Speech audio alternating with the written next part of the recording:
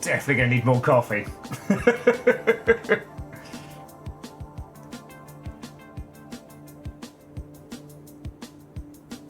And Orzine, good morning, you're over here.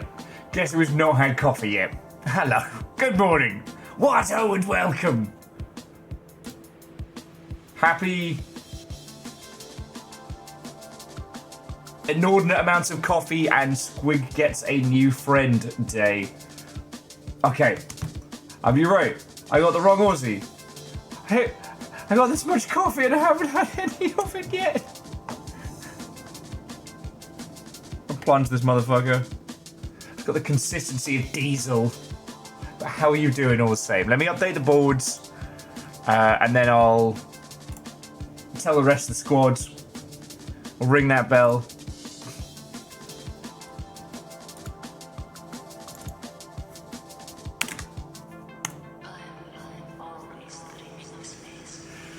No, Dustin, it is a sign of Mr. the Warhammer 40,000. Oh, don't even. And yeah, it is your third first. Dustin, MDH, Yeti, good morning. Oh, this is very early for me. I literally have pushed go live before I have poured my first caffeinated beverage. Oh yeah, no, Orzine. Ultrazini, I've got you at 2. So I will be putting you to 3? Yeah, that sounds right. Which puts you joint third with Fearless. Joint second with Fearless. Alright, come on in, friends, come on in. Dustin, right now, you're a follower of Korn. I need you in a gentle nurgling. How are you doing, friend? Come on in, everyone. Come on in. I'll let the rest of the world know we're dude once I fucking poured this. This is not normal Will hours. This is Will nap time. But folks over at Games Workshop sent me a box. Maybe I had to run and physically go and pick it up yesterday, but it's fine.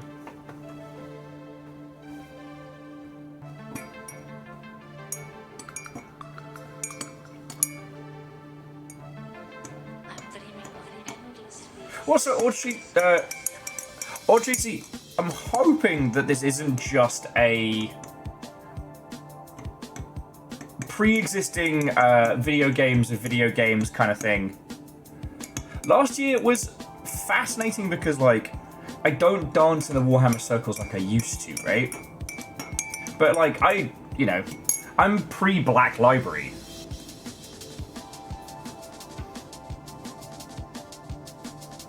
And last year, it was a really good excuse to talk about a lot of nonsense. Also, I'd gotten sick the week before, and I was very perturbed to find out that I didn't get a nurgling, but I did, in fact, just get a little orcish squig. So here's last year's little buddy. I still have my Sigmar Marines unpainted, well, base coated, quasi painted. Exactly, Wolfgrad. Exactly. Well, no, I didn't think this was going to make it, so I didn't know if we're going to be doing this. And I will admit, I did have a look in there. So the good news is that if there's any of the 40k flavoured video games you've been wanting to play, we'll be doling them out. Probably, at this point, probably after the stream. But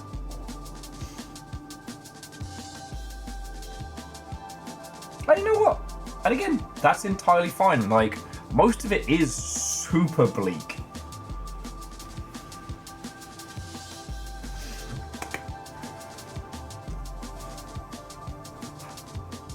But you know, I find it and its continued success to be one of the strangest parts of nerddom.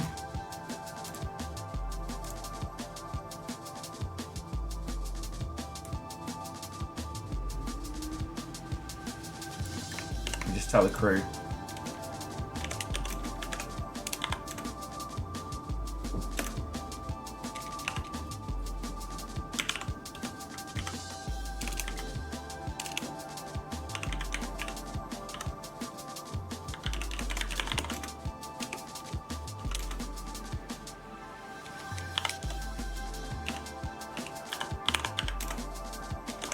spell emperor.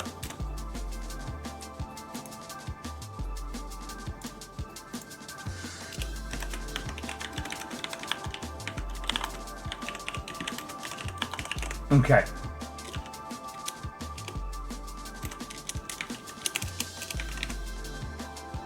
Almost dead. God, fucking dying here.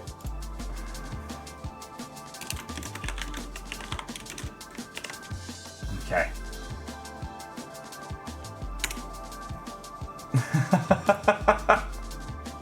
A little fire. Good morning, Watto, and welcome. For my next trick, I will subject the hardened form of this streamer. I will test myself against waking up at regular people hours. I understand this is a jackass tier stunt, and I will need all of you to step back. Oh, I did it. I did it. I made coffee. This is my first. Oh. Ah. The only thing disturbing is the noises I'm going to be making drinking this coffee. Okay, let's try that again. Watto and welcome. Good morning, friends. Bom, bom, bom, bom, bom. Achornerus, I told you. Did I tell you? No, I told me. Alright, I definitely need more coffee.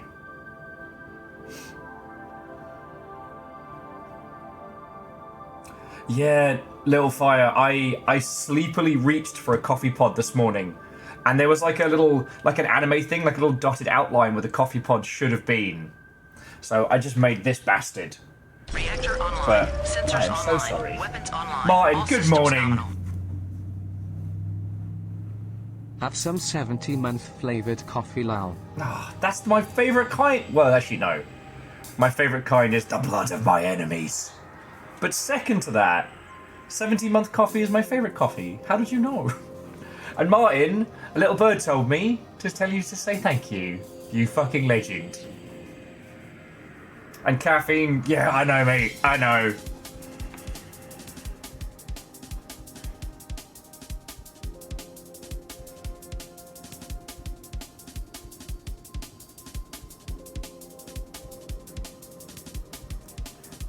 Yeah, so, sorry, Captain Steph, Watto and welcome. It's good to see you.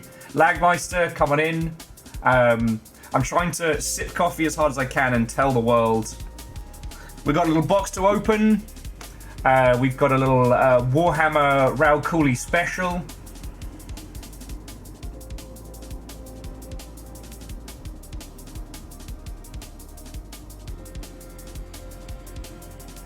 It's going to be a good little morning, friends. I'm just desperately trying to wake up and also promote this thing. Stop that incessant clicking. A wolf cred, you feckin' ledge.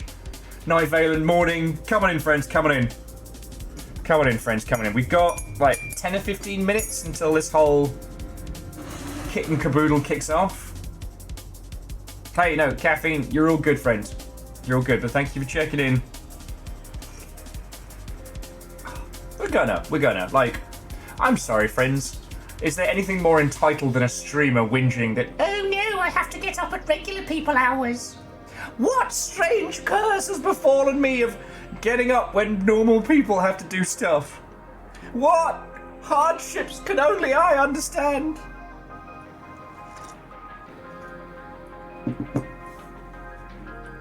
Reactor online. Sensors online. Weapons online. All systems nominal. What, how, and why are both you and I awake at this unholy hour? I know, Durry, I know. And it is because of the Warhammer 40,000 Skulls! Well, it's not technically... My co-worker was telling me about building a game based on the Invisible Man. Oh yeah? Can't see myself playing it, though. Why do you like this?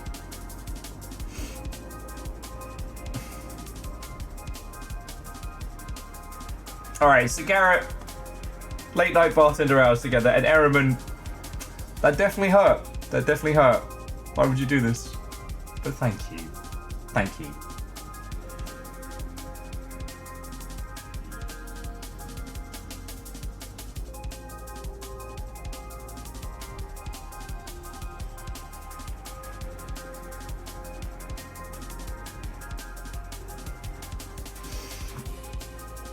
Oh my word.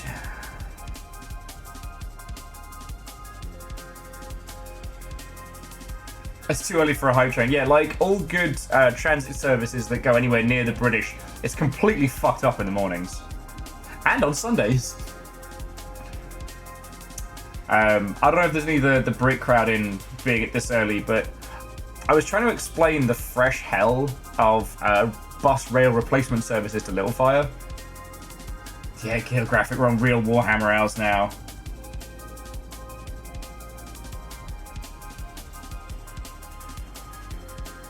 Stop that incessant clicking. Woo!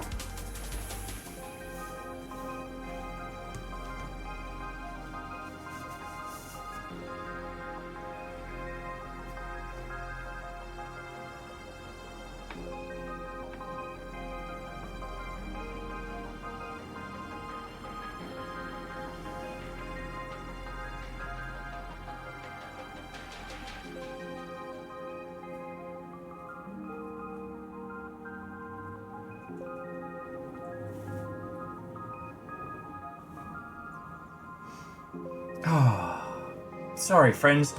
Okay. More coffee. To all of you who have joined us, Watto and welcome. Vanderbeast, thank you for filling the pint glass. Ehrman, you're a fucking legend. This morning we are taking part in a little Warhammer promo festival thing. It is the Warhammer Skulls Showcase. Kind of like a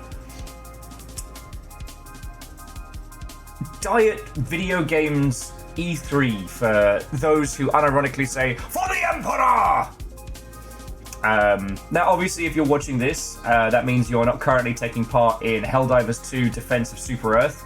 I'm not judging you, but Managed Democracy is.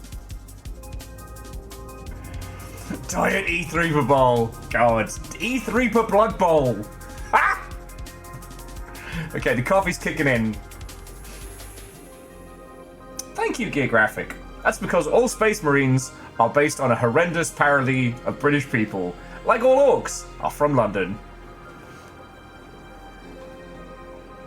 When you realise that most of Warhammer 40,000 was developed in the Midlands in the UK, and you realise that everyone north is an enemy and everyone south is an enemy, it starts to make a whole bunch of sense.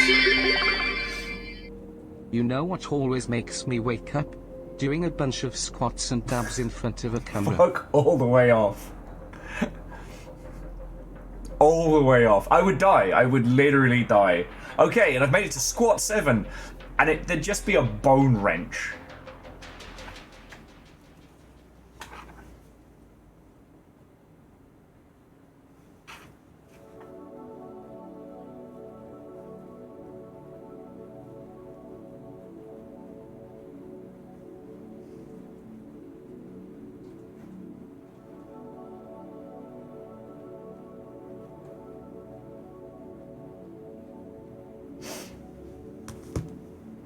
Bone wrench was another nickname in college. That's either horrendous or kind of hot, depending on how you think about it.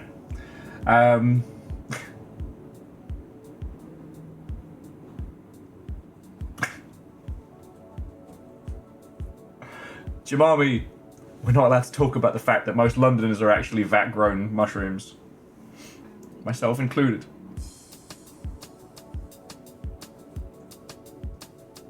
Yeah, Lagmeister, if you zoom out far enough of the Eye of Terror, you're like, wait a second. Wait a second. Is that the fucking Northern Line? Space Marine!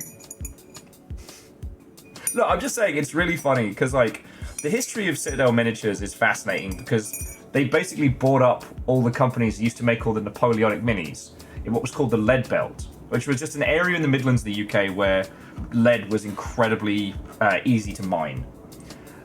So there was a kind of like a miniatures, I don't know, hub around that way. Teenage Mutant Ninja Turtles. Hey, Our four Johnny, reptilian thank you. heroes I do not deserve have it. overcome the Arc-villain I haven't even got all the sleep out of my eyes yet. I'm still squiggly. I'm still waking up. Like, I'm sipping first coffee here, dying.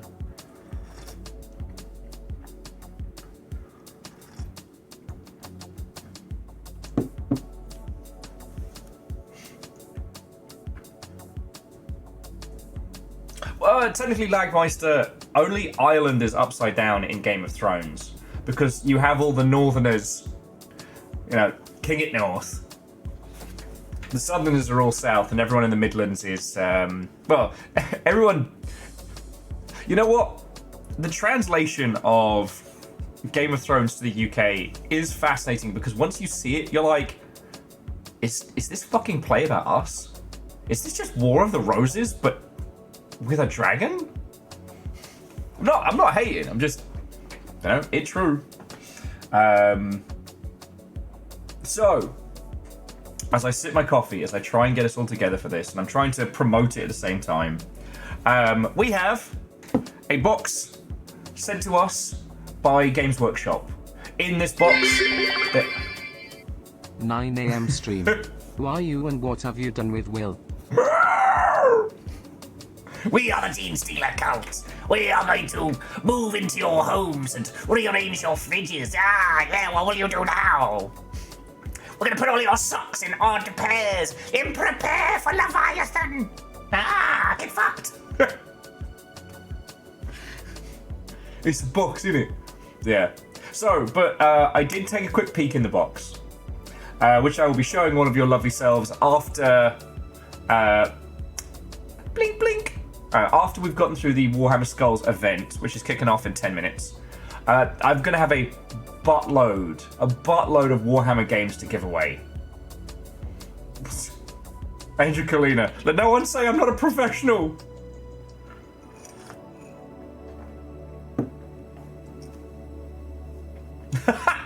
Lagmeister, that is a joke that only history nerds of a very specific caliber will find very funny. And Johnny, good morning. Unholy Glee, Watto, and welcome. I mean, Scotty, for those of you on, like, UK times, this is a sensible hour to be streaming. And let's be honest, 9 o'clock in the morning's not that bad. And I think about what my commute used to be. Like, I had a proper Londoner commute, and it fucking sucked.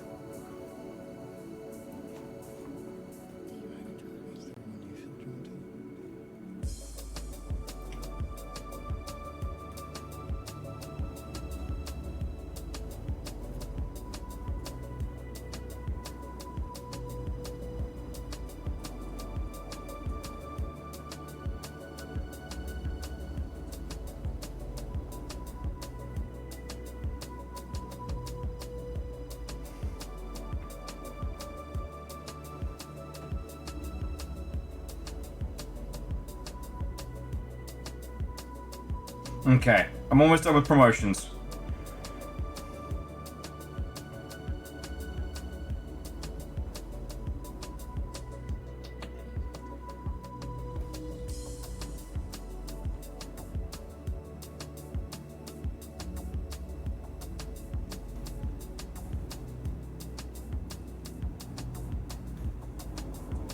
Okay. Promotion done.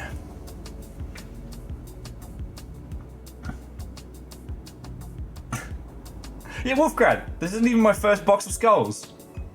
But okay, so what is in this for you all? Well, we're going to have a chance to talk about minis, we're going to have a chance to talk about IP licensing and, whatchamacallit, adaptation for video game stuff, and I did put my nose in this. I'll be showing it all to you in a bit. But once again, I did get given a bunch of game keys. So we'll see how we're all feeling after this.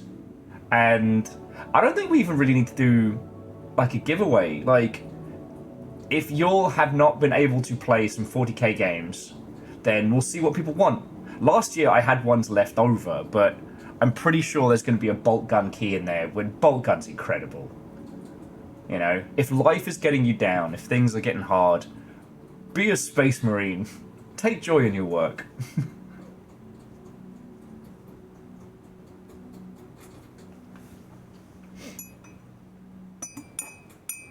Oh, Vanderbeest has a legit Citadel box of skulls there. Nice. I tell you, Vanderbeest, if I was doing more terrain stuff, I've seen this thing that looks like a little tube, and it's a roller that you put over like modeling clay, and it's like skulls of the battlefield.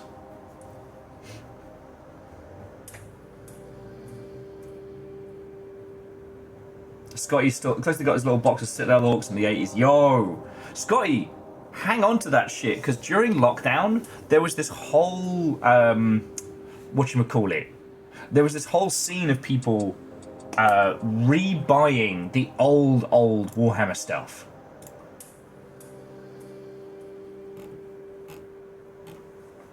I came across a few channels and shit like that,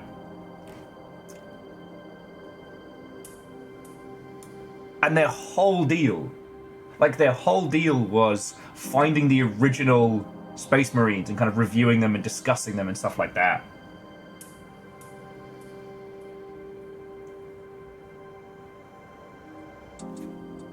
Because look, I'm not going to sit here and pretend that Games Workshop are just our chummy little guys from down the road. They are a gigantic multimedia operation.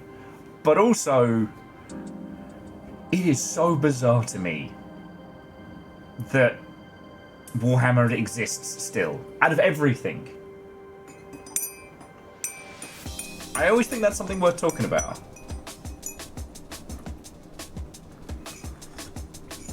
There you go, Cam Steph. Now you get into the mood. And remember, friends, Papa Nurgle loves you. A little bit too much, but Papa Nurgle loves you. Martin, they're giving me stuff. So Warhammer have sponsored this. And thanks to some lovely PR friendos that put me on the list, they gave me this box of things and asked me to stream this, and I'm going to do just that.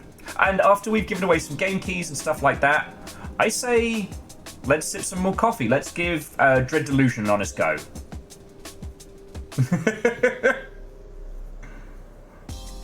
Papa Nurgle has weird kinks. And that's the thing. That's the Slaneshian nonsense. Oh, I hate the idea of those two hanging out together.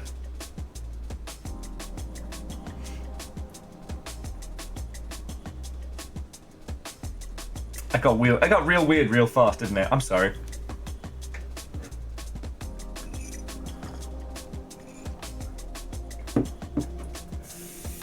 I don't know. Look, most of us here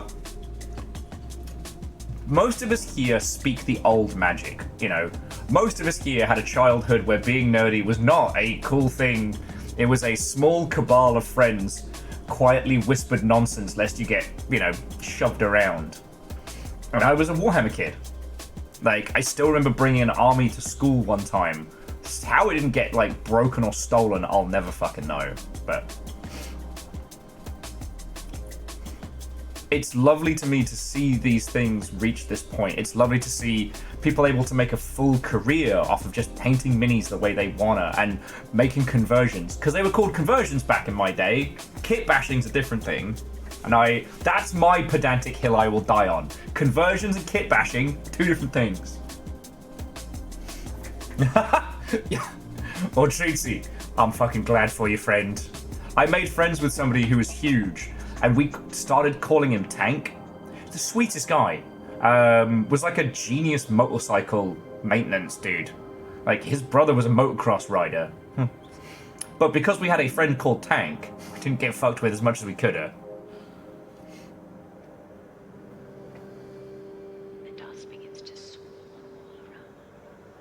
But yeah, I don't know, friends, I'm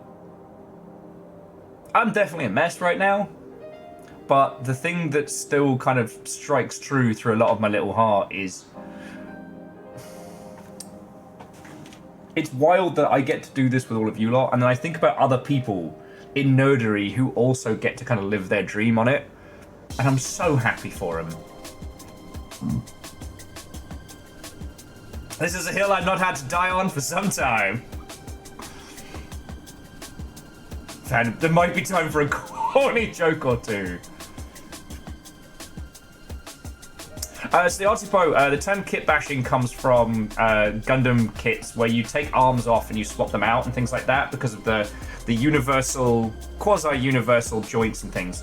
Conversions comes from, like, minis and 40k where you convert one thing into another. They just, honestly, the actual terminology doesn't matter. Oh shit! So I hope you all have your coffee and your Papa Nurgle repellent. We got 60 seconds on the clock. Tea and minis, we got it. Furisa, and good morning to you. I have no idea what they're going to be showing us. And then after the Skull Showcase, we'll open up the Skulls box, which has a skull in it. And it's fucking cute. I can't wait to show you. And then I will have some games to give you. I will have some banter. And we'll slip on into a comfortable Dread Delusion. And Mega Boss, good morning.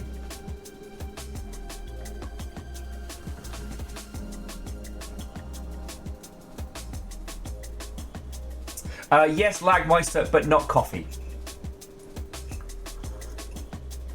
And unholyly, it's going to be... Hang on.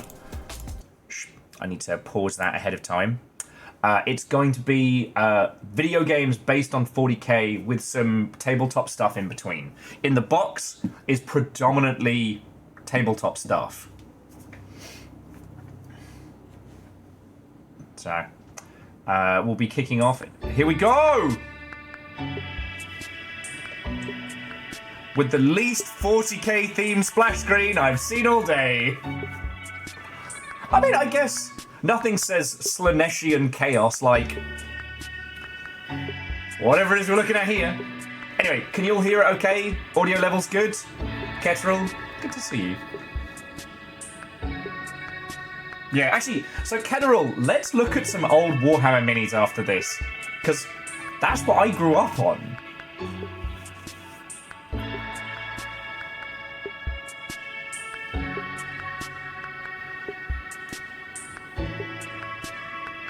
Wait, is this the standard YouTube countdown? Alright, here we go. Kai, Faskain, hero of the Imperium. That's the theme song we should be coming into. Blood, violence, and crud humor.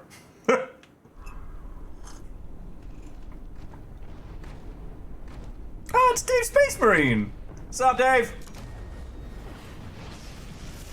And his friend, not Dave. Wow, my humour is top tier this morning. Hello, Warhammer fans. I'm Hey! Marvel Coley, and welcome to the Warhammer Skulls 2025 That's real showcase. cool. It's Ranker Warhammer Block. Skulls is the annual celebration of Warhammer video games, the first place to see world premieres and exclusive reveals. And on top of that, starting right now, you can enjoy a week-long promotion across a Space wide Marine range Dave, of Warhammer Sigmar video Jim, games and the on legend all himself, social Raoul platforms. Cooley. So let's get things rolling with the announcement of a new game starring the sinister agents of the Inquisition. Ooh, a new Inquisitor game. I tried to make one of those, they wouldn't let me. Fucking Rob. Owlcat. Okay. Colour me intrigued.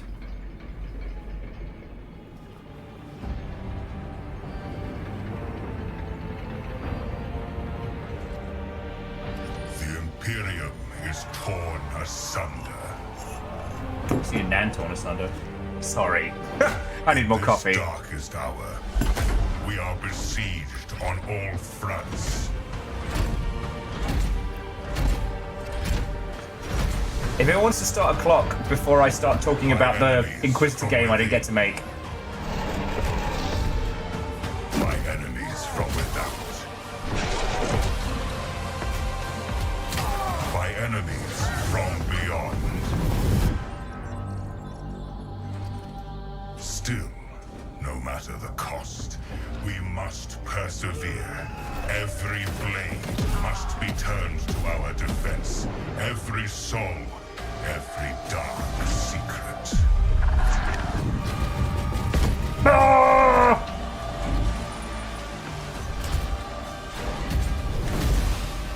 For if we fail, all will fall into the damnation of eternal night. Man. I love a good animated trailer. I'm a sucker for a really good animated trailer, I'm gonna be honest. Dark Heresy! Or if that's a little much, go for a lightly roasted heresy. Hi, my name is Olga Kellner. Everybody I'm say the hi, lead Olga! narrative designer at Owlcat Games and head of the team responsible Is for Owlcat the ones that did Rogue Trader? 'Cause and the upcoming Yes! Dark Heresy games. We'd like to Fuck, thank this is actually all gonna be our good. players for your amazing Sorry, I shouldn't say support and actually. feedback. They really Thank you, mean a lot Megaboss. to the team. We've received many requests to make a title exploring Dark Heresy as our next There was a project. poll, and one of them was And, just as huge Warhammer just war. fans ourselves, we all long dreamed of bringing this game to life as a CRPG. And here we are. We are excited to deliver Why has Heresy never and liked more an personal effervescent? I don't know, experience to our Vanderbeest. fans, filled with grim-dark vibes, thrilling investigations, tough narrative choices. I do like their and an inside Inquisitor look at one of the most Keanu secret Reeves there. organizations in the Warhammer universe, the Inquisition. Hang on a second. To Jim learn Sigmar, more is that about our you? game and Was follow that the Jim latest Sigmar? updates, Is he sneaking please in? Visit our website and follow our socials. We can't wait to welcome you there. See you soon. Squeak. I will also say, friends, once we're done with this, if any of you have wanted to play Rogue Trader, I will have. Oh God! Sorry. Whose dog is this? I will have a copy of Rogue Trader on Steam to give away.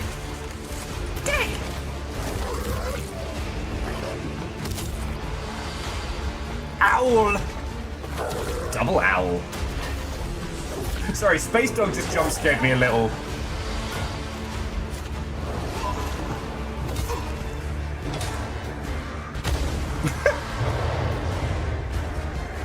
Because I'll be honest with you, I haven't had the chance to play Rogue Trader myself proper yet. And I could go for it. Okay, that's fucking cool. I don't know if you saw the huge scales there, and instead of like a guillotine, it was a multi-melter just fucking aimed at a chair.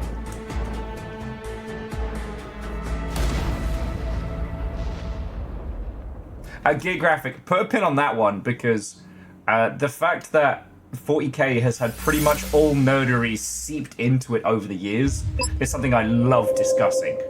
And not like in a bad way, because like Rebellion, who make 2000 AD, who own Rebellion, who make Judge Dredd, I mean they're in the Midlands as well.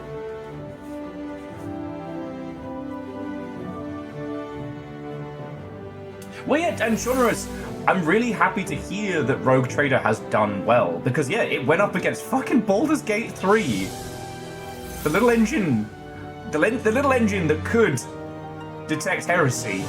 Although technically Rogue Traders actually the fun guys. Fun fact, Rogue Traders and Inquisitors hold the same rank in the Imperium. So Inquisitors really have to try to fuck with them and vice versa. It's great. Wraith, morning. What? Oh! How are you doing, friend?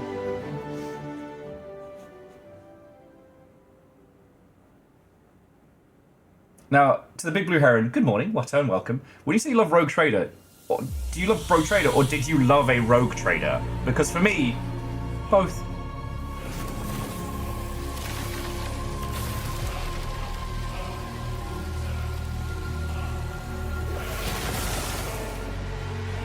Oh! My old alma mater. My old, my old stomping grounds.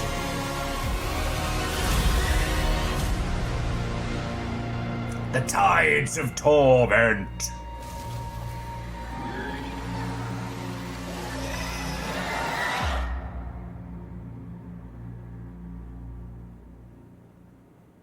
Ah. Alright, I'm allowed to shit talk him because I worked for him, but boo on you! Not, sorry, not for that, but for like, we're here for the Warhammer Skull Showcase. That was an announcement for an announcement tomorrow. Fuck off. Fuck off. I did not get up this early to be told you could have had a lie-in come round tomorrow. There's Nagash having a laugh, ain't they?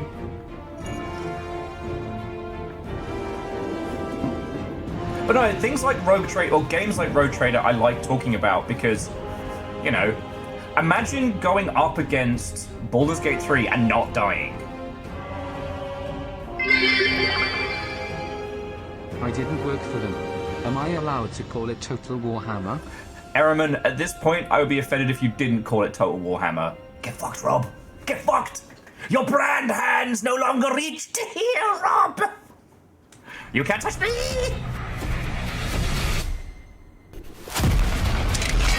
Oh, God! Jesus, fuck! These aren't your dad's Magic the Gathering cards! Wait now.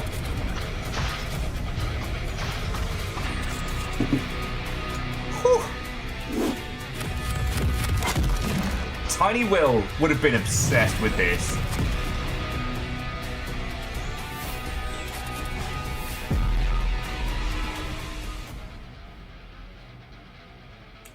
Whew.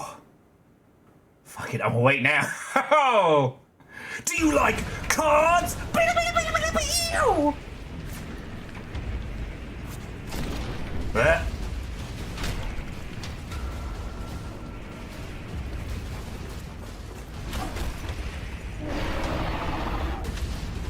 I'm assuming this is going to be Tacticus because the Marines have got this kind of cute little chibi face to them. But oh look, it's Henry Cavill. Oh look, it's Henry Cavill.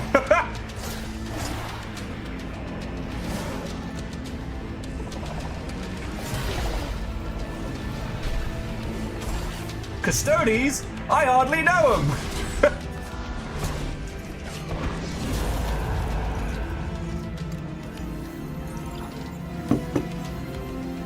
Look, I understand. Even I know I'm not batting out gold here. It's very early in the morning. Yeah, Cam Steph, good old Ultramarines and Custodes. And I know we say this every time, but it makes the Ultramarines significantly less boring when you think about the Orcish philosophy.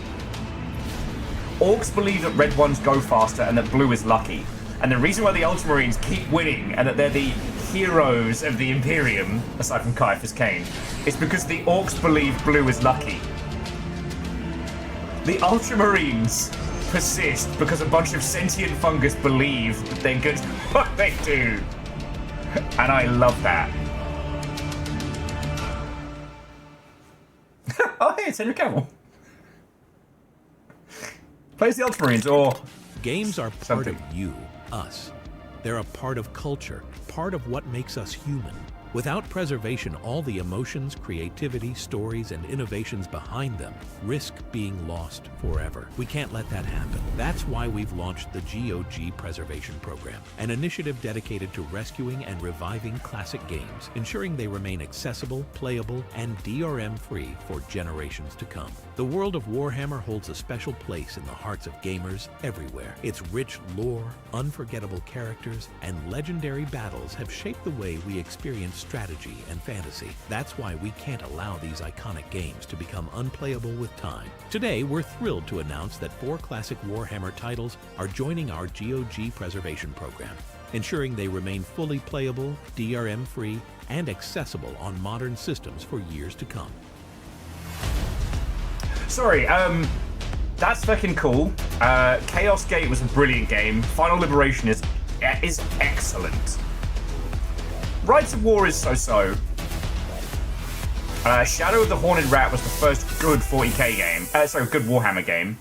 To celebrate Skulls 2025, we are giving away Warhammer 40,000 Rights of War, along with a time-limited digital goodie bag, including great wallpapers But and more. this Go is to kind of starting to sound like GOG.com. Robo Make Voice. Games live forever. Like, I'm only a little bit... The eyebrow there was... I think that was some fucking generated voice shit.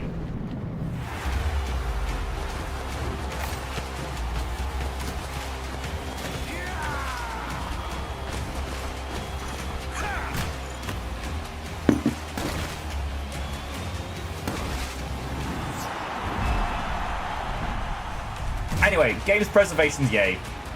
The original Chaos Gate was like some of the early XCOM in that you could do the dumbest things. It was brutal and you could screw yourself, but in the same way, the game was so freeform that you were allowed to do batshit insane stuff. It was great.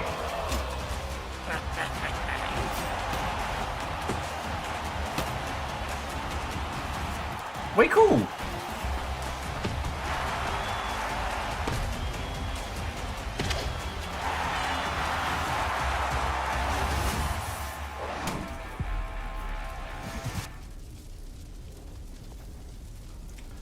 And apparently Blood Bowl 3 is still going.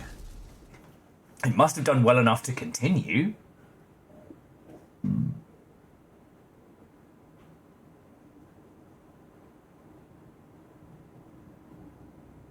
I mean, Harren, What a start. you And could as you do can it as see, like there's a some really cool stuff as a in the free pipeline. like fan And there's game, still you plenty know, more to Mordheim come, style. including this next trailer from a studio I've had the honor of working with personally.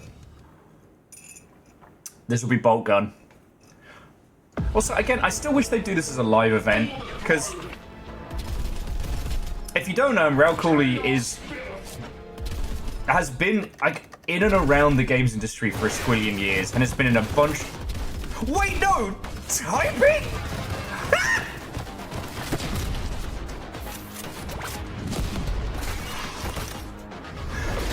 Yes. It's Typing of the Dead 40k.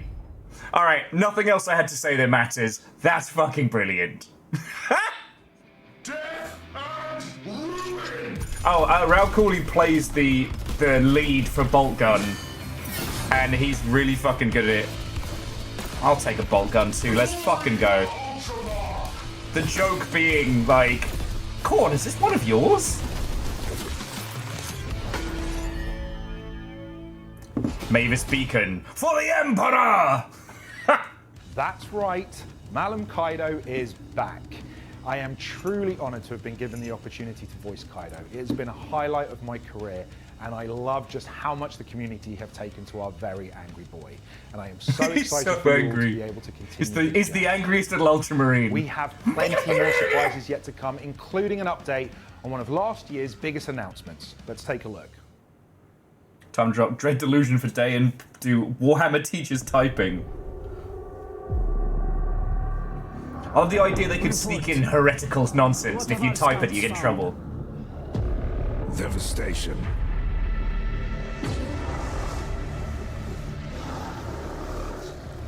Gear graphic, the answer to that, not nearly soon enough. Tomb structures are active across the planet. The Necron laws awaken their legions for war. Undying warriors and technological horrors are decimating the Imperials.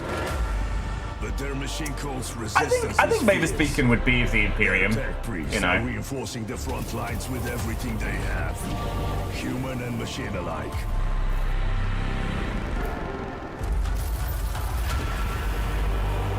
Huh, this looks like Tacticus Plus. It's a bitter fight to maintain their production capabilities.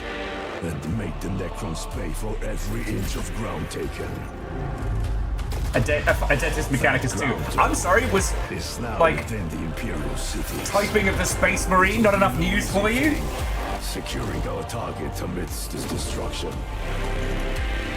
Luck has, need keeps, toil earns.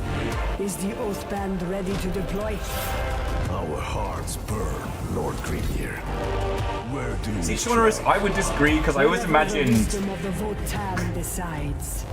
I always imagined Mars having a really good like industrial techno kind of vibe to it. Ancestors are watching.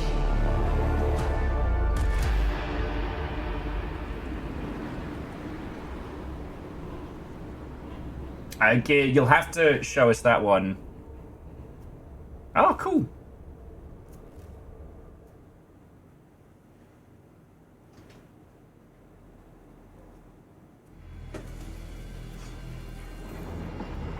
I'll get some dwarf lore up in here. Here we go. The no-tales are here. Yes! The warpstone calls! The Ratman Let's means break the to use fucking moon old open! justice and their It's bomb. full of the good shit! The others do not believe, but belief does not. Because we haven't had any surrender to Vermintide 2 new stuff in a while. Skaven must Let's be fucking stopped, go. And we shall be the ones to do it.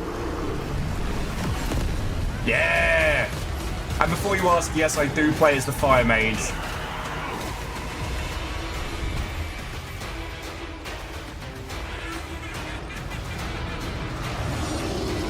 Wraith, I relate to a group of creatures that found magical crack rocks and turned them into machine guns. The Well of Dreams. So long as those dreams are only consisting of rats. No, Vermintide 2 still slaps, and hey, look, it still slaps, it still sells. As a great example that maybe people wanted co-op games this whole time and not fucking nonsense. Oh shit! This is some of the stuff they've sent through.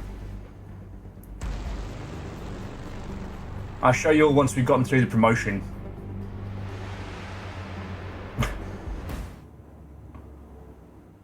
I love the vibes. Rush Stomper. Speedwagon is a game that I'm glad exists.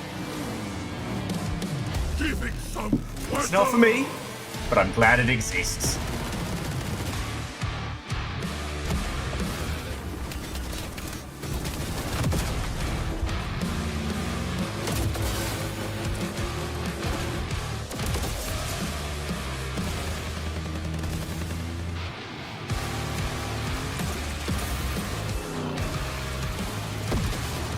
No, you know what? This game is real good. It's fun. It's a classic multiplayer game. It's not to be taken too seriously. It's a great game to get drunk with your friends and fuck about on. I want Gorkamorka. I want Gorkamorka with persistent characters and stupid plots, and no, I'm not joking. And the closer I get to having a Gorkamorka game, the more of an insufferable bellend I'm going to become about it. Vigilant. Day 1. I deploy our 1st regiment. Morale is high. The Astra Militarum, as we call them. Improve. Meat shield. Day 7. We join forces with the Adeptus Astartes. Space Marines. Day 12. Together, we drive back the heretics in the north. Astra Militarum. Bang. Day 13. The strength of our forces has attracted some unwanted attention. Don't need no apples and pears. I sacrificed 21 regiments in a diversion attack.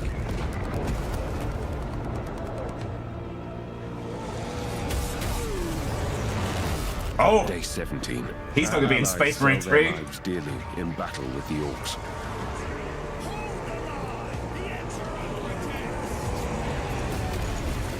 The Emperor protects, but everyone else pays Covert cash. operations cripple the most powerful orc faction, luring their own allies to turn against them. Day 30. Across Vigilus, our armies drive the enemy back. I mean, Game Graphic, it looks like it's going to be Armageddon, but in what capacity? Even a victory. Because, like, when I was a kid, they did the Armageddon event as the story was unfurled. This was only the beginning. 40k supremacy. Oh, more buggy. More buggy. Hi, I'm Hinrich, part of the Supremacy Warhammer 40,000 team, and we are really excited to be here at Skulls and present our new game to you Warhammer fans.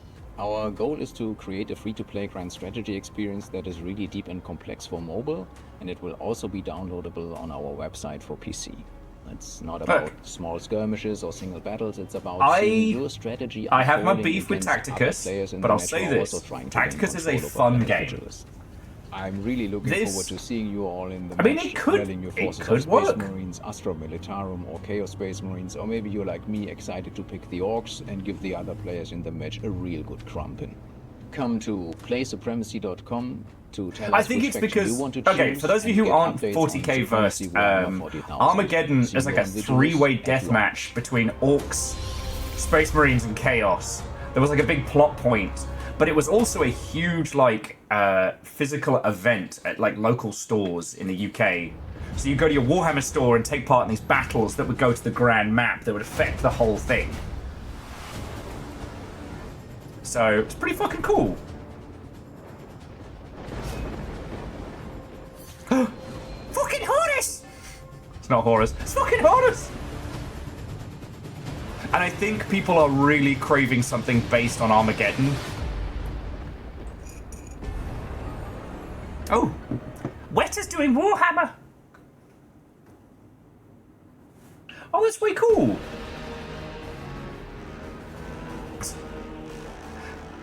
Shout out to the Black Library from turning Abaddon from Dick Dastardly into an actual fucking threat. The Astra Militarum. The new faction joined the fight with 16 new units and brand new HQ abilities. This March, we sent out a major patch for Battle Sector, featuring some really exciting No, Alnus. By the Emperor's eye, you shall not retract your wet hammer. With a battle cannon and Kedian Sergeant. Secondly, there was a Workshop it. significant faction refresh for the Sisters of Battle, with new unit balance and brand new abilities. I was chatting to a dude in the game store about how he was saying he missed the old Sisters of Battle miniatures, and I was like, I do agree with you, but I like the fact that Sisters of Battle actually have like some meat to them as a story, rather than the thinly veiled fetish of an artist back in the 70s. Yeah, I mean, Gear Graphic, that's how they started. And now they have a whole cool, like, you know, the fervor of the betrayed turned into the most zealous believers. We're also adding a new way to level up your army. Units will Poe, that was nearly coffee at me gob. If your wet hammer doesn't retract after 4 hours, please call a doctor. And PVS, good morning. Yes. Story content from us since our initial We're doing Warhammer Skulls Showcase. We have a Skulls box. And we're going to talk about 40k. We're going to talk about Citadel miniatures of yore. And then we're going to play some Dread Delusion afterwards. Otherwise known as Ashenfell. Once a world of great fire and yeah, well, so Gear, let's put a pin in that one, because I do actually want to talk about it. Like, if you don't enjoy Warhammer, that's entirely fine, but there is one thing to take from it, and it's a really good way of doing yes and when you're dealing with an old IP. Into this realm of ash and fury descends Canoness Celicia of the Order of Our Martyred Lady, accompanied by Sister Unholy Glee wants to be able to play as a Sister of Battle game that doesn't make me dizzy. Yeah, they do zip around. To assault the Orc flanks and relieve the pressure around but for those who don't know, so the Sisters of Battle were originally just like corset nuns with guns. They've evolved into this, like, they are the most fervent, they are the truest believers in the Emperor, to the point where they're wielding Orc tier belief magic, essentially. Like, how can these regular people do the same shit as, because they fucking believe they can? There will also be something new, exciting, and a bit chaotic coming towards the end of the year. Yeah, Scotty, coffee out the nose is a crit hit.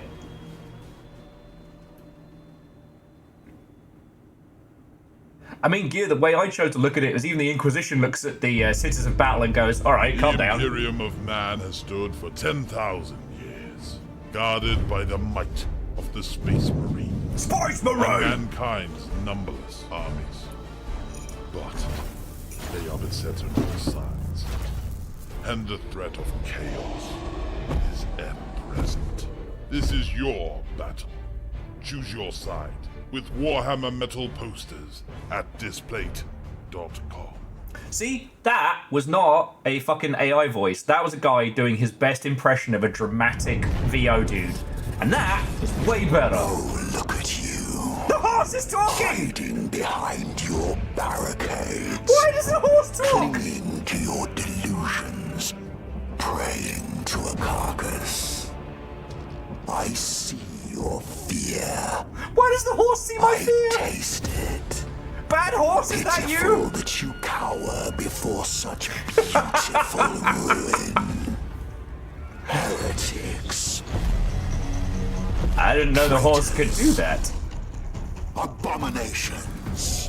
You called us so many names. And yet you Run for the Lord God! Horse for the horse God! Shut up. Hold fast your ways, choked by ignorance. Okay, why are the card games the ones with the best fucking trailers here? Are the composers of agony, sculptors of torment, the Emperor's children, and Bojack War Horseman. your last breath. I grant you one last gift. Your death will be exquisite. Don't make it weird, dude. Don't make it weird, horse. Okay, Quasi. They gave us a box of goodies. So we talk about Warhammer Skulls, and so we're talking about Warhammer Skulls because I'm a consummate professional. But seriously, why are the card games going the hardest here? It's just the dude who's making a game about grand strategy and conquest was like, "Hi, I'm a guy. I just really love board games." The card battle is like, "I will pull out your heart and eat it with a horse." Look on me now and know your slayer. Stop that incessant clicking. Why is there a horse god? PVS, thank you, friend. Thank you. We do not need a Primarch to win this war. We are more than a brotherhood of the failed and the fallen. Long as we breathe, the traitor shall find no respite. Well, Captain Steph, have a lovely rest of your day, friend. Or we fall as And I never got many. to ask you, I hope you had a really good birthday, friend. Unholy Glee, the card game creators have got a bit weird since Isolation.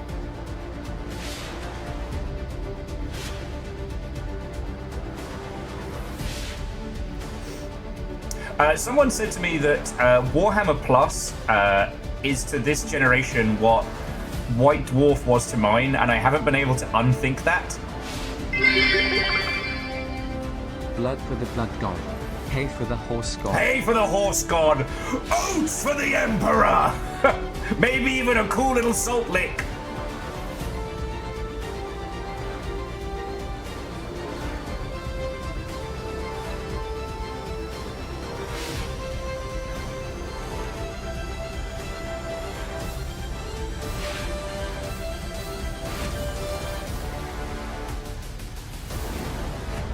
Hey, PVS, it's always good to see you. Thank you, right?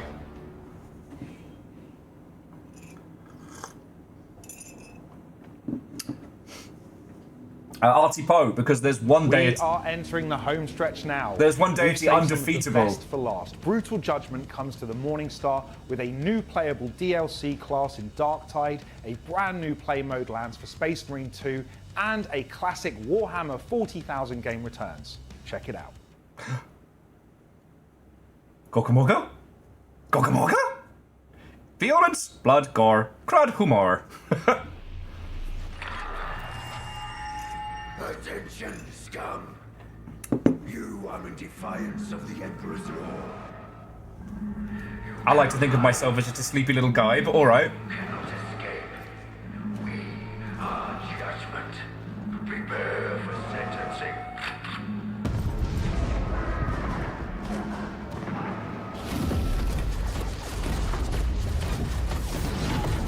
Just remember, friends.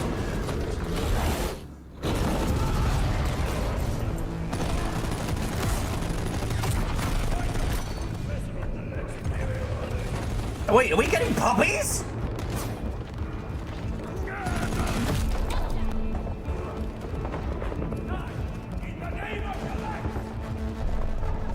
Sorry, friend, I had a whole bit there about an ogrin with a brick. And I'm like, wait a second, is Darktide gonna give me a dog?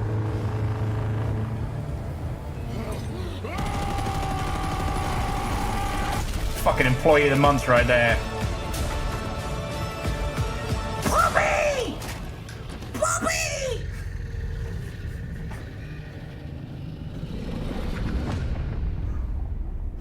It should just be called Darktide Dog. Dag. Super Robo Bobby. I guess we're going back to Darktide. Xbox Game Pass games. Love to see it. Also, hi Robocop. Well, technically Judge Dredd. What the fuck?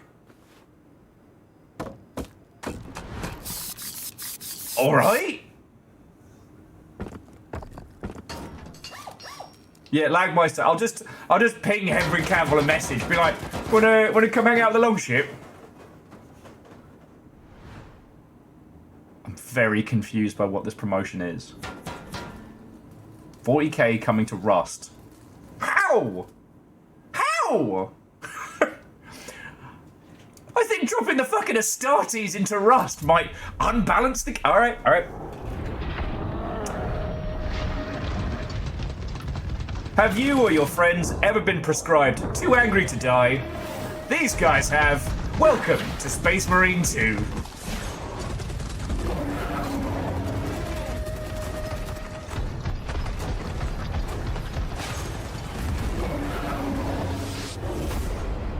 I thought that said Smeg mode. Fuck!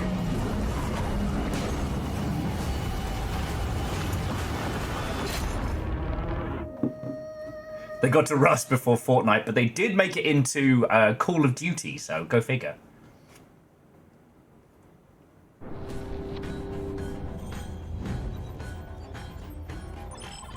Would you like a gaming table that reminds you that the fragile nature of the Imperium of Man sits on a knife edge every day, and we are but one more incursion towards holy terror away from destruction? Then you can contact Secret Labs! And remember, friends, if you spill stuff on your desk, that's not a fuck-up. That's the Eye of Terror.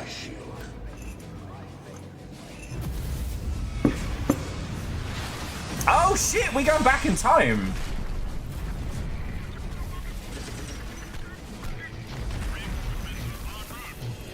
0 out of 10, chair not shaped like golden throat. Exactly. Oh, this is cool. We're getting a Dawn of War Definitive Edition.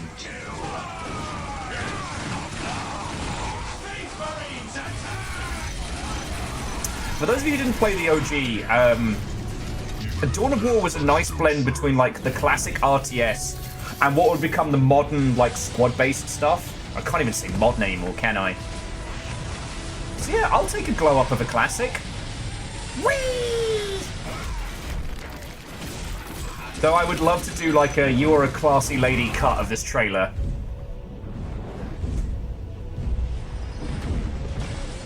Spice Marine!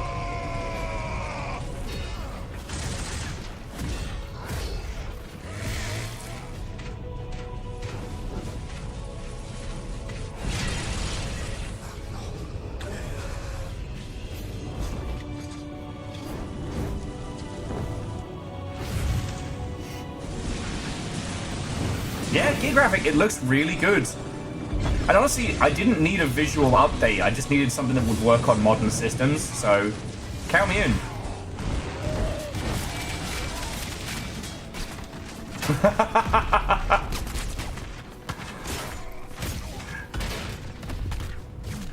Don't let him get up there! He's got a flag!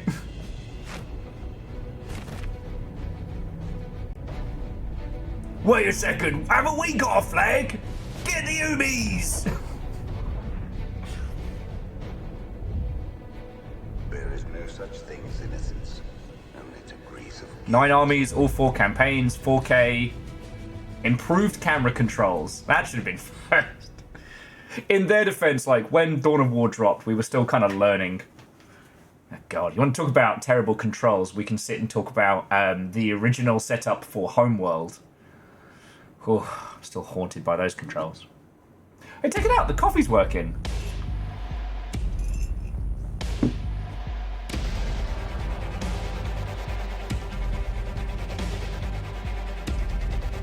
At some point, friends, time willing, myself and Tobias, we're thinking about trying this. Because I think there's a space in Seattle where you can do Space Marines.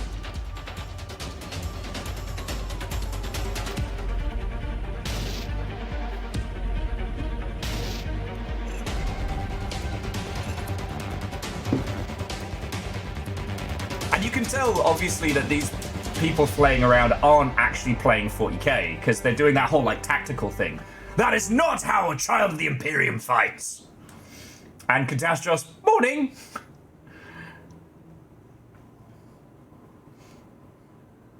They're doing all that tactical shit, like, nah. That's not how we Space Marine here.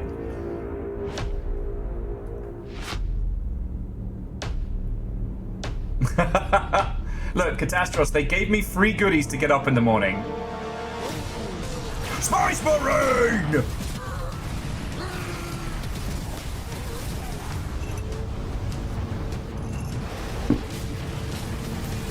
Lagmeister, I can untranslate that to its chest high cover is for people who don't believe in the Emperor's life.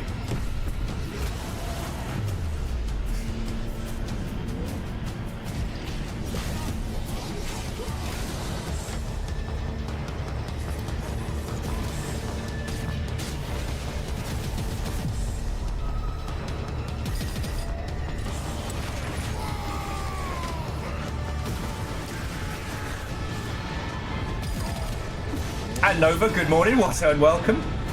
Yeah, I've been bribed.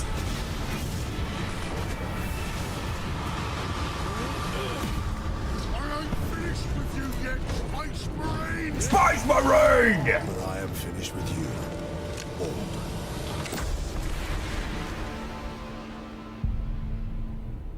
That, you know what, that could be a fun little day. Because it's easy to forget that that Space Marine was one of the first proper action-based 40k games. You can learn more about the games featured in this showcase and where to play them by visiting warhammer-community.com/skulls. Don't forget to head over to your gaming platform of choice to take advantage of the amazing promotions running this week on Warhammer video games, which is where I'm heading off to right now. Thank you for watching. Take care. Thank you, Rail Cooley.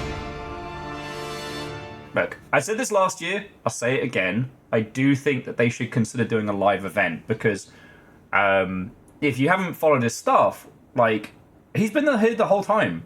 Rail Cooley's, like, he's one of us. He's one of us. And when you hear him talking about, like, the nerdery that he loves, like, there's a genuine passion to it. You know, he's definitely not an LA wanker, that's for sure. And so the recorded stuff is fine. I know it's easier. It's just, you know. So yeah, that was Warhammer Skulls. Let me get some jams on. Let's get some fucking tunes, mate. We'll talk about what we've seen. I'll show you what's in the box. And let's go from there, friends. Let's go from there.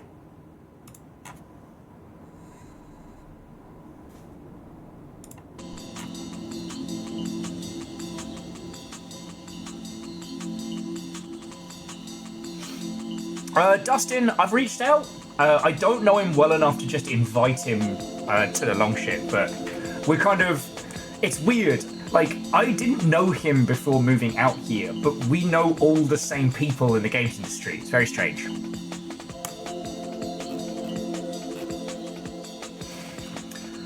Okay.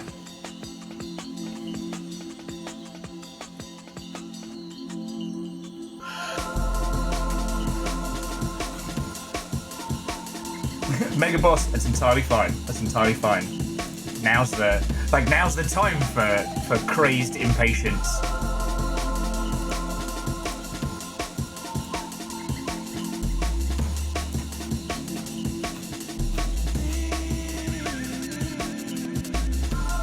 God, I hadn't even checked the games news. There's so much going on. But so a re-release of Gundam Mobile Seed Battle Destiny and the new Duck Detective game both dropped.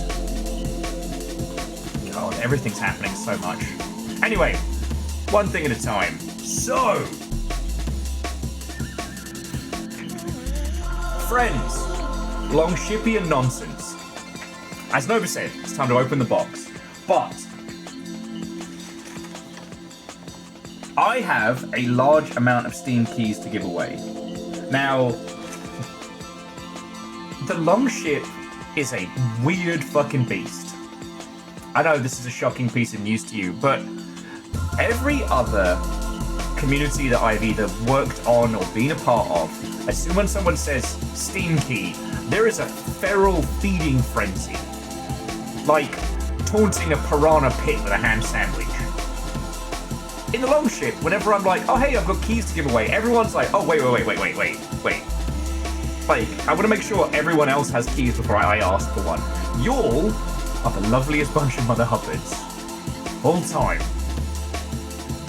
So, with that in mind, I have one copy of the following things.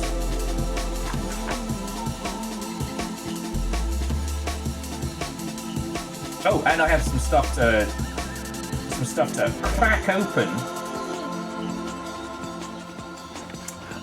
So I've got one copy of Space Marine 2. I got a copy of Battle Sector. I got Vermintide 2. I got a Bolt Gun Code. Warhammer 3, I think, is just the base. But then also Darktide and Rogue Trader. So if any of those speak to you, have a little ponder. And Geographic, if you'd like Rogue Trader. Mega Boss, if you'd like Space Marine 2. If we end up with multiple people that want it, we'll do like a little dice roll or something. But just like have a ponder. Because like I've never been, I wouldn't say in charge, but I've never been with a group of people who so consistently put everyone else before themselves.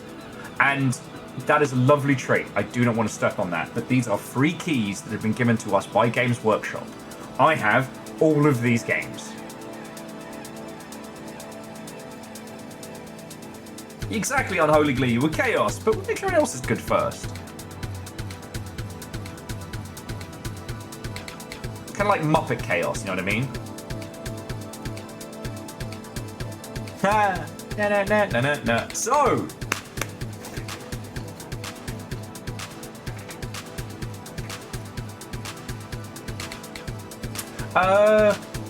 Nova, let's open the box. And then we'll work through the game keys for everybody. Make sure that everybody who's gotten up early has a chance. If we have multiple people going in for it, we'll do a dice roll. I want to make sure the keys go to peeps that want them, you know? I guess my thing is, you don't have to play it right now, but if you think you're going to play it and enjoy it, you know? So I've got my squig. Now, when I was asked if I wanted to participate in the Warhammer Skulls 2025 promotion, I said one thing. I actually sent them a little picture of my squig, and I went, I'll do it, but only if you send me a little friend from a squig, right? Right? Hang on, let me angle the camera down a little.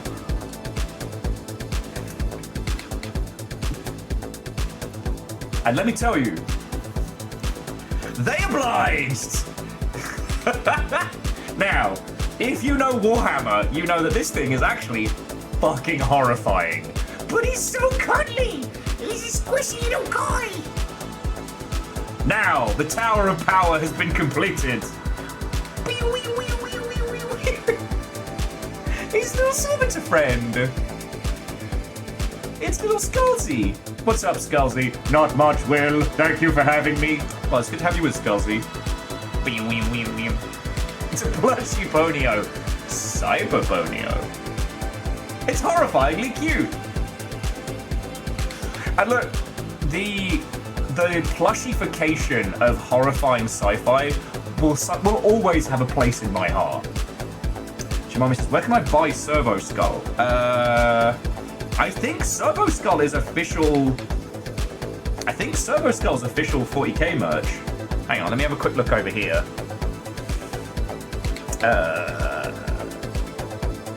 Fuck, I don't even know where to buy.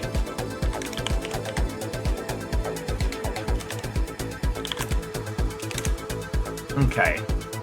Warhammer.us. Oh, God damn, let me click through everything. Okay, well, where's your store?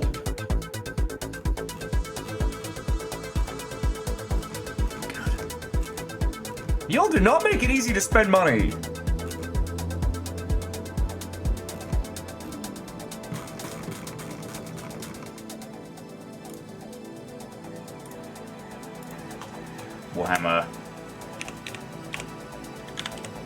Warhammer plushies. Okay.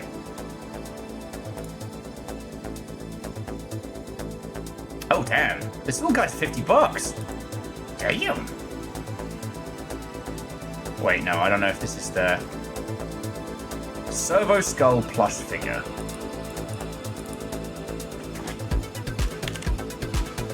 It's an expensive little guy.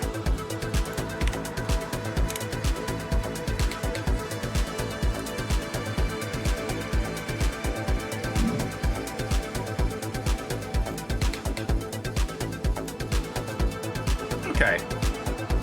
Well, the Warhammer shop is showing that he's $25. There we go.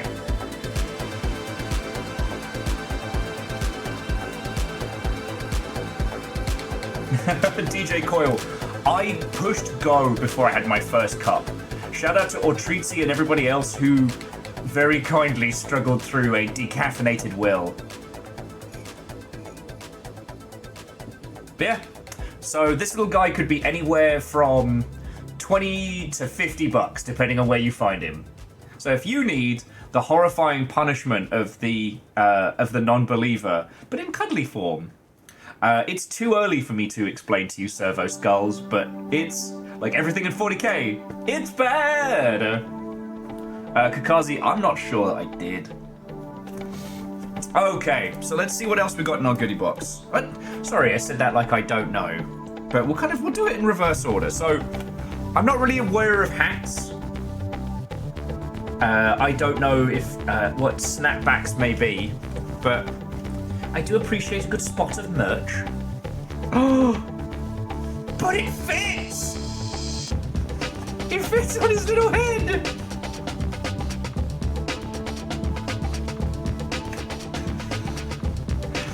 There we go. That's the true setup. And Shadows, the only people having a good time in 40k are the orcs. Now that's brand synergy. And for those of you who are dice sickos, I don't know my camera's going to do it justice, but for those who don't know, most Games Workshop properties function around D6s, right? And I've gotten basically a Sisters of Battle dice set. Oh no, my camera is not doing it fucking justice. But it's like this, this shiny metallic black-grey marble. And it looks really fucking good. Safi, you want to eat the dice? Just, yeah.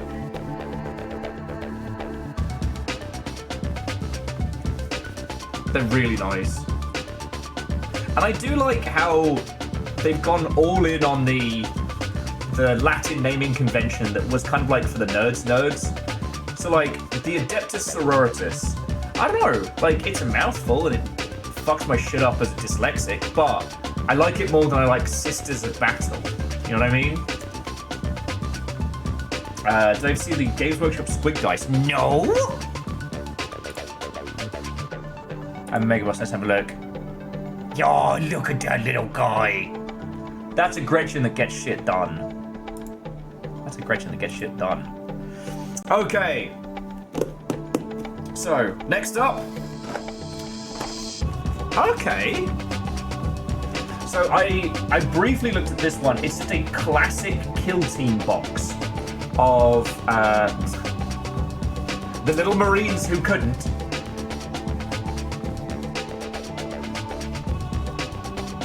You know what? No, I shouldn't joke, but the Imperial Guards are... If Helldivers 2 is the propaganda version, then the Imperial Guards, they are the actual, like, propaganda... They are what happens to the propaganda war machine for realsies. We talked a lot about this a few times, but these poor guys, they sign up to become Imperial Guard, having been fed the most ridiculous sea of lies about what they're going into. Because you think, like, why would anyone sign up to be, like, meat for the grinder? They think that orcs are tiny and stupid, that Eldar are brittle-boned, and there's so much. And because so few of them ever get fucking... they ever return.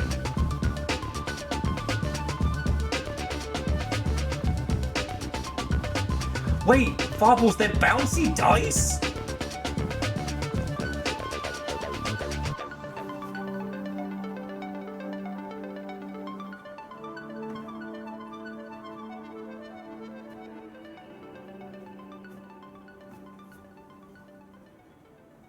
Well, so Favor 6, one of the interesting things is they've kind of, I wouldn't say completely retconned the Adeptus Sororitas, but they've changed a lot of their backstory, which I do like, which they've moved them away from just being kind of like the armed militia and nuns with guns to like, no, they were the most fervent of the Imperial Church, not realizing that a self-styling lunatic had led them down a false path.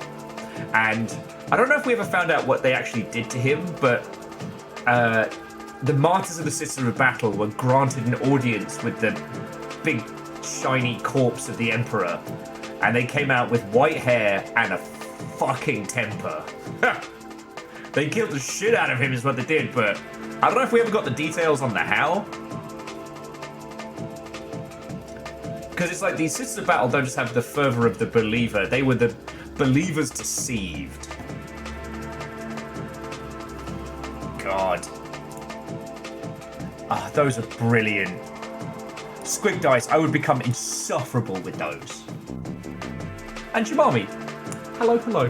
But yeah, so I've been very kindly sent some Kill Team stuff. For those of you who are unaware, so Kill Team's like a small tactics game, and it's basically the, hey kid, you want a free hit for getting into 40k proper. I do know that Baron von Sheepington plays, and I certainly owe Baron, I owe Baron a lot. So maybe this could be like a little, hey Baron, a surprise. Because I still have my Sigmar Marines to paint. Now this I saw, and this is kind of fucking cool, but I have to sort of unfurl it to show you. So you saw the cool mouse mats in the Skulls promo. Well,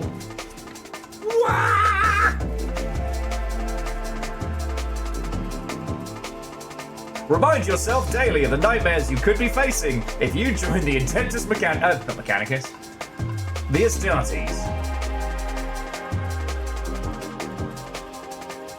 It's real cool. It's real cool. I mean, my old Twitch mouse mat has definitely seen empires rise and fall. So,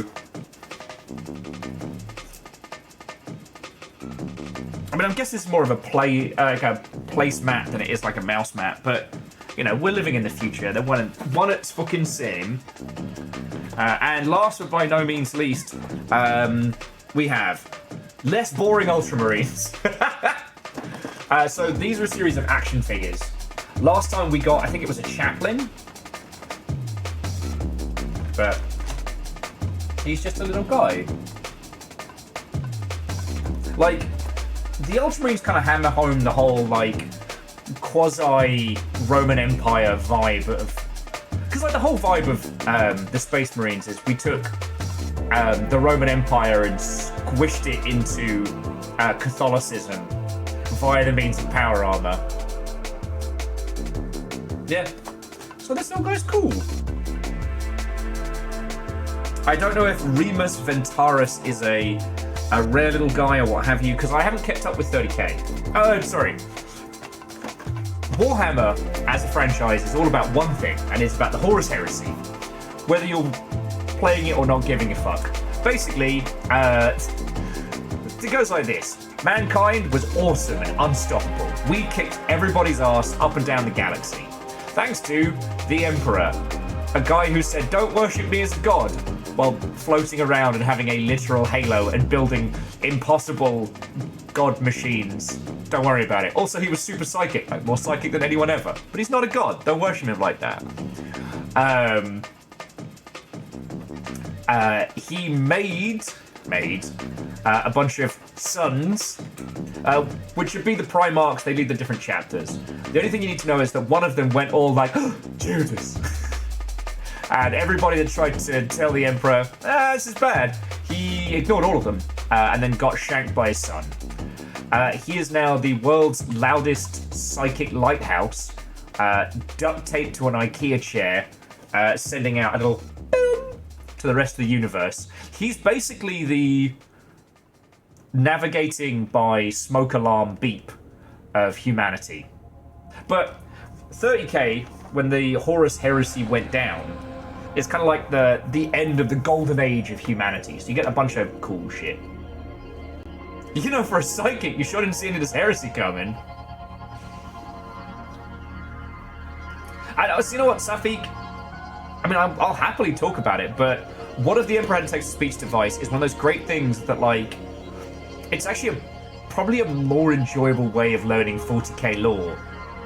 That is to Warhammer what Lower Decks is to Star Trek, even though it's unofficial. But it perfectly sums up the absurdity of the whole thing.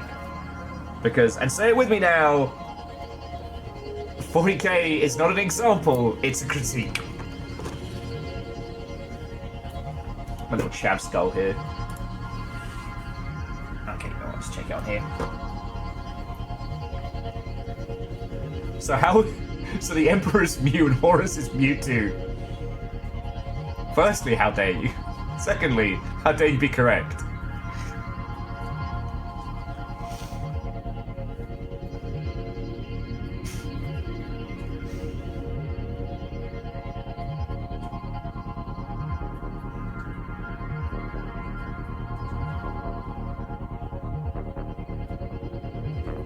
Okay.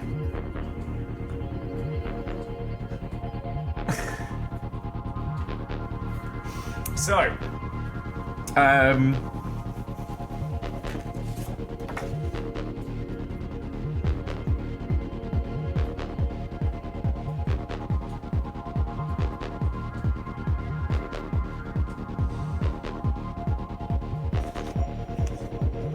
huh.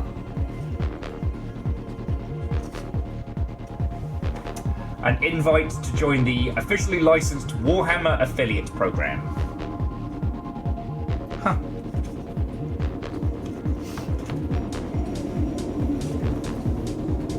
And Kakazi, Watto and welcome. I'll have a look into it.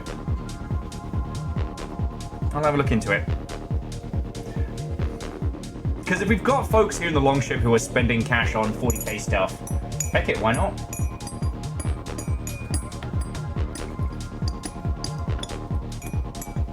But that's another story. But yeah, that was the stuff that they sent through. You know, I've got a little buddy for my squig, and that was what was important. So yeah, let me do my, and let's thank the sponsors. Thank you to Games Workshop for sending me a bunch of goodies and turning what would have been a fucking shitty day to a real good one.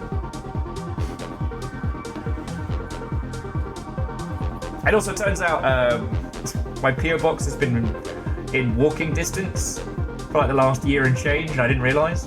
Aeon, I have no idea.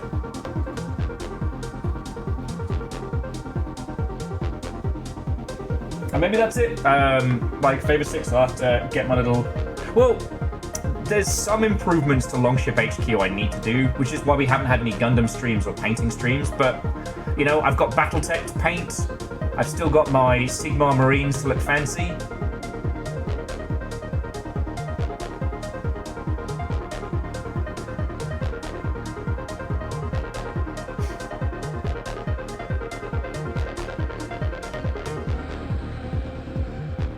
Oh, sorry, friends, I went to space for a second there.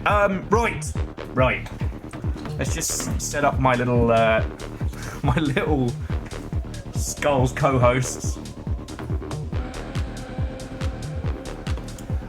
And breathe. To those of you asking how am I up today, I've gotten through this much coffee. Still topping up my cup. And again, like, you know, I got told I was going to be part of this promotion, but the box didn't show up literally until yesterday afternoon, so I was a bit panicked. And Favour 6, okay.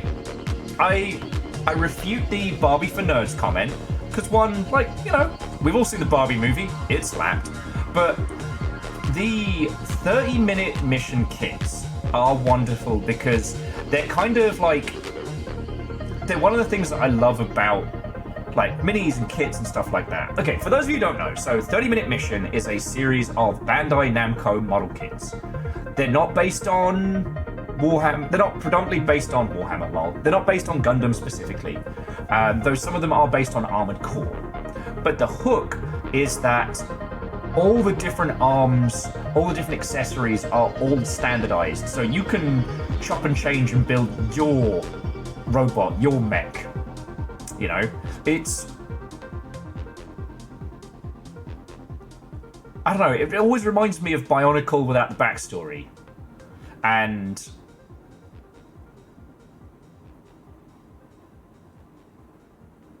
No, so Fable 6, like, the 30-minute mission kits have been around for a long time. And they're designed kind of as both an entry point, but also to reinstill the fun and the play of it all. Now, it's no secret that I've expressed my love of Gundam stuff because of the struggles I had being a 40k fan, right? And that predominantly comes from the fact that in 40k, you can be wrong.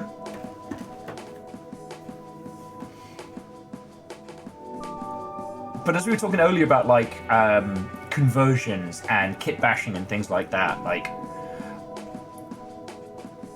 the more time we spend with something like 40k and the more it's expanded upon, the more I think it's important to hammer home the it's yours, you can paint it and do what you like.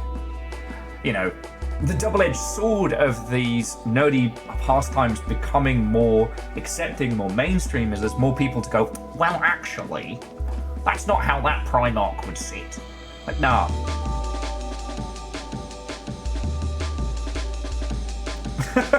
Kakazi, yeah. Still more space than Katy Perry has seen.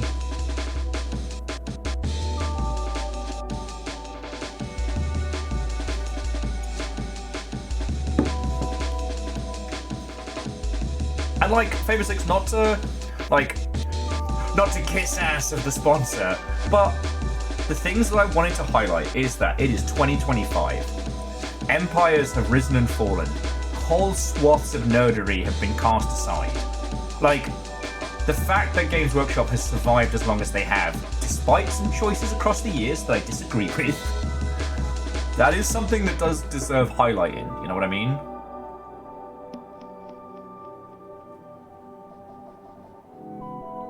Like, they have outlasted GameStop.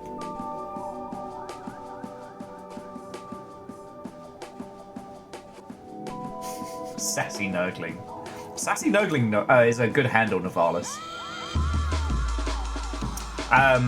Now, what was it we put a pin in earlier we were going to talk about? And also, friends, in a bit, we're going to start doing some giveaways. I have keys. I have a single key for each game. For Space Marine 2, Battle Sector, Vermintide 2, Bolt Gun, Darktide, Warhammer 3, Total Warhammer 3, get fucked, Rob. You can't hurt me anymore, Rob. And Rogue Trader.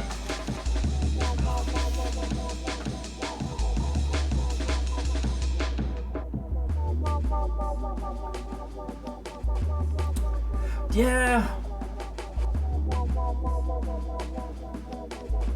Sorry, Nova, the last one was Rogue Trader. So we'll be doing some giveaways in a second, and basically we'll do some volunteers and some dice rolling. As in, like, if you'd like one of these keys, we'll see who wants to put their hand up for one, and then we'll roll the dice. Rob is looking to book a flight to Seattle as we speak.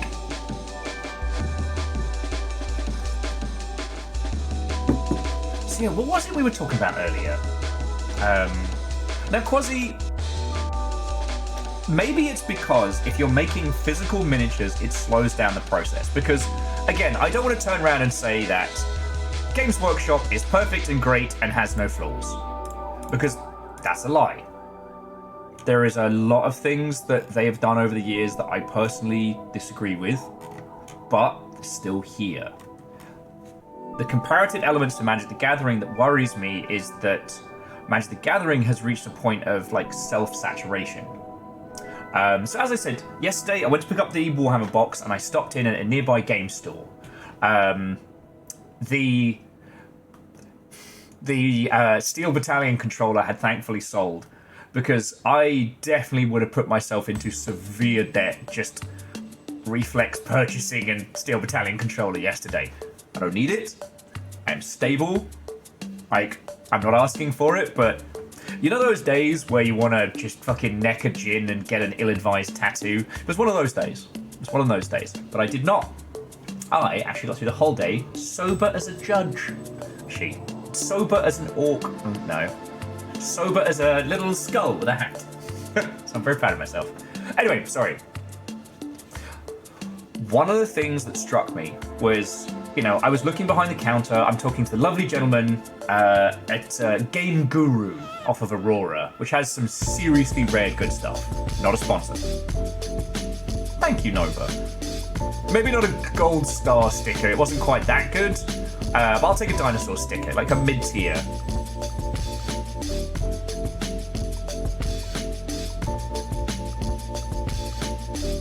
Now, Wraith makes a good point. What home wouldn't be better for having a full-size Steel Battalion controller? True. And if I got it working with Mech Warrior, then... Anyway, my point being, I looked across all the Magic the Gathering setups, and I found that even as someone who speaks Magic fluently, I didn't know what booster to get. I couldn't tell why one booster was $12 and one was $17 and one was $6. I could see the branded ones like Assassin's Creed, but then like there was the cute mouse one, but then there was a different one. Now, my point being that as someone who is very experienced in that space, I couldn't just say, oh, I'll get a booster pack. You know, I'll get a booster to just, you know, take the edge off. I can quit anytime I want. And I think that's a small indicator of something much larger. That me, in a quasi-fugue state, wanting to, you know, just do some, you know, a little hit of retail therapy, but I couldn't single out on one thing. So...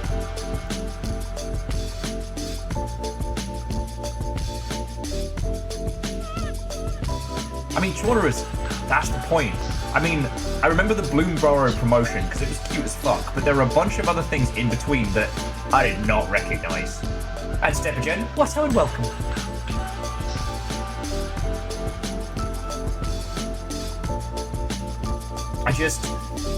I worry. You know what? I'm a worrier. It's been well documented. I think that hypersaturation of your own market is a scary thing. One of the reasons why, at least, okay, in my humble opinion, one of the reasons why Warhammer has been able to persist is because it's not just about buying minis. Some people, I know, really love playing the Warhammer or 40k tabletop games, and I love that for you.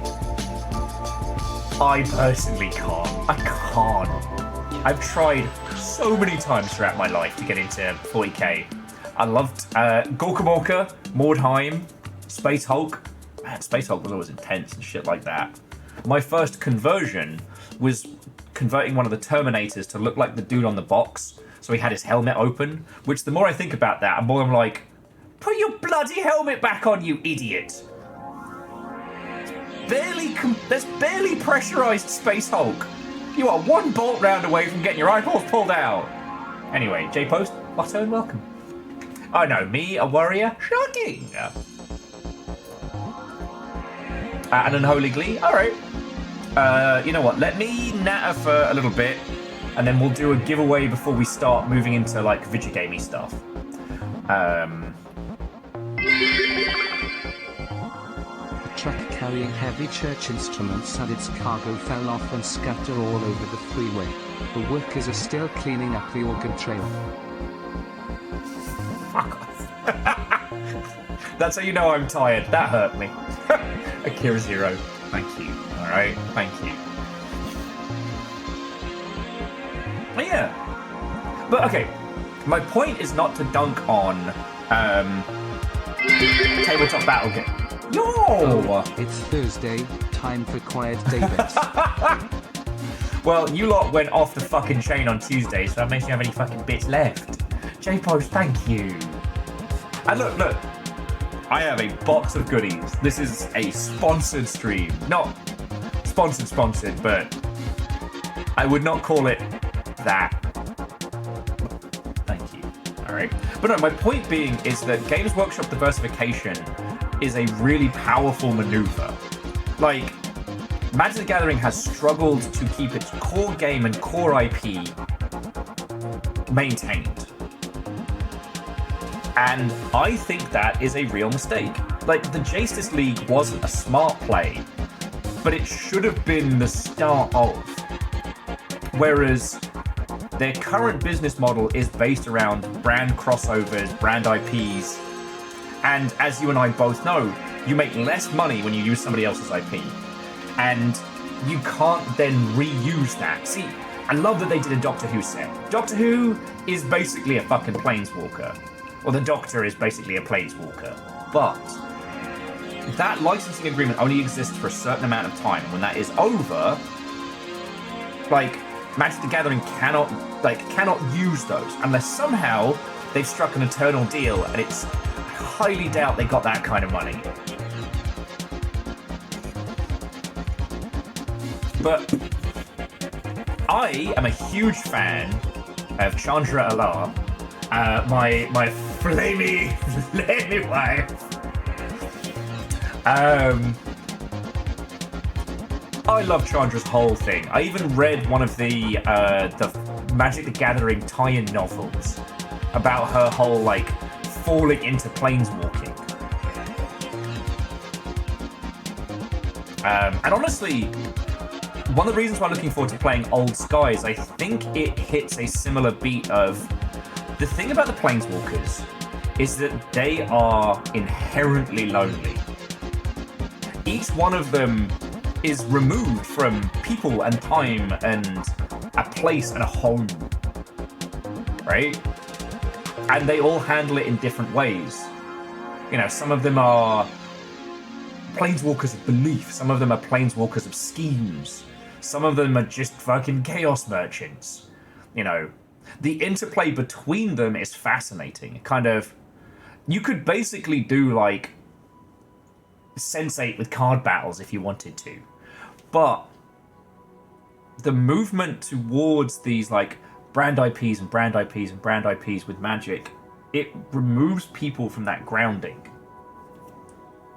And I think that look, we don't have a way to attribute a monetary value to like the creative weight of an IP. This is where our shamanistic shit comes in, right? Now, 40k is not a happy place, but you can have happy stories within it, right? And Alnus, what are you doing? Here I am talking about fucking Space Marines, and Al's like, bet. The ghost of glamping. Thank you. We'll definitely do a stream of that. Then we'll give it a week or two just so that everybody who wants to play through it first can. Seriously, that's fucking cool of you.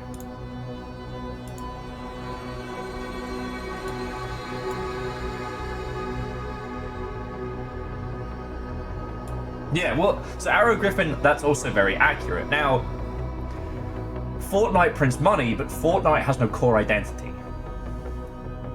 Because it's all about the brand crossovers. It's in the experiential game, you lose your core, right? But the difference being that Magic the Gathering does have a core if you dust off of all of that. Now, I think one of the reasons why Warhammer as a franchise has persisted has been brand maintenance, right? Like, all of the games I have to give you, these are all licensed titles. And you want me to talk about licensing? I'll talk licensing. But the thing is, friends, I had my loveless years. I will say that without going into details, I did not have a proper partner in my life until I moved to London when I was 19. Moved. Fucking thrown out by my parents, but that's another story.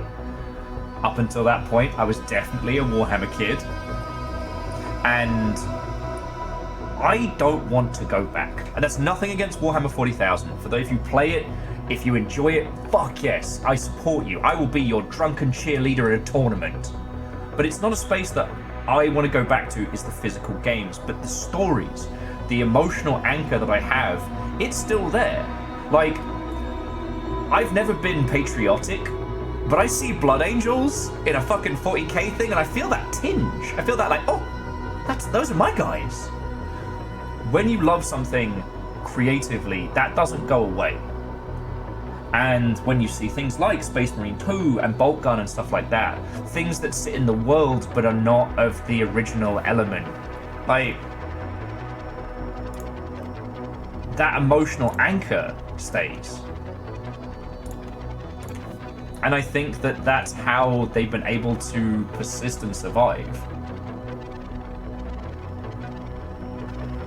Like, I'm a huge fan of Chandra. Anytime I see promotional art with Chandra in, I'm like, how's my girl doing? You know what I mean? But there isn't anything outside of Arena and Magic Online that I can really anchor to.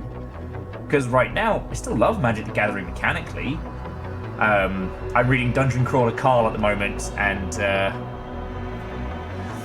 it's definitely interesting. It's definitely interesting. There's some concepts it's dancing with that are things I'd love to try and make a video game out of, but that's another story. But I don't want to play 1v1 Magic the Gathering. I'd like to play some Commander with, like, you know, you lot. Sadlin's invited me out for some Commander days, and I'm gonna take him up on that and all that, but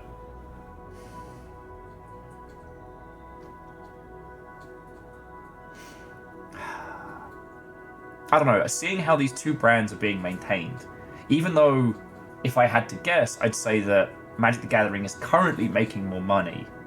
Like, I think the aggressive attack on the IPs is devaluing the other elements. There isn't a Magic the Gathering world that we can anchor ourselves to. Like, you can go back to the old stories of the Eldrazi and things like that, but it's hard. It's hard. It's much, much harder. And whether you love Games Workshop or whether you've got beef with them, and some of you have incredibly valid beef, we can argue that they took a thing that they made back in the fucking 80s and they've maintained it. Let's talk about Oldhammer. That's what I wanted to talk about. Is that alright? Who wants to talk about the artist's thinly veiled fetish? Well, actually, no. So, a lot of you have a lot of good points. So, Ark of the Conclave was saying that Wizards of the Coast did not get the digital rights to Marvel, so the upcoming Spider-Man set will not be coming to Magic the Gathering Online, but it will be a legally distinct Arachnid Man, or whatever they call it. And if we're talking about things in a business sense, I'm sure the money guys are like, oh, well, that's fine. But again, it's going to create these weird pockets. And the thing about your creative worlds, actually, that was the thing I wanted to finish on my thought. Your creative worlds have value. If you sit down, and I'm dead serious, and I'm looking at you, especially like Akira Zero, those of you who are DMs and Dungeon Masters, or just, you know, the writers amongst you, if you sit down and make a world, that world has value. Not just as a creative exercise, but as something that one day you could turn into your job. But look, art doesn't exist to make money, right? Art's job is not to turn a profit. But let us not forget that these things have value, and they can be devalued.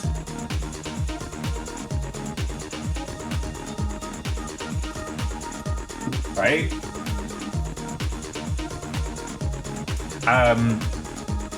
I am fucking obsessed with Vermis. Fucking obsessed with Vermis.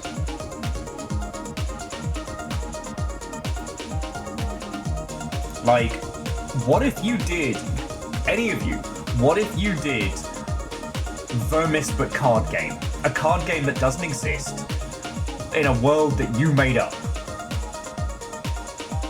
Like, how's that for a creative exercise? Writing the game guide to the TCG that doesn't exist, that you made up. And yes, RC Post says, remember kids, you can always file the serial numbers off of your fan work. It's only an OC until it makes money, then it's just a C.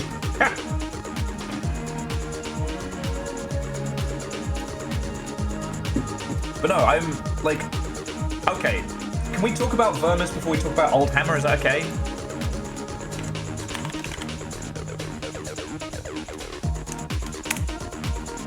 Actually, does anyone not know what the fuck I'm talking about?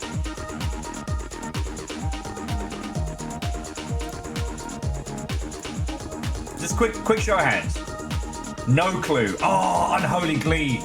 You are the lucky 10,000 today, and I am so happy. And trust me, This shit right here is going to come back around to Old Hammer discussions and the value of creativity. I promise. No, Arrow Griffin, I want Vermis, and I want the 2D game. What's it called? God Husk. Like...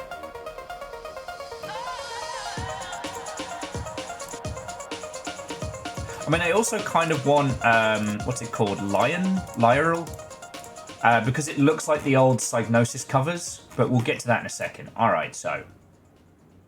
You get green for it. God damn it.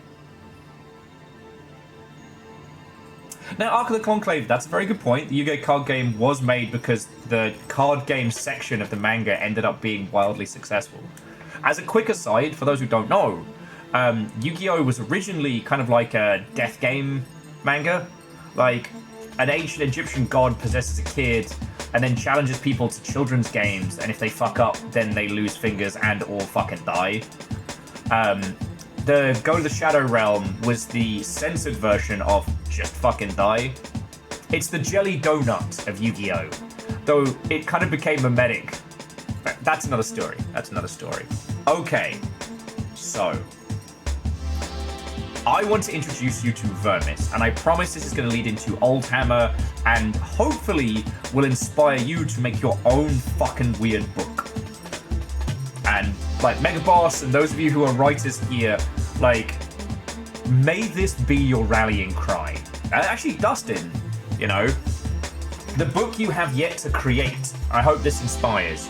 Though I feel yours would be more, like, satirical comedy. But, okay.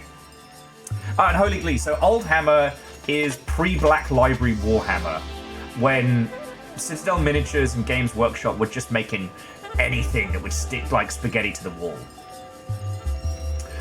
Some people say that it's before the change to all plastic, but I still think it's like pre-Black Library, before the story was as much a core component. But I'm getting ahead of myself. This, my dear friends, is Vermis. This is a game guide to a video game that has never existed. It is produced by Plastibo. Actually, let me drop the link in. It's not available on Amazon or any of the big setups. All right? And it is inspired. Now, it's very evocative of FromSoft. With that kind of dark fantasy. Yeah, Kazi, you're seeing me. And yes, Jonas, most people do know it from Super Eye Patch Wolf. I actually found out about it from someone here who pointed out God Husk first. And it is bizarre and esoteric. It is a game guide for a game that doesn't exist. The game itself is like a quasi-dungeon crawler, very evocative of Kingsfield and Dark Souls and shit like that. But because it's not a real game, the story of this game is told through the guide to it, right? Like, because there's no programming involved, the systems don't have to make sense other than on paper. The characters are weird and fucking strange. Like, the known gods. The kind of shit that everyone says that they would love. The kind of shit that you would hear about. You know what I mean?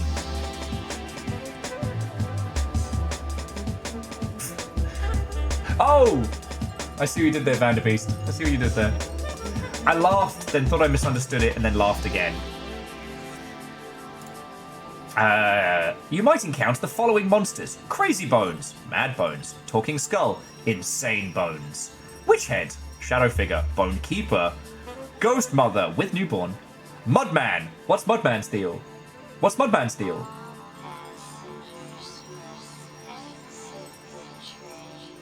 Now, so Jonorus, I've seriously been considering doing a playthrough of Fear and Hunger as a Longship After Dark, because you got to be ready for some shit. And also, there's a bunch of stuff that if I streamed it, I'd probably get banned, but that's another story. But my point is to this. This is just the world. And because of that, Vermis is just overflowing. Now, do you know that? Okay. When people talk about the Force being a thing that you can feel, I think the value of a creative world is the same thing. Tag yourself, I'm Mudman. I'm either gonna be Lonely Knight or Bonekeeper. Oh shit, Arrow Griffin, I didn't know Fear and Hunger had a sensor mod. Thank you for reminding me. Oh, and friends, top of the hour is when we're going to do the game code giveaways. So you're going to have to listen to me try and inspire you to write your own books and talk about Oldhammer, and then I'll give you some free video games to make up for it. But yeah, so here we have the Stench Companion. The remnants move in a strangely human way, trying to mimic the warrior they once were, as if unconscious of their new body. As their name suggests, the smell from the champion is unbearable. If you elect to fight, you must... something. But my point being is that Vermis doesn't exist. There isn't a video game of it. Maybe there will end up being, like, reverse engineered from this.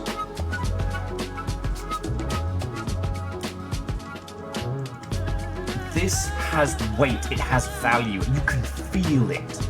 Like, it almost seems insane that there isn't a game from it because of how seeped and in-depth it is.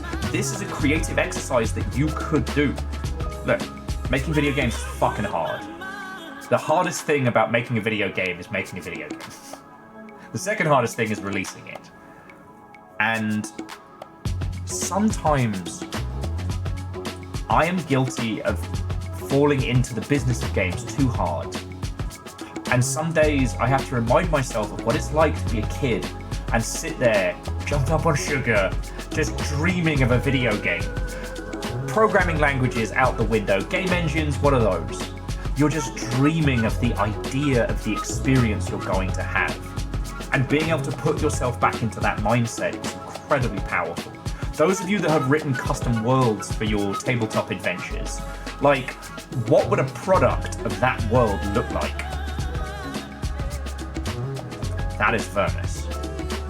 And that is where Oldhammer starts to kick off. Alright, but we'll get to that. So yeah, this game guide is incredible. Now there's two Vermins. So there's Vermis 1, Vermis 2's over here, Mr. Miro's. I am a huge fan of the look of God Husk because I really liked those weird fucked up platformers when I was a youngling. And so this one's kind of Tetsuo, it's a little bit, unfortunately, a horribly named but brilliant game called Abuse, which was a side-scrolling, like, mouse and keyboard FPS.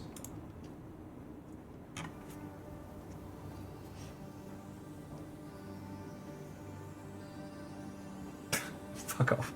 Wraith said, the only reason making games is hard is because the make game button is locked behind a massive paywall. Yeah, it costs you $2 million in 3 years, but yes, it is a paywall. Fuck. Now, DJ Coyle, the SCP Foundation, I think, is a different beast. That's the Communist Manifesto of creativity. That is the idea that everyone who contributes to the world enriches the world. The reason why we've seen so much stuff come from the SCP is because they started with a simple idea and enriched it outwards, right?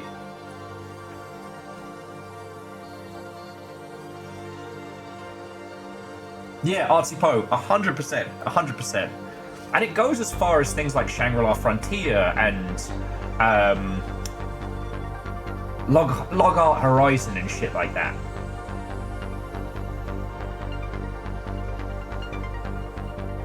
Well, no, so DJ Coyle, and I'm not trying to be a pedant here. The SCP's group collaboration creation in a world that didn't exist before they made it, that it wasn't, no one gave them permission to make the SCP, they just fucking did, right? It's rare and beautiful and I love it. This, however, It's your world, and you're making something from it as if it had been the greatest thing of all time, and you're fucking allowed to. Like, that is something that I cannot slam home enough. Because, like, I don't know if Akira Zero is lurking and irking here. Damn you, Skeletor! But over the years, and sorry, I'm going to pick on you a little bit, Akira Zero, but this is with love. I'm picking on you with love. Over the years, Akira Zero has told me about loads of concepts and ideas and worlds and stories that they've wanted to make. And, Shitaru, I see that tiny heart. Thank you. And trying to make games and ideas unfurled from that. And the idea that you created something based on these worlds that you have made for yourself, as if they were, you know, the hugest thing of all time, would be fucking fascinating, you know? One thing that I find often falls apart in Hollywood adaptations of nerdery is when they try and come up with a fake game and a fake lore.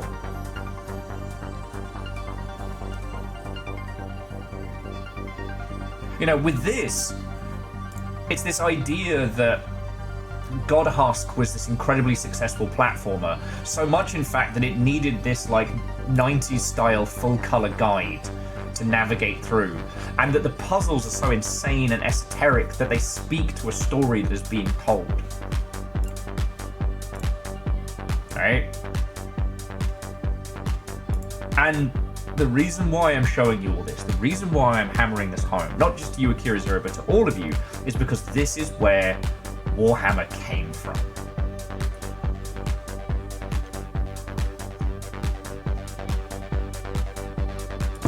Alright, so welcome to Space Crusade.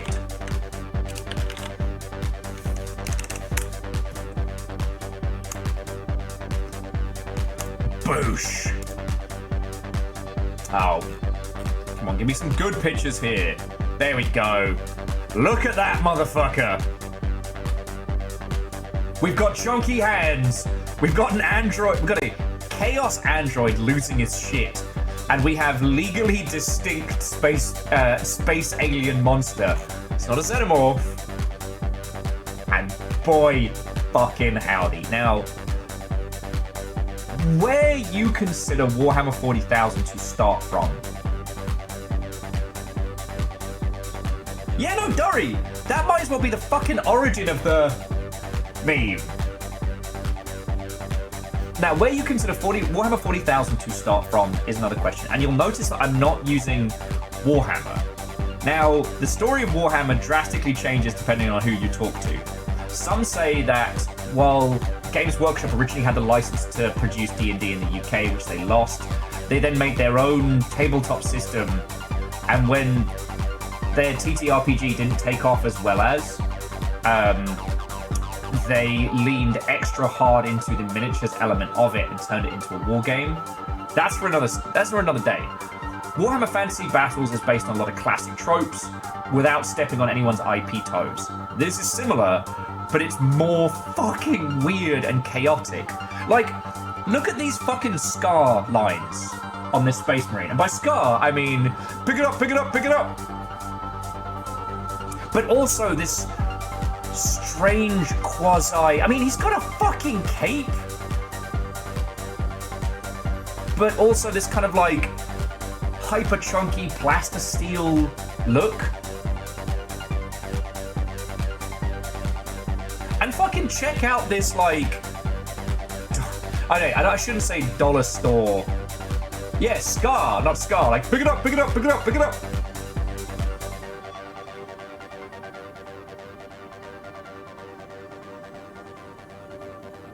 The armor is white. Is it allowed to be white? Who knows? Doom guy Buzz Lightyear here. And Varbles, we're gonna keep it to 40k because I know if I start talking about fantasy battles, I'll go to the crazy place. And this was their crossover with good old, I forget who MB is. Oh, it was Star Quest in some regions. But like, look at these Chaos Marines. That's old Hammer, baby. And the idea was just to take one of their existing franchises and make a tabletop board game for all the family. It's a Hero Quest reskin. Thank you, DJ Coyle. Milton Bradley. Thank you, C222. Damn, alright. I have to upgrade my coffee.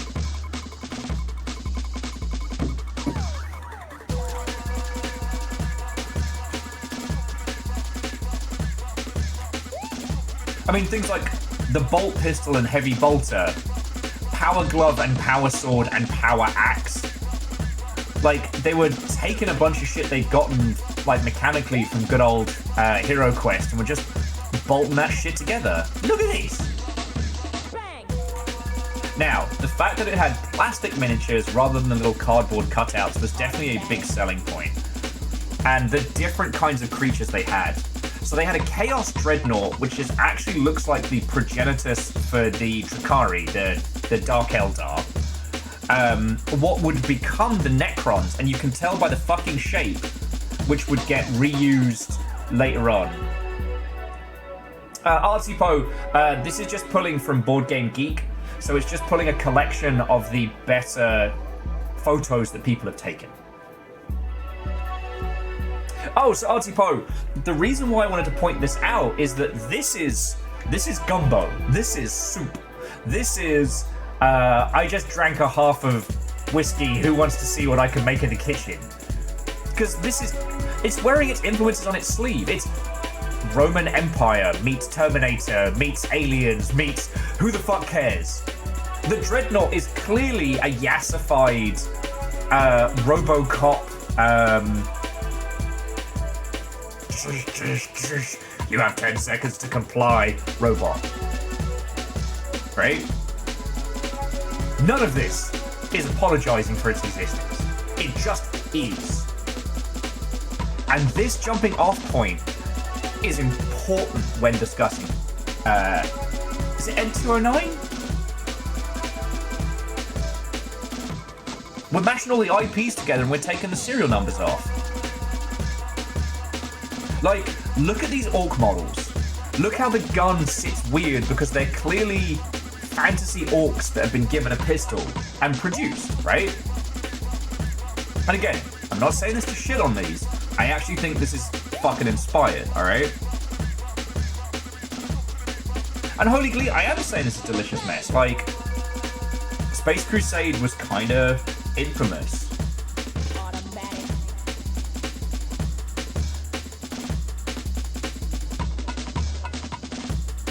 And Journalist, I do agree, and I think that's a very important part.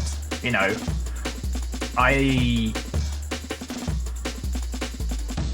the history of Games Workshop is one of, like, combative litigation and nonsense. I don't want to go to that point, but when you put... Hang on, where's that?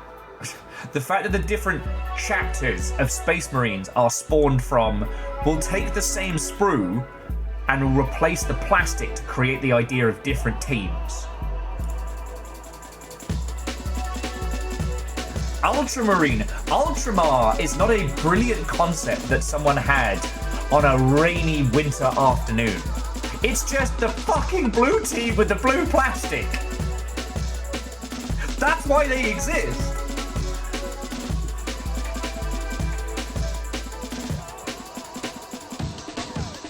Lagmeister, I'd make friends with Ed420. I don't know who these guys are, but they are having the time of their life. I think they're playing it in Greek while smoking. Good on them.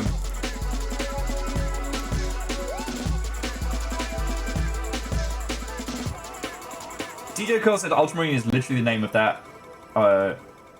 DJ Coyle, you mean like that's probably the name of the plastic that goes into the machine? Yeah. And then you can kind of see the outline of the Grey Dreadnought. But rather than like Ed 209's like stubby nose, it has this long drawn out one. This really like this grin that's been stretched across its face. The name of that blue is Ultramarine. Yeah! What's the deal with the blue guys? They're Ultramarine. Cool. What do you mean you wrote Ultramarine in the fucking... God, yeah. Adventure that's out of this world. Resistance is useless. And again, I'm not telling you all this to shit on it. I'm not telling you all this. I'm telling you all this because make weird shit, bolt it together. We can always make it work later. But if Space Crusade was reversed... I threw a shade of blue paint on them. Now they're aquamarine. I put my Space Marines in the bathtub. Now they're aquamarines. Akira Zero, thank you, friend. And I really hope this inspires you. Because there's so much you've told me about, and I know what it's like. I know what it's like when when your brain is going in 1,000,000 miles an hour. You can't seem to lock in on one creative aspect. You can't seem to lock in on one thing.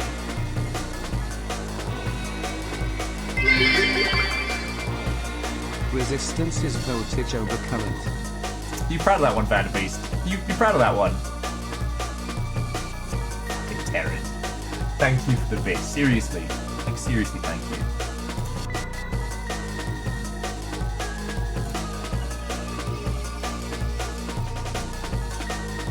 No, these are different titles. Oh, different box art for Space Crusade. I believe this was the second printing of Space Crusade, right? And notice, now we have the quasi-Roman eagle spread. The Gene Stealers have what would become their more defined features. We are always happy to conduct ourselves properly. Okay, Erwin, that's very, very good. And thank you for the bit. Like, you'll notice that the centerpiece mini, the Dreadnought, is now on the box. Because let's remember, like, minis sell games. There's that big motherfucker. Look at that. Tell me that's not fucking Timo Ed 209. And look at those. Those aren't Necrons. Those are Chaos androids. What the fuck is a Chaos android? It's just a fucking RoboCop guy, right?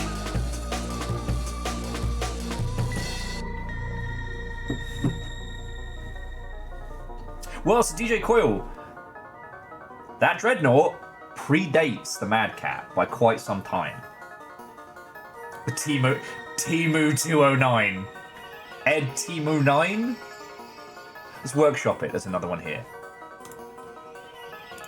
Oh, StarQuest. Ah, look, check it out. It's the Primarchs. And another thing, the classic Space Marine style, the of Oldhammer comes from Space Crusade because you'd swap out their war gear depending on what you wanted them to have. When 40k went into proper production and all the Space Marines have this weird little squat broke wrist, it's because they came from this. Hell, if you look at those sprues I showed you earlier, they're the same fucking backpacks.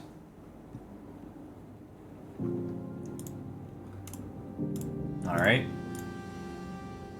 Okay. Alnis. You're welcome.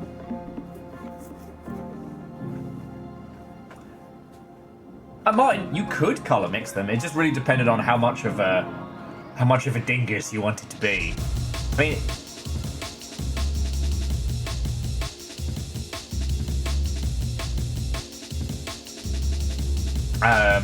okay, we got 10 minutes before we're going to start giving away some keys. Okay. So.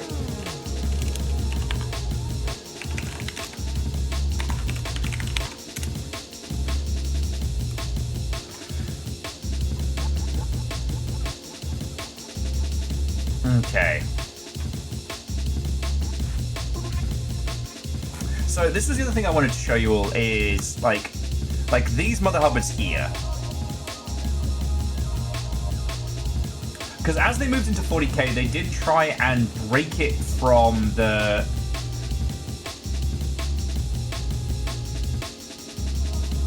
Oh, God.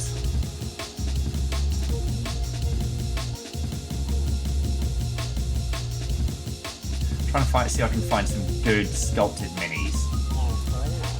Here we go. So as they moved into the Warhammer Tactics game, they started expanding on what was a Space Marine. You know, they revisited the concept of Space Marines being knights in space. So they had the pointy noses, the strange missile launchers, all of these sculpts.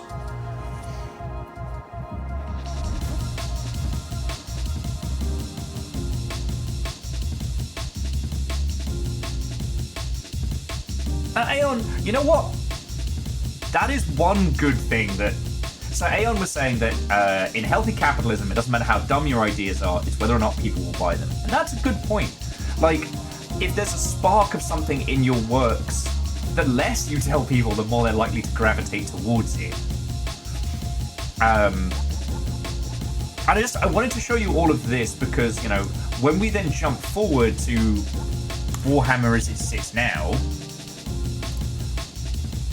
like, I think this is a pretty good... hell, those 2008 Space Marines, those were new back in my day.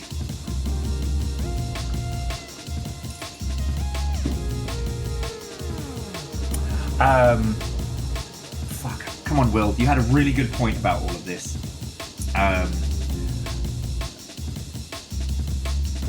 Negative space is valuable, but also you can add to these worlds and make something special of them.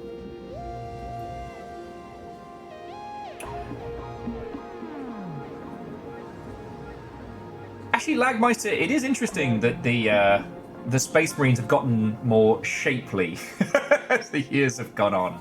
Fuck, I had a really good point I was working towards, and it was that.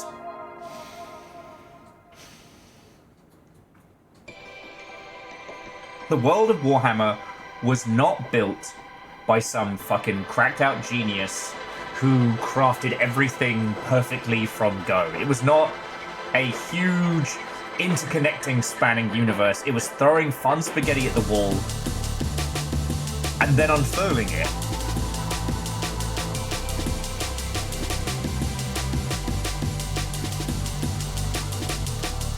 Hang on.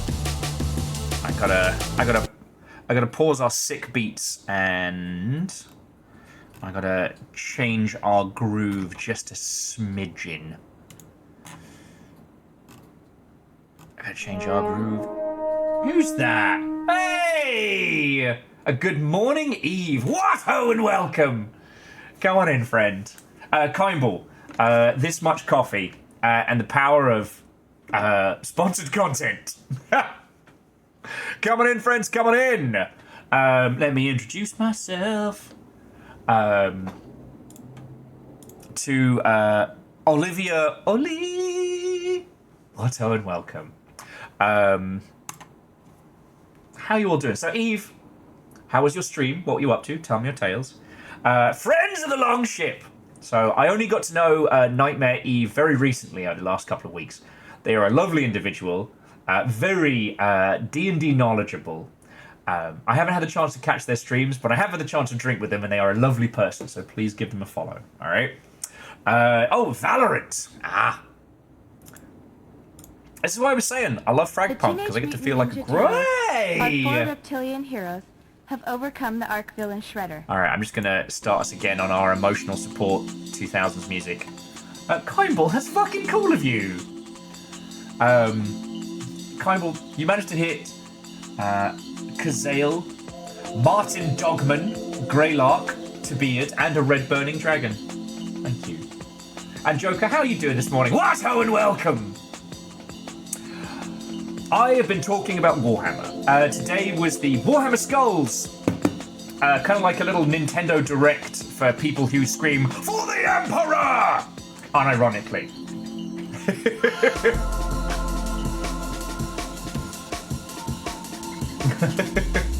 So, Eve, what I'm hearing is it's actually Joker's fault and that your skills are perfect with no flaws. Feel attacked? Huh?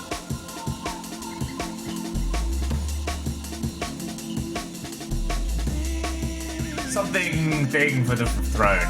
But yeah, so there was a bunch of video game stuff announced for like Warhammer franchises. The big ones being Typing of the Dead, but Space Marine, a remastered version of Dawn of War, and dogs.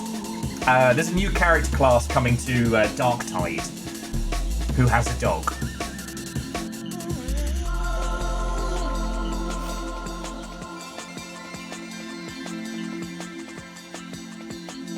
Kimball, that'll happen. That'll happen. And so Eve, as you rolled on in, we were talking about, I'll give you the quick cliff notes. Because here's the thing. Warhammer as a brand, as a franchise, as a thing, has been going for longer than some people who are here and drinking. Like, technically, Warhammer Fantasy Battles is older than I am. And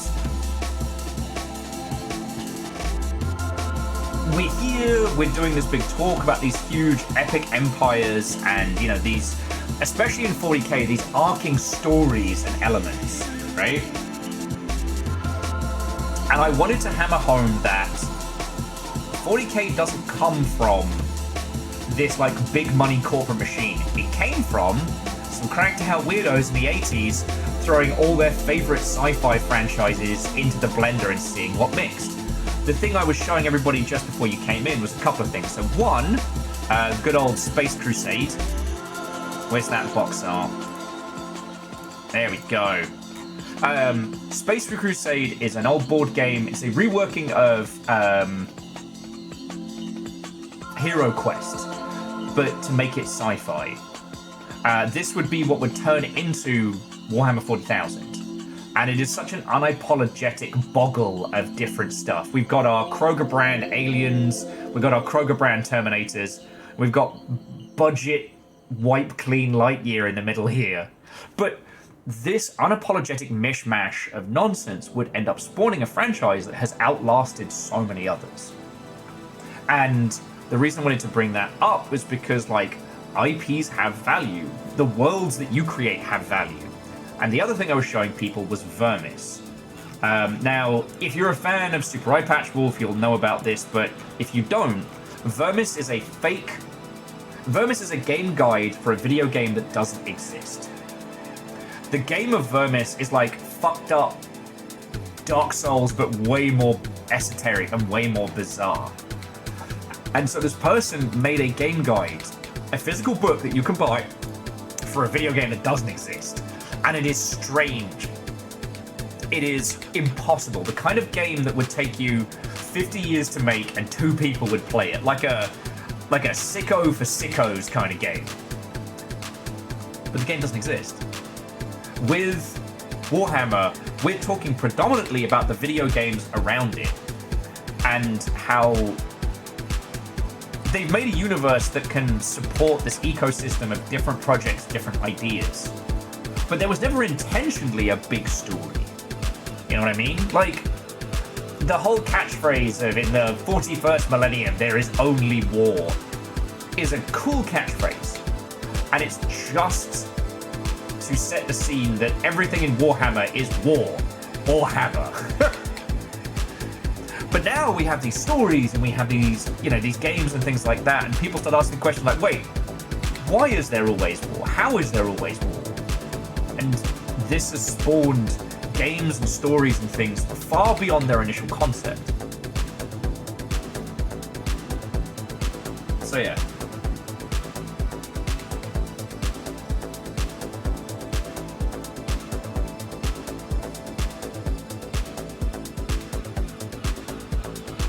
I'm here to talk about War and Hammer, and I'm all out of hammer.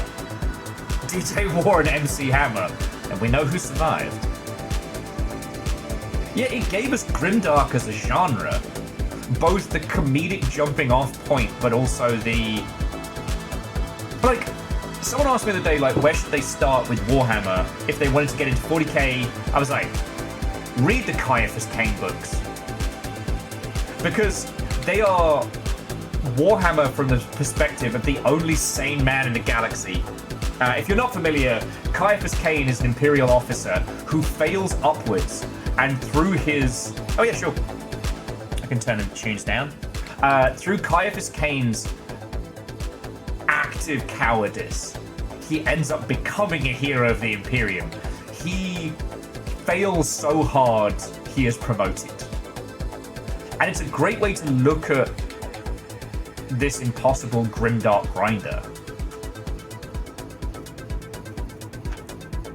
Yeah, Joker. That's the opening crawl to this whole Warhammer space. And so when people make games within this space, they have value. But the thing that I'm saying from this is there isn't anything stopping you from making your own universe to set this in. Right? The weirder that spaghetti is, the better it sticks to the wall. And the thing I keep thinking about is that Vermis here, and this is another one I'm obsessed with, this is Godhusk. Now, Godhusk is it's another game that doesn't exist, and it's a guide for it. But if it did exist, it would be a strange biomechanical 2D platformer that seems to combine like bullet hell actions similar to the awfully named game Abuse, with Sierra tier fucking weird puzzle solving and strange esoteric narrative. It's got this whole like Tetsuo the Iron Man body horror mechanics thing going on. So yeah, your power armor is called a fully developed vessel, the living machine. It breaks down like the different parts of your inventory and shit like that.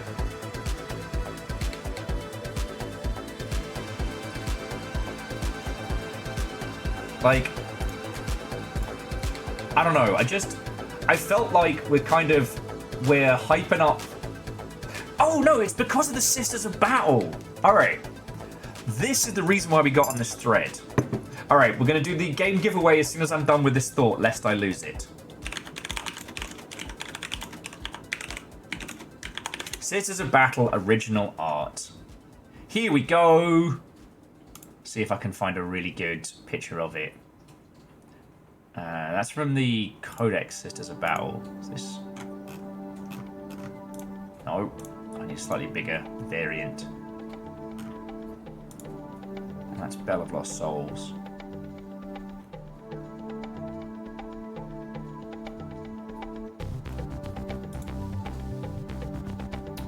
Darn it! It's got a really big fucking image here.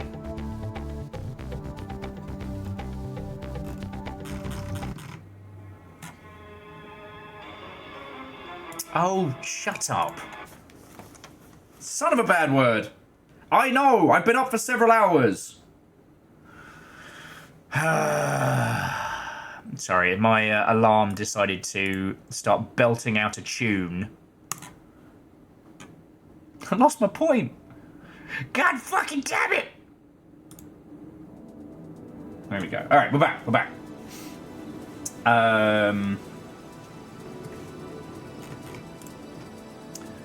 Alright, we're just going to have to go with... Okay. So this is one of the earliest pieces. If I could just... can I just zoom in? Will you let me? Zoom, zoom, zoom. There we go. Alright. So this is one of the earliest pieces of art of the Sisters of Battle. Oh, Jesus, Kymble. Well, hopefully this can help you snooze. And look, we're all grown-ups here. I don't think we need to hammer home what this is. And that is one particular gentleman's nun fetish filtered through sci-fi flavored nonsense.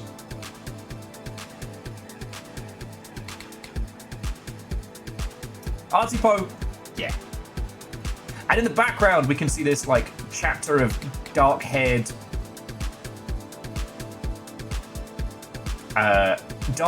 lasses with bobs shooting their way forward, but this like ice-white hairdo striking a tone. You know, behind this character, we have this sea of like, I don't know, while they're packing weapons, they all look like priests and monks and lunatics. Very evocative of kind of like the classic Warhammer, whatchamacallit, zealots and priests and whatnot. You'll also notice that one of the flags looks very, very akin to the Chaos flag, but with a cross rather than like the full. And yeah, those sure do look like clan hats in red at the back. Now,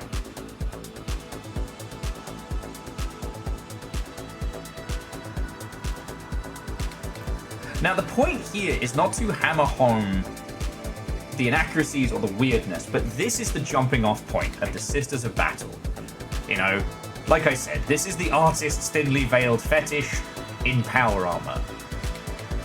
As the Sisters of Battle, or we should call them the Adeptus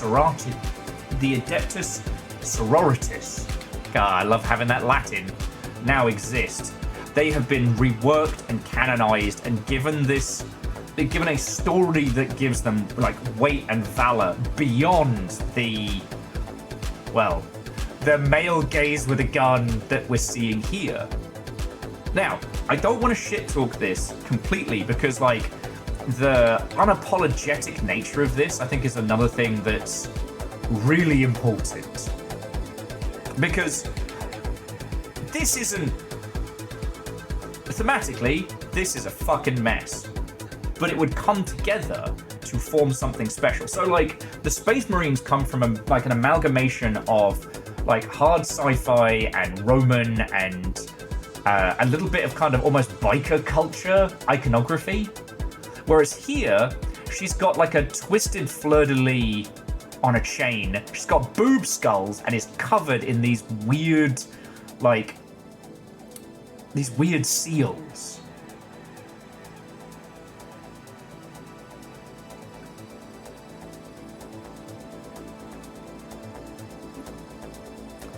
And a big ass corset. You know, the armored gloves and the mechanical eye are very much, you know, evocative of a lot of cyberpunk stuff at the time, and more skulls.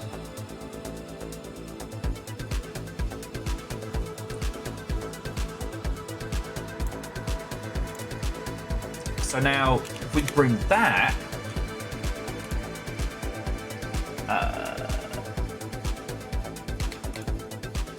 Okay, let's find a good example. Oh, come on, just give me the picture! Oh, you guys suck. Sorry, I'm just trying to find a high-quality version of the character in question, and they are fighting me tooth and nail here. Tooth and nail.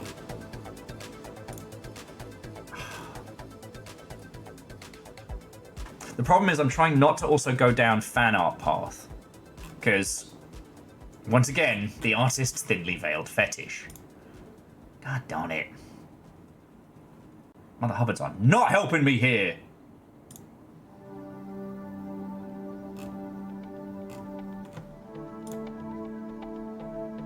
Alright. My point more being that now we've been able to review and re-review this stuff and keep that iconic style, but also making them a lot less. Yeah, no, Vanderbeast, I don't know why I keep expecting Google search results to be any good in any way, shape, or fucking form. Maybe the wiki will have some good art we can work off of. No! Fight you! So like the Crusader Nun element has definitely been leaned on heavier. Let's see if there's a good... Oh, give me a good image.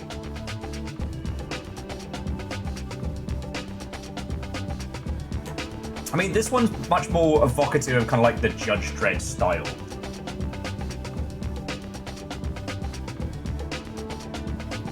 They replaced the boob skulls with boob fleur-de-lis. Legend, I'm not helping. Megaboss said earlier I'm a bad friend to have if you're saving money. That's fucking true. Alright.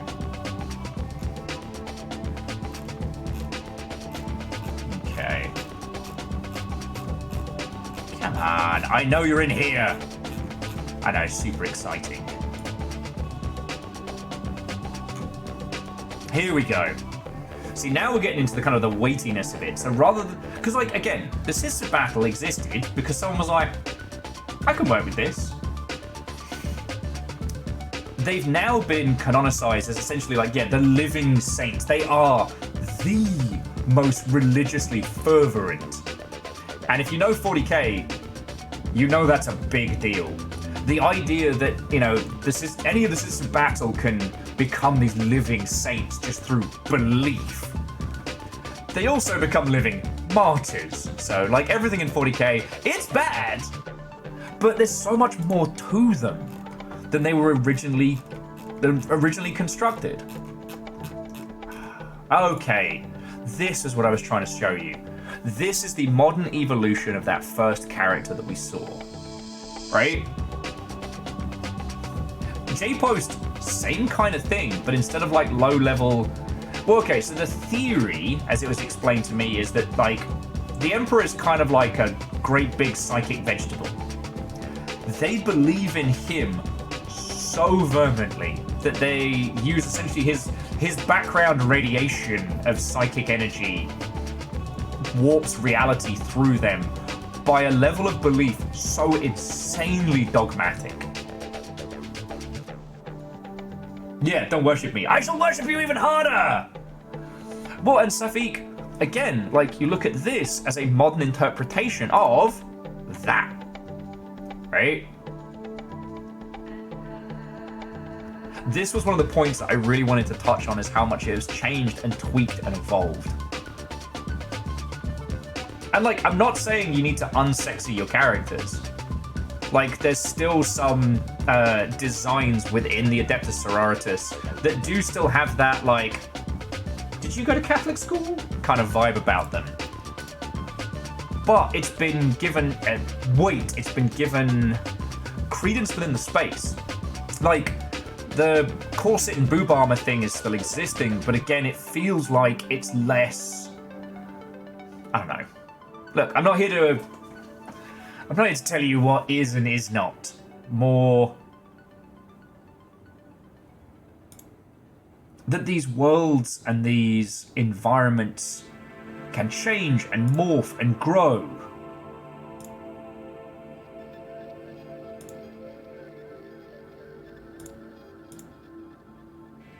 There's one other really good piece of art I wanted to touch on. Oh yeah, this motherfucker from, I believe, one of the early Inquisition books.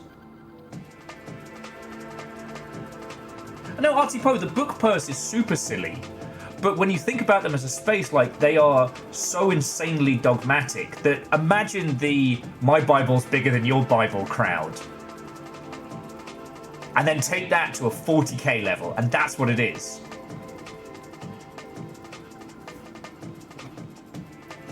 Oh, sorry, and Vanderbeest, thank you for filling the pint glass.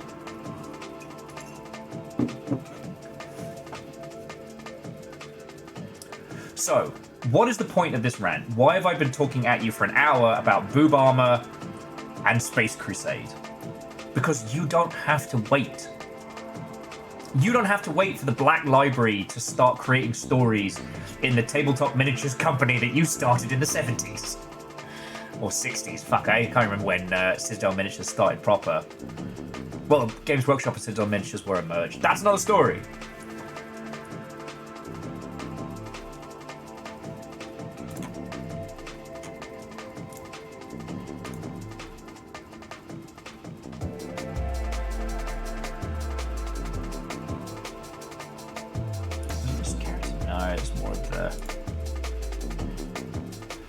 Gets a bit Todd McFarlane.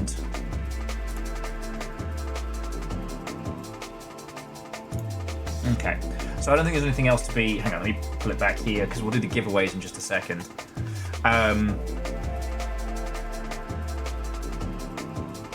Like, make your world. Hell, make your fake game. Flesh out all its nonsense. And I'm not saying like a GDD, I'm saying go fucking weird with it. And then make something based in that space.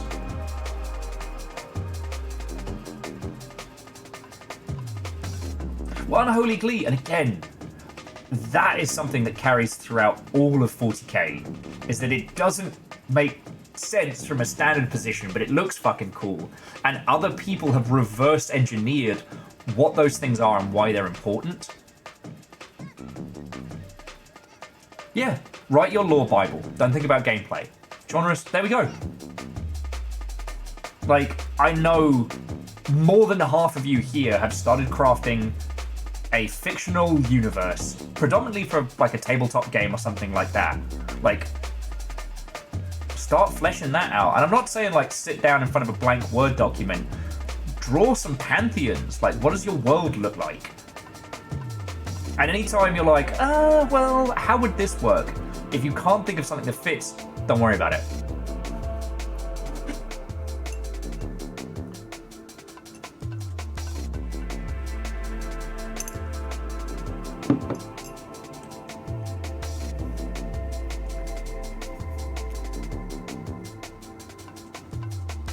Make it bad, make it weird, make it half-assed, make it intoxicating. Well, and so Artsy Poe, once you have that world, then pulling out from that, like, that's a great jumping off point. And it can be hard to do by yourself.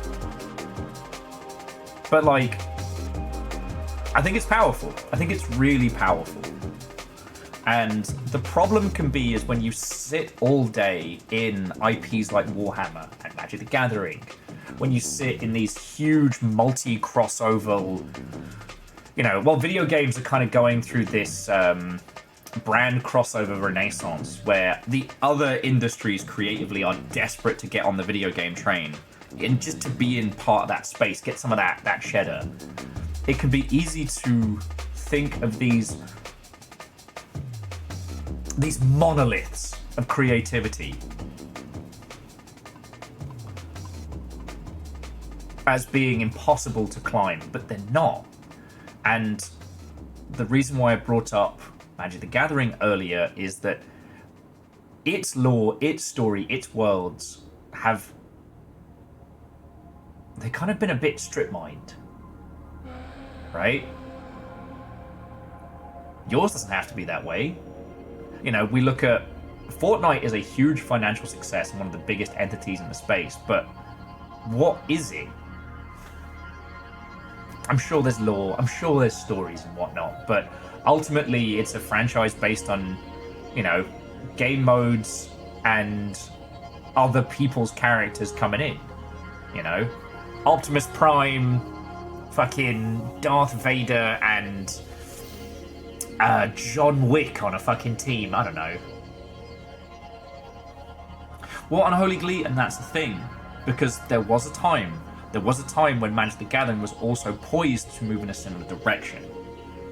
Now, someone who understands the history of Magic the Gathering will be able to tell you probably better why it didn't land.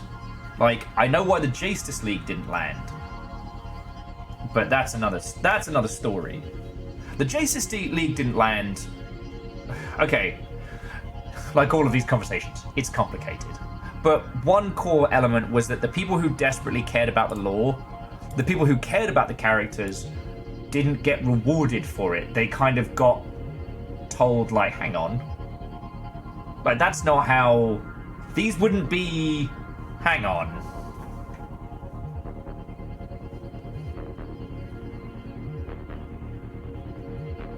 Now, Safik, that is a very good point.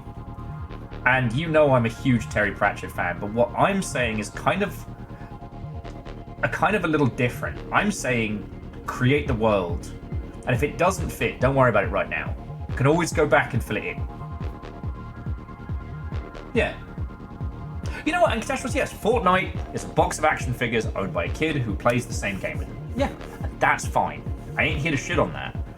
I'm here to say that there is nothing stopping you from creating this incredible world, this incredibly fleshed out IP for the fucking fun of it.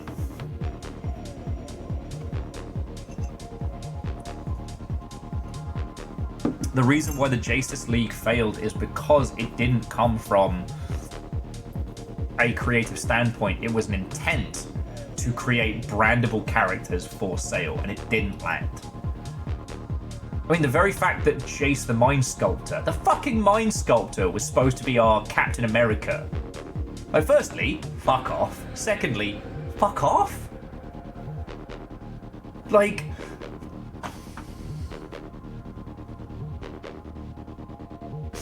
Sorry. as I'm showing my hand here.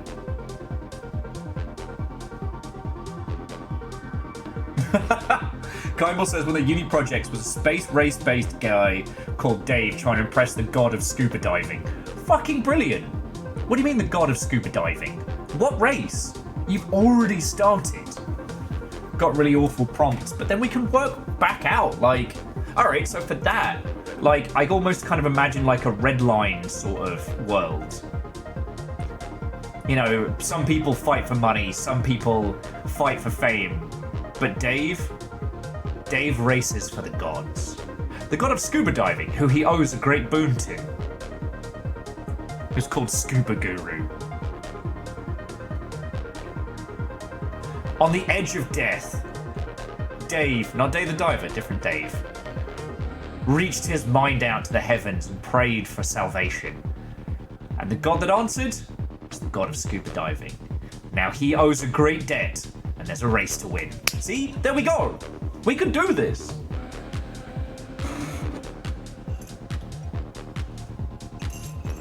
Exactly, Artsy Poe. And I think maybe that's what got this onto it was when we were getting started and I was still getting caffeinated, I was joking about how Game of Thrones is just War of the Roses, but with more cultural bias in the United Kingdom. It is! World building's silly. History's dumb as fuck. It's great! The irony that Dave has thalassophobia. See, now you've got a character with Dave is also a diver though, but not that Dave! Okay, I'm gonna close these before I either end up hoarding these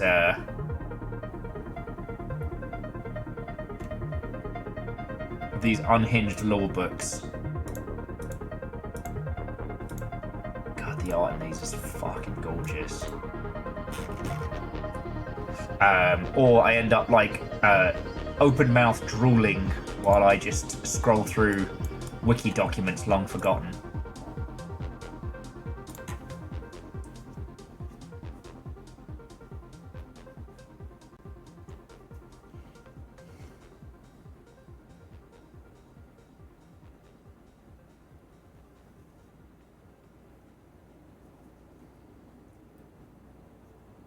Somehow less Scottish people. Braid, that's because the wildlings.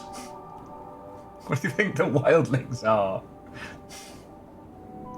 Like I said, very thinly veiled cultural bias. Okay, so we have games to give away, which is going to involve a lot of tippity-tappity, make stuff happy. Now,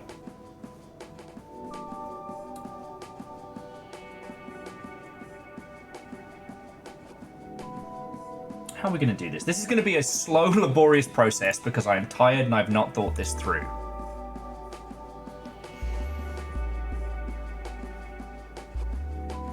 Actually, we can probably use the spin the wheel, can't we? Is it Wheel of Names? Is that the one we used? It is! Alright.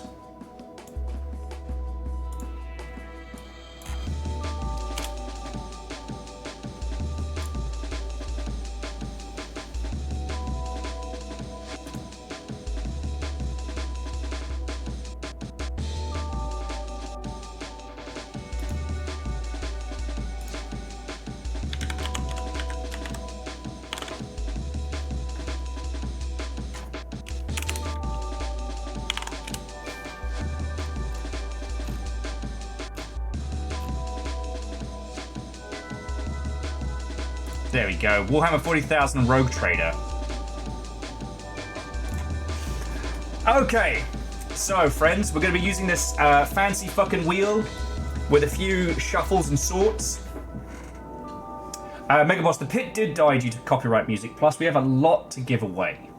So, what I'm thinking, friends, is we do some giveaways. I'm going to throw some crumpets in the toaster. And then we'll start rolling on towards Dread Delusion. I'd like to keep talking about this. Like, be it how to make our own worlds, or how things like 40k are now a huge part of our lives. Because by all intents and purposes, 40k should not be a thing we're still talking about in 2025. Yet here we are. And I'm not saying that as an insult, it's just like, you know, name another 70s, 80s, like wargame miniatures franchise that preceded. Okay, so I'm going to tell you a game. Volunteer. I will spin the wheel, and then I will have to. Actually, I'll probably send it on Discord. For speed, I'm going to be sending you pictures of the keys. So I'm sorry, you're going to have to type them out manually.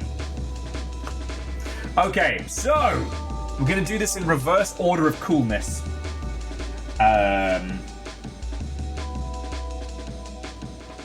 Man, these are actually pretty bangers. All right, so first up is Warhammer Battle Sector. Warhammer Battle Sector. Does that strike anyone's fancy?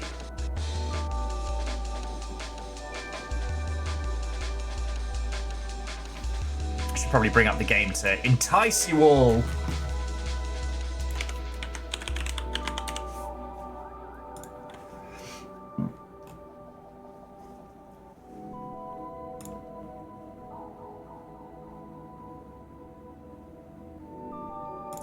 No, just show me the game bit. No, shush. There we go.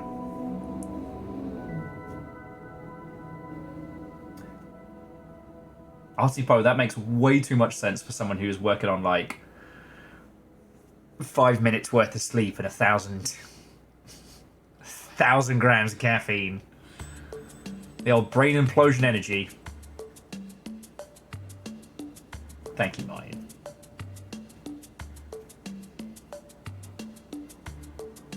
So Jamami's in.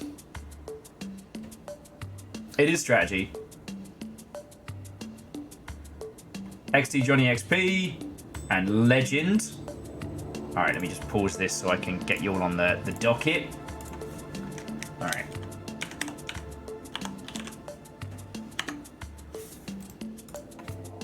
Got Jamami. Legend on raid. We've got XD Johnny XP.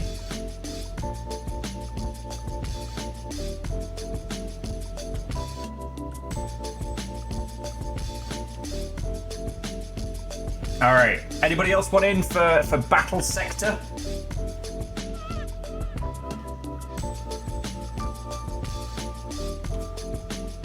Last call. Last order.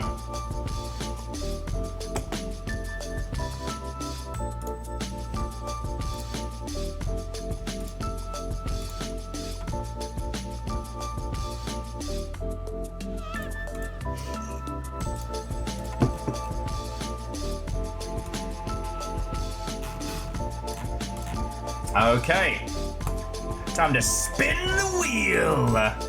I'll just hit shuffle a couple of times.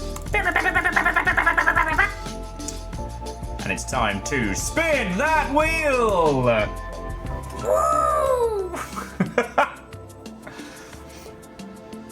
Woo! Ooh, it's hard to tell who it's going to be. Johnny! XD Johnny XP, a key for Battle Sector, shall be wheeling its way to you. Where's my fucking pen? I am a professional. Wow. Oh, come the fuck on now. Where are all my pens? There it is.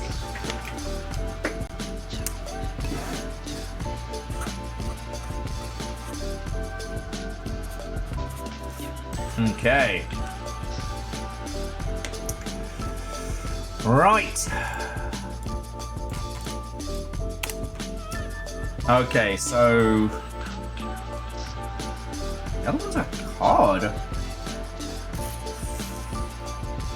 Okay, next up, Vermintide 2. Vermintide 2. Yeah, professionalism for people who've got sleep. It's fine. Johnny, I am sorry I'm sending you the key as an image. I know that's an absolute jerk move of me, but I'm so tired. I'm so tired and I don't want to fuck it up.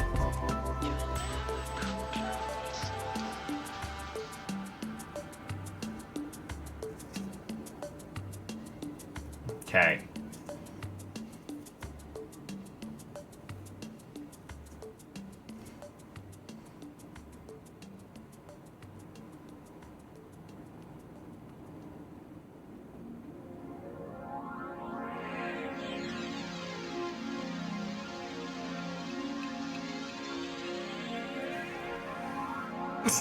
Hey, Catastrophes.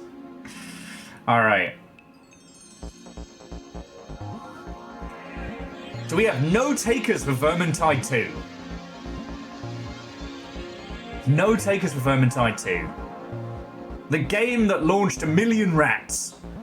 The surprising... Well, I shouldn't say surprisingly. The fucking excellent...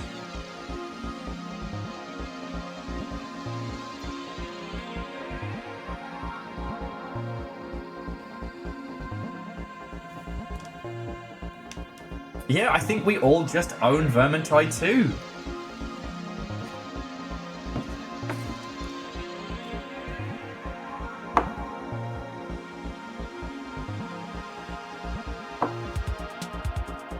Oh, it was free to give away. All right.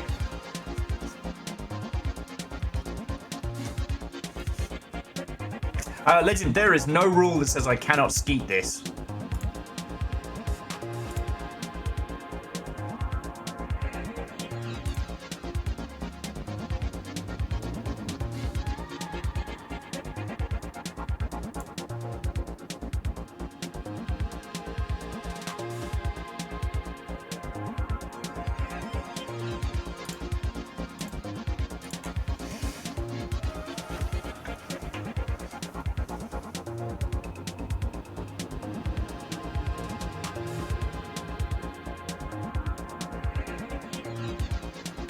Wait, Arrow Griffin, did you want this?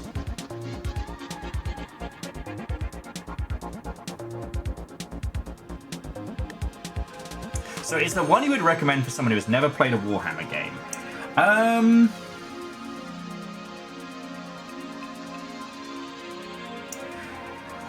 Honestly,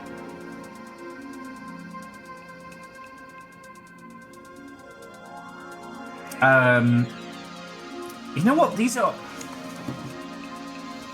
are all good jumping off points, right? Like, playing the tabletop stuff with no knowledge is an exercise in agony and futility. But, like, we're going to be coming up to Darktide, Bolt Gun, and Space Marine. You'll all understand. Because Angry Man Go Brrr is a good jumping off point. But, like, with Darktide, the character creation alone kind of... It doesn't...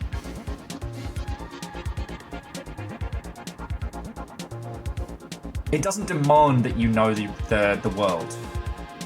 It introduces you to it. Okay, the gameplay is not gentle, but the narrative is.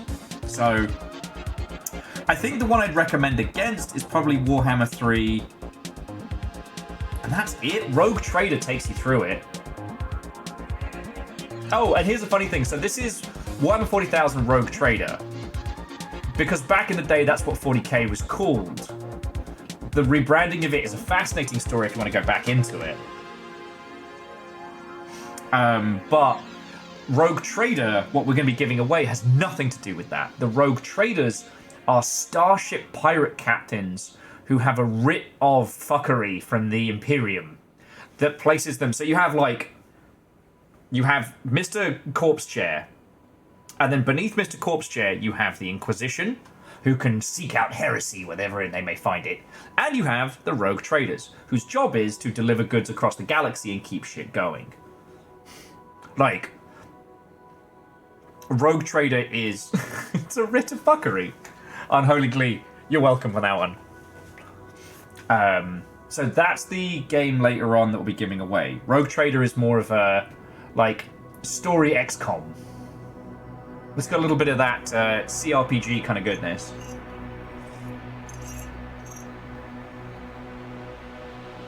Rogue Trader's maybe the only humans in the universe who are having actual fun. Oh yeah. Might be the only buggers that have any sense. But they also have to frequent the warp and all its fuckery, so. Exactly, Unholy Glee. Exactly.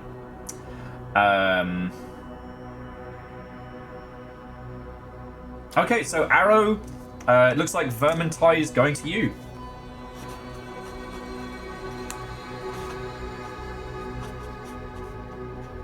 Okay, because Lagmeister was saying, well, they don't have it, they can't run it.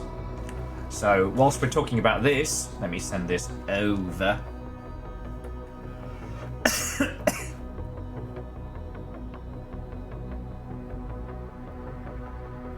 Boop. There you go, congratulations. Everyone gets vermin. Aw. Shackle would be so happy.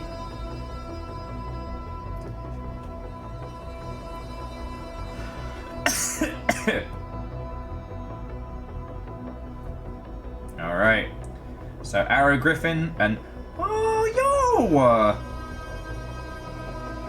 Aww.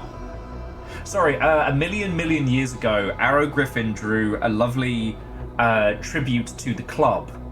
And it's my favourite avatar, a crow with giant sneakers on. And it says, I know the guy that owns this place. I never had enough money to get that as a proper tattoo. Aww. You fucking legend. Kindball, we shall enjoy our rats.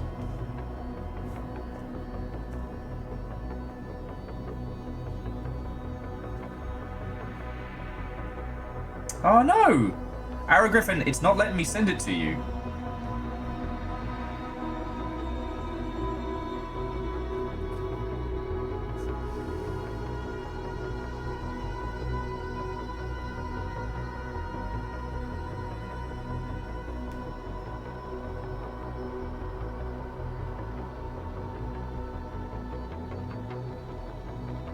Alright, I'll add you as a friend. Oh, it says you're not accepting friend requests, so I assume it's DM restrictions. Alright, well, I'll get to the next giveaway. Alright, so if we're doing this in reverse order of awesome, next up, dear friends, Total War Warhammer 3. Total Warhammer 3. Fuck you, Rob, you can't touch me. What's that? Brand Guideline says what? Brand Guideline says what?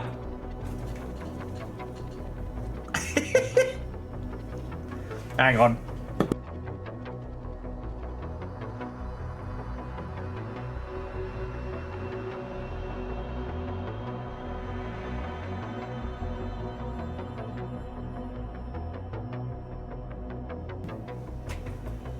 Whew!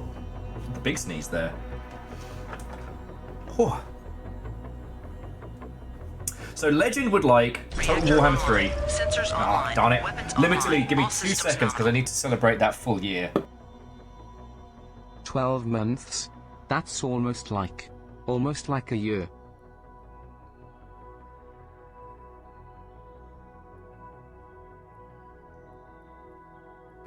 Apparently I'm allergic to getting up in the morning. Limitedly, you're right, that's a full fucking year. Like, joking aside, thank you. I do not know what I did to deserve you and Dom spending as much time here as you do. And congrats on, like, surviving that subathon. Thank you.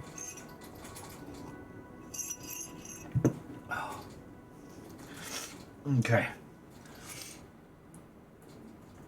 Oh. Well, so, Artie Poe, you're right. The reason why we weren't allowed to call it Total Warhammer was because Brand... Sorry. I need a better term than willy waving. But TLDR, it was... Oh, excuse me. It was because they didn't want to devalue Total War as a brand. Okay. So, friends, miscreants, does anyone need a primer on Total War Warhammer? Total Warhammer 3.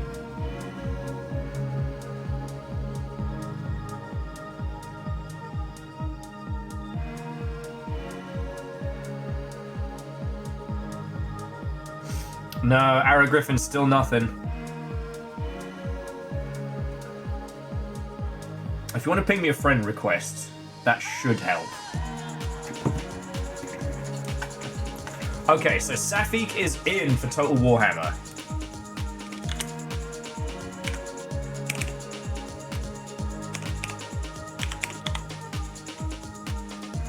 Alright, who else is in? I think I saw someone else. Okay, notifications. Accept.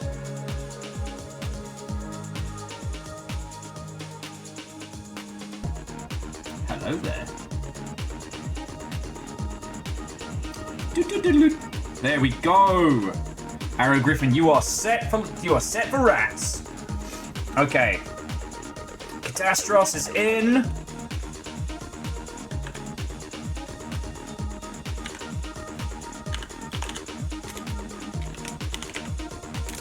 Lay in.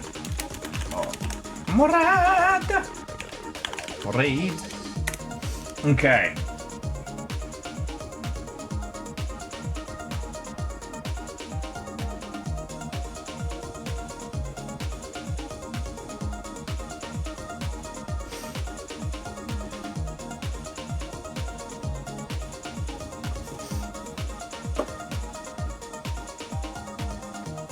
Oh my god. It's just fascinating that 3 of you aren't paying attention all in a row. This is for Total War Warhammer 3. No! There is no Battlefleet Gothic. I told you the list! After Total War Warhammer 3, there will be Darktide, Bolt Gun, Rogue Trader, and Space Marine 2.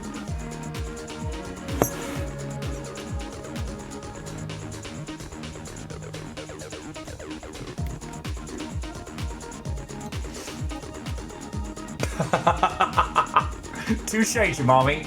Touche. Alright, last call. Warhammer 3. Last call.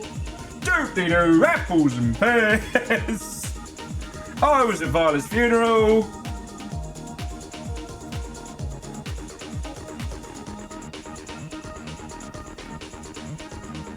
No, Mega Boss. No, we're not doing extra key giveaways here. Jesus. Alright, Words of Vengeance is a free update for 40k Bolt Gun. Let's see if it's dropped.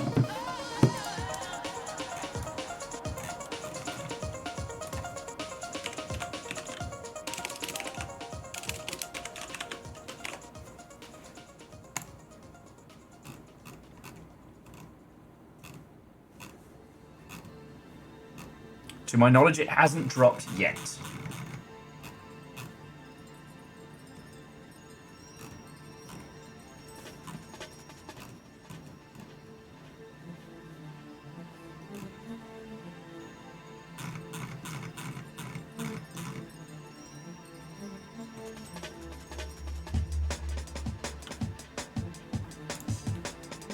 Right, come on, Steam.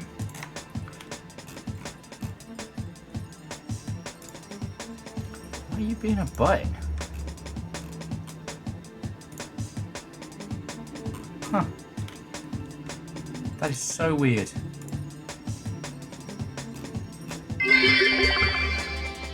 Will's angry we're not listening Oh, to it's a him give out standalone game code. title. He's steaming mad.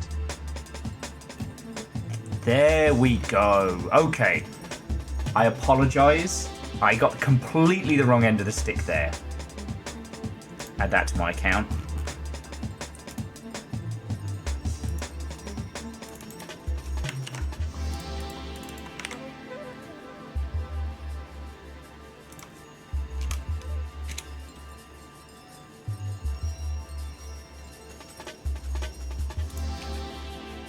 So the Typing of the Dead style 40k game, Bolt Gun Words of Vengeance, is just free and on Steam. Did I just miss that from the video earlier? Buy another coffee on me. Legend, thank you. I'm just going to brew an inordinate amount of coffee. Okay. Akira Zero, thank you for the bits. If there was a pun, it has gone screaming over my head.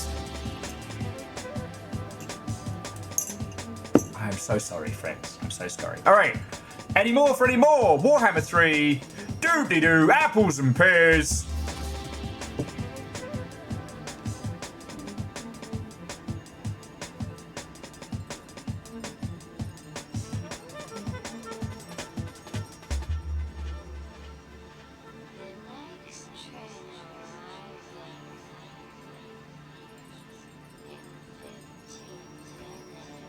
All right, I'm spinning the wheel.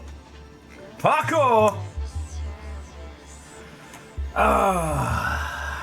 And the person to call it Total Warhammer in my stead will be Safik. The game is yours.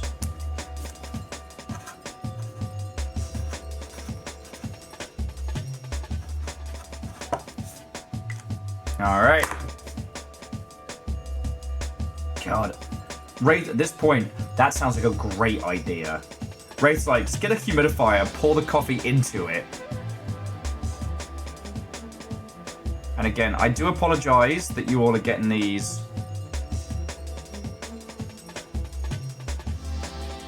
as image codes rather than me writing them out. I'm so tired. I'm so tired. But we've got Night Rain kicking off next week, so I want to try and make as much headway.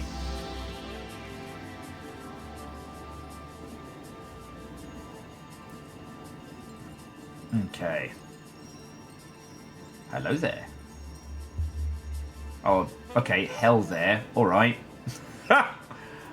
That's more threatening than intended, but there you go. Okay.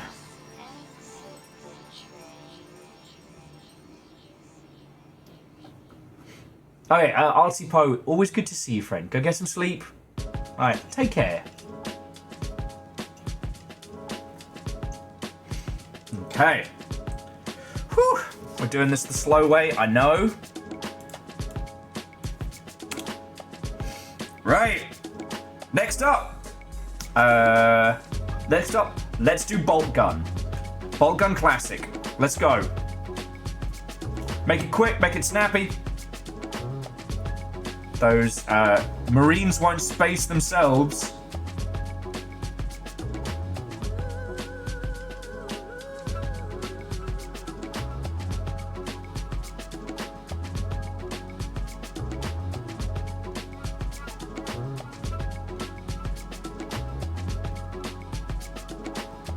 Okay. And Furball, a happy skulls to you. Alright, Vanderbeest is in!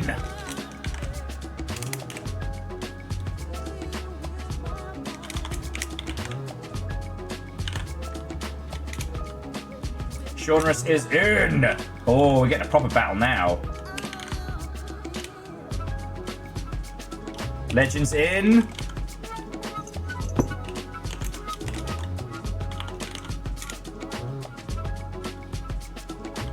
Varbles, good to see you. Arrow Griffin, love to see it.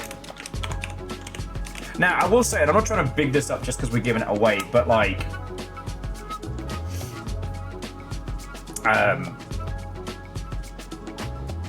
Bolt Gun is something special.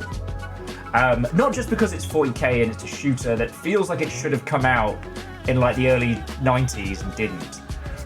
Bolt Gun uses a lot of old game design philosophy stuff and then flips it on its head in a way that's really interesting. Like, I still remember the point where someone was like, you know this is the first level of Doom, right? And I looked around and was like, holy shit. Holy shit. There's one area where you're flipping through this like gravity-fucked dimension warp and it's amazing.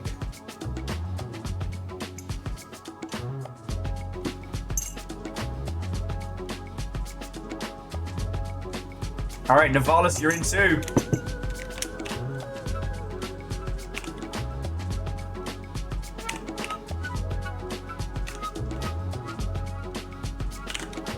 Alright, any more for any more? If your name's not on the list, you can yell at me. shuffles.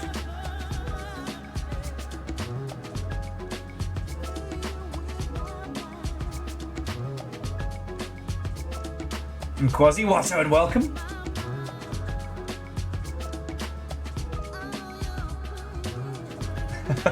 Can we yell at you even if we're on the list?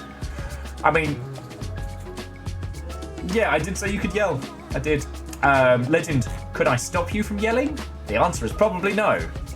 The answer may surprise you. All right, last go! All right.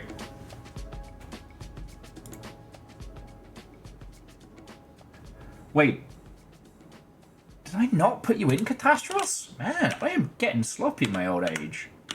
See, and this is why I have you lot keep me on task. Yeah, that's a warg.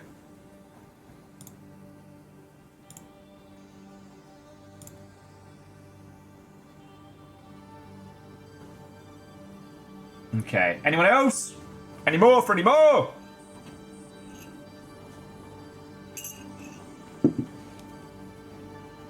All right, let's fucking go! Whee!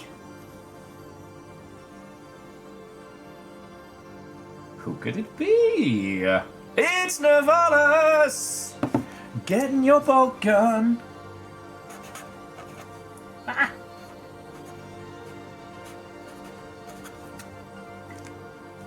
Okay, well done, well done. I shall continue this incredibly inefficient method of giving you your key.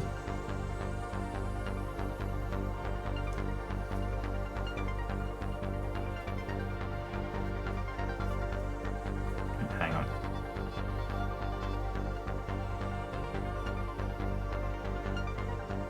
Boop. God, I love living in the future. I can just send a person a video game.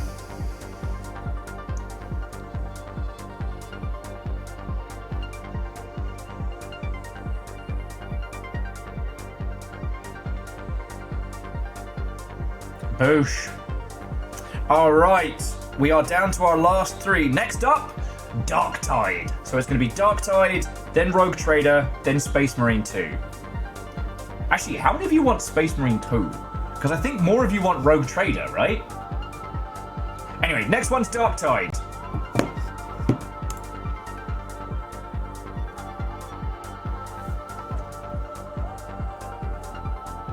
Okay, Jamami, welcome to the party. Alright, Gear Graphic is in.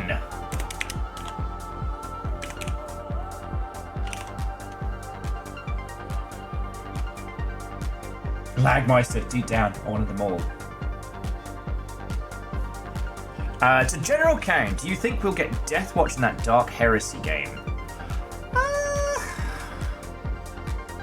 By Deathwatch, we mean like the Nurgle Special Forces, right? I can't see him leaving it alone. Like, as much as we joke about the whole Papa Nurgle stuff, it has led to an increase in popularity.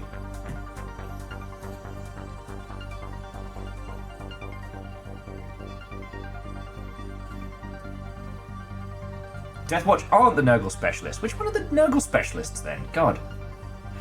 Oh, Death Shroud! Too much death!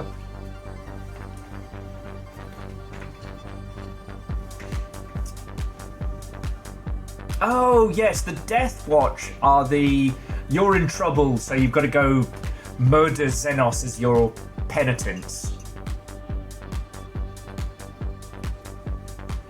The Death Guard is Nurgle. Okay, thank you, thank you.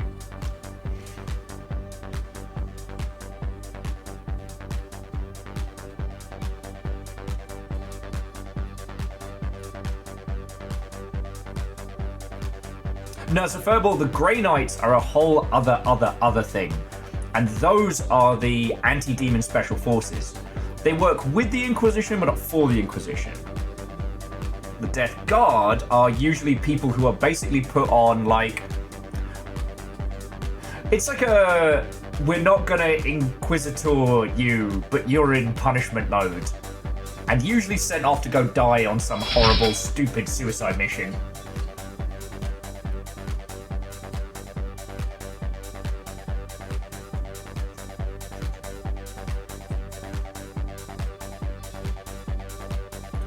And Giga, don't even get me started, because I have an upsetting knowledge of the Inquisition. Like, look, I'm glad the games we've got. I'm always going to be salty because, for those who don't know, myself and my good buddy Christian were part of a pitch to make an XCOM-style Inquisition game back in the 2010s. And I still thought it was real cool. Because, like, the different orders of the Inquisition have different methodologies of how to deal with shit, which means that the Inquisition aren't just fighting everything, they're also fighting each other.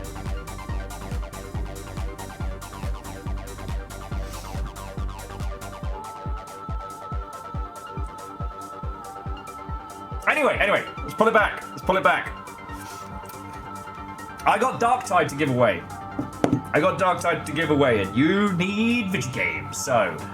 Arrow Griffin wanted in the wheel as well. Let's fucking go!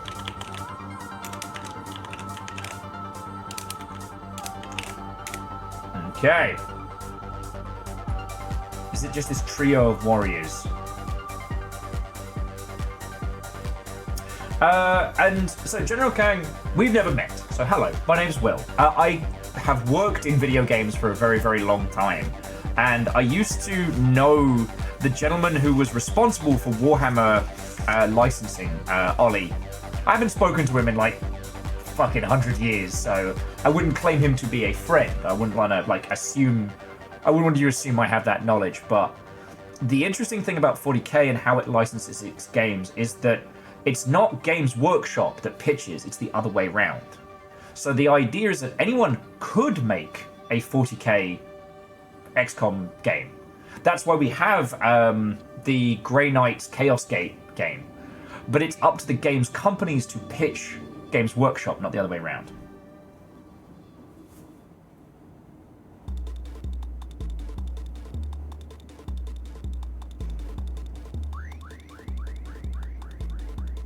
So yeah. And actually, so General Kang, what's fascinating is that Warhammer used to be like everything else. So THQ had the license to make Warhammer video games. THQ would then work with game studios to produce it. Games Workshop came with this great idea called micro-licensing, which is where games like Darktide and Vermintide come from, where, let's say we all got together and we wanted to make a 40k game. We can't afford the entirety of the Warhammer 40,000 universe IP, but we can afford one hive city in one place with a handful of non-canonical characters. That's something different. Same with Hired Gun and all of those like little contained ones. Aeon, this is currently for Darktide. I think Rogue Trader's going to be our big headline title, because it's like, that's the one y'all are in.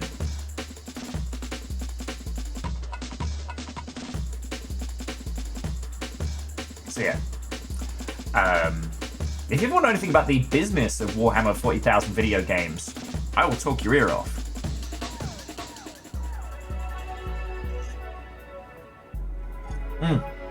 DJ Coil, to be continued. To be continued.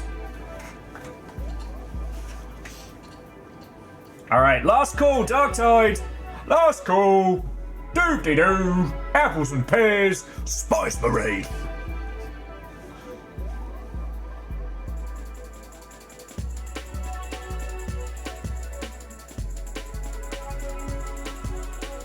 Quasi, Darktide is 40k Vermintide. You all play disgraced members of the Imperial Guard doing heinous shit to heretics. It's the one where you can cast Brick. And they just announced they're adding a new character and new character class who comes with dog. I mean, look, Darktide is worth it for one reason and one reason only. They made lasguns cool. Lasguns were the fucking joke of the Warhammer universe for 1,000 years, and Darktide was like, no, we're going to make a laser gun that doesn't suck. And they did. Because the joke used to be, it's like you basically give the Imperial Guard a flashlight and then send them off to die.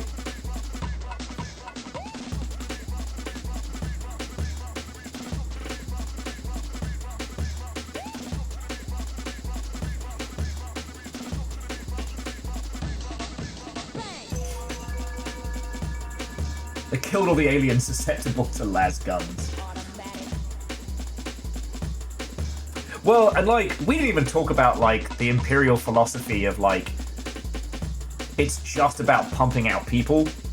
Like, the Imperial Guard is...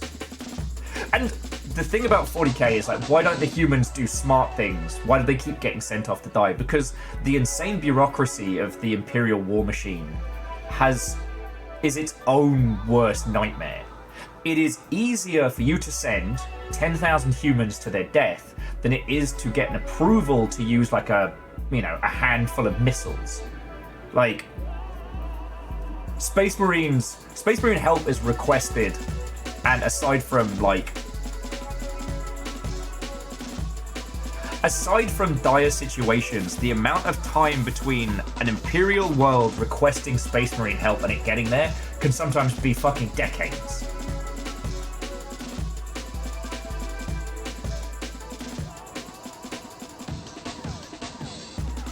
Yeah, I mean, verbal, absolutely, but it's just that thing of like, the Imperial Guard are just thrown at problems. Well, and Jackie, you're not wrong in terms of like the heartless fascist nature of the Imperial war machine, but you also requires less red tape. You have to get approval to use the missiles. You don't have to get approval to throw people at a problem. Well, those las guns get all pulled up, hosed off, and given to the next lot. Yeah, exactly, Chaunerus. God. Who is it? Was it Islander and Coda? I was listening to a lot of their stuff until they started dunking on some games that I loved, but they did a great... they have a podcast about 40k lore, as everyone does, but they have one episode that I highly recommend, and it's... You are in charge of a world that gets taken over by Tyranids, or attacked by Tyranids, and it's so brilliant as to both the bureaucracy and the horrors of this world.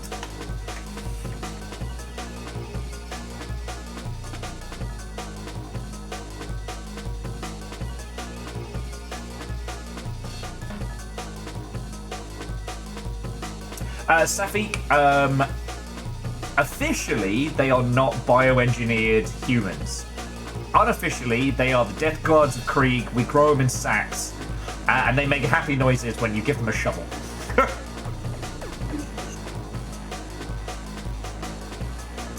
God, the whole story of the Death Guard of Krieg is fascinating, because basically there was a quasi-heresy civil war on their planet that lasted so long the whole planet became a toxic mess of chemical weapons and all the ilk. And when they finally overcame the heretical forces trying to take the planet, when Krieg... Death Corps, sorry, too much death! The Death Corps of Krieg, when they finally took back the planet, when they finally ousted the secessionist leader, instead of being welcomed back into the Imperium, they got a fucking bill for all the basically unpaid people they hadn't sent. Death Watch, Death Corps, Death Guard. Safik, the thing is, you don't need to know all this to play the games. You don't need all this to, like, enjoy it. I just... For some reason, my brain's like a fucking sponge for this shit. I don't know. Anyway, last call, Dark Tide! Last call. Dude, apples and pears. More death! Death clock, death clock! Moose, afternoon.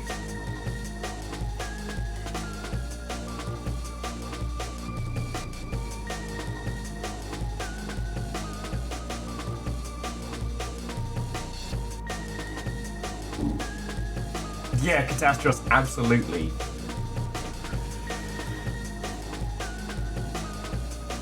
Alright, I'm spinning the wheel. I'm spinning the wheel.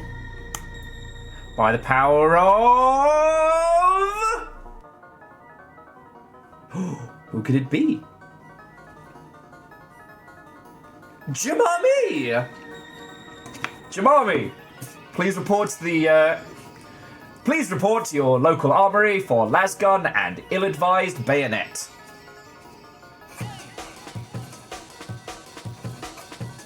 Now, I will say, Darktide is a ton of fun.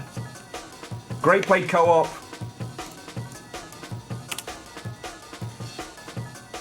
Alright, so next up, we're going to be giving away Space Marine 2. Rogue Trader is apparently the one you're all waiting for, so we'll do that one last. Because it's got to have some spice.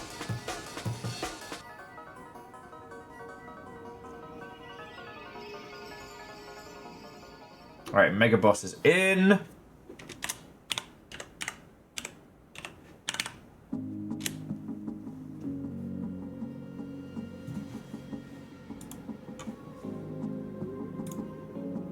Alright, I'm going to switch it up. Give me some of the Everhood soundtrack. Let me just give Jemami their key.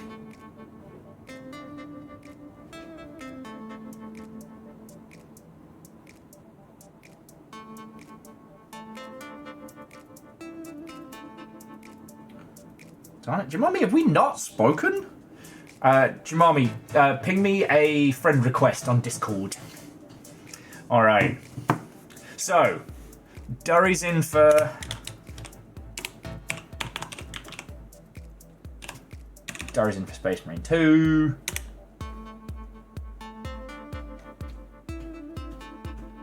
And Shaunus, you know, it is a Steam key. These are all Steam keys. Furball, welcome to the party. Unholy Glee.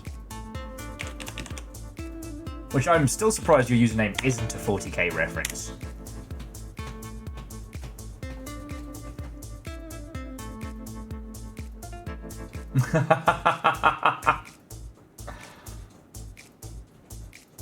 Well, since you're the only Mega Boss in the list, I think you'll be fine.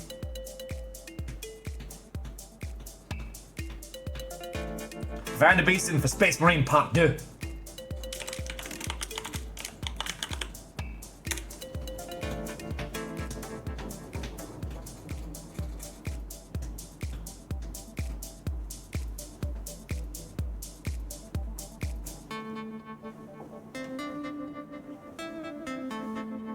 All right.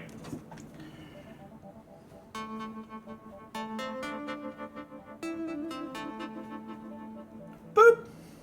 There you go.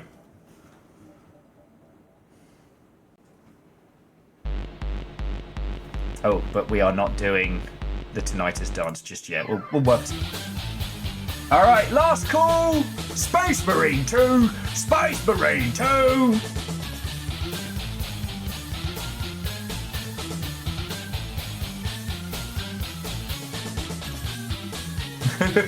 Unholy Glee. Like I said, I'm not here to help you get more free time, that's for sure.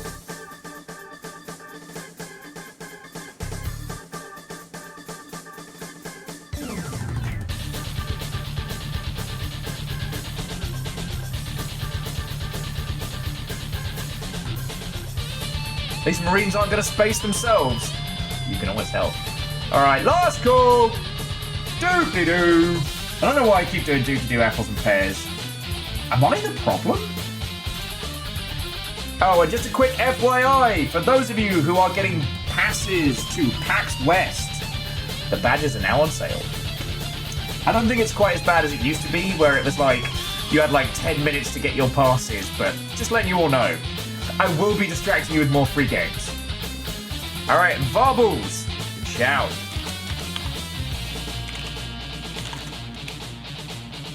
Am I the problem?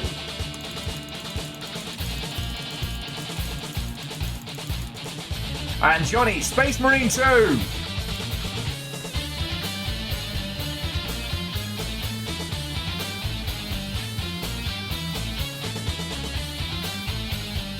Probably zoom in a little bit.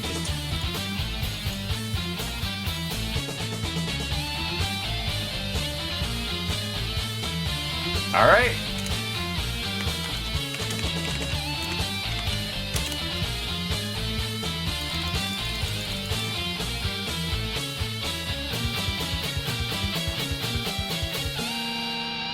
All right, any ball for any more?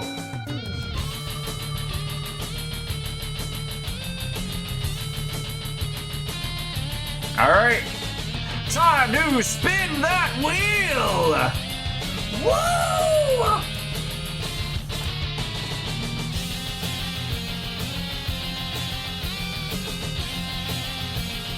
And Dory Quill gets it. All right. This is nice. No double ups. All right, let me get that to you.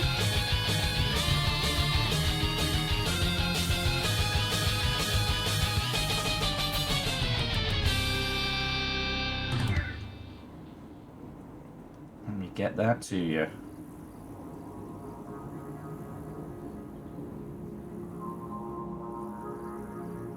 Okay, Dory, you will need to blab me on Discord, so feel free to send me a little Discord friend request. Alright, last but by no means least, this is the big one. Rogue Trader. CRPG. Stories of 40k. If you're unfamiliar with the 40k premise of the Rogue Trader, you are a space pirate, and you are out having a good time. Alright, Martin's first up. Use your full title. Unholy Glee is back. Arrow, welcome to the party. Leggings.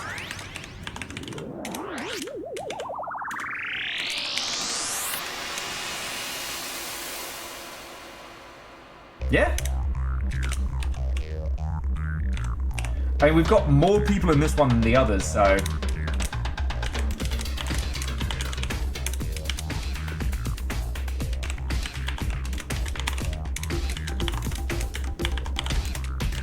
And I think the fact that as many of you are interested in this shows that, one, this game slaps, but definitely got overshadowed by Baldur's Gate, and that it's fucking great that it has done as well as it has.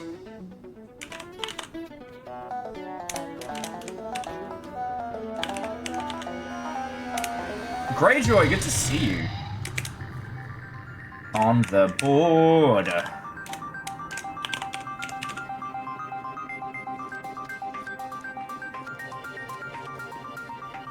And Chroma's in as well. Let's fucking go. I would say everybody's in, but we have a lot of people in this morning, so... Alright.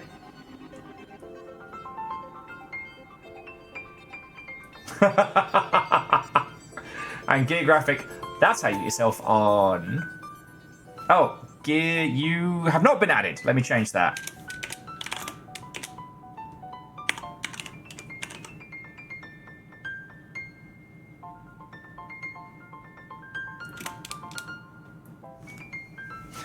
Kang, I would say Rogue Traders, for when you absolutely positively need someone to sex that Zeno. For everything else, there's Inquisitor. Oh, is Aeon not on? Alright, let me change that. Man, this is the big one. Alright, any more for any more? I'll just keep hitting the shuffle.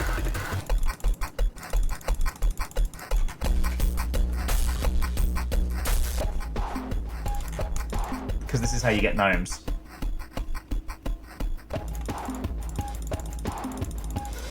Yeah, Moose. I think this is fair for mods as well. Like, I'm running this from here, and everyone's getting the same shot.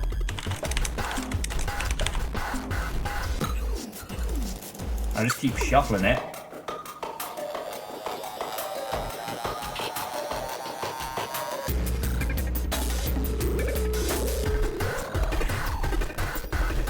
Everyone heard 40k XCOM and got hyped. I think everyone heard sex and some aliens. And that's a good point. As Unholy Glee says, the XCOM games are on sale, so if you don't win and you got some spare change, then hells yeah. More like 40k sex com, am I right? That's Moose's joke, I just said it louder.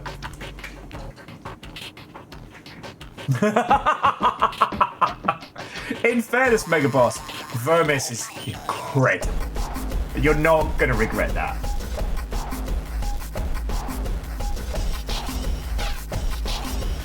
Alright, any more for any more?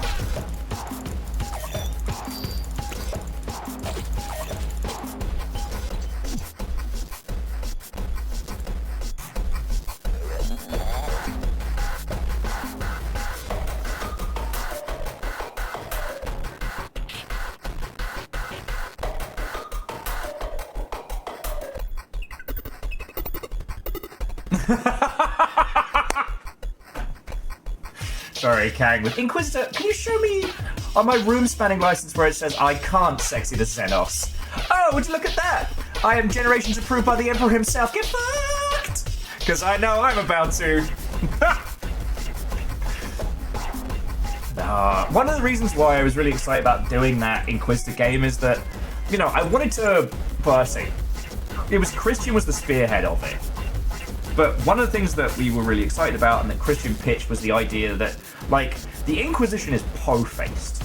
We didn't want to make a comedy game about the Inquisition, and we wanted to use the rogue traders to offset the bleakness of it. Our whole goal was, you're an Inquisitor, you're a new Inquisitor, so you have all of the power, but you don't necessarily have the weight behind you because you still have to deal with Imperial bureaucracy. Like, a bolt gun to the back of the head is well within your right.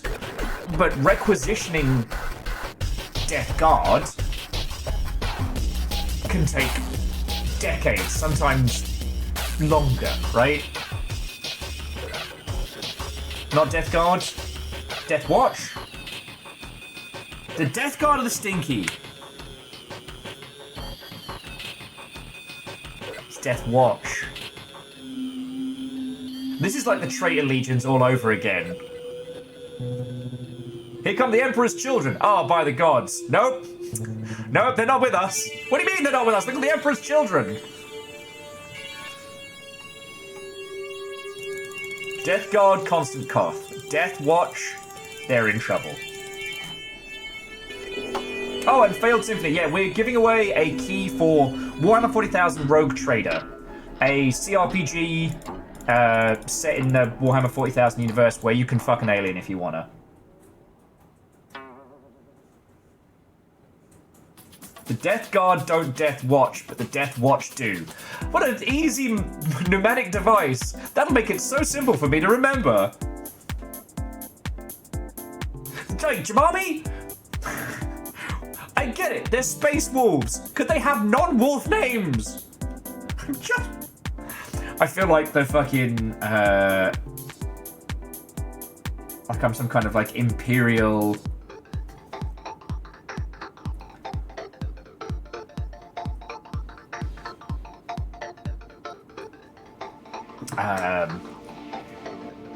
an imperial scribe losing his fucking mind.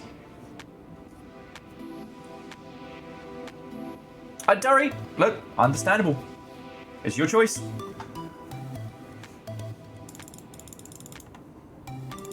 Alright, last call! Last call on the list.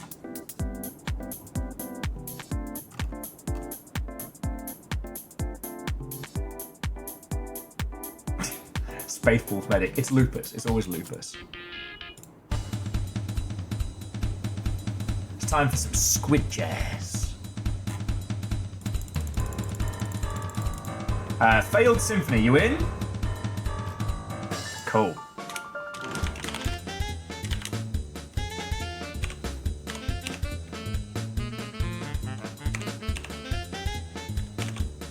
Alright.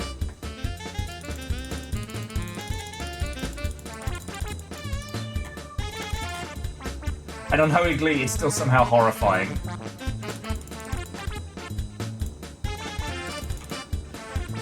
Papers, Please 40k edition could be very funny. Alright, is everyone ready? 3, 2, 1, spins that wheel! Round and round it goes. Who shall sex Those aliens! It's Nivalis again! Hey? Well done, everyone was fair game. And you saw me shuffle the shit out of that.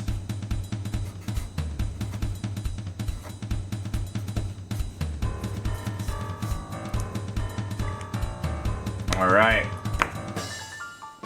Hey, gods have spoken.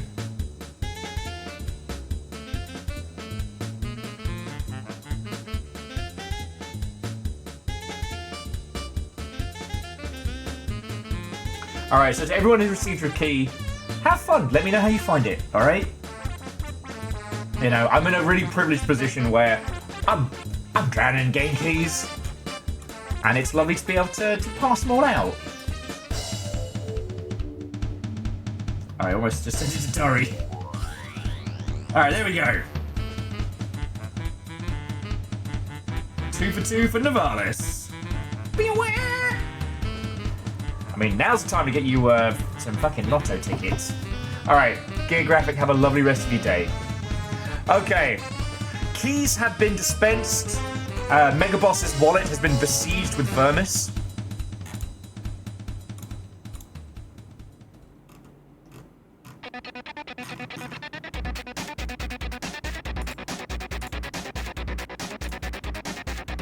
It's fucking squid dice.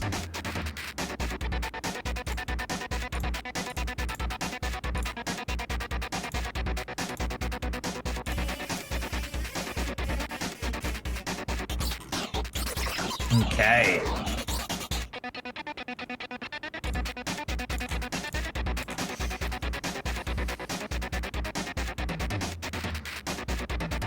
I also, it's like Papers, Please is about like showing the dehumanization of, you know, bureaucracy and how evil institutions persist because good people are forced to choose between themselves and their families and that of strangers, right? I think a 40k Papers, Please game would show how the Imperium just can't unfuck itself because of the insane amount of bureaucracy. Like, I think that'd be an interesting one. I mean, Vanderbeest, it's not a bad thing to be fiscally sensible. Oh shit, and on that subject, Vanderbeest, you got the Jarldom during that whole giveaway. What will you do with your newfound powers? So, friends, legends, miscreants, and utter disasters. So here is what I would like to do. As we have started a lot earlier than usual, I would like to jump into Dread Delusion, as we are kind of heading towards the end game of it. But I'd like to use it as a vehicle to talk about 40k, to talk about making our own worlds, to talk about, like, maintaining these big brands. Because, like, if you stop and think about it, how many other huge IPs are there from that same era? You've got D&D. I mean, someone mentioned good old Tolkien's world, and I feel that's a little different, but it is also interesting because that was a vehicle for a language nerd to write about language. And ended up becoming iconic. Do you know what I mean?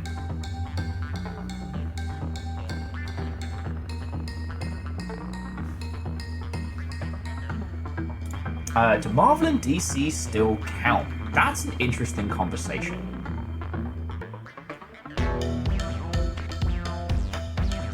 So I tell you what, do you all mind if I do a quick little bathroom break?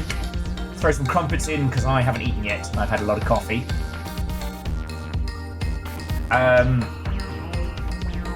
Cigarette, you know when you suggest a game like that you are now cursed to make it, but Warhammer 40k Hive World Management, what is that if not Frostpunk?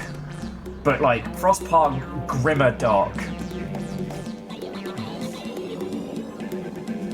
And Vanderbeest, it's so funny to me that Marvel now prints money back when they used to be like the budget shit that no one wanted, which is why we got those Marvel vs. Capcom games. Spider-Man was a throwaway thing. He was in fucking he was a throwaway boss in Shinobi 3. Now, Wizards of the fucking Coast can't afford him. for Magic the Gathering fully. You know? How things change.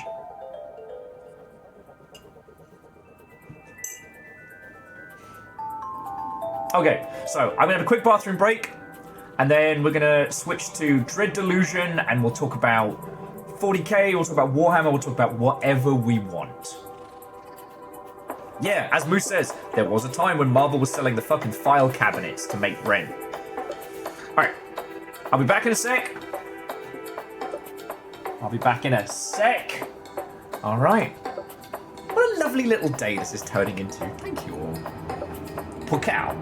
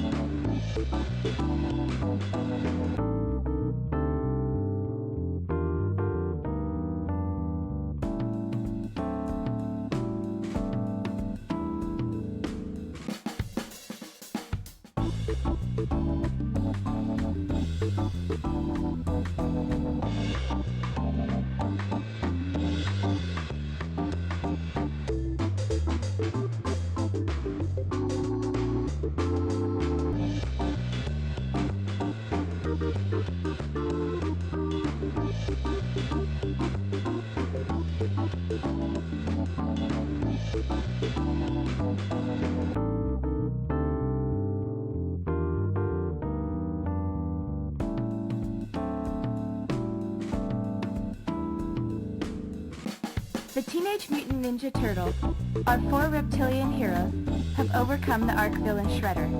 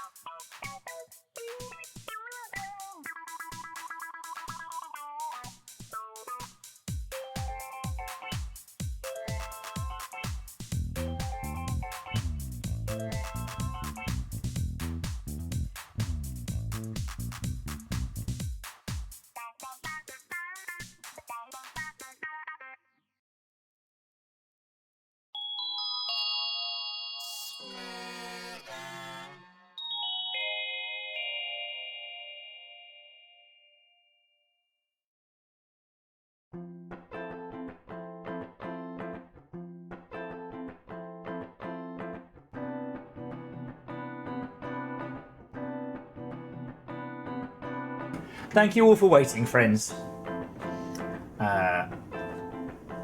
Thank you all for waiting. I'm just going to throw some stuff in. What was that? Little fire, you little terror!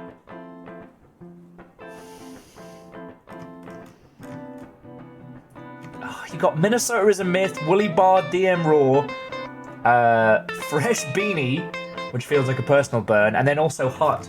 And now Hut has been promoted. And look, I'm not a gross guy.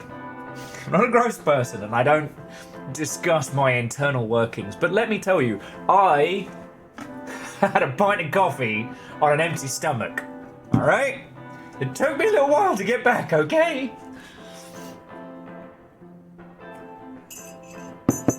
He says, slugging more coffee. Let me throw some crumpets in the bloody toaster, which might also be the most British thing I've said all day. Oh. We did one whole Warhammer today. I wonder what else we have in store. Aside from a metric fuck ton of mac and cheese. I know, babies, I know. Girls, you can't digest crumpets for a start.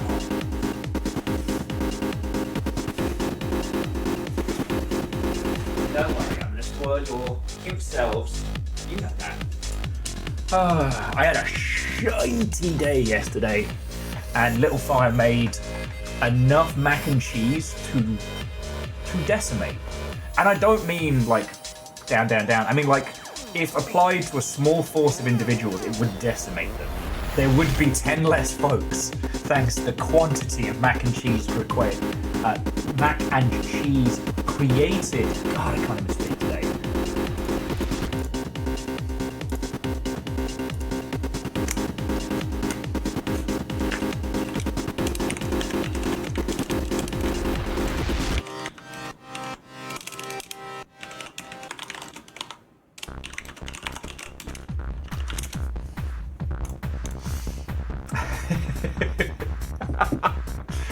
No, Little Fire, you said portion control, and I said portion control happens after you make it.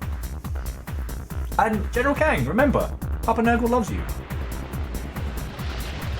Would it be possible to see if either Nug want to come say hi? I think so. Let's have a look. Bobby Job. You come say hi? Oh, cutie baby. Hey. Cleo wants to come say hi.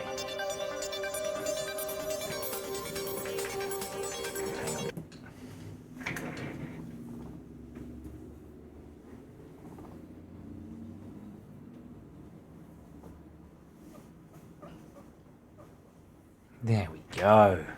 I don't know if you could hear her happy little purring. Yoins, you say hello. These are the people that feed you salad. These are the little cutie babies. Right, you're the cutie baby. They're the cute. You know what? My brain is fried. I'll get some more crumpets and some more coffee in my system. Oh, it's just the little one. Okay. Oh, and General Kang, I didn't see your follow. Thank you. I'll explain what we're getting up to in a sec. Let me just give the baby some salad. It's time for lunch. Oh, I know, cutie babies. Alright, I have to get girls some more salad later. Sugar peas! Yay! Diva, chop. So to those of you who are new here, I am currently looking after two incredibly sweet guinea pigs. They are my little besties, and I love them very much. Okay. Diva, come on, chop. Move this. I know. The other guinea pig's a little bit more shy. Cleo, out the way. I know. And I call her Diva because she's a fucking diva about it. Okay. There you go, girls. Get you some fresh stuff in a bit. Hey, Diva, there you go. Yeah, get your little chompers on that. Happy babies. Okay.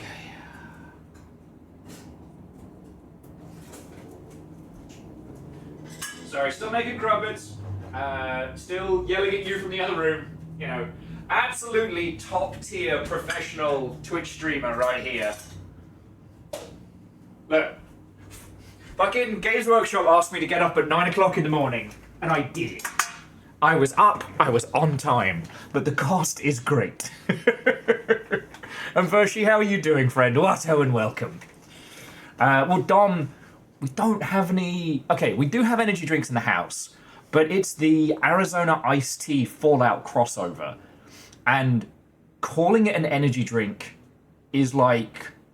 I don't know, it's cracked out pre-workout. Like, it gives you skin ants. A little fire, I yelled at you too. You little terror giving out fucking subs while I was in the bathroom. No more details required. Oh shit, Catastros, if for some reason you managed to check the VODs and see this, have a lovely rest of your evening. I hope the airport trip is nice and smooth, and all the best. God, I've been live for 4 hours? Man, you'll let me talk about Vermis and Warhammer, so... Hey, Unholy Glee, I'm glad. Like, I'm glad. Like... That's what they do. I thoroughly believe that pets work hard. They're cute, they're lovely, they look after us and we look after them. You know what I mean? And it doesn't seem like a lot. I mean, all these cuties have to do is get up in the morning, be cute, and then, like, eat their fill and hang out. But they do it. They do it. Anyway. Oh, one other thing while I'm making my crumpets. Let me put some tunes.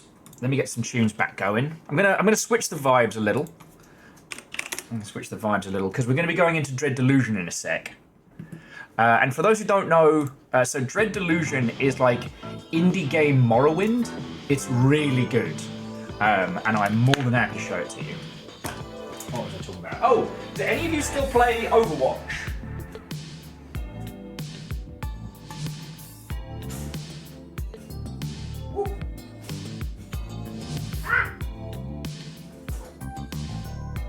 Yeah, do any of you still play Overwatch? Just because our lovely friend over at Bandai Namco very kindly sent me the Gundam collection of skins for Overwatch. And if any of you do still play, you know, I'd like it to go to a good home.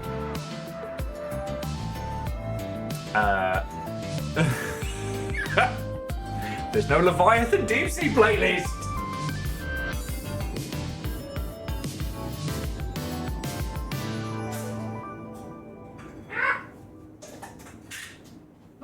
Aren't hot. What are you talking about? Shut up. Would I burn myself getting my own crumpets out the toaster? Nuh-uh. I'd have to be a real dingus to do that.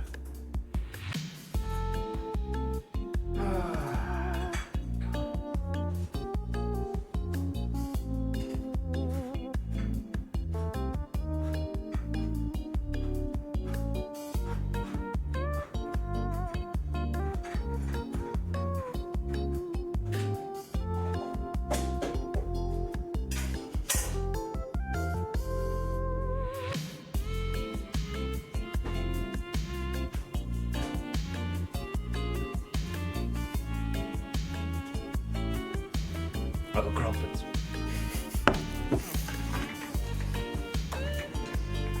Okay. So, friendos, because we have someone new here, I get to talk about all the new stuff that we do to General Khan. So, hi, my name's Will. I talk about so much nonsense. But alongside deconstructing the games industry and talking about video game news, I also play a host of weird and different indie games. One of the games that we've been working through, and I think we're to the last third, is Dread Delusion. It is an acid-soaked like Morrowind sequel. It's chunky, it's low poly, it's unlike anything else like out there. And it's fucking brilliant. We have been on the trail of Vela Kalus, a pirate queen and would-be god Render, who seeks to rebuild the world and remove the very idea of death.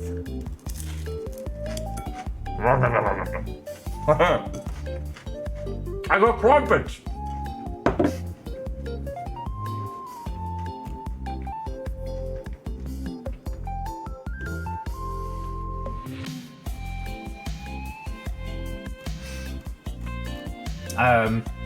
We'll also have a little bit of a chat about the day's game news.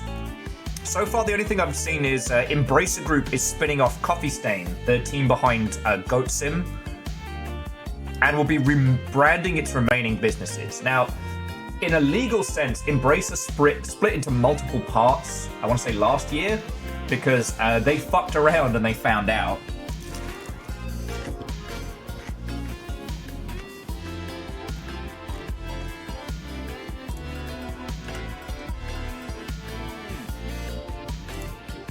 Oh, for those who don't know, so Embracer Group were doing some hinky stuff financially. They were basically borrowing against their stock valuation, meaning that so long as their stock price was high, they had infinite money. But the thing about stock prices is that they are entirely made up. And when a deal fell through with one of the Saudi government fund setups, their stock price took a hit, which meant that everything took a hit, and it started like a fucking nosedive. So they went from running around buying up every studio and every IP they could, to being in fucking free fall and desperately trying to survive. A lot of people lost their jobs because of that.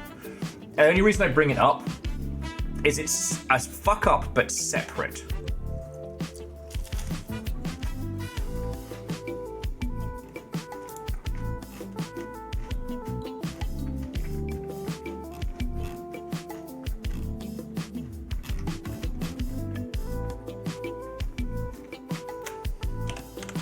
Stop that incessant clicking.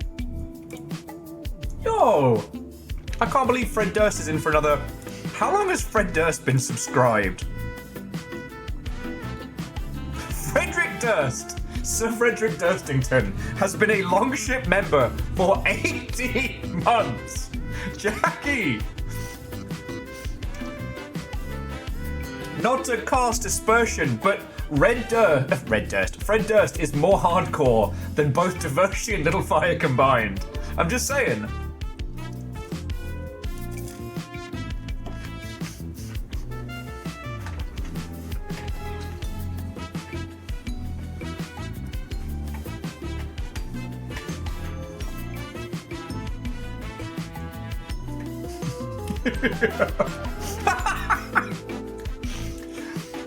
Virtue's like Little Fire. We should kill Fred. Little Fire and the murder of Frederick Durst is pretty funny. I'd watch that.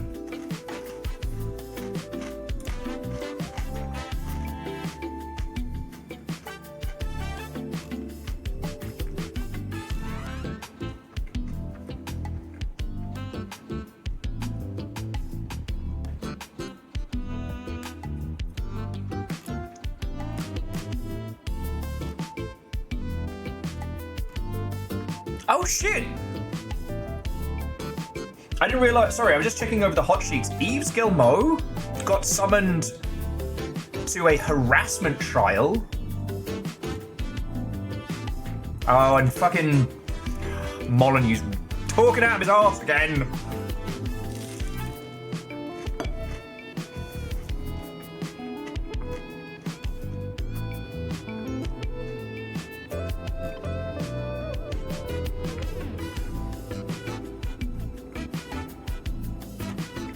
Sorry, I'm just checking the hot sheets. Okay. I understand that dunking on Peter Molyneux is one of the most millennial things an individual can do on the internet. Like, that was past its prime before we moved away from 56k modems. But the reason why I'm still grumpy about it is that, like, Molyneux has released and has been supporting, well, 22 Cans, an NFT crypto game. Like, he's not a homie, he's a fucking money grubber.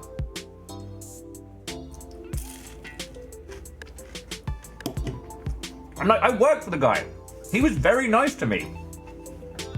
Several decades ago.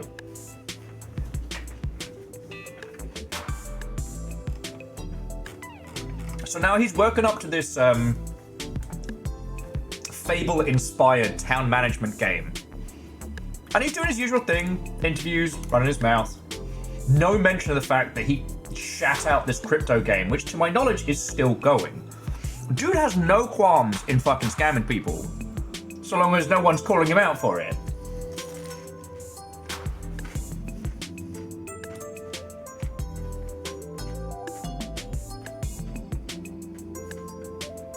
Molyneux.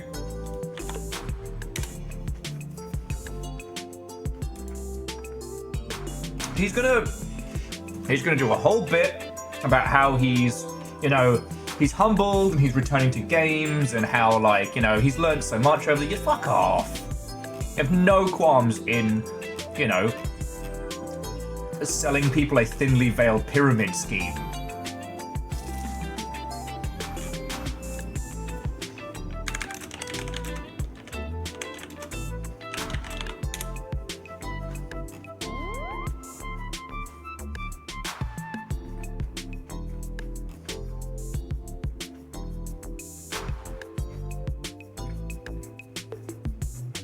Oh, nice.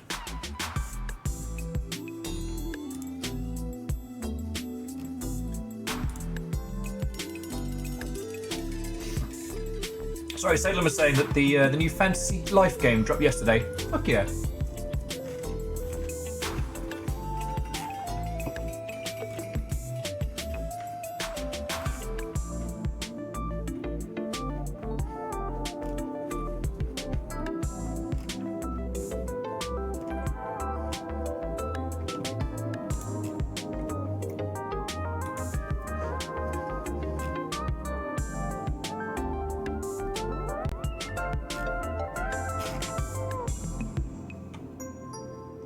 Okay. Sorry, I had my little rant. Oh, let's get into game. And we can talk about everything and nothing.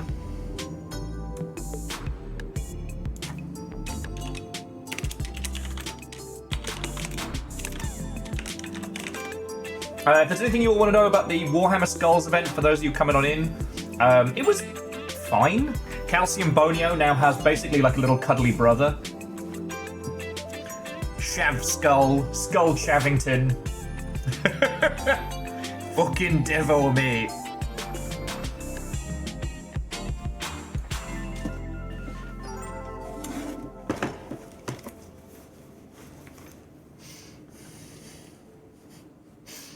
Fucking devil.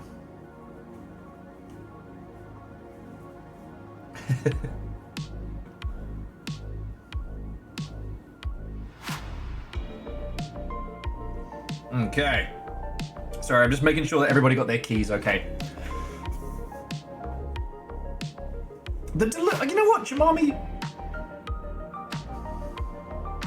The whole thing of cozy as a vibe, I'm not saying I refute it, but I would say that when it comes to the concept of cozy games, I would say that fluidity is probably one of the biggest factors in it. Like, games that have a fluidity to them are definitely going to have more of that cozy feel than the ones that... Sorry. I was about to start the cozy rant all over again and realised that I'm very much man yells at cloud. Cozy games aren't really cozy. Oh.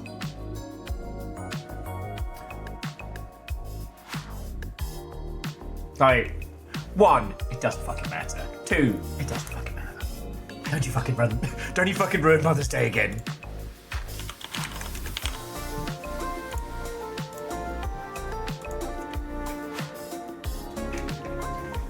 Where's my bloody controller? Oh, I'm a fucking disaster today. But I will say that Dread Delusion has like a smooth flow to it. I also think that Yokai Kingsfield game, I'm not saying it's cozy, but I'm saying that that slow, melodical pace is definitely something I'll look for these days.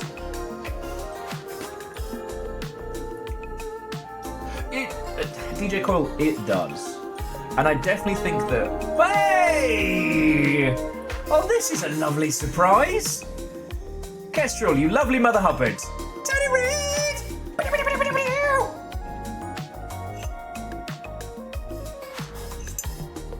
Aww. And Kestrel, you kept your sub going. You fucking ledge, thank you. Reactor online. Sensors online. Weapons online. All systems nominal. Tiny Raid. Tiny Raid! How are you doing, friend? What were you playing? What were you up to? Feels like it's been a million years since we've hung out, and you've kept a sub going the whole time. Thank you. I'm just getting Dread Delusion up and running. But... this morning we were doing the Warhammer Skulls promotion. This is my new buddy. I haven't given him a proper name yet. But I think Scotty called him a Scavchul. A Chav Skull. Ah!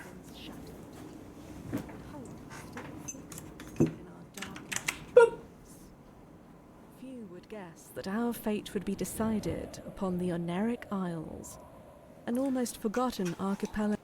Oneric Isles and the Apostatic Union.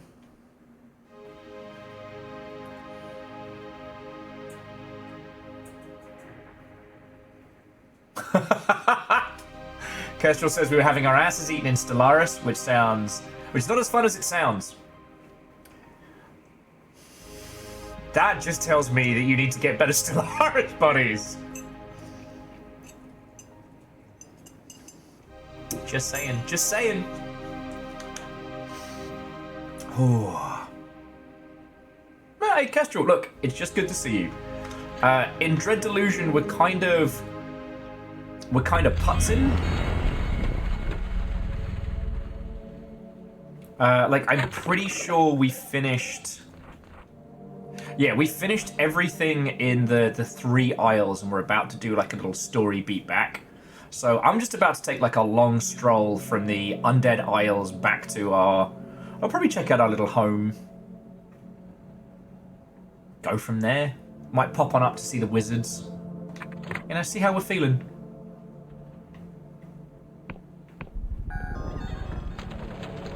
Yeah. Well, so Jamami, what was really interesting about this is it really... this game really did kind of evoke that 40k vibe, which was real cool. Still going to take a little nap.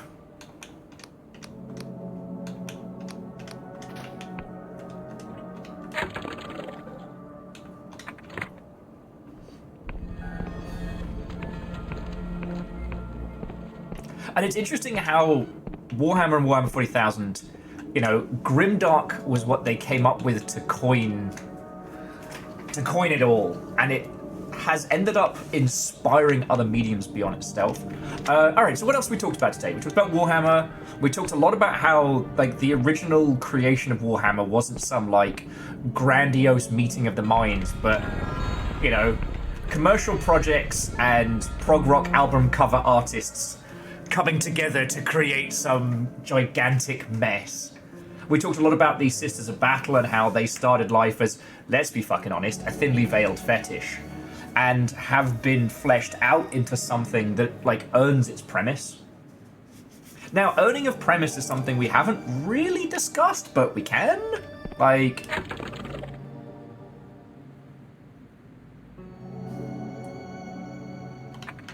guess we're going that way. Because I'm a Gundam fan. I know, shocking. I probably should have warned you to sit down before I told you that I am a fan of Gundams. If this is the way that you found out, no, I'm so sorry. I'm so sorry. But one of the things that's interesting is that with you have your mainline Gundam show, but then a lot of the others are kind of like side stories, you know, offshoots. Whether you consider them canonical or otherwise is up for discussion. Did I go there? I don't know if I've been there yet.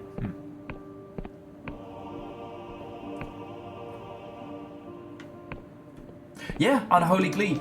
Grimdark was...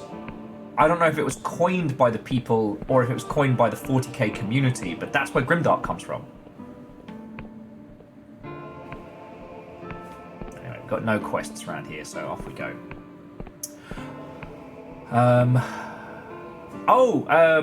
Kestrel, this game is super slow, very Morrowind inspired.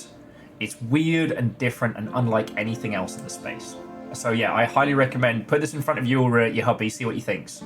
Dread Delusion. Anyway, in Gundam, there are varying shows and they all fail and succeed in a whole slew of different ways.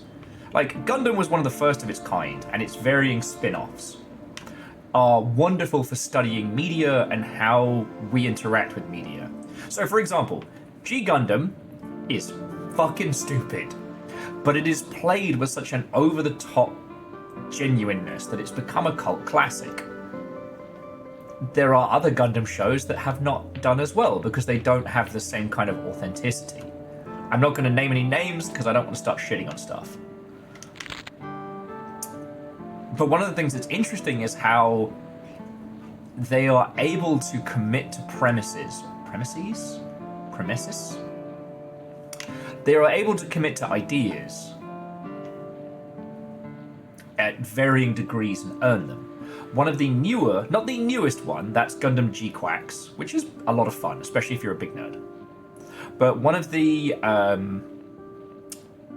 newest series is Gundam Witch from Mercury, which again, shocking, I fucking love it.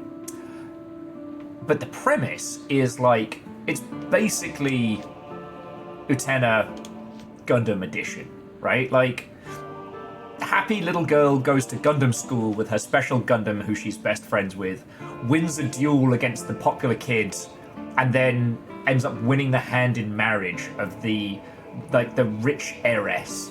You know, story kind of, it's so dumb. Like, why is there a high school for Gundams? By the end of the series, not only do they earn that premise, not only do they flesh out enough, but they yes and it very, very well. Like, I think we've all encountered pieces of media where the media itself wasn't prepared to commit to the bit.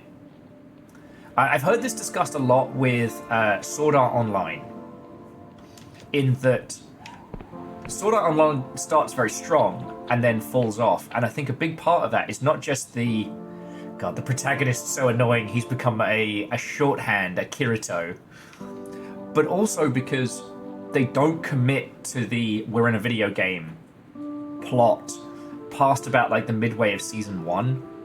They kind of dance back into season 2 with it for a bit, but yeah.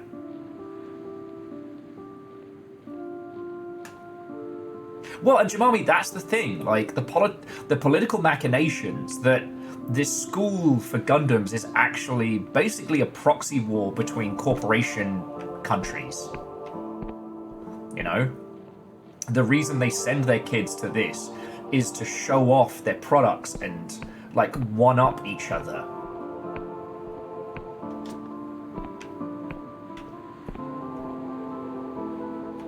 Yeah, DJ Coil, although that last bit of Log Horizon sure does get weird, but I don't disagree. But my point is, like, the commitment to the plot. And that was the other thing I wanted to add about the Sisters of Battle element, is that their commitment to creating a what if Catholic nuns in space started as, again, clearly somebody's thinly veiled fetish, but it evolves into something that earns that concept. You know, they turn it up to a fucking 11.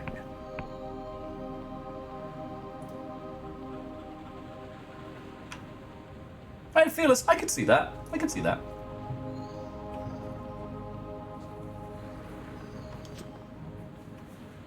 I don't know, DJ Coil, season 1 is pristine. And actually, you know, joking aside, some of the other seasons are fucking good as well. There's some incredibly clever maneuvers.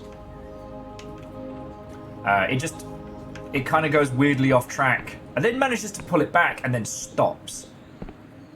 You'd have to talk to someone who's a bigger fan of the manga than I, because I think it was the artist went to jail for tax fraud.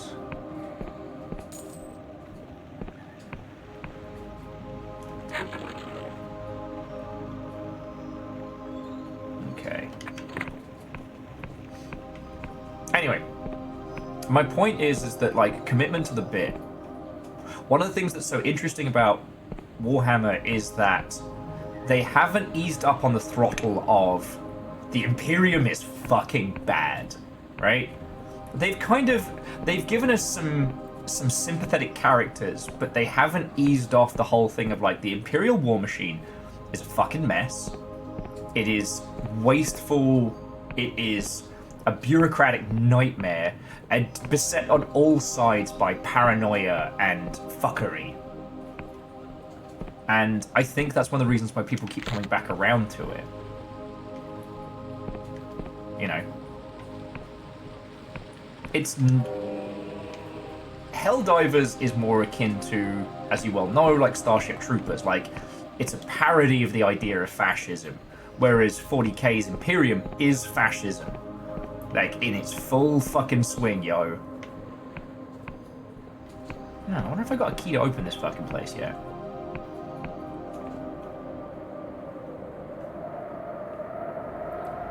But Ortrizzi, as long as I understand, Log Horizon's artist and writer did jail time for fraud, not for the other thing that a lot of manga artists have been.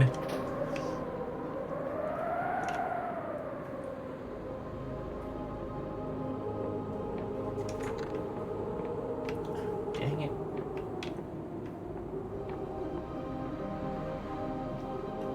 Yeah, Fearless, 40k is a good example where you can have good people trapped in an inherently evil system, and you can tell stories of heroism. Like, you know, what's his face from Space Marine 2 has kind of become like the new poster child of the Space Marine. You know, he is bound by duty and honor, but he does the right thing and he looks after the little guy, but not as much as the Salamanders, but don't worry about it. But ultimately, he works for, like, a hyper-fascist, hyper-religious group of fucking lunatics who fully embody, like, the snake eating its own tail. You know? The Imperium was so focused around the Emperor, when he kicked the bucket, everyone fucking started scrambling and the whole thing fell apart. Yeah. And the thing was, like, the Imperium wasn't good when the Emperor was around. He found all the human colonies and he went, join us or die? Join us or die. You took too long to answer, so you will now join us and die. Like, again, this will shock you. The Imperium. Bad! There's the wobbly noggin. We're heading back to Light's Hope.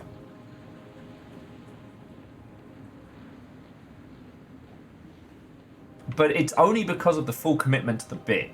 And that's the thing that I want to drill into your lovely noggins. Much like that fucking spear into the Godhead. Is if we go back to the Vermis discussion. Come up with a core conceit for your world. Don't water down your conceit. Make the world bend to your madness.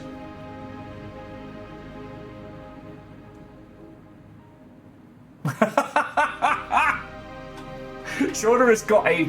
Sorry, Shauna's just saying they had a micro freeze on the stream after I said the Emperor kicked the bucket, as if the Imperium had taken offense to my comments. Not gonna lie, it's kind of amusing. Yes! And Devoshi in 40k, like, a human life is worth less than the gun in the hands.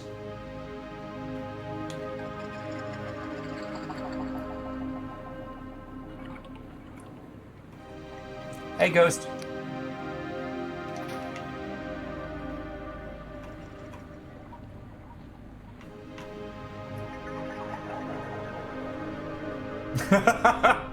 Right?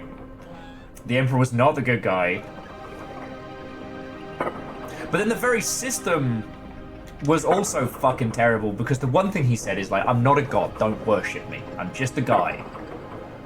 And they absolutely turned him into the single icon of which their insane religion was founded. In fact, one of the guys that tried to turn him into a religion, I can't remember if he ended up getting fully thrown out and turning to chaos, or if he just got chucked on his ass, but, you know, everyone was already worshipping him, so one of the Emperor's kids started writing down what he was saying as a doctrine, and he got fucking booted out for that.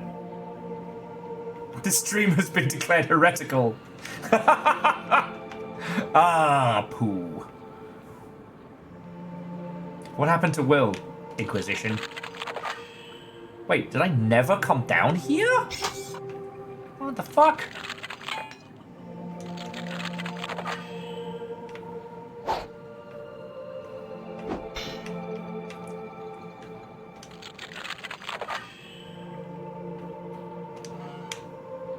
Oh, I guess I did. I just didn't open up the... Morty, Vicar? Oh, you know what it... Ow! Busted. You know what it was? I probably just bunny hopped over the nonsense. True, Unholy Glee, he did say don't worshipping me while wearing golden armor with a glowing psychic halo behind him, with technology so miraculous as to be considered miracles. But sure, we're the arseholes for saying...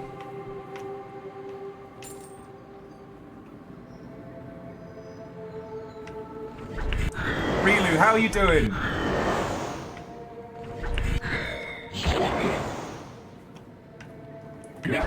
I'm already halfway through the Bedlam Bride, and I want to talk about it, but I also don't want to spoil stuff because I know the Magic the Gathering squad will have a field day with it.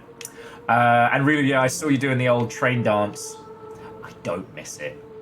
Like, with love and respect, your photo reminded me that no matter how bad things may get, I don't have to commute on London trains anymore.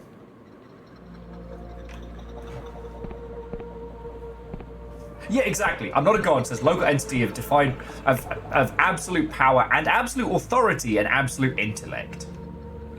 Fuck it, whatever.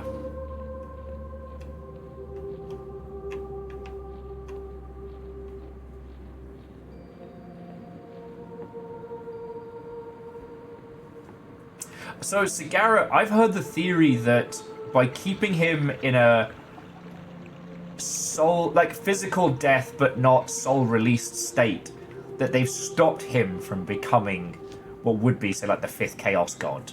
Which is why the Chaos Gods are being little terrors. Because the more fanatical the Imperium has become, the more they have become pronounced. I kind of like it.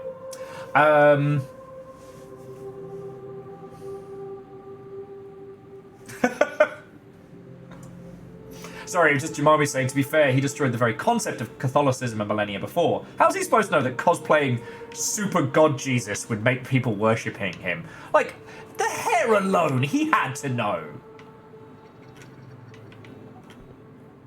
If he'd gotten white guy dreads, the Imperium would have been so much better off.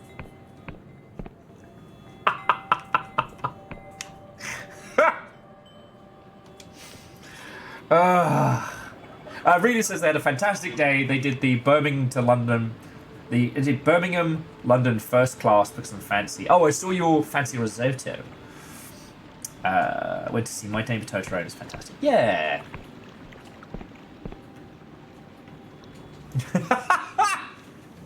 Okay, but like, if instead of Catholicism and repression, the Imperium was built on Rastafarian philosophies, again, the Imperium would be much better.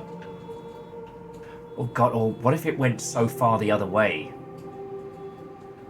You have not smoked your allocation of the dank kush today. We find you in heresy! Sir, my lungs are hurting. I didn't ask if your lungs hurt, citizen. I asked if you'd smoked the fatty boobalati. Inquisitor, seize him!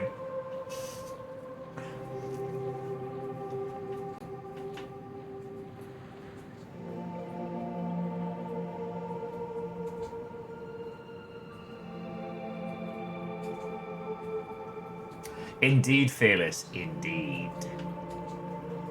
And the other thing to remember is that, like, we can talk about these stories that have been fleshed out over years and that, you know, how things have been put together, but it didn't start out like that, you know? It started out really fucking dumb. Like we were saying earlier, the reason the Ultramarines are called the Ultramarines was in Space Crusade, that was the name of the plastic that they used to make the blue Space Marines. Oh, and Reilly was saying that it was their first big trip since surgery, so it was a little, yeah, about the whole thing, but glad. Yeah, I mean, Reilly, obviously, you don't need me to say, but, you know, rest and heal and well done, you know? You fucking did it. This fucking guy.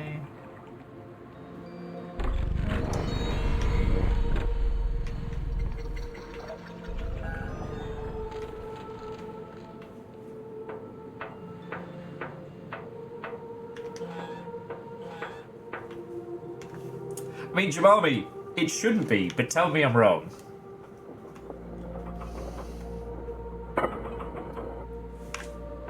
Instead, he was like a weeb for the Roman Empire.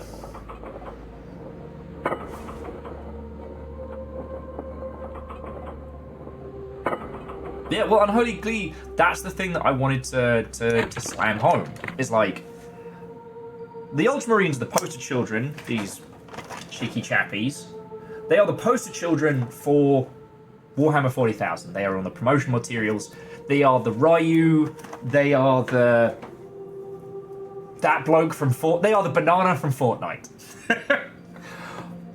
But again, their name just comes from the kind of plastic that was used to make the blue miniatures from Space Crusade. That Ultramar is their homeworld is just a shortening of Ultramarine. And everything else that goes into it. Okay. Hang on. So before we continue, does anybody want to know the story so far? Does anyone want to know plot? Or shall I just roll with it and we'll do it by context clues? Because this is your... If you need anything explained, let me know. Oh, no. Sorry, I just looked over at the back end and we've lost 2 followers since we hit 5,100. Gone back down again. Chaos. Or do we just want to talk shit about the Imperium? All of these are valid choices. Oh, Peely is the Fortnite's banana's name. Peely. Because he's a Peely good guy to have around.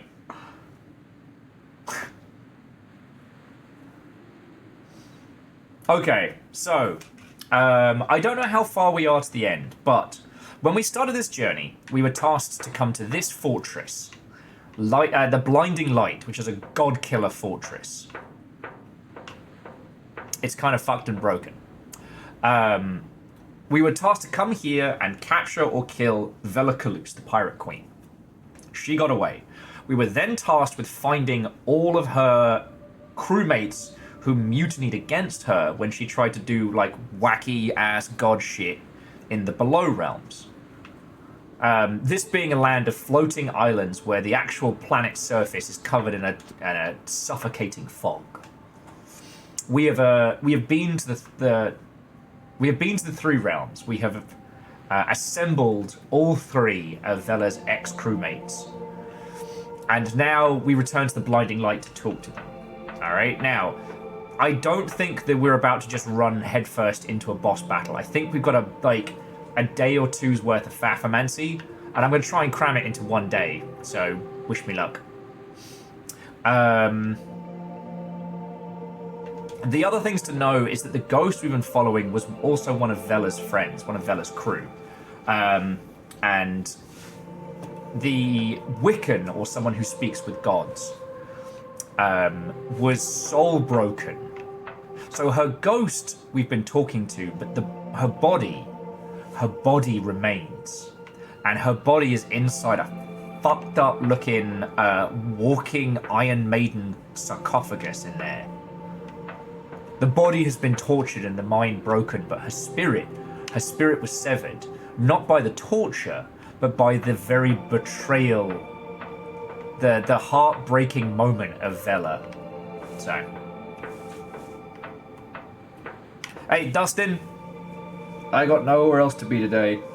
Look, I don't want to go into details. Yesterday fucking sucked, and I didn't get to stream and hang out with you lot, and that fucking sucked, on top of already sucking. By the coffee in my veins and the crumpets in my stomach, I'm going to go for as long as I can today. Because that's something that I can do. So, yeah.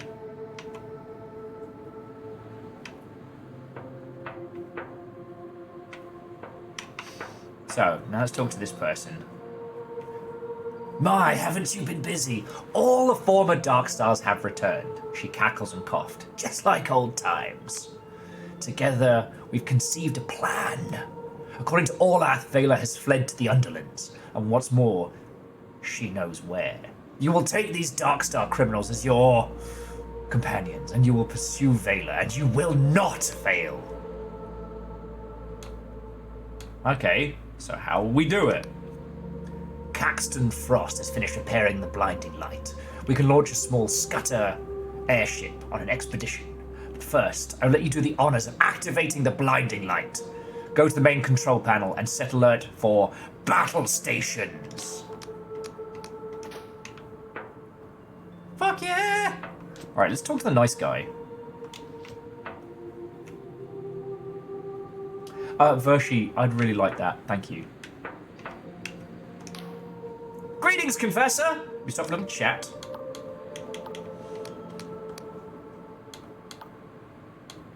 Alright, nothing new for him. Best of luck! I'm just going to go for a quick nap upstairs before we hit the button.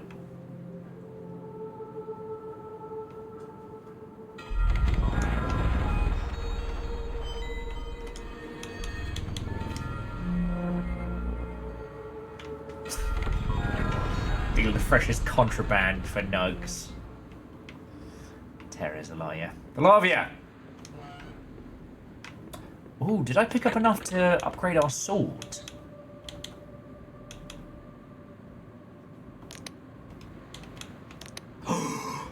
Do-do-do-do-do.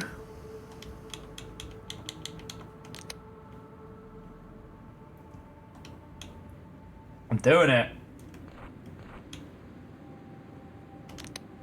Emberian Greatsword. Let's fucking go. A true Emberian Greatsword. The kind that was wielded by knights and paladins of that long ago empire. To carry this is to almost walk through the age of myths again. But as a hero or a villain. And I'm making the outlaw helm, because I fucking can.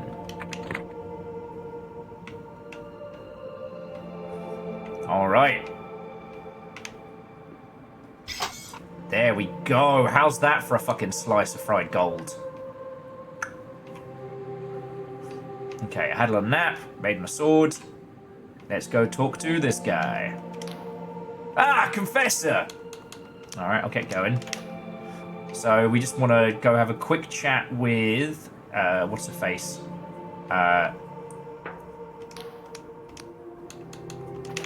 Want to have a chat with the Undying Lass. This lift is not yet active. Alright. Where is she?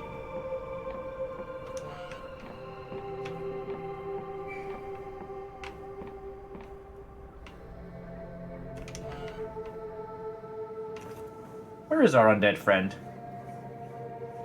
Should be around here somewhere. There's a... Oh, there they are. We haven't spoken to Basement God in a while. Have a little chat with them. I just want to see how they're settling in.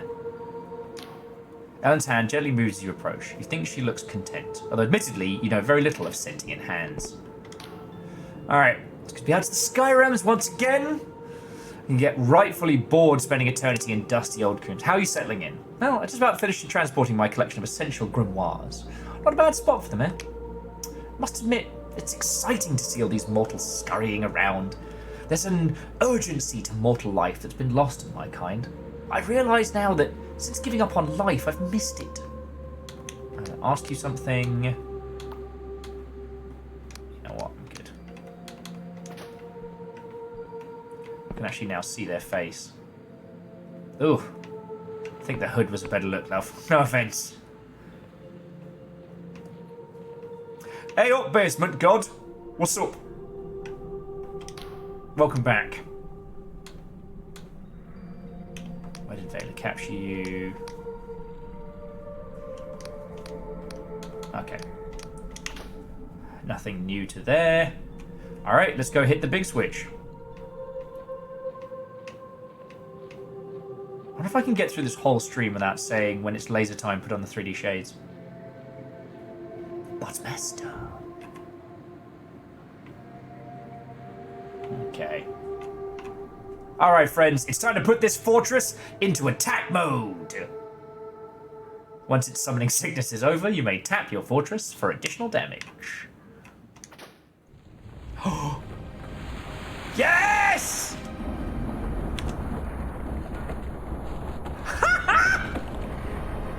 Oh, that's fucking cool!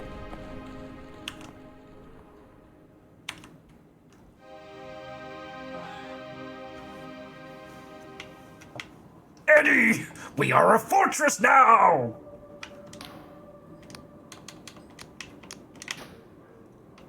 Alright.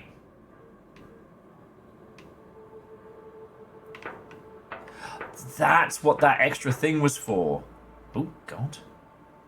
Fucking... I see there's no down. Kestrel, a quasi-religious order that should have known better, but didn't.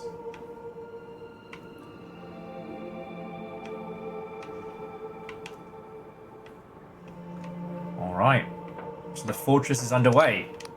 The blinding light takes the skies once again. Can't we just fly this whole thing off to Vela? The flying fortress is too large to make the descent. The storms that permanently rage against the Underlands would tear it to shreds. We can launch a small scutter vessel with a reinforced hull that may survive the journey. The Tribunal can monitor your progress from the safety of the skies. So what's next? You and the former Darkstars will assemble to into a counter-worship strike force. Pursue Vela. Your mission is as follows. You will make your way to the hangar of the Blinding Light. There's a small cutter airship ready to descend the Underlands. Jack Bassel will pilot the craft, while the Duchess's magic will shield you from the unrelenting chaos of the Understorms, and Claxton Frost will disarm whatever ancient security you may find. Once you land, Orlath will guide the way to the cradle. Exactly what the cradle is, we don't know, but Vela thinks it can rewrite the very fabric of reality. Needless to say, she must be stopped. She pauses. A ghastly rattle issues from inside her workings. Is it a sigh? She sounds almost moved. Listen, Confessor. If we're up to me, we'd have the whole naval fleet hunting down there.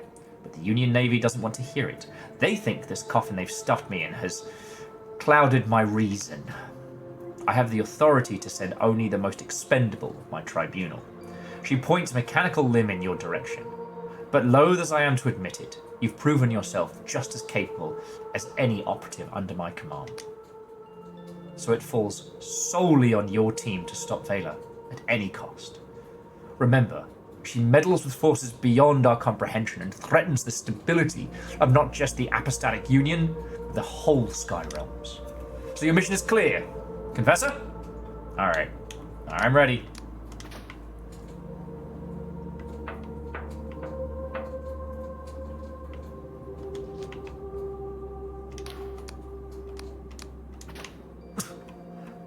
those two are still looking through tomes and don't seem to be too fussed that we've taken to the fucking skies. Those are god-killing rounds, by the way. Just a little FYI. So, we haven't encountered Giant Nautilus. And we haven't found out what the deal is with the green shrunken skulls.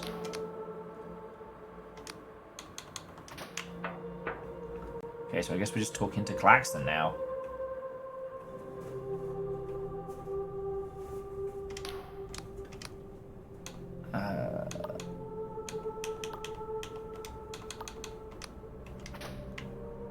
Luck is for amateurs, dear.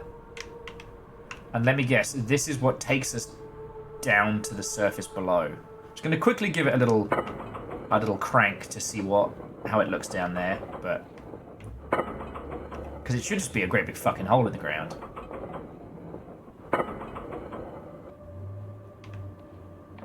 Huh.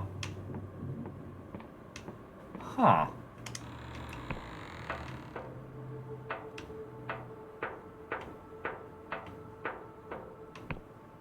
I guess it fucking is.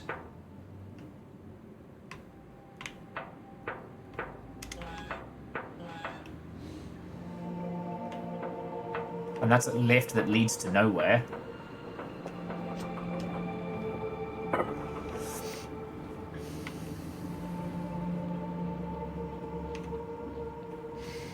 I just wanted to see the nonsense for myself, but I guess there's nothing really to be seen. Alright, well, back up we go. Probably quicker to go through here, isn't it? Man, did we not clear out any of the corpses?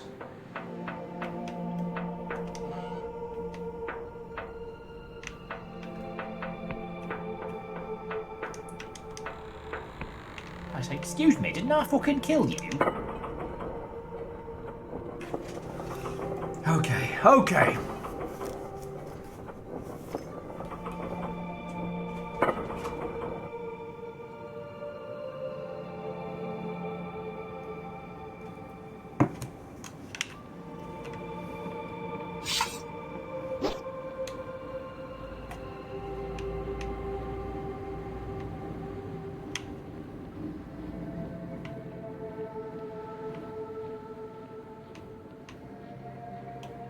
That's a great big crater. Okay. Oh, sorry, friends.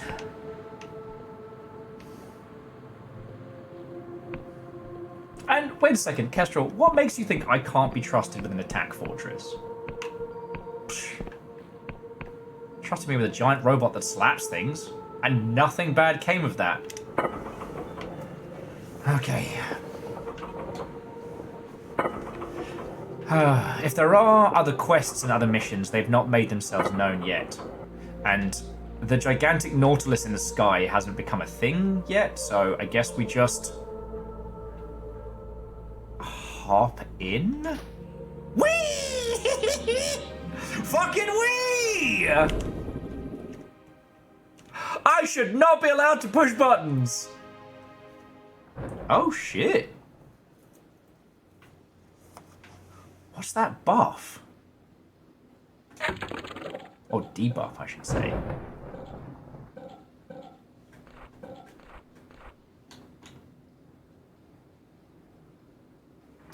You've become cursed, lowering your main attributes by 1.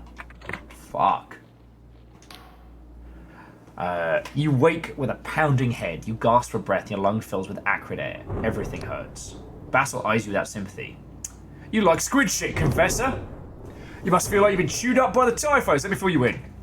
So the cutter crashed. I just had that ship! Okay, before any of you fucking say it, I wasn't technically driving. Did I hit the switch to fly without properly checking some things? Maybe! But it wasn't my fault it crashed.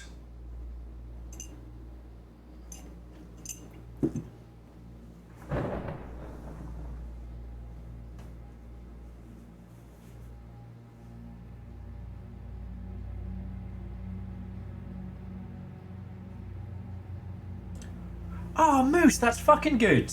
That's fucking good.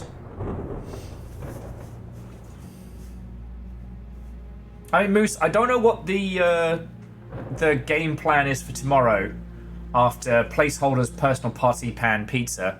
Personal pan party pizza. Fuck! But there will definitely be mechs. So that's why I feel awful. Well, not just the crash. You see, we stashed a bunch of protective suits in the cutter. Thick leather garments sealed in stitches and cipher. Ward off the miasma that clings. But they got burned in the crash, so the only thing we have is this one. So that dizziness, that head pain, it's miasma, the curse. I'll be fine. He slaps in the shoulder. That's the spirit. Make a fine dark star back in the day. Anyway, you might have been able to salvage some sort of protection down here. You're lucky. There's been plenty of foolhardy expeditions to the Underlands. And the archaeologists, well, let's just say they don't often come back. Others will be fine. Frost and the Emberian have respirators built into the suits, and the Duchess, well, she's not been breathing for centuries. Cool, so it's just us. Alright. So we've either got to find a suit, oh god, or work on whatever it was that fucking cursed us.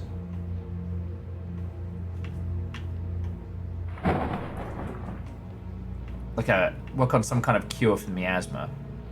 Man, I had my own ship for 2 minutes. 2 fucking minutes. I'm seeing if I can get back in. Maybe there's something that survived the crash.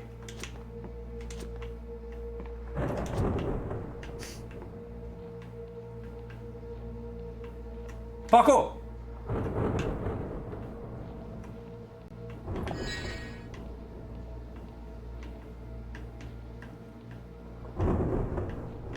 And it is interesting that, like, ultimately, it hasn't, like, insta-killed us or any bullshit, but it's definitely made the game more challenging. And considering how OP we have become...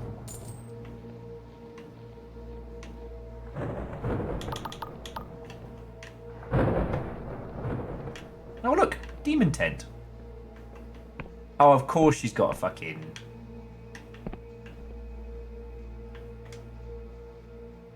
Ah. Oh, that's pretty cool. She set up a kind of like an operations base for us. So we can teleport back up to the surface, we can craft gear and potions. Maybe actually make it out of this shit alive. Kind of explains why they didn't send the... Oh, excuse me. Kind of explains why they didn't send the whole fucking ship down here on account of the crashing. So Frost peers through a spyglass at the edifice of metal. At the edifice of metal and shattered glass atop a nearby cliff top. Magnificent! The structure is very nearly intact. God, imagine what it was like in its prime. He lowers the spyglass and examines you, looking remarkably unruffled by the crash. Oh, you survived that. Huh, well done. I knew you had it in you. By all objective yardsticks, our situation is, well, it's dire. And yet, I can't help but feel a sense of anticipation. Uncovering the secrets of this place is my life's work. Now, we are pursuing the greatest secret of all. How ironic that it should come due to my own mistakes, rather than those of some comfortably long-dead civilization. Anyway, keep your head in the game. I'm cursed. Can you rig up a protective device? Alas, our bumpy landing left me without the requisite material. But we're not far from where the Moon Arrow expedition went down back in 35. Some of the equipment might still be intact. Your sole chance to limit your exposure. Every minute, every heartbeat. Should you fail, I can at least offer the same remedy I gave my old colleague Magda. He digs through his pocket and opens a palm to a little ball of waxy substance. Venom of the purple spotted typhus. Extremely deadly and quite painless. She made me promise, you see. I might just take you up on that if it comes to it. Rasmus and June plan to get out of here. In ancient days, this entire continent was crisscrossed with advanced transportation network, allowing the Emberians to travel hundreds of leagues per day in perfect comfort. These auto coaches, as contemporary scholars have dubbed them, were propelled at high velocity along special courses by some unknown means. If you've ever been inside a modern-day mining operation, you may have seen wagon tracks inspired by example. Hence, our first priority must be to get, he points to the cliff top. If there are any such conveyance remains operable, I believe we can commandeer it. Been to the Underlands before? Well, as Wilhelm the Slug Lover used to say to a young maid, it was only once. Back in 33, I was chosen to lead the Clockwork Kingdom's first and only surface expedition. At the time, it was considered a high honor, and only by miracle of impromptu engineering to be fair any better, the old scuttles of 26. A mere half of us died instead of all. Still, chin up, eh? Didn't have the Duchess back then. Alright, suppose we'll get going. God, it might be time to make more coffee. As we reach closer and closer towards Will's usual I just got out of bed start time.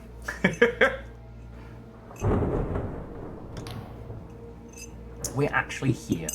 The ominous Underlands. Below the clouds. Even 4 centuries ago, back when I could breathe fresh air, this place had a mystical quality. From Verdant, we could see the twinkling lights of the Emberian cities, distant and beautiful, far below us. Once, I even met one. An Emberian delegate was sent to meet with my father. They arrived in a craft of pure metal. I'd never seen anything like it. But I must admit, to be here after all these years feels underwhelming? I had thought that even in death their cities would hold a certain majesty, but as my own home still does, this is a dreary and ugly place, strewn with rust and bone. Let's not linger more than we have to. Alright, what's with the tent? Transport supply tent, crafting supplies. Let's get moving. Alright.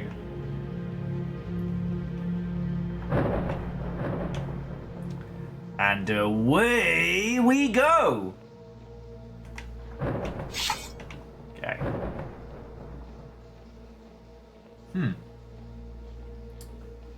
Idols to the dead god. This is why we can't have nice things.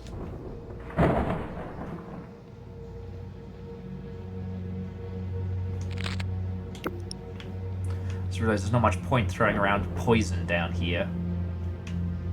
Anything that could be poisoned beyond the standard. Ah, and here's our friend. How you doing? You know, all my life I've had these recurring dreams. A metropolis of light, towers of shimmering steel and cipher, and vast ships sliding through the air like they weigh nothing at all. I think part of me has always been searching for this place, to see it with my own eyes. And now that I'm finally here, is this wasteland really all that's left? I thought the Emberians, for all their hubris and arrogance, had built something that would endure, but maybe their achievement was just to dream after all. Nothing but a fabric draped over a weak scaffold. Okay. Do you know where Vela is? The distance past the fog and the lightning. Giant metal orb, that's the cradle. Okay. I've been cursed. Let's join arms and fight together. Alright. Me and my wife hanging out, doing some ass kick.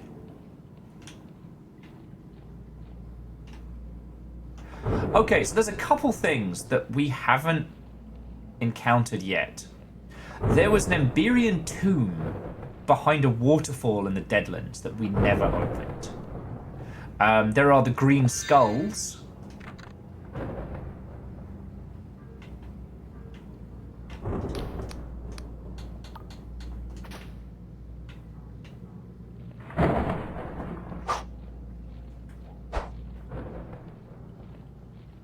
We still haven't solved the mystery of the green skulls.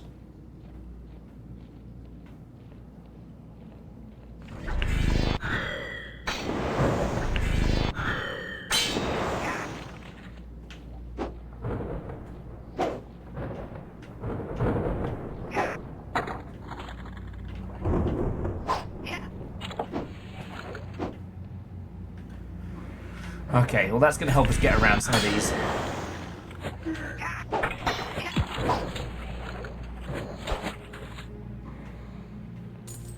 Okay. Now, what were we talking about before we so rudely and totally not my fault crashed the airship?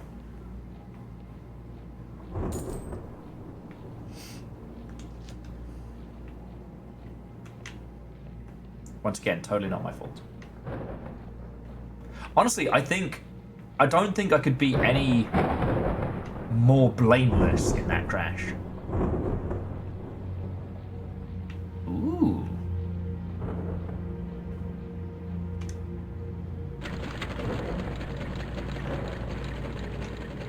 Ah. So we're going to be using a lot of lore. Okay.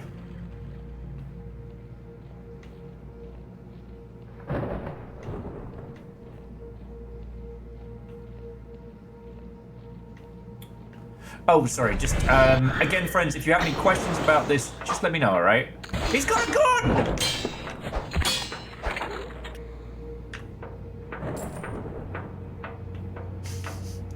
Get down, he's got a gun! Limitedly says, you know, there's a saying in Portugal, a bad dancer blames it on his trousers.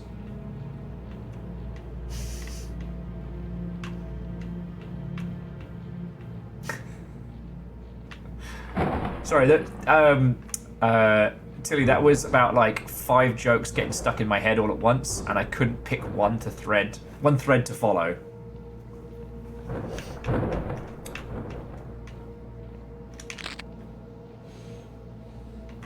Oh, we were talking about what a bad idea it was to give me an airship. I'm sure I'd be a great airship pilot. But I clearly wasn't flying, so, you know, I can't take any responsibility for that.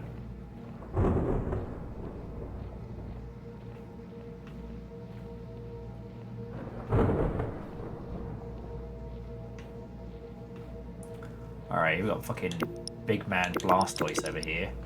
Now, can the Emberians bleed?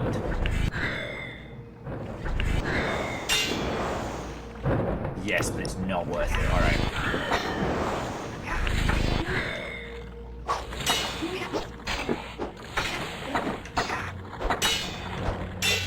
Motherfucker's got a chainsword! A what?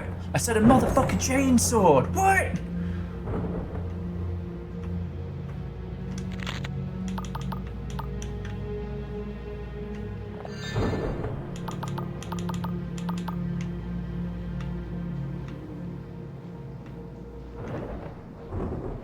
I saw something that looked like a red ghost floating through here, and I don't know if I need to worry yet.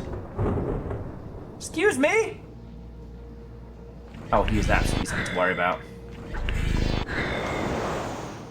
Well, Vela certainly thinks... Oh, Vela.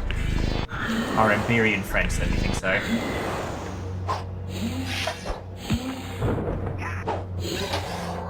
Damn. He hits hard.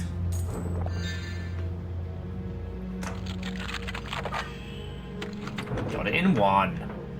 Back of the net! Fast as dust. Ooh, tatty attire. Clothes maketh a man. Manufactured long ago in Emberian. Make a man resplendid. Enabling the wearer to entice powerful foes. Oh, I'm absolutely going to go do that up. The enemies won't respawn for like a day, so we've got time to totter back and make our clothes all whimsically fanciful. Parkour, parkour, parkour, parkour, parkour. Yeah, I got that Bethesda shimmy down pat.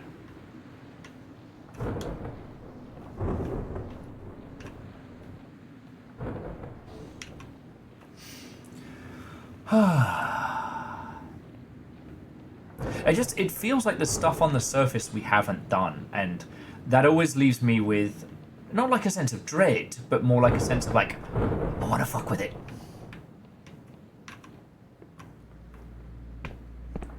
Okay.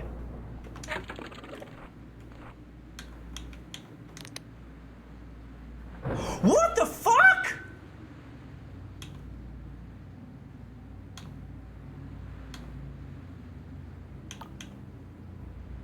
I thought we were done with upgrades. Okay, so We can now upgrade our greatsword into a void greatsword, a clockwork, or a shroom weave. A great shard of inky blackness, this blade must have taken an enormous amount of extremely rare voidstone to forge. In battle, it sunders everything before it, seemingly hungry to rip through reality.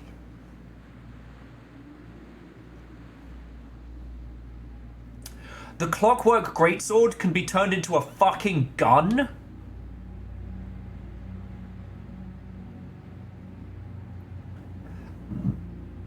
And the shroom weave greatsword. A shroom weave greatsword, when gripped in one's hand, it said the shroom weave weapon makes casting spells much quicker and less taxing on the mind. Fuck, that's cool!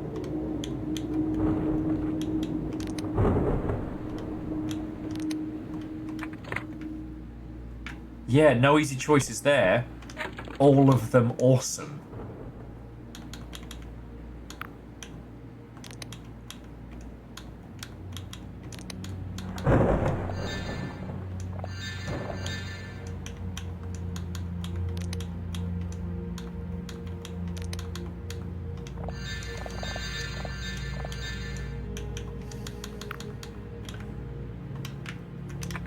Yeah, stronger melee, gun sword, or magic sword.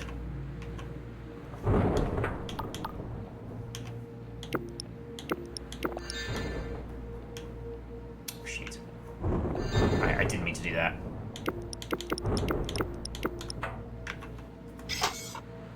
That's real tempting. Because it was Orzine who's played through this before, right? Or am I getting my peeps mixed up? I don't know if they'll be popping in later. I hope so. Because I do want to make sure I show you all as much of this as physically possible, you know?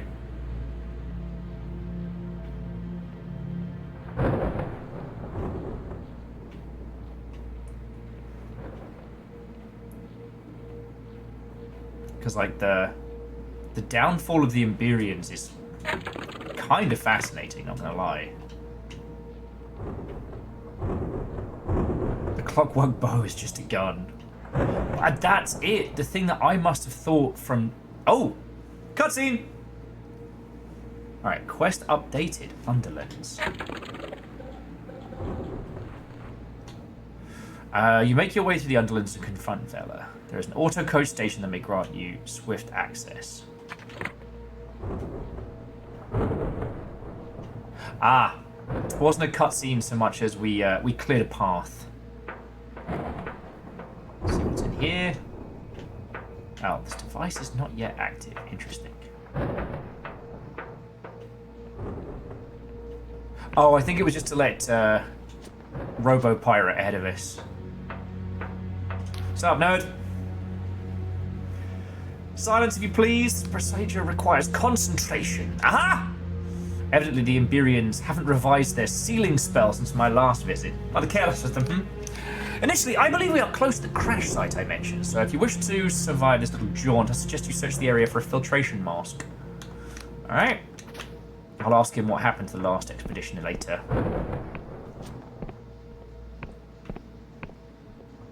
Huh. I sworn there would have been goodies up here. Okay, so that's into the coach station. I guess this is the way to crash. But yeah, so like, we've been mage casting. So the shroom sword kind of seems like the smart choice. But you've got to admit, that Vorpal blade just looked cool as fuck.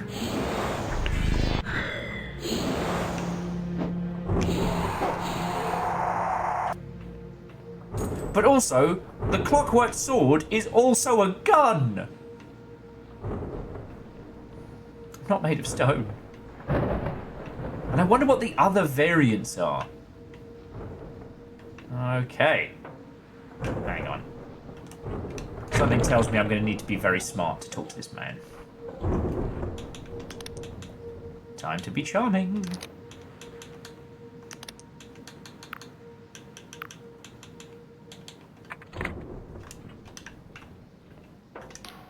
The cipher network severed. Critical memory failure. Power levels dangerously low. Further organic anomalies detected. Reality distortion in progress. God! Above information restricted to Class C citizens and above. Look around, machine. Everyone's dead. You want a classy person? I'm the best you're gonna get. Analyzing. Speaker statement's correct. Population drastically reduced. Situation critical. Additional information granted. The city of Alberta's population decreased. Estimation 99.99%. Fungal growth in city limits. Critical saturation. Anomaly detected. Analyzing. Certain fungi contain human genetic material? The big mushrooms were people? The mushrooms are people. I've been drinking mushroom tea! It's people tea! It's people tea. It's people booze!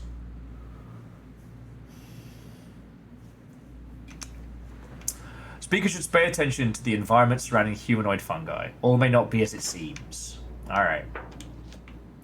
Guess he's not much of a fungi. Yeah, Will having a Soylent Green moment. Fucking then some. Oh man, so that does mean that things like these mushrooms around here, we knew the Death's Head mushroom was people, but...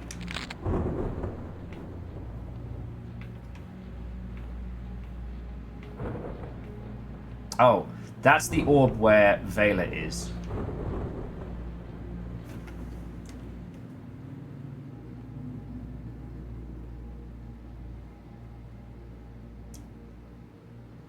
Oh, come on, give me a lightning strike. I want to take a good photo of the cradle. Fuck. There we go. Got it. That's the thumbnail.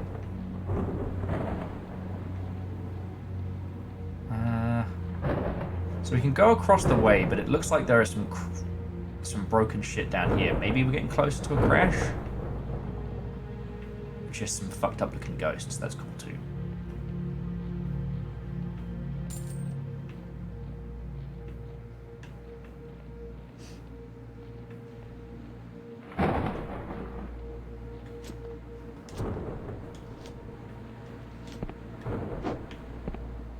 Alright, there's a ghost or something in there. I'm trying to lure it out before I get my ass handed to me by Beefcake McGee around the corner.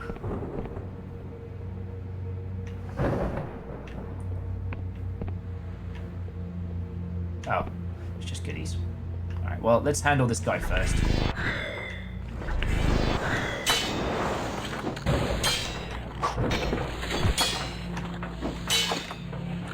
Gotcha.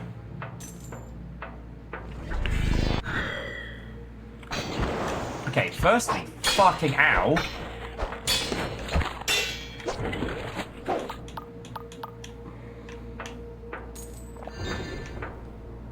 Where's the other one? Where's the rest of you? As Will descends further and further into brain rot and madness. Haha. Or as we say around this way, stab. Okay. Oh. As we continue with Dread Delusion Shipperton.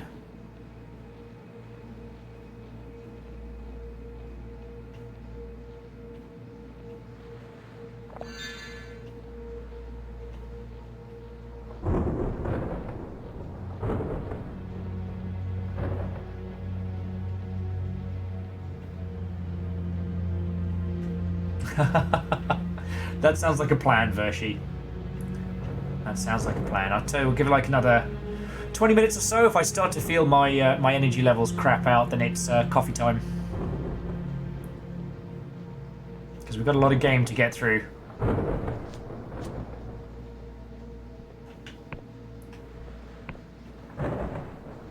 Damn. Well, at least someone here is having fun. She breathes heavily, the stench of machine grease in the air.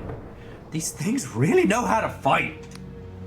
They aren't like the smaller ones I've seen in the Sky Realms. These ones parry and repose. They learn my moves. They're thinking. If the Emberians built these things with just metal and magic, like, what else could they create? She shifts, suddenly uneasy in her armor, and says no more. Next time on Dread Delusion Z. Senzu Bean!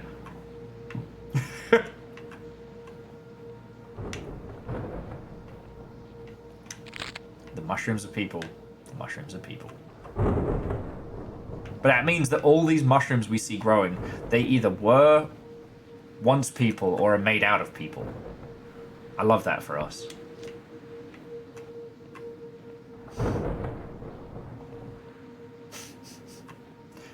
Is that me? Is that me stronger than me? Oh, kill me! Oh, dual names. So yes, first time playthrough, although I did a bit of work for DreadX in previous years for like Ludonarracon promotions and stuff, so I played the starting area more than any other person, but this is my first time to the Underlands. So don't tell me what happened story-wise, but if I ask like mechanical stuff, don't worry about it. Oh. Yeah. Well, so dual names, I've been really lucky that I got to meet James and... Oh, what's her face? She's so fucking cool. I always forget her name. I'm a GDC friend. I've gotten to meet a lot of people who've worked on this, and... Like, not that you need me to tell you, but this has continued to be fucking brilliant. Hey, Matthias, Watto, and welcome.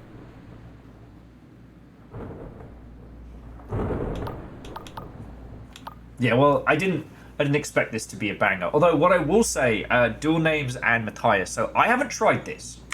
Alright, but if you come to Will's house, like, in this house, no one goes hungry, and no one goes sober, unless they want to.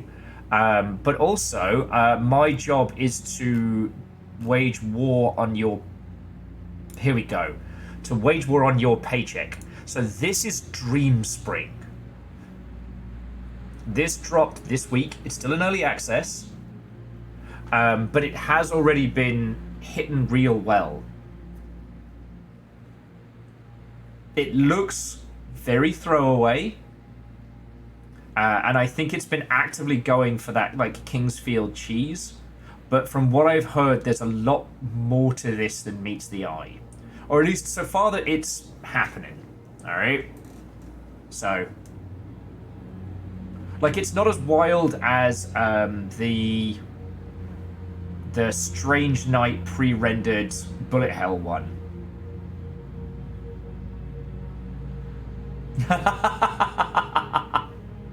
Chornerus, I don't think you could have paid me a higher compliment. Chornerus said, Will is the single worst friend to have if you want to have any money left at the end of the month. But decent at finding odd experiences. Thank you. But yeah, it's called Dream Spring. And obviously after Dread Delusion, Lunacid, all of that, like, I love that we're living in this post-kit. Oh, shit, and Dual Names Matthias has the Labyrinth of the Demon King crossed your feed. And exactly. Art, like, money doesn't help. Art helps. Okay, cool. Because I spent one day playing it, and it's so good. And you will absolutely... Well, you know it, but if you didn't, it would be definitely my job to tell you. I don't think the mushrooms are okay.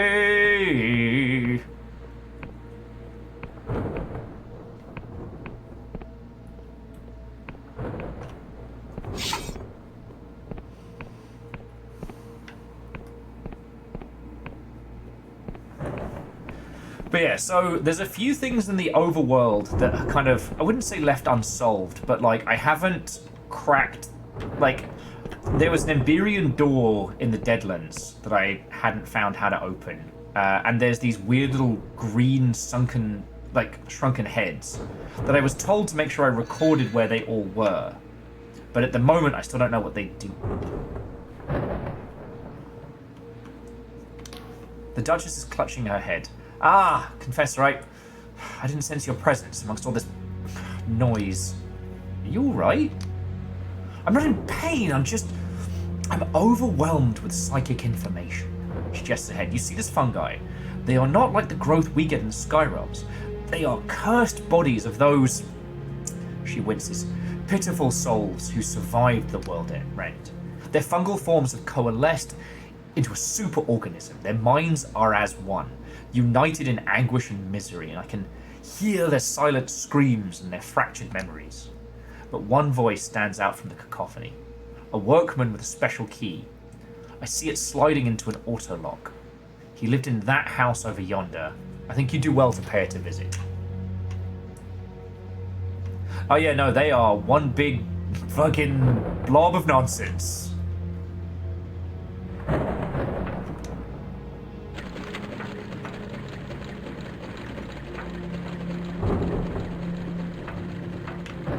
Well, let's check downstairs before I get too lost.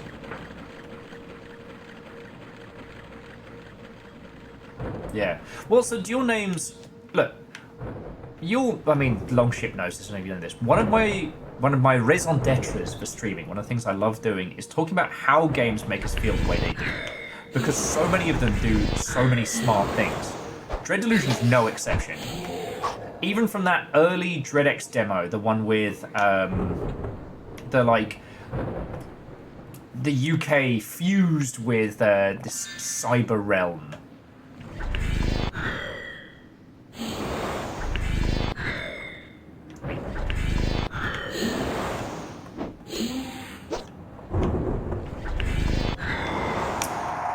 It had this wonderful originality to it, but it also did a lot.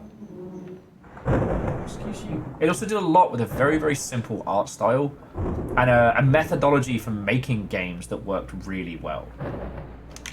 Like, I think there's a lot of things that Dread Delusions does because it doesn't have to make the same conceits and the same choices that a more expensive, like, large studio game would have to. So dual names, if I may, I would say that this game is a spiritual successor rather than a failed clone. Like, Dread Delusion is trying to seek something that Morrowind did perfectly, and I don't just mean mushrooms that make you want to take a shower. I mean that it is a truly fantasy world. And now, I know that God, I have to get some more coffee in a second. I know that you know this, but I want to just say it for kind of like the posterity. Oh, no, I know you didn't mean harshly.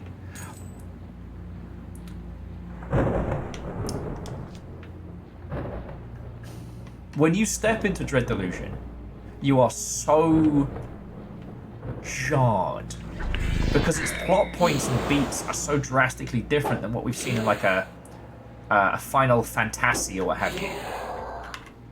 Like, we are under the employment of a gigantic villainous empire. Okay, that's not new.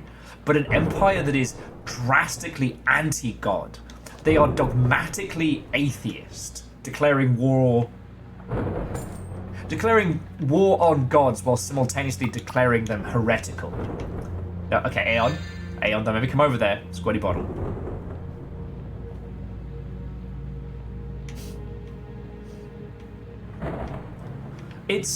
The dual names, its vibe is nostalgic. You know, it encapsulates a different time. It's slower pace. It's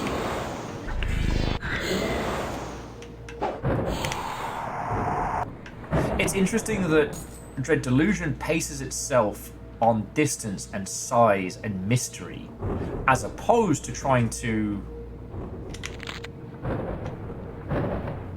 Ooh, Emberian ore. 3 more, and we'll see what our bow turns into.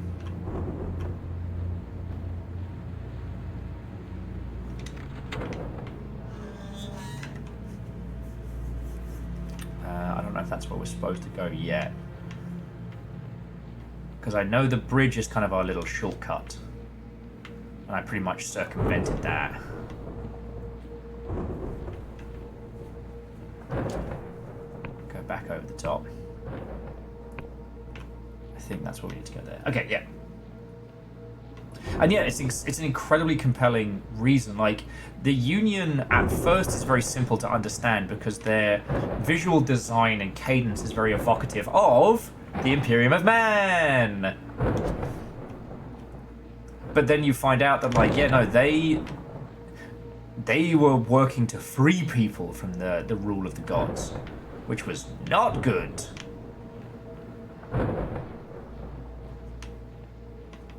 Well, yeah, and dual names, again, you don't need me to say, but yeah, everybody who was following Vela was following them for reasons that you could get behind. You know, too often we're supposed to believe in characters as being these, you know, charming, charismatic, super badasses. And then they end up being a monosyllabic dingus with a tiny jacket. Looking at you, Final Fantasy VIII. I love you, but you know what you did. And that, you know, it's not new, but Vela's motivation is incredibly understandable, you know?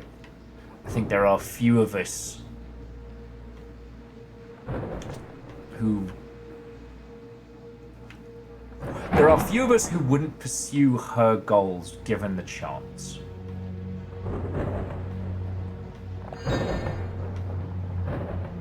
Okay, so it's just a little key, but I've got to keep an eye out for more Emberian ore.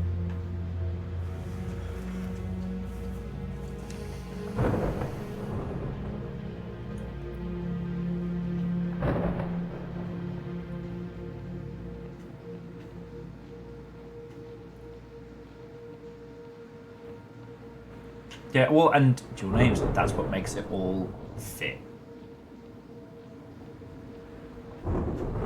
Unholy Glee, 100%.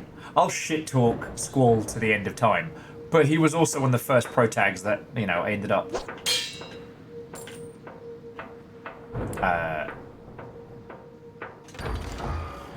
really kind of getting behind. Okay, auto coach key. It will open the doors of an auto coach. Okay. Now, I wonder if that will work above. Okay.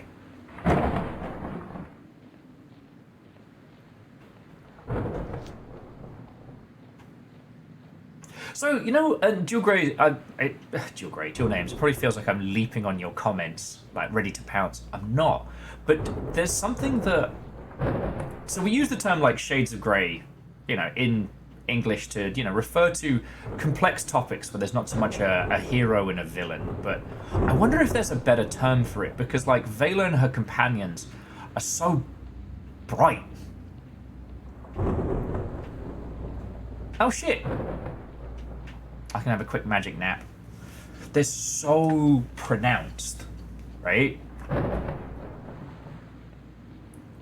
Each of them came to Vela for different reasons. And none of those reasons were small. And what ended up... While they ultimately all fell out over, like, Vela's obsession with changing the very fabric of reality...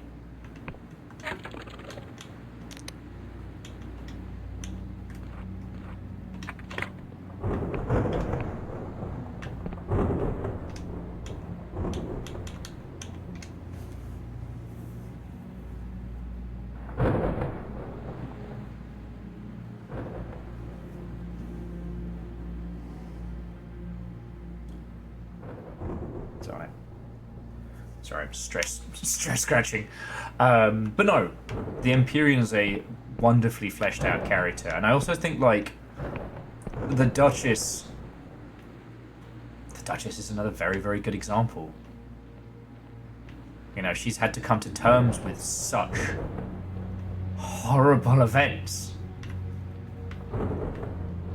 that she has no escape from. You know, there is no get out of undeath free card. I don't think there was anything else over this way.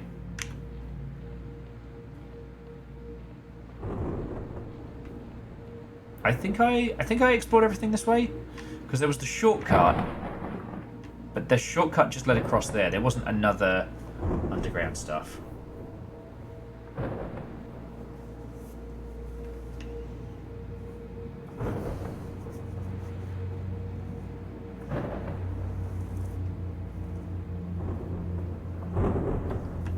Oh, the reason why I haven't spent my my delusions is just because I'm saving them for checks, but might... How many have I got? 3 delusions? Fuck. Alright, we'll do 1 in wisdom, 1 in persuasion, and then...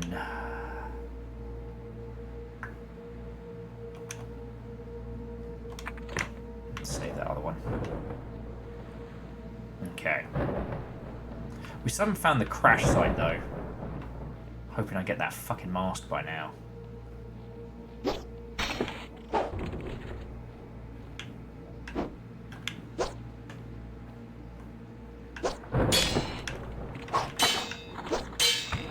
Well, so dual names, again, thank you for providing me with a whole bunch of conversation. This is excellent. The combat in this game isn't supposed to be the be-all and end-all, right?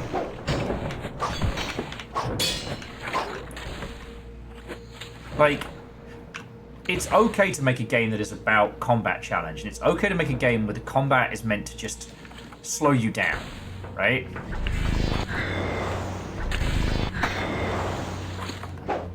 Like, sure, with a bigger team, there could be... With a bigger team, there could be more variety in the combat system and more nonsense, but, like, ultimately,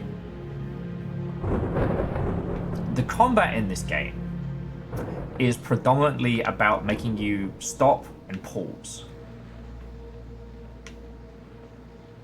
Like, it's not its focal point.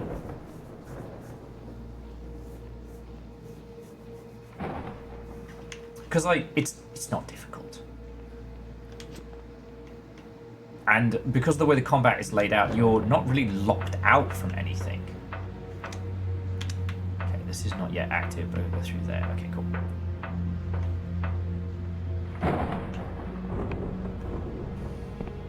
But, so dual names, have you played a game called The Magic Circle?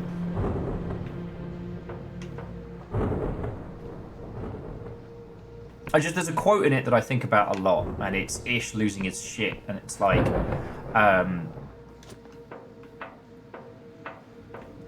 players want compelling stories and great characters, but they also want to reserve the right to stab and murder everyone at any time. It's like writing a story for Dr.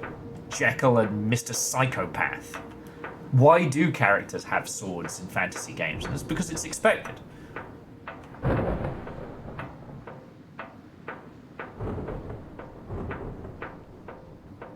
Yeah. I mean, Matthias, I've put no points into agility. I'm all magic, baby. But I'm also still swinging my sword around. And, like, you know, the magic stops them dead in their tracks, and then I blow their face off. Like in that movie, I blow your face off.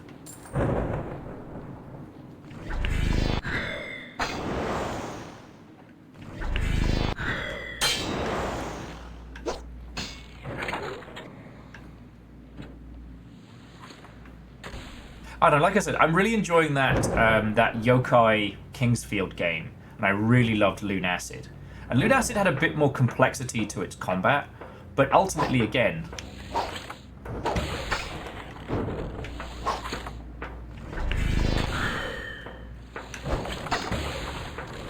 like the yokai combat was kind of a rock paper scissors thing, but it worked really well. Oh fuck off! I want a potion.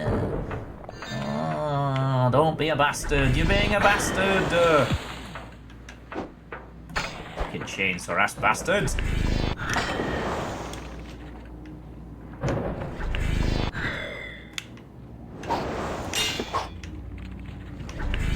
Come out! Hadouken!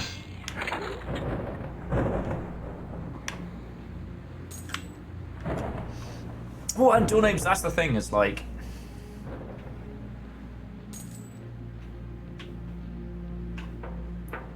what is... Okay, you're making a video game. You put combat in it. What is the job of your combat system? What does it do? Is it there to provide challenge? Is it there to test your player? Or is it there to space things out? Is it there to make the player feel good? Is it there to make the player feel frustrated? These are important questions. I'm just trying to make sure I explore everything before I set us off.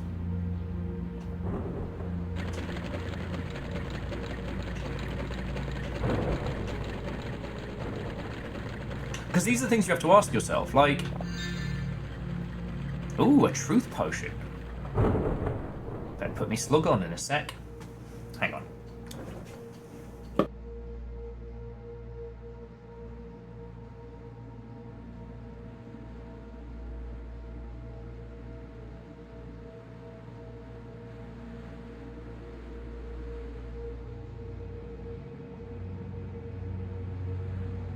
Sorry, friends.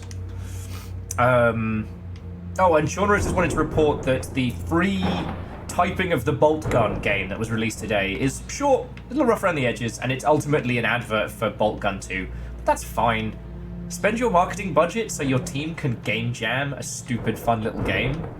Like, sign me up. I mean, no, Devoshi, that's the point where it's like, if your combat isn't entertaining, then why is it there? If it doesn't solve a purpose, why is it there? The combat in Dread Delusion is, for one, it gives users something familiar, right? This game is fucking weird. If it was fucking weird and didn't have a combat system, I think users would ricochet off it far too hard. Hang on, this is the way I came in. No, it's not. Alright. Let me continue to explore.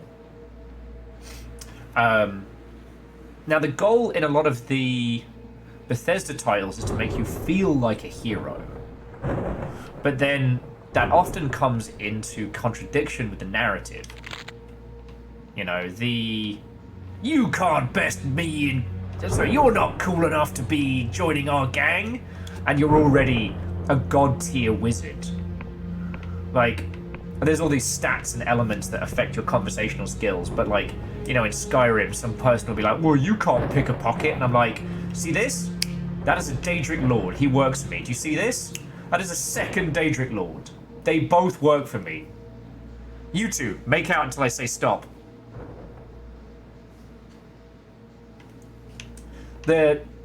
The combat elements aren't reflected in the rest of it. Whereas in this, your combat prowess isn't really taken into consideration other than go do it. The Apostolic Union does not care if you live or die. They've just said, go fix this problem, or die trying. We do not give a fuck if you die trying.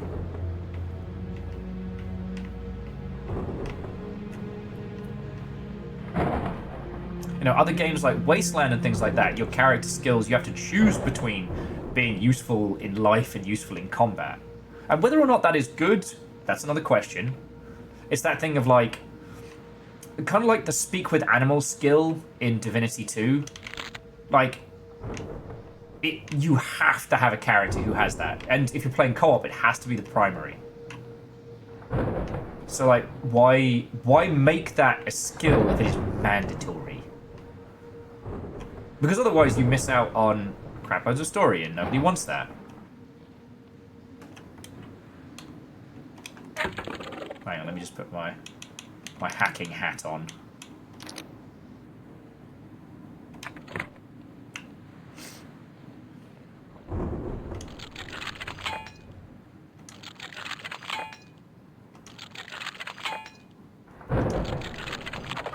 There we go.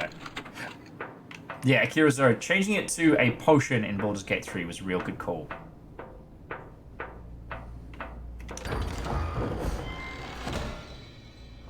Eldritch Focus, an Embrarian amulet imbued with the power and arrogance of an ancient empire. When worn, it empowers your spellcasting while reducing your defensive capabilities. The truly powerful forget what it is to feel vulnerable, until it is too late. That doesn't sound like an ominous warning at all.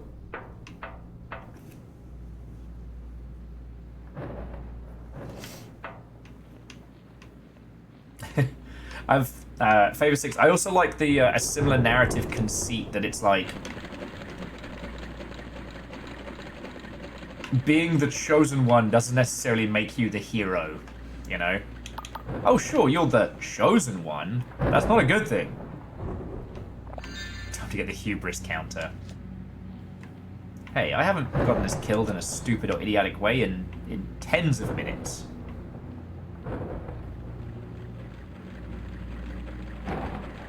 Oh, interesting. So there's 2 pumps that go into this house. Was this just the other way to open the door, I wonder? Anakin, what? Exactly, Satan. Exactly. Matthias said is where Dark Souls hooked. Well, my love of Souls' narrative came from you're the chosen one because you do it. And if you don't do it, then you weren't the chosen one. You feel me?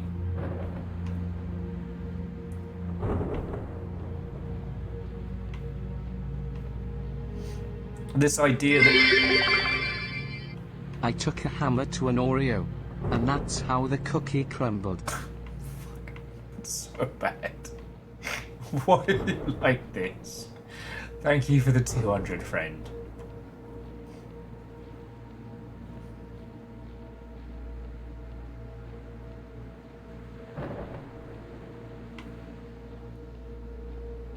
And yeah, it's one of the things I love in the Soulsian games, and a lot of others in the same franchise, is like going past all these mindless zombies and skeletons and, you know, those who came before and tried.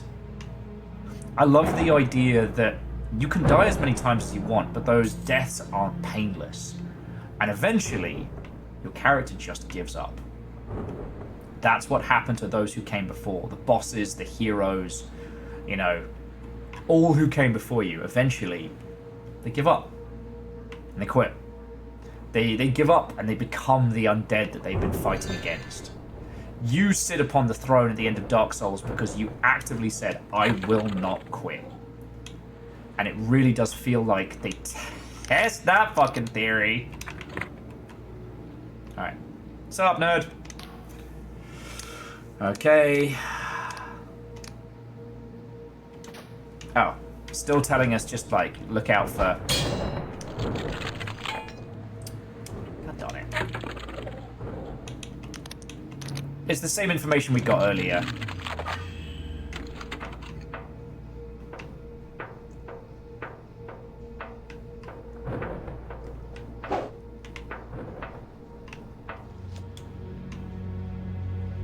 Huh.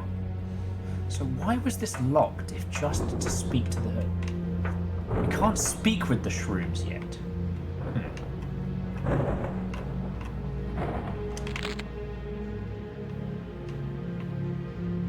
But yeah, so like jumping back, whether intentionally or not, and this is something that's kind of fun to discuss but important to differentiate, is that, you know, talking in absolutes about how a game is how it makes us feel is fine. If we're talking about how/why it's constructed, that's another matter. You know what I mean?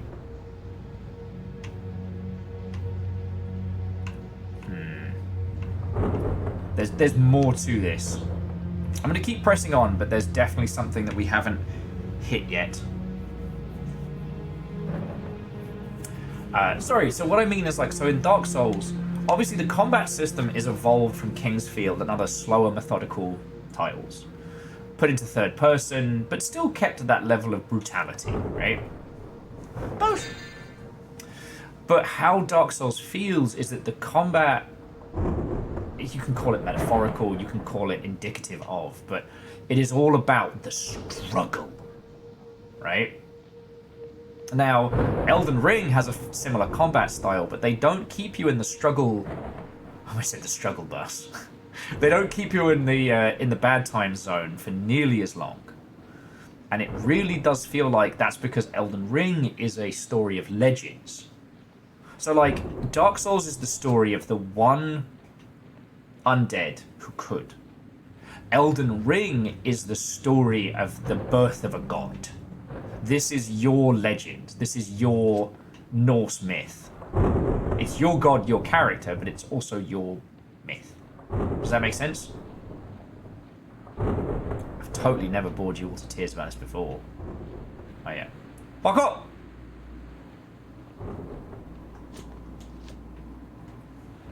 In indeed. A soul still burns. Akira Zero, because there's always an arsehole. And if you can't see the arsehole, that means you are the arsehole.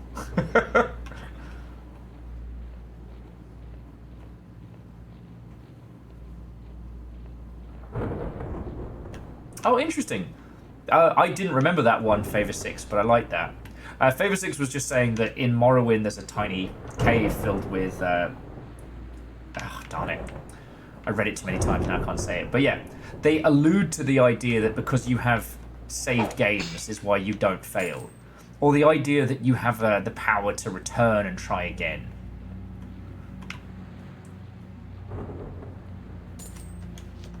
If you can't see the arsehole, you might need to remove your remove your name for it.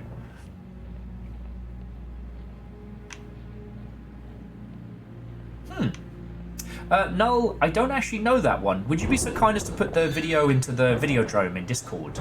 Because I'll give that a watch.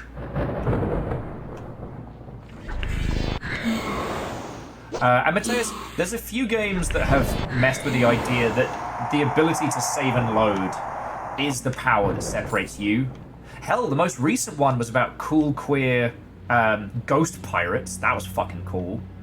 And the narrative conceit is that the sentient ghost ship that you rescue has the power to load and save. Oh, no. Do it when you have a sec. Like, don't feel you gotta rush on my account. But you're all good. Hey, well, Jamami, see you in a bit. Is it just Cursed Crew? Whee!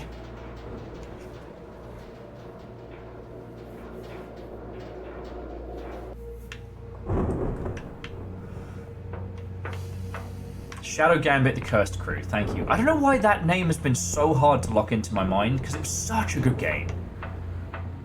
And that was a day with, like, I was doing battle with sleep deprivation and PC problems, but even through that, I still loved it.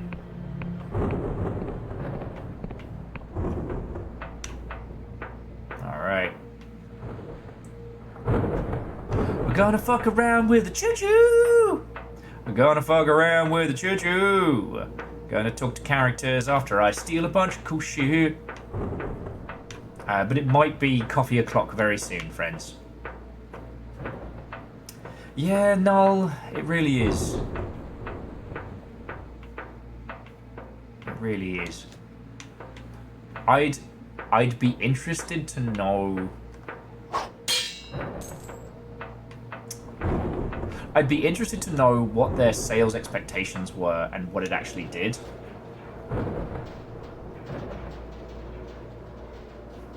Yeah. And... I mean, shit, if you all want to talk about video game budgets, I'll have that conversation again. I don't know if you all saw, but Atomfall announced that they were almost instantaneously profitable because they were a smaller team inside a larger studio.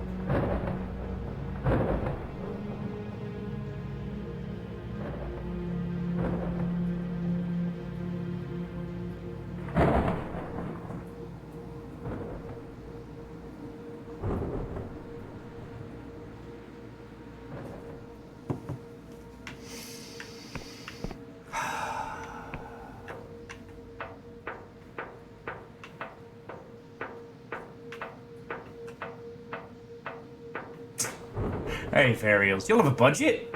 50p and a bag of crisps.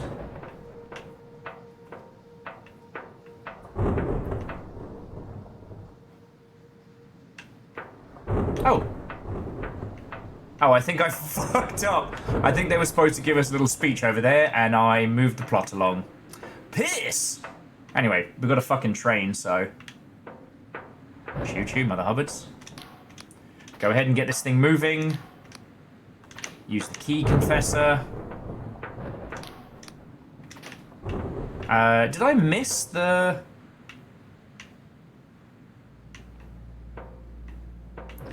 Did I miss the place where I was supposed to get the gas mask and stuff from? Have I fucked up?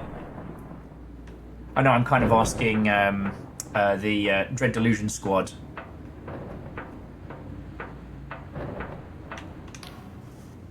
You're a spoil sport, you know that? I would have gotten it working without the key. All I need was another hour. Maybe 2. Several at most. Alright, I have missed it, but I haven't fucked up. Alright, if you want to give us a little direction, I do not mind.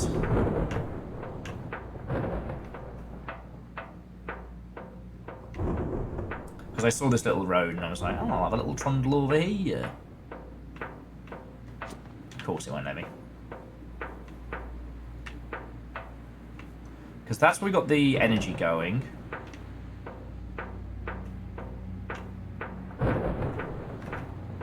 But yeah, DJ Coil, like, it is still super sad.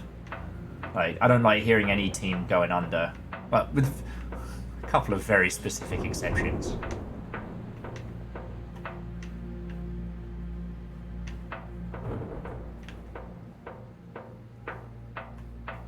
I'll just backtrack a little bit while we're all having a natter.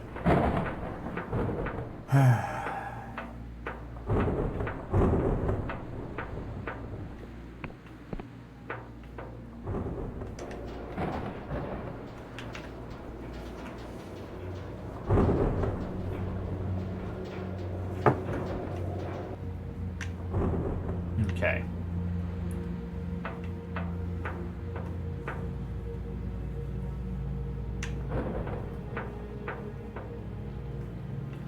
The glowing mushroom house. Do you mean the one over this way? Or the one where we had to go across that little tiny bridge?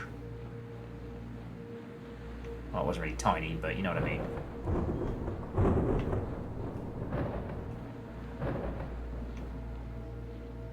Because I definitely feel like I should unfuck this miasma before we get any further in.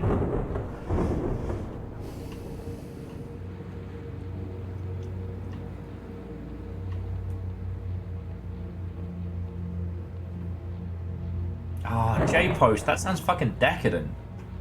J-Post is done with work. 3-day holiday. Well, 3-day con.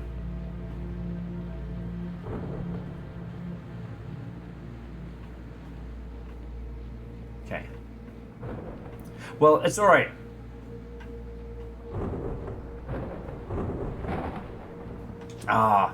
Fucking thank you. Yeah, sorry to put the heavy lifting on you.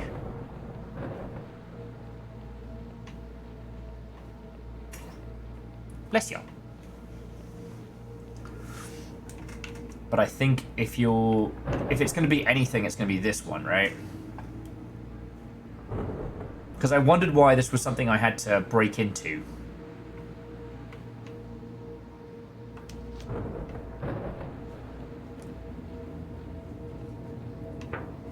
So how do I get up there? Stop that incessant clicking. Because I thought it was weird that this house was kind of like by itself in the middle of nowhere.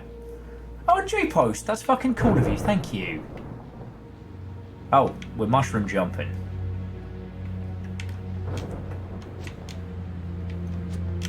Stop that incessant clicking. There we go. Parkour! Parkour! Parkour!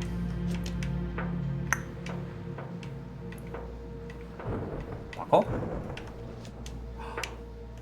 Parkour?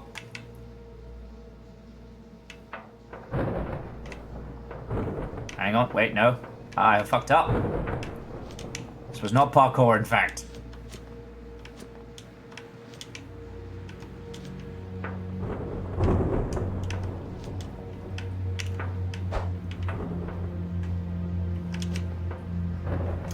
Oh shit, and Matthias, you have been promoted to Jarl. By the powers invested in you by J-Post, you are now the Jarl. What will you do with this?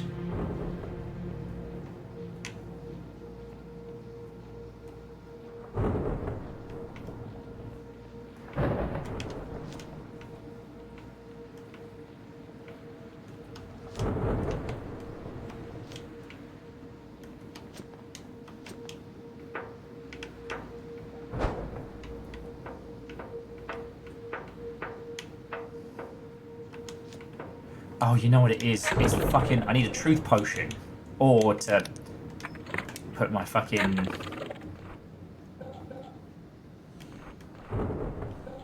Actually, you know what? We'll just fucking chug one. Wine, shroom wine, luck.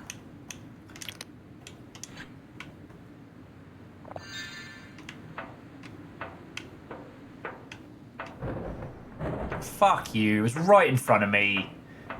God damn it.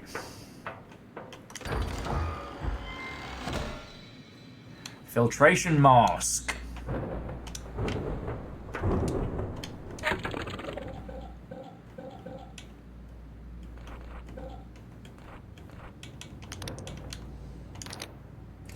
Okay. There we go. Can't lockpick as good, but I got me mask. Now we can continue.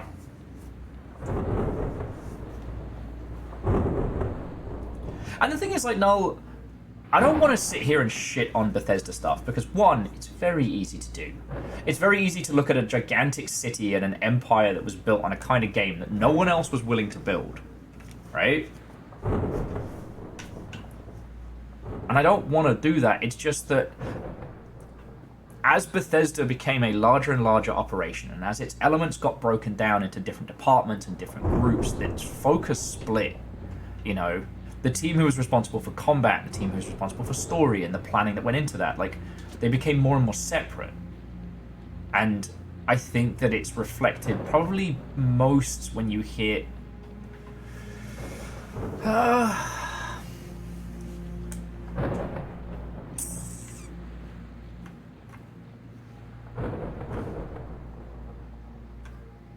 It's pretty pronounced in Oblivion, but I think by Skyrim it's pretty much locked in. What would become the new school style of, well, of Elder Scrolls games. Oh. Parkour. Oh no. Nearly broke my knees.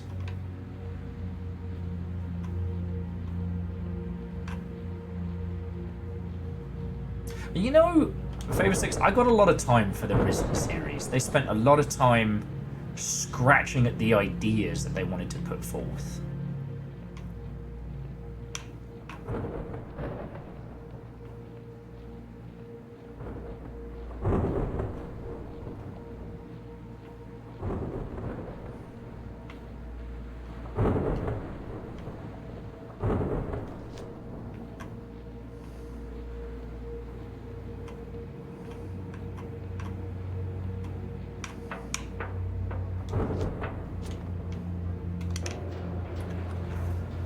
There was a great one that was like a Risen... Was it Risen 2 was the pirate one? I think that one really hit well.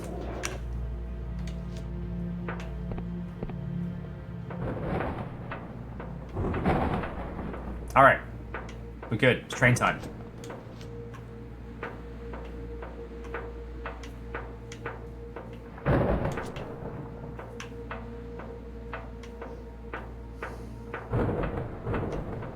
Alright. I tell you what, friends, because we're at a train point, I think we're at a good, I wouldn't say stopping point. We're at a good pause point, right? We've got a fancy train, we've got our gas mask. I think now is a good time for me to make a coffee. Oh, and apparently to accidentally waste there.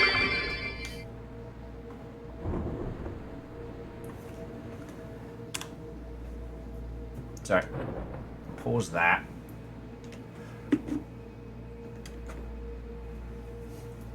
Well, J-Post, if y'all do decide to throw a train, I will say very thank you, but don't feel that you have to.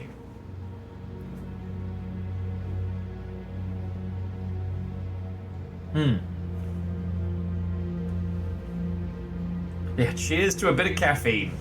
I think he's at work at the moment. Coffee. But yes, one of the things that I think sums up the difficulties of making expensive games, because I want to stop referring to it as Bethesda's problem, because it's not Bethesda's problem. It's the problem of every big studio, and it's worth talking about. It's worth referencing, because the scary thing about making a big budget video game is that it won't sell. And there are lots of ways to make sure your game sells. Accessibility is one of them.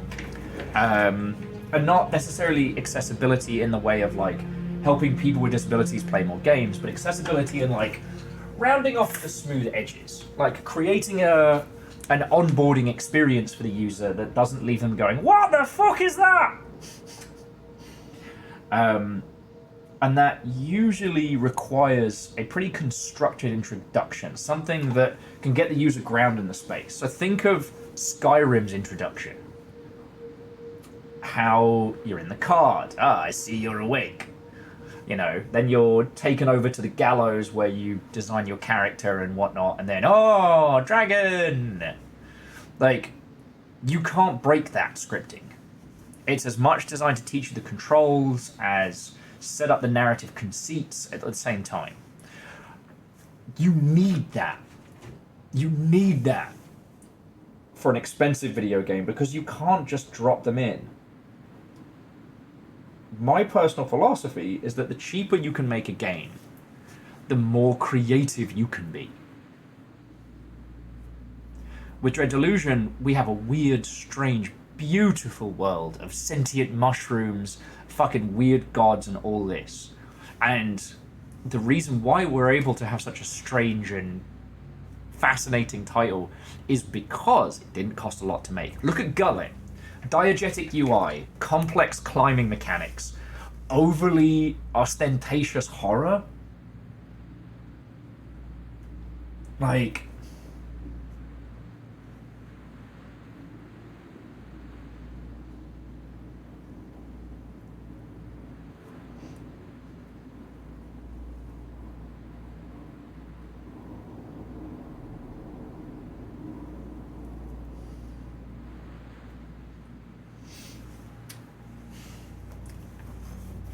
creating a world where the user can kill the dragon in the opening is like giving users the ability to break it. I think Morrowind was the last of the...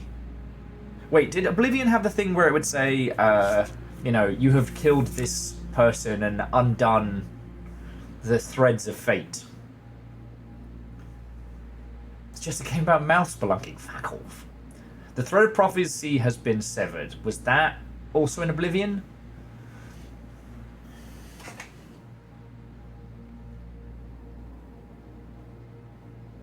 No, Oblivion was where they would just take a knee. Okay. And Jonas, what and welcome. I'm just about to make myself a coffee, but we're talking about... Well, so, and here's the thing. This isn't... Oh, Bethesda is so bad for doing this. Not at all. They need to make a game where you can't just shoot yourself in the foot and fucking die. You know? In Fallout, you don't have the same gun mechanics as Receiver because, you know, users who are just casually playing a game, and I don't mean casual gamers, but people who are just playing a game to have a night off or just, you know, not have to use their brains for a bit, they don't want to have to be careful about blowing their nipples off. And Orzine, yeah, we're in the Underlands, we're just about to turn on the train, and we nipped back to get the gas mask because I didn't use a fucking potion. I didn't use the truth potion to see where I had to go.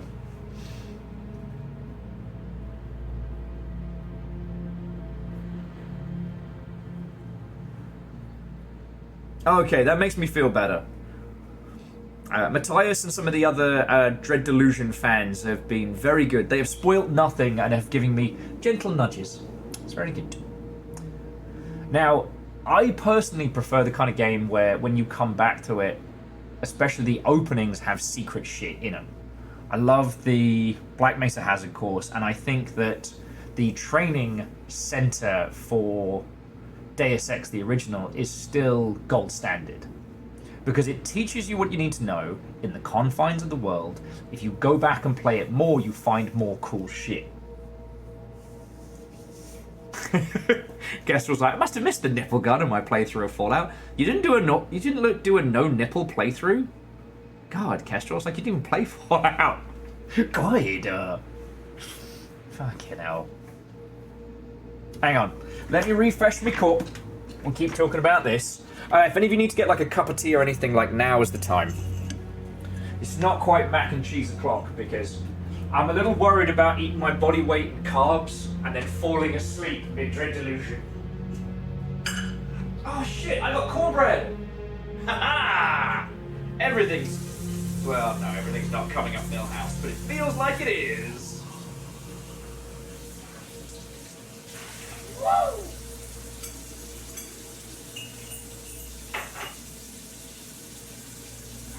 Done. Whew.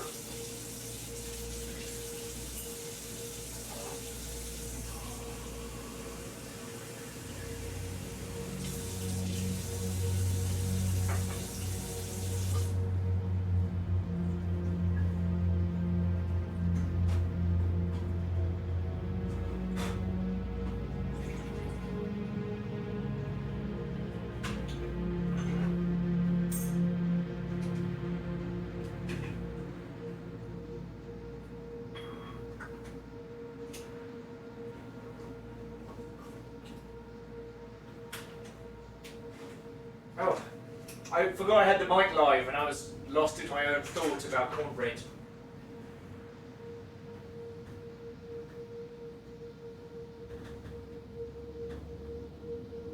For those of you outside of the US, cornbread is one of the greatest narrative conceits in cooking, in that you can have cake with meat.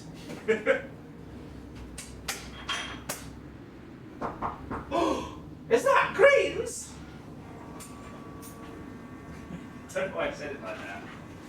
Yes! Fucking legend. Thank you, mate. It's kale, color, greens, and that. Oh, yes, so they can have loads of that. Thank you, mate. Babies, babies, babies, getting extra salad. That was Divershi dropping off homegrown kale and greens for the babies.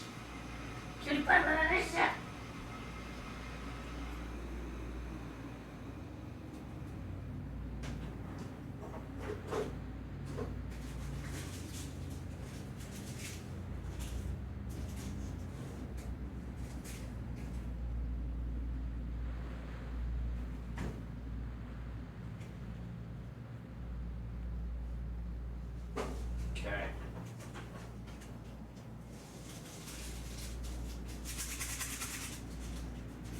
Today's a sugar and coffee kind of day, you know what I mean?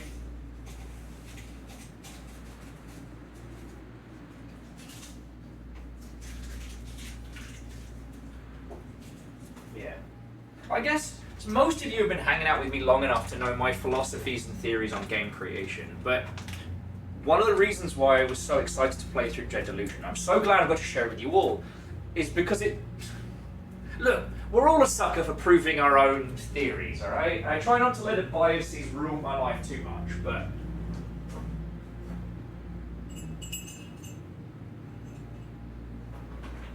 But Dread Delusion does prove one thing I believe.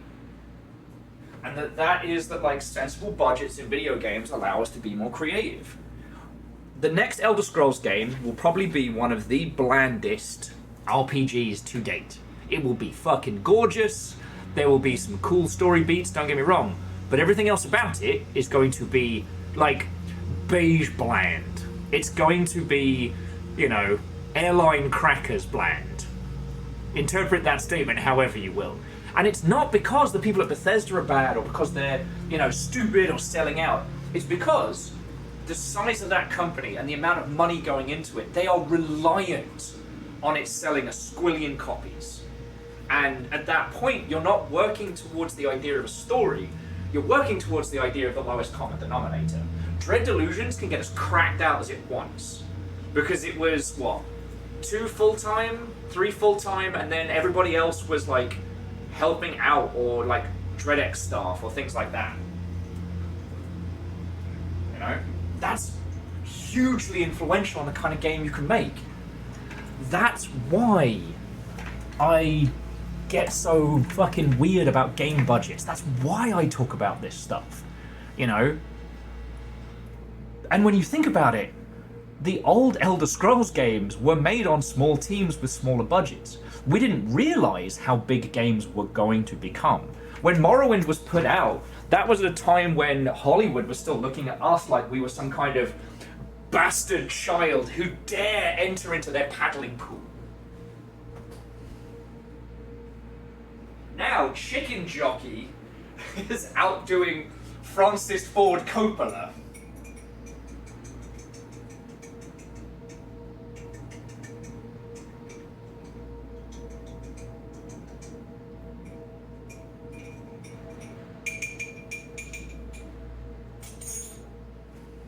And that's a lovely thing to be able to say. No hate, Megalopolis or whatever it's bloody called. I respect the idea of biffing your own money on a vanity project, because that's what money's for. Money is for art and surviving, but... And Kakazi, they do, but they're wrong and it's very funny. But you know what I mean. You know? The AAA space can't help but get it in its own way. You know, I really did think that the success of Far Cry 3 Blood Dragon was going to lead to this idea of, oh, okay, let's not make the next humongous game. Let's make some little ones. And Rebellion has already proved that that works in the current ecosystem. Atomfall was a small team inside of Rebellion. They made a game. Some people have, loads of people played it. Some people went, that's fine. Some people went, not my cup of tea. Not particularly offensive, but they did it on a shoestring. And it's already been wildly successful. Because, you know, as much as I wish capitalism didn't rule our day-to-day, it does. And if you want to make video games and still be able to eat, the game has to make as much as you spent making it. And that's okay. Huh, I wonder if there's anything in there. What if I can give it a little shove? Just a whoopsie daisy. Okay. Oh, so before I jump on the train, so there's a couple of things that I noticed, Orzine, because you've been kind of our guide for this one. We haven't actually spoken to the big wobbly Nautilus in the sky. We had an airship for a brief moment. No, I'm not withholding. I was waiting for you. I was waiting for you. Thought you'd want to see. It's fine.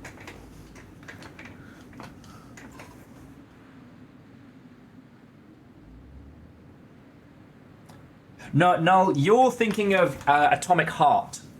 You're thinking of Atomic Heart, not Atomfall. Or did I say Atomic Heart by mistake? Because I am very sleep deprived. There you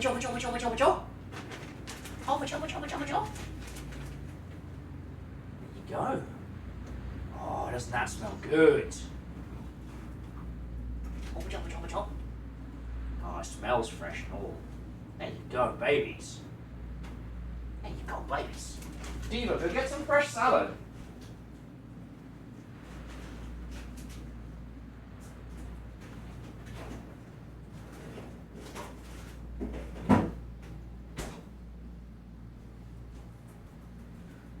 And yeah, if I'm being perfectly honest, Atomic Heart was a lot of wasted potential, and like the underlying Atomic Heart is a great example of emulating the bad guys in the wrong way. No. I'm always just making sure, you know.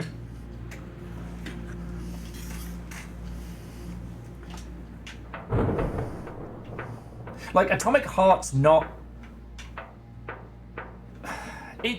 Atomic Heart has a lot of... Alright, if you haven't played it, it's an alternate universe where the Soviet Union was great and wonderful and awesome with no downsides, and they have super technology and they do all this stuff.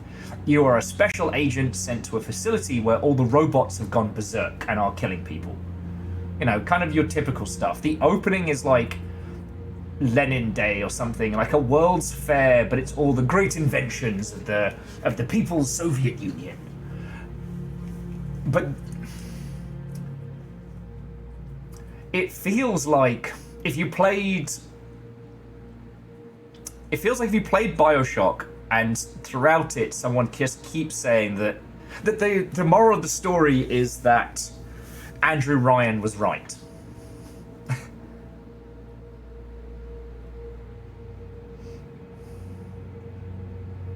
Like, Atomic Heart is like, you know, the system was right, but there was just this one bad egg. Whereas BioShock is like, no, they're all fucking wrong. And Andrew Ryan is such an idiot that we're not going to do the BioShock conversation, but you know what I mean. BioShock 1 and to an extent, right? They're all... I'm just going to shush my face and jump on this train. I need to sip my coffee first. Let's fucking go! Whee! Oh shit. This works without the train tracks? Exactly, there's loads of discussions about BioShock. Pursue those at your leisure.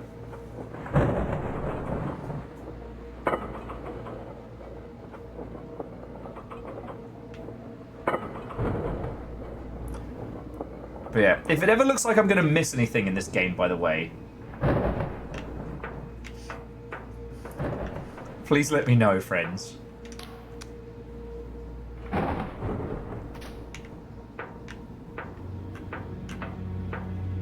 Yeah. I mean, no, I'll take 2 more BioShocks about why Ayn Rand is a piece of shit than having to listen to a video essay about it.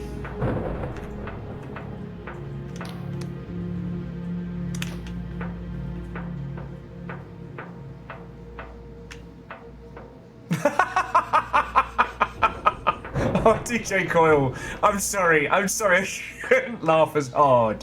That was very funny. DJ Coyle says, well, I just got the results of my sleep test, and let me tell you all, I did not pass. Fuck. Was it a paid study, or was it you just getting a sleep study done for yourself?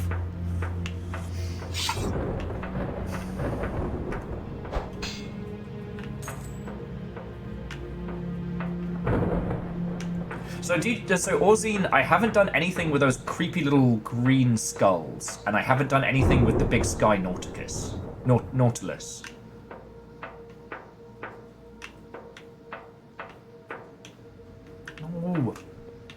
Stop chugging your ruddy potions.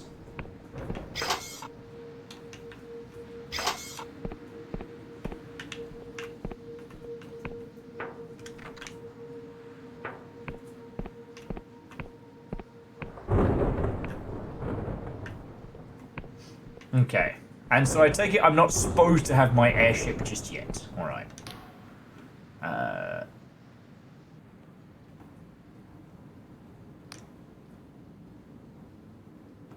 Okay.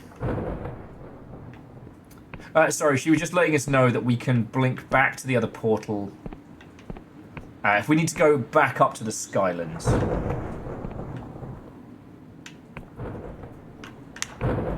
Okay, cool. Alright, let's have a chat with these two. Frost is gawking around in innocent wonderment. Just look at that!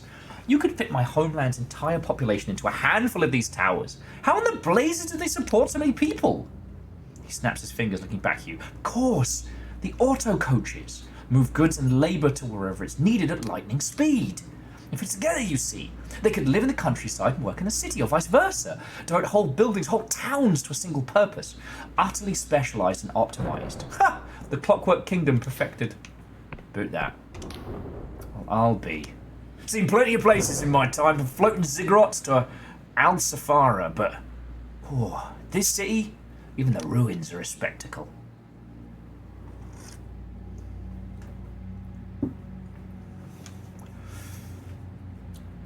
Let's have a moment and take a breather. The sea looks like it's crawling with mechanical guards. We need to have our wits about us. When you're ready, head to the tallest tower over there. At its peak, the Duchess has described some sort of auto coach. Let's take us to the cradle. It's not going to be an easy climb, but I ain't got better ideas. Still, could be worse. We're going to have to go down there.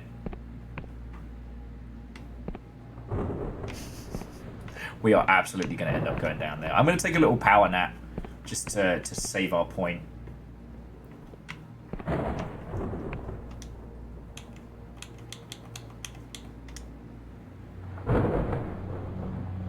Jesus. So Evil Geek did a sleep study where they got told they woke up 80 times an hour.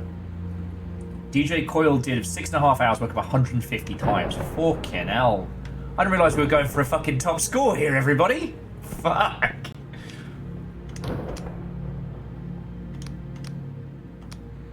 Let's join arms and fight together. Hanging out with my hot wife. She's an ancient super soldier in power armor. This doesn't work with my singing device. Hanging out with my hot wife. Kind of decorated my house to look like her. That was a bit unsettling. Now I sing it out loud. Hanging out with my hot wife. Hadouken!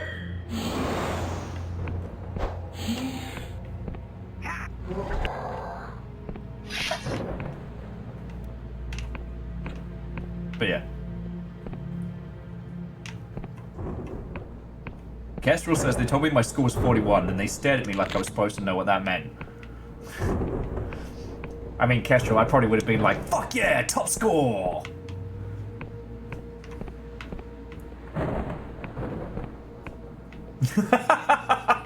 Due to the awkwardness of these lyrics, the budget has been cut. A different place.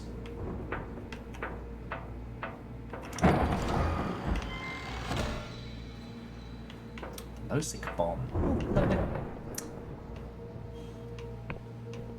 I guess I'm legally married to Ronnie. Me and the Emberian here, we've just got a little special something going on.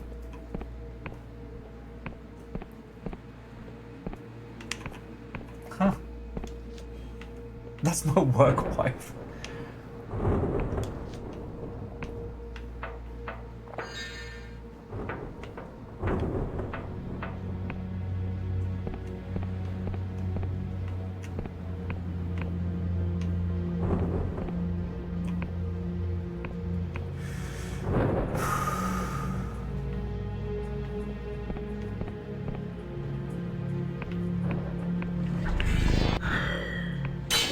Gotcha.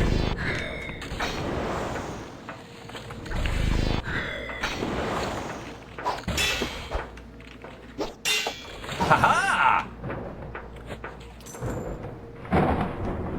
That's what you get for looking the other way, you dick!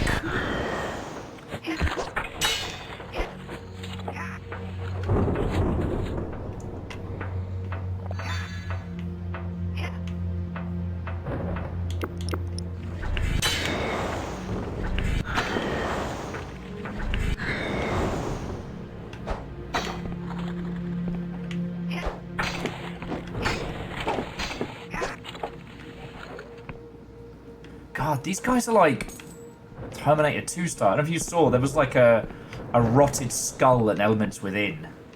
And we're on servitor o'clock over here. Sleep score of 41 is the thing you can put on your character sheet.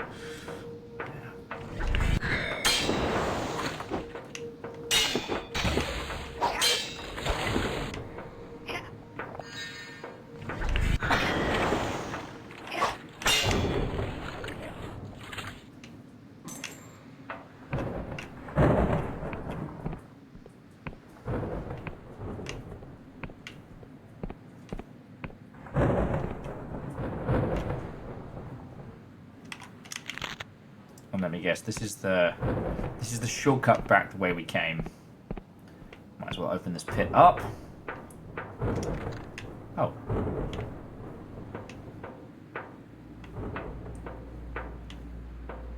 Oh, I guess one way is full of ghosts and one way is full of horrifying nightmares. That's fair. That's fair. The average score is 3. Well, then you're like over 10 times better, Kestrel. I don't know what they're fucking talking about. Show them how to sleep good.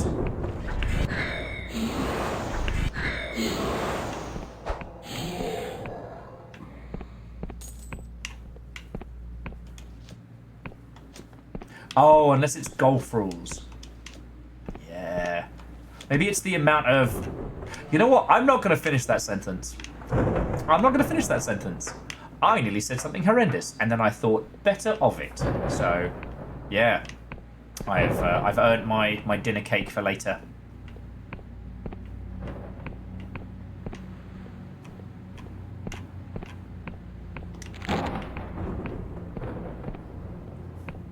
Golf rule. Don't poop on the course.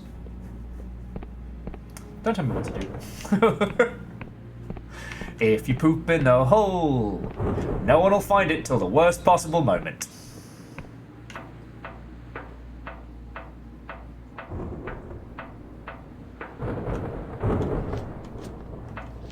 Cause I poop where I wanna. I'ma leave my poop behind. Ah.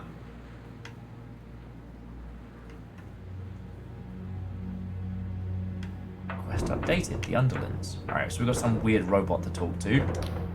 Seems as though this theatre was some kind of...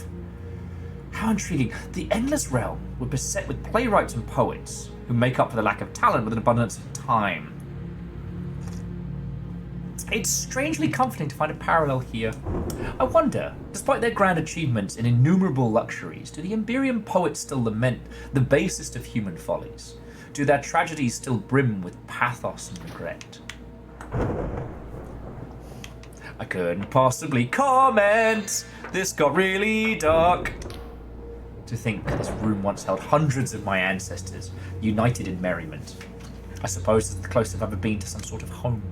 And yet, among these rustling empty seats, I've never felt more alone. Beset with poets. Huh. Well, we've got to get to the top of the tower, but it seems like there's no staircase, and the elevator is out there. And it goes down. I'm going to take a trip to these slums after all. My blasted luck. Alright, well... Perfect acoustics. What is that creature? A captive ghost? Too clean. Mechanical, artificial player from a technological stage. How do they do it? Flinch me, I think, of the possibilities. Plays performed once, then reproduced elsewhere. Like a bottled vision without the solopathism. Hear the voices, see the passions of great actors long dead. Time no obstacle, distance no barrier. I love it when my games look at me in the face. Ah, welcome, patron! Please, take your seat. The show will begin The figure freezes, though its face resembles a statue, as if it conveys in sudden horror. Cipher network severed, power generators offline, city population 5?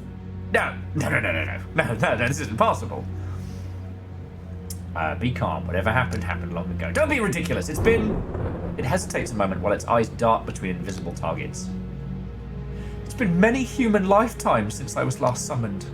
This makes no sense. What are the rest of the Emberian Empire? Why have they not sent aid? You're an Emberian, right? Why can't you tell me? The Empire would not leave this city to rot never! But that means... The figure looks around the sickly city and shattered horizon. It can't be. The Empire can't have been destroyed. That would require something more powerful than even a... They hesitate a moment as if lost in revelation. More powerful than a god. And the naysayers were right. The cradle was cursed, and those cipher scribes brought naught but doom. Wait, did you say cradle? You can see it outside. It's part ship, part laboratory. The best and brightest have been toiling away at it for years. It's a marvel of cipher science, supposed to usher in a new age of human advancement. It is said to hold an entity of staggering power. Now, what's inside the cradle? That is a question many want to know. But the Suphiers have been under lock and key. Clearance for Class A individuals only. Still, whispers have slipped from the symposium that they are constructing something of terrible potential that could remake the world anew. For spreading such rumours, I would normally be destroyed, but I suppose my superiors are in no such position to do so. Get fucked, Rob! It's oddly liberating to speak so freely. Other questions? What are you? What am I? Oh, forgive my surprise when asked such a question. Times truly must have changed. I am an avatar of the Emberian Empire, a construct of cipher designed to simulate a human personality. I exist to serve the needs and whims of the populace. Here, I run the amphitheatre. I was selected for my knowledge and love of drama. I have memorized 100 plays and can perform them by visualizing a cast of spectral actors. But my connection to the cipher network has been severed. My power source dwindles, and I can already feel my cipher logic deteriorating. It's strange. I have recited profundities on death and mortality 1,000-fold, and yet I still do not feel ready.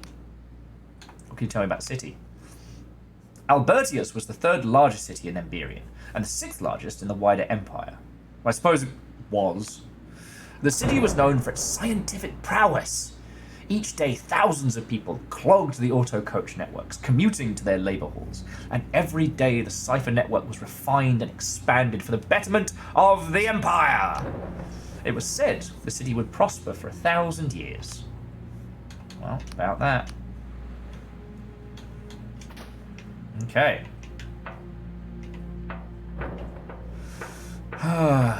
So unfortunately, we are in the better get up to get down to the slums we must go.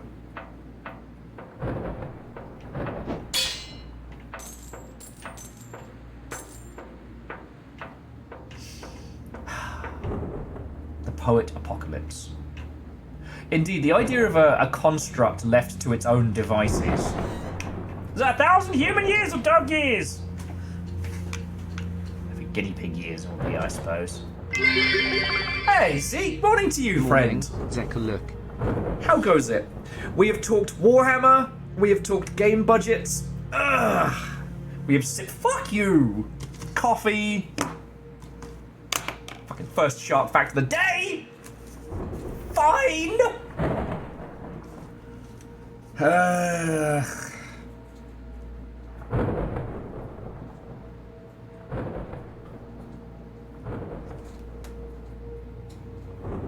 Shark corneas have been used in transplant operations. A synthetic skin made from shark cartilage is sometimes used to treat burn victims, and dried shark brain can be used to prevent tooth decay. Bet you wanted to know all of that! Oh, is that my punishment, Zeke? Talking about cool stuff without you. No, today was the Warhammer Skulls promotion, and nothing massive. There's going to be a bolt gun too. Currently, there's a Typing of the Dead, but Warhammer, free on Steam that you can play. Dawn of War's getting a remaster. And GOG are going to be bringing back a whole bunch of the old Warhammer games, including Chaos Gate, Shadow of the Horned Rat, and one other? These are the deplorable slums of the Emberian underclasses. Many think that every Emberian must have lived like a king, but they build their sprawling cities from the blood and sweat of the poor. Metaphor! Sorry, I think something was... I think I heard something on the wind. I heard something on the wind. That's not a critique of the game or its writing, by the way. It's just... the game is looking barefaced at the fucking lens, going... With such technological prowess, the Emberians could have built a paradise for every person in their empire. But I think they enjoyed the disparity. After all, for one to be considered rich, another must be desolate. No! Fight together! Fight together! The bourgeoisie have found me! God, I nearly fucking died there. forgot that conversations in this don't pause it.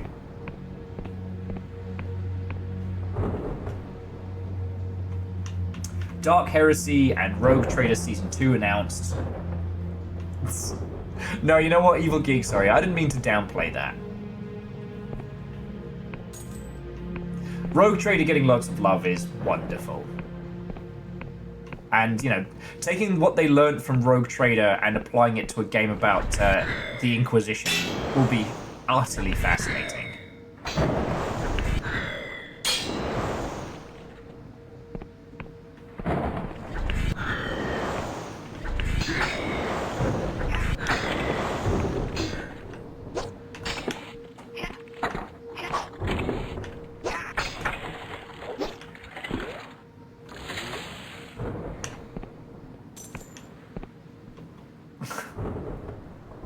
Fuck you, Moose. Fuck you, Moose. I am very tired. Don't pick on me. Moose said, undead rich people? More like the bourgeoisie. You know you did.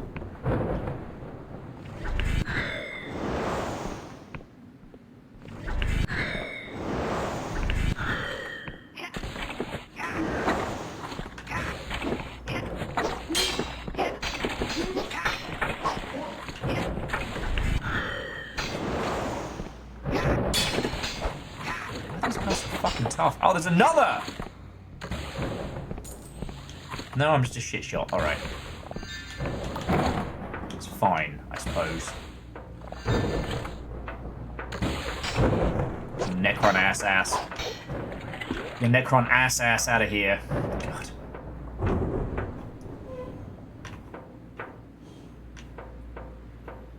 Avenger? Possibly?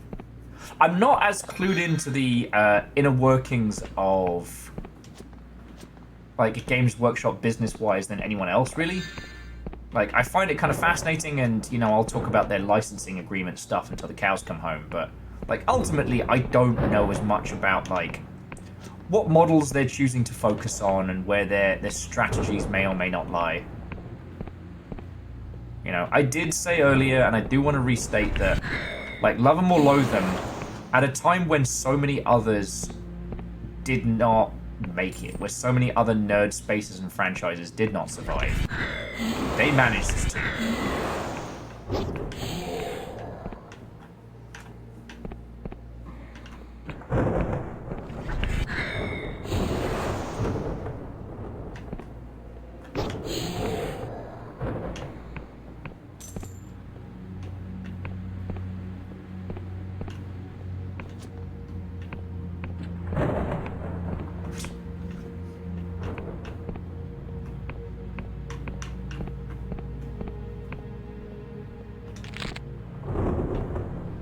Yeah, the problem, Morzine, is that being angry and complaining about Games Workshop might be one of the oldest pastimes.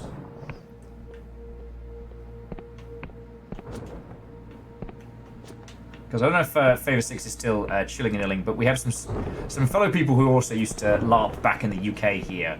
And if there was one topic guaranteed to set off everyone around the campfire, it was, what do you think of those new Games Workshop minis? Doesn't matter which ones you were talking about. As a child, I would stare down from the Verdant, past the clouds below to the shimmering ocean of lights that were the Iberian Empire. I believe that every man, woman, and child must have gone to bed with a full belly. It's strange to see that, in fact, they had their serfs and peasants all the same.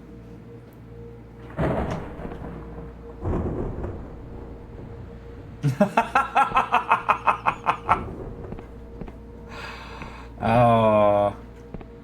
So Matthias, there was this copper salesman who had some really, really strong opinions about New School Space Marines. Just really mad about the Codex Astartes.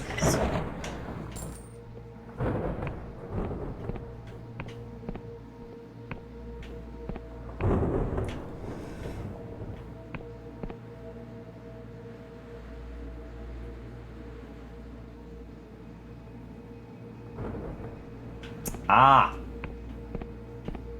No, like, that's interesting. Don't get me Codex started on that bullshit. Ah!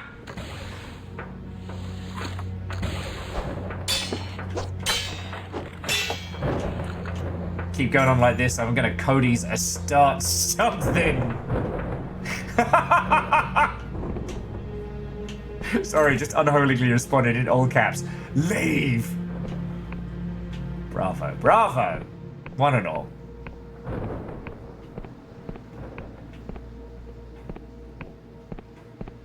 We shall be the terrors beyond control.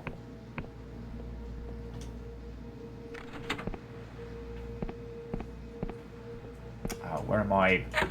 Find out where you put your fucking car keys goggles. There they are.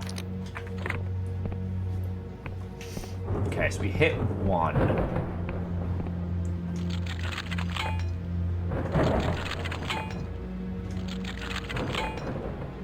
Oh.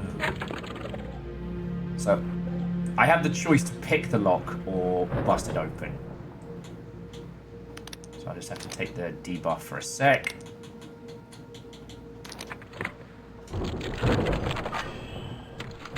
Got it in 1.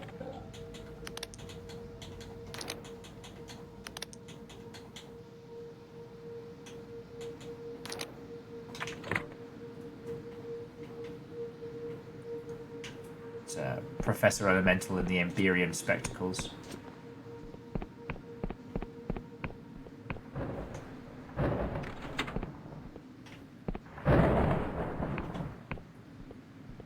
Codex Astartes, no!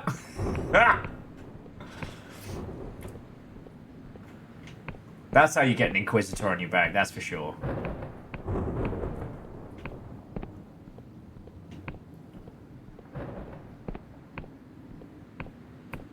Huh.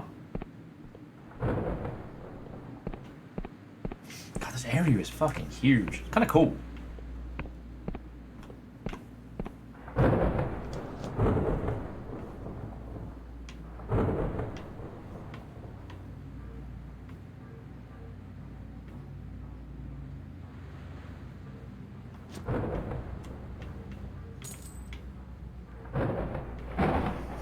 Fucking heretic! You know, they're just running around, shooting each other down there. Better lay an exterminatus on them. Fucking fire!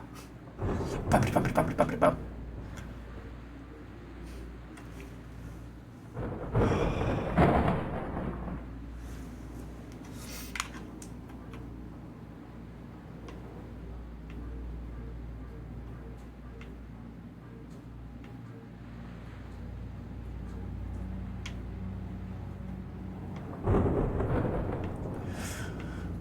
Sorry, I went to the dark place for a second there. My apologies.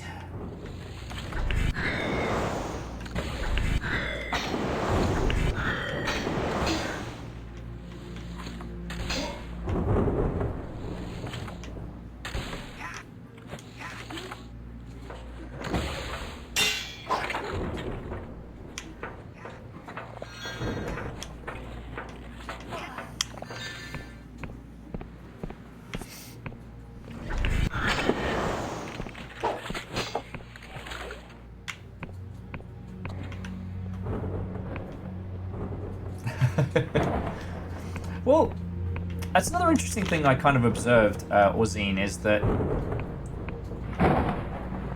the mimetic nonsense around Warhammer sometimes is far more fun than the actual practice itself. Alright, I need to go back in and check that building a little bit more.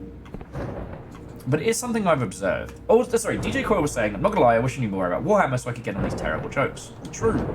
Like, the lore and bizarrity of it all does have space for some absolutely unhinged, stupid bullshit. It's fun, you know? But you're not missing out on too much, friend, I'll tell you that much.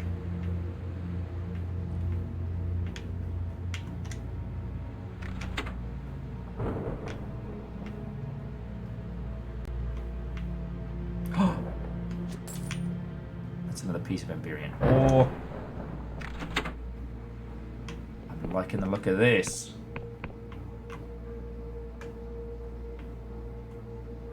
Oh, so Orzine, you know what we talk about guns and stuff? So I found out where the guns be. They're Clockwork Kingdom upgrades. You can turn the greatsword into a gun sword. And I haven't even started looking at what you can do with the bow. Speed shoes! Increased movement speed by 40%. Popular with messengers, rangers, and anyone trying to get their weekly shop done quickly.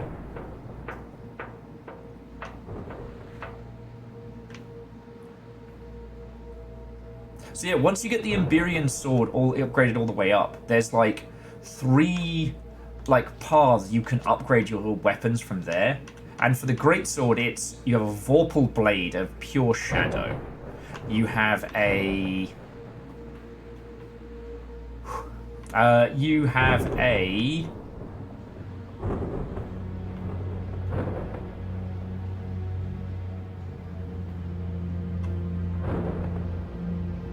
Oh, I'm so sorry, friends. Give me a second.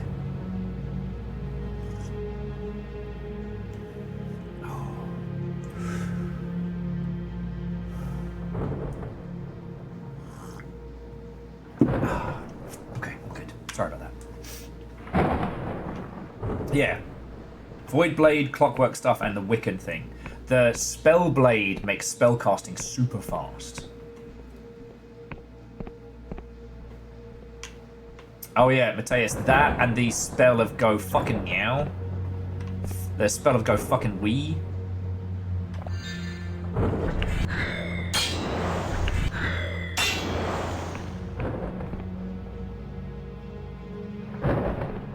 Huh. I wonder where our Emberian friend is.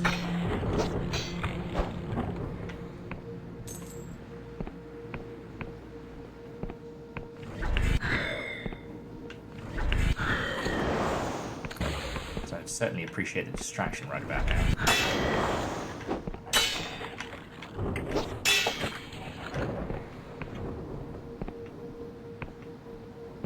But no, so like Evil Geek and peeps like that, when it comes to like roadmaps and content plans and stuff like that, you know, one of the reasons why being a community manager is a fucking job and not just people do for a laugh sometimes is because like there does seem to be confusion about like what DLC is coming where and what it's going to entail, and that confusion is only bad.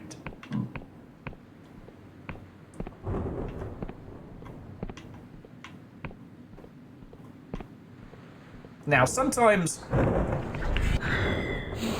the community can overreact to things. Shocking, I know. But knowing what's going to get an overreaction and what is going to be important to users. Like, they never usually put community managers and money people in the same space because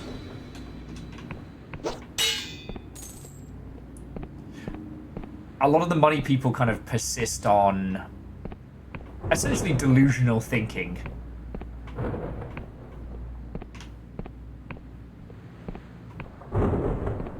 Having that kind of shamanistic balance is always a fucking challenge, let me tell you.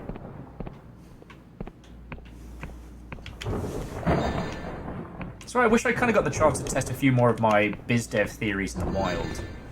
Just because I would never, ever have an overreaction to anything, you son of a bitch. And guessing by your accents from places unknown.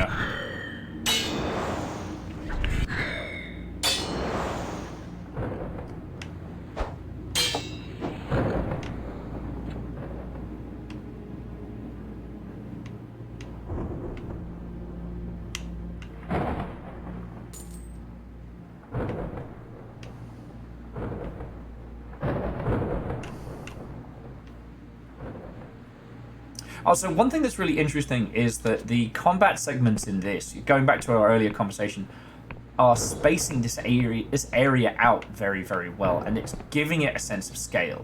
These fights aren't difficult, we're not struggling, but God, it makes it feel fucking huge. Emberian Vault Key. Wait, Emberian Vault Key? That might be what we fucking need to get into that place over by the Undead Isles. Eh? Eh?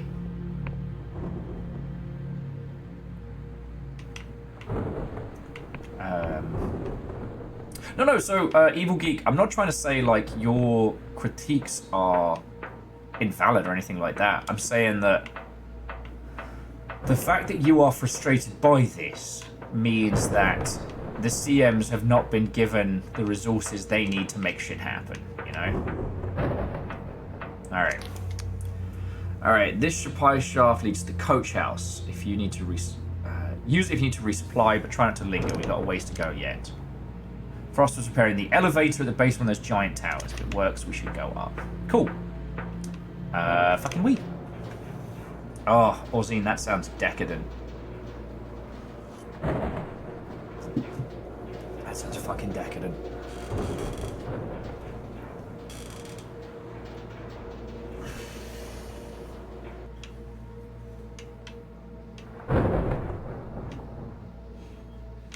Oh, this is cool. So this is actually the little shortcut area.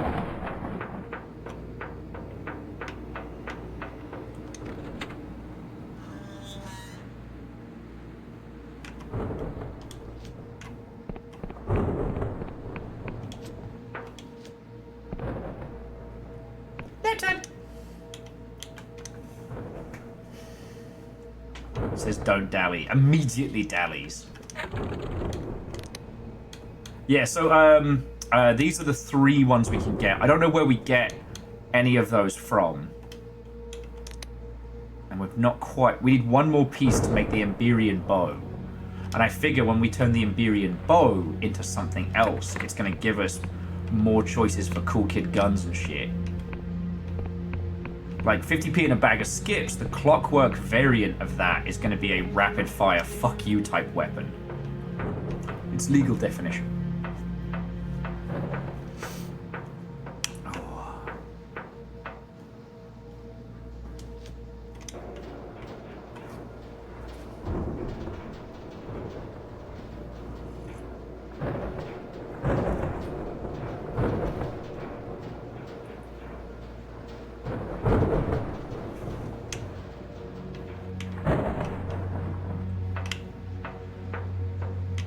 Right, so we explored everything around here, and we got the vault key, which means we can head back the way we came.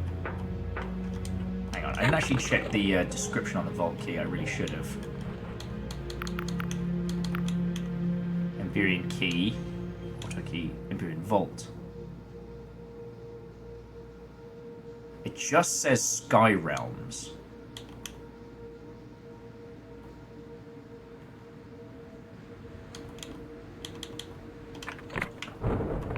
Am I right in thinking that that's the one that opens the doors inside the Emberian vault we found earlier, and some of the other cool shit, right? Hey.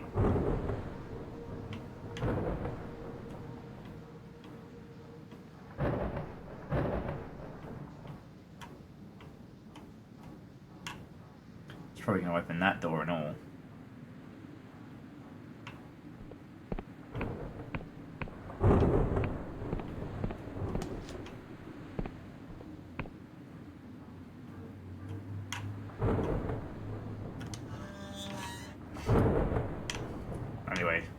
Like I said, Orzine, I'm trusting you to yell at me at the point where I'm like, you need to go back and start fucking with shit. Because I am currently being a little blasé. Okay, no keys necessary this time, Confessor. I've applied my lessons in inconclusive struggle with the auto coach to this relocated elevator. Provide no match for Claxton Frost. When you throw the lever, you shall soar as dragonflies up to the highest peaks of the metropolis, or possibly be catapulted. If I've misjudged the velocity, or blow me, it'll be exhilarating. Alright. Fucking we.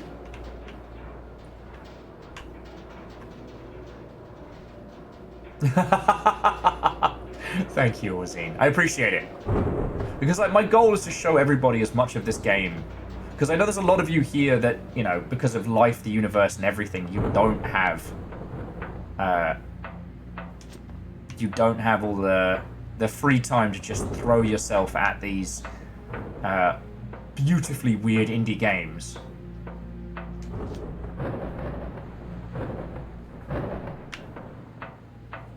Quest updated. The Underlands. Okay.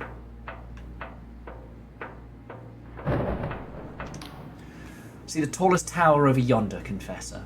I've scried an auto coach to at its peak, and that should get us to the cradle.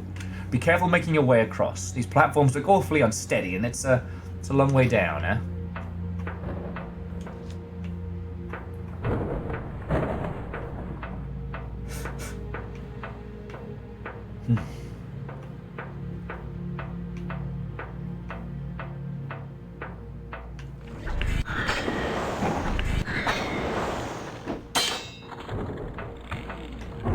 I'm just amazed I can make robots bleed. That's how good my magic is.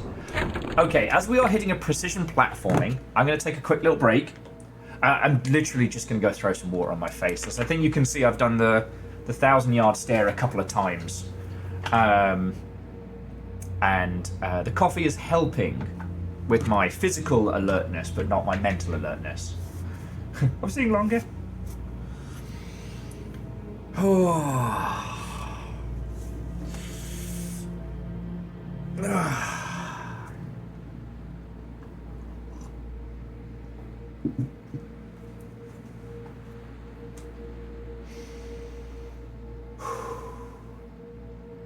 Sorry, just boy howdy has it been 48 hours and a half. Yeah, Orzine, it's not this. I mean, the momentum and pacing of it is meant to make us feel like we're in this gigantic abandoned city, which is a hard thing to do on a small budget. Huh? Baby's okay? It's a hard thing to do on a budget. And I think this kind of like encounters to keep the pacing from being too glacial, I think is smart. I just got a lot on my mind. Got a lot on my mind.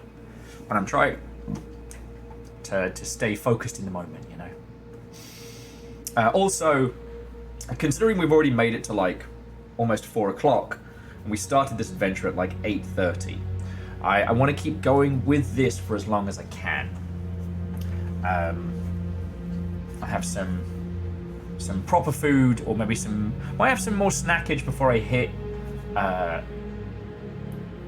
mac and cheese a go-go, because I'm a little worried about going hard on the carbs and then just fucking falling asleep on you all.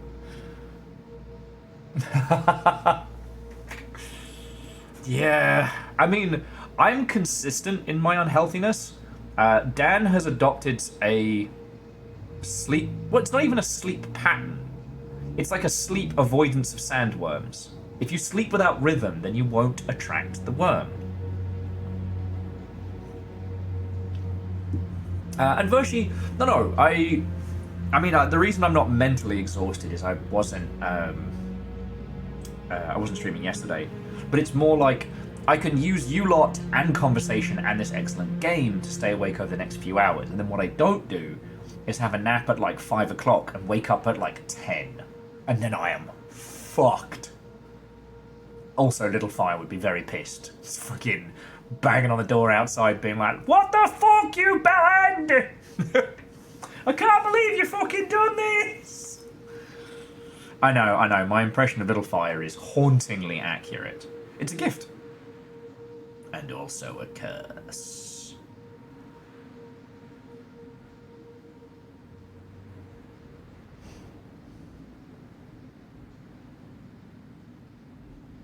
And also a curse.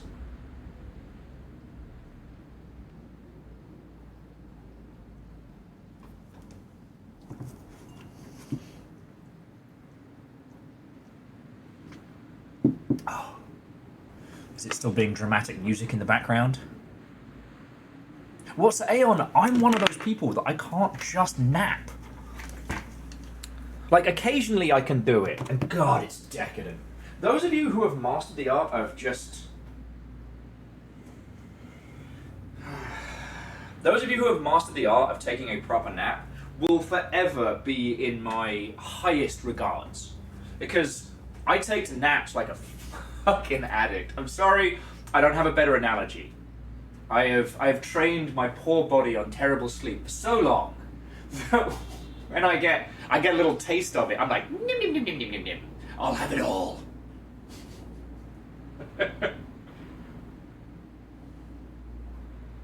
I'll have it all.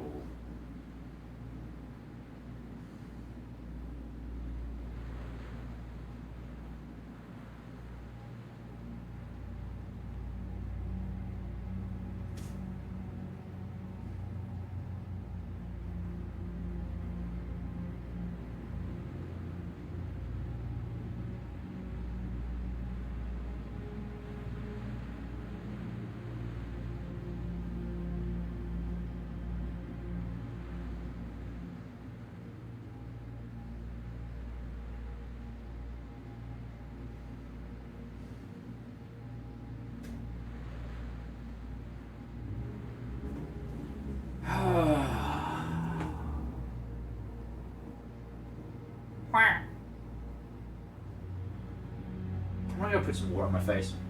Sorry, this was the zoning out I was worried about. We're gonna get back in the fucking...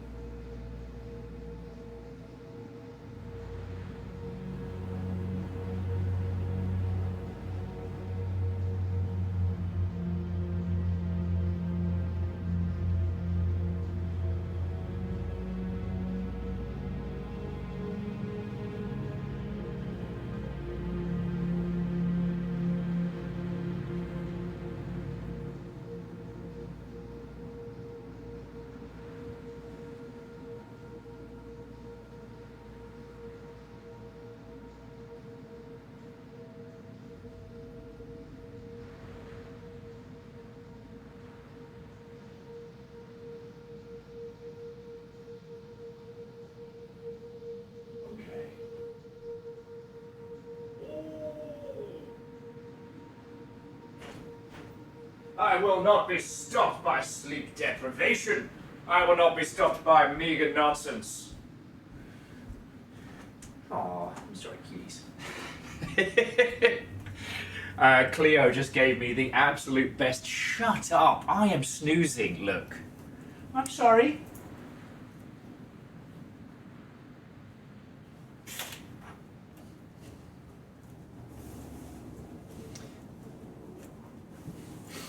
Right.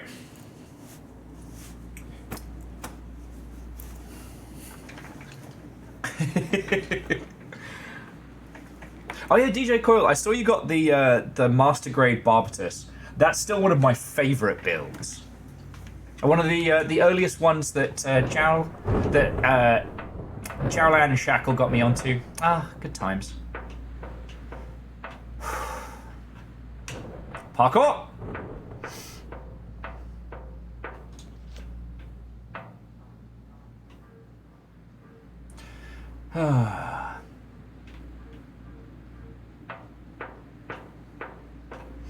Though I should also say, like, I'm not up to date with G-Quacks, which I really should be. And I know that shit's gonna slap. I will say, of the G-Quacks designs I've seen, I am definitely...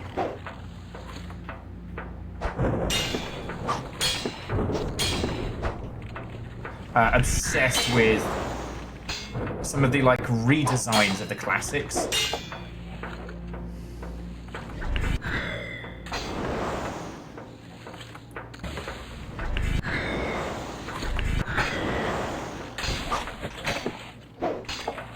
Angry-ass skeleton.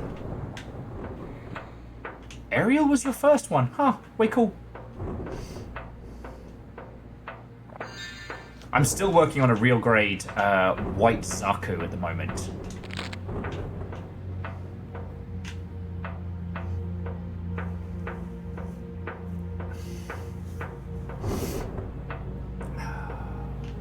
Guess that's the tower I'm headed to, so let's keep exploring.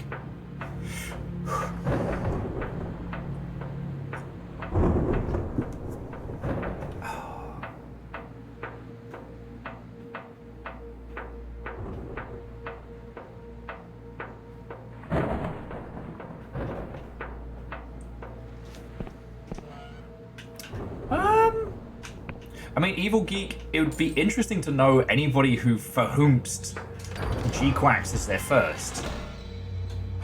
Yes! We can get Super Bow!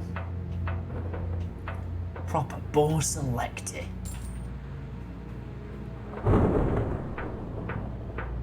You know what? Fuck it. I'm gonna backtrack. I'm gonna build that Super Bow, because I want to see what it turns into.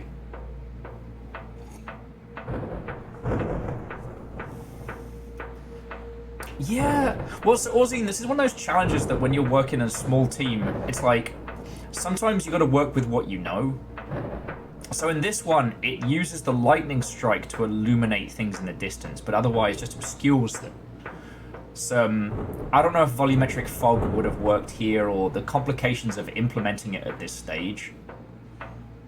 Like, sometimes, but rarely in games, you're putting your creative ambitions before what you know that you can or can't implement from a technical standpoint, if that makes sense.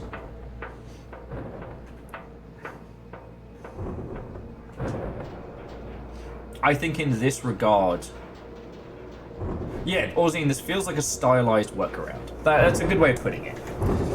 And Evil Geek, I know what you mean. I'm gonna definitely be clearing out some space soon.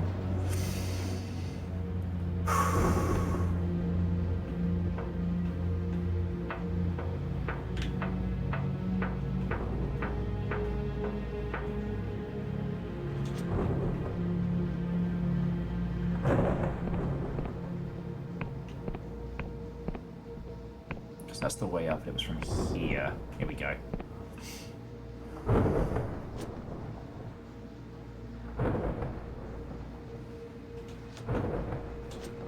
But you know, like, Evil Geeks are thinking about it. I would say that G-Quacks has such an exceptional art style and a lot of fucking class to it, right?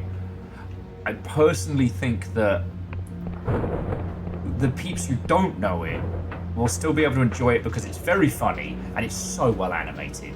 You know, they won't get the redesigns and the references and like the alternate timeline stuff, but then again, they can kind of, you know, going back and then watching the OG Gundam stuff, some peeps are going to have more of an anchor to the old. I don't know. There was an interesting thing that Jeff Thu talked about with you don't have to watch all of JoJo's. It's okay to skip the filler, which I know he got a fuck ton of hate about.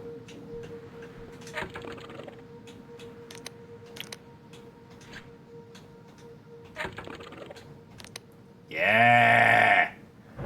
Void bow, clockwork bow.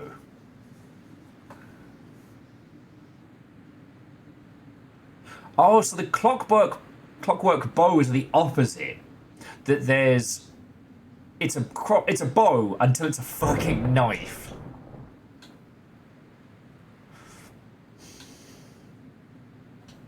That's fucking cool.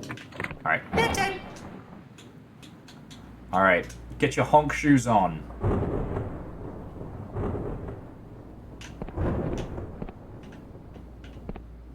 I should probably make some more mana potions as well. Can't take it with us. It's the only thing I'm really churning through because I'm casting spells. But honestly, the thing that Jeff Thu put forward is that 1, trust your friends, and 2, that sometimes it's okay to show people the cool shit to give them an anchor, a reason. Because one of the things that I think we've all been guilty of one time in our life is like there's a show or a series or a book or what have you where one part of it or quite a lot of it is very, very key to us, very important.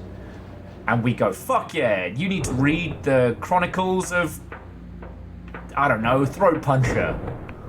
But you forget, because you love it and because like you cruise through the other parts, that the actual point from 0 to throat punching is quite a lot. Sometimes, you know, giving people the option of like, hey, do you know what? Don't worry about it.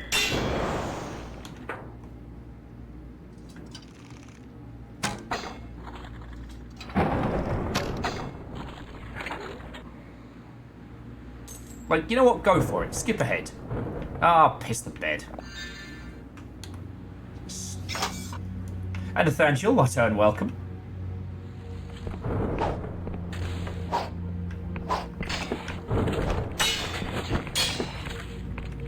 Well, so Garrett, the thing I found really interesting was, yeah, that G-Quack's series drops off the bat with the flashback that goes immediately into the new characters, but the movie version starts with the Gundam retelling. And I almost feel like they should have just dropped that as a double-header episode at the beginning, but maybe they were too worried about, like, alternate universe Char kind of outshining these new characters. Thank you, Fearless. You get it. You get it.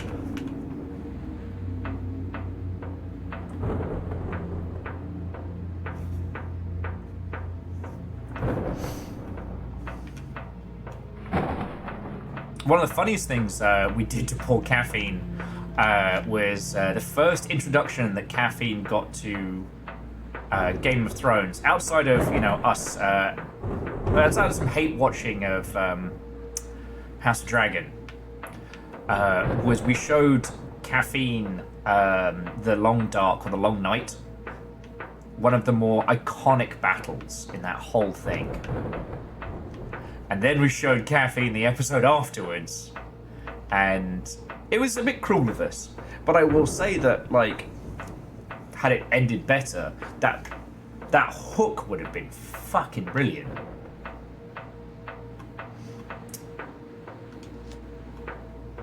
Nathaniel, when you say you've had the strangest day, knowing the company you keep here in the Longship, that could be contested.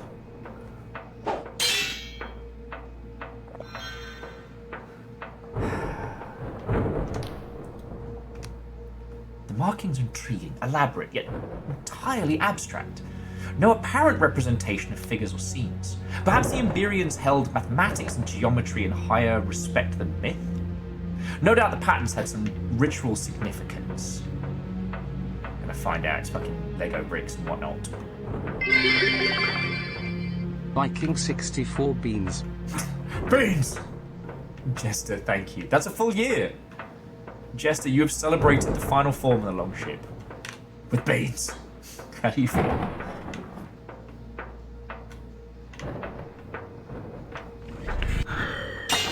And DJ Coil, I will wholeheartedly agree with that. Now, how badly they fumbled that bag, I do think is worthy of, like, study more than just your usual, like, in this video essay I will... But that's me. One thing that was interesting about showing Caffeine that was just, like, coming back to that whole thing after the fact.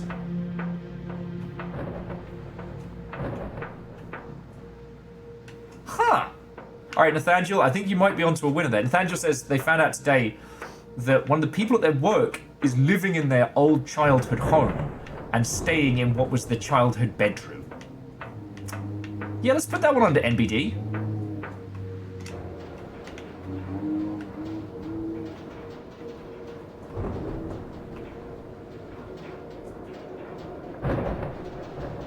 Yes.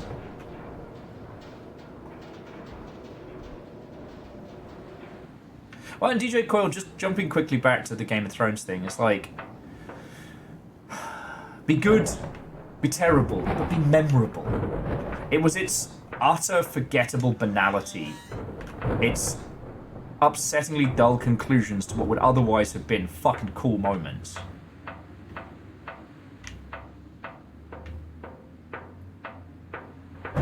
And, like, House of Dragons is fun, but it's kind of stupid. It gets better. You know, if you give it a season, it's not the worst thing I've watched on television, but it sure as shit isn't the greatest. Dragon fights are kind of fun. You know, you can kind of predict just about everything as it's happening. But Matt Smith plays a villain, and he has the best time. And his enjoyment for his villain role is kind of infectious. But yeah. So yeah, Nathaniel, I can help you with distraction as best I can. I've been up since 8 o'clock. We had the Warhammer Skulls promotion this morning, which was really cool. So I got some cool little toys, and I got some cool little models. It's been good. Okay.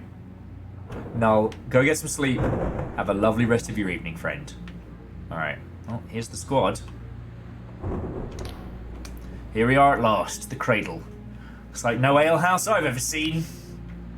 This platform should take us inside. When we get to Vela, you can do the talking, Confessor. I reckon it's the best chance we've got.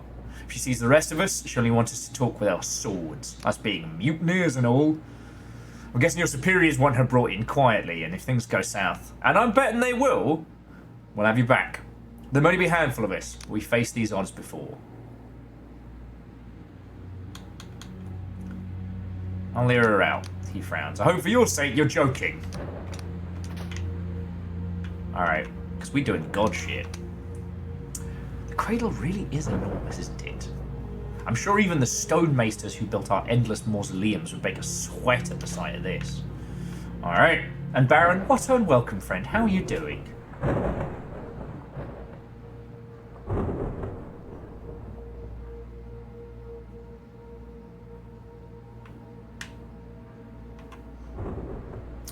I mean, Evil Geek, on the one hand, I can understand it. On the other, motherfuckers laughing all the way to the bank. No other franchise has been able to soft launch an ending.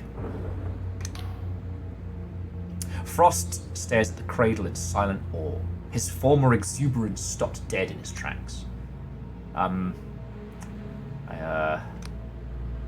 Please forgive my ineloquence. I found myself quite overcome. Aye, me too. You stand there in silence together for a minute or two, gazing at the cradle.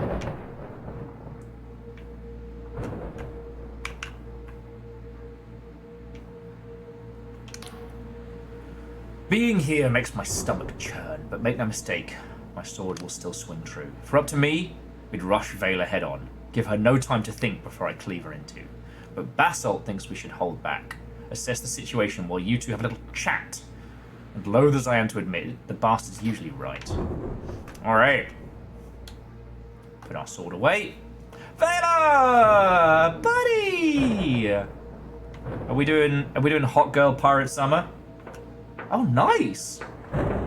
Baron's off work early. There's a 4-day weekend. Fuck yeah.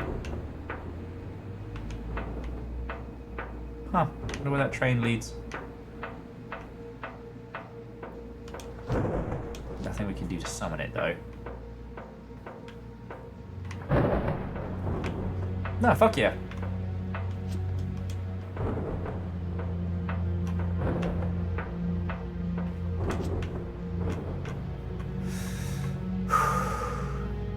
Holy fuck. Baron is asking, is the Twitch UI messed up for anyone else? Alright, friends. Let's fucking do this. Vela stands with poise, her commands booming through the chambers as the Darkstar mercenaries scurry at her beck and call. No, so Fearless, just very quickly, you're right. And also same. Like, no hate to him for making his cash. Like, you know, get yours, right? May all of you reach his level of success from your art. I just think that the TV show got to soft roll out any theories he had for endings. And now, with the way that fans reacted to certain things, he can do better. We can have a proper Clegane Bowl. We can have that great moment, you know? We can have you know, we don't get, like, Jaime Lannister having all that character growth and then doing a 180 at the last possible second to be a fucking dingus. We don't have to have, like, oops, all Nazis Dragon Riders. I mean, Devoshi, good point. Good point. Anyway, it is very funny to me as someone who is currently chewing through gigantic tomes of Dungeon Crawler Carl, and old R.R. Martin's like, shall I write 2 words today? No, I think I'm good. Okay, deuces. And he did work on fucking Elden Ring. So Elden Ring and Wine and Cheese Night this Saturday is going to be a banger. Okay. I'm going to call her out. Vela Calosa! Vela's head snaps round, eyes fixed on you. She turns with one hand on her sword hilt.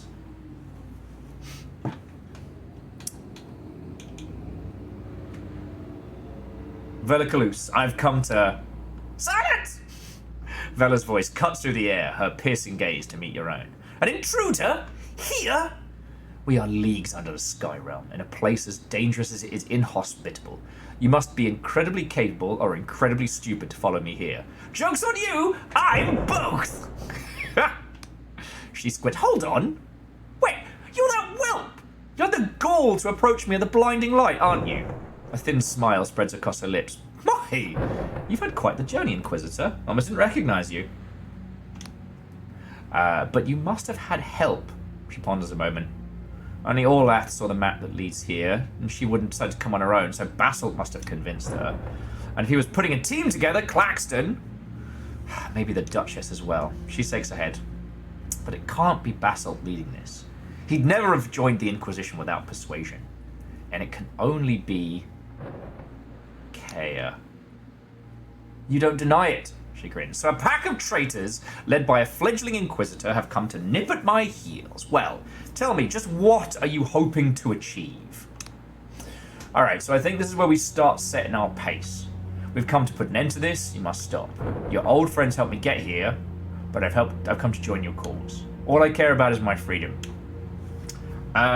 So, do we want to join Pirate Queen and make new God Realm? Are we going to put a stop to this madness? I don't think so. Or are we going to do a decap attack because the Inquisition said so? Like, the Inquisition have no power here.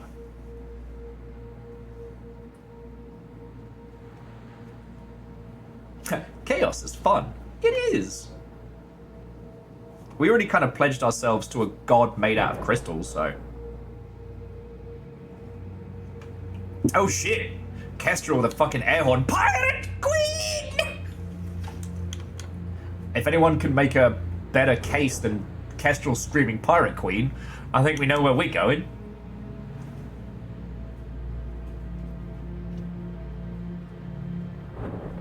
Unholy glee. Details, details. The gods aren't keeping track, and neither am I.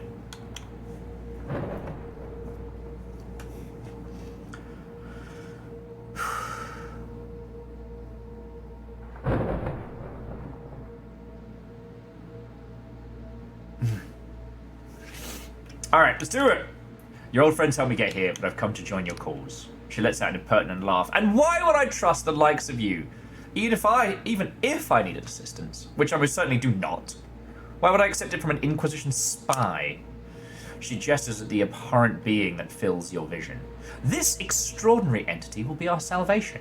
It will mend our broken world and abolish the evils of humanity. All we need to do is awaken it. And we are so nearly ready. Alright, what is that thing? Some would call it a god. But that would diminish its power, for the gods are of this world and are bound by its rules. This being is of the void, a non-place of pure creation, where time and space act in mysterious ways. We know not whether the Emberians plucked it whole from that realm, or whose corporeal flesh or wove corporeal flesh from void stuff.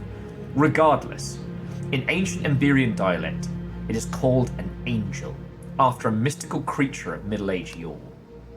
Okay, how is it so powerful? Reality is formed from the semi-conscious, from the semotics, from the language of cipher. It is the language that flows through all things, the truth behind the illusion that dances before our eyes. With study, we may learn to alter its flow, its rhythm. We may tweak a word here, adjust a sentence there.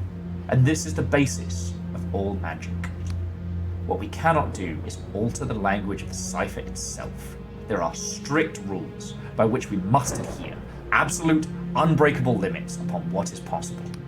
But this entity that stands before us, being of the void, it is fundamentally separate from our laws. It has the power to change the very essence of reality. No, Varials, my tall wife is the one we were doing cool sword stuff with. Last time we saw Vela, she didn't have a cool sword and she was kind of bleeding. What do you plan to do with it? She grins. I'm going to change everything. And Furisa, what unwelcome. The Emberians built the structure as an incubator for the angel, and had they succeeded in wakening, their tyranny would have enslaved the world for eternity.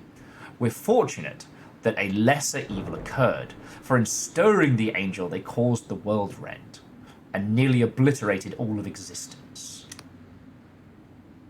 Oh, Favor 6, Lamprey God? We're just homies. Crystal God, we might be a little bit tighter, but that's a different story. But we have learned from their mistakes. We will use the angel to turn this world into a heaven, where every soul is free and equal. You could spark a second apocalypse and destroy what's left. With your best of intentions, you'd only make a tyranny of your own design. I think you're right. Just in fair world. You could fuck up. Over the past few years, I have recreated some of the most accomplished... I have recruited the most accomplished cipher scholars alive. With the correct wording, we will prevent a syntax cascade. Of this, we are almost certain. And regard. Is the reward not worth the risk? What's left of this world is barely worth saving. But I would elevate us to something nobler than the history has ever known. Her eyes glint as they look into your own. You see, Inquisitor, there is such beauty in us, such majesty, such potential. I have sailed the sky realms and seen such wonders. She waves her hand. Nay, not the void obelisks of Al-Safar, or the 1,000 spires of the Bion University. I have seen the nuns of the vagrant hospice tending to their enemies. I have seen a man give his life to the blood barons of Terran so that a stranger might live. I have seen a child, recently orphaned, her face speckled with blood, offer me the last of her bread. But wherever my sails have taken me, I have seen hopes and dreams of common folk crushed by oppressors. Be they the Union, the Wiccan, or otherwise. Everywhere I go, the poor writhe in the mud so the rich may sleep in silk. Once I thought my sword could right the wrongs of the world, that morals and ethics could guide my blade. but I've seen too many skyships burn, and too oft breathed the stench of human flesh to believe it still. In truth, I had lost hope, until I had visions of an angel. Throughout the Onric Isles interface of an Emberian map, I realized then what could be achieved. I'll say nothing and listen. Yeah, tears in rain. Her stare gains a fiery intensity. I would empower us all so that every peasant stands equal to their lord. I would blunt every sword and shatter every cannon so not a drop would spill. I would banish death itself so that no heart would ever be broken. This will be our heaven, and soon we will have it. Admirable dream. Is it possible? I suppose we're about to find out. Very soon I will awaken the angel, not out of greed or selfishness, but out of betterment of the Sky Realms and its people.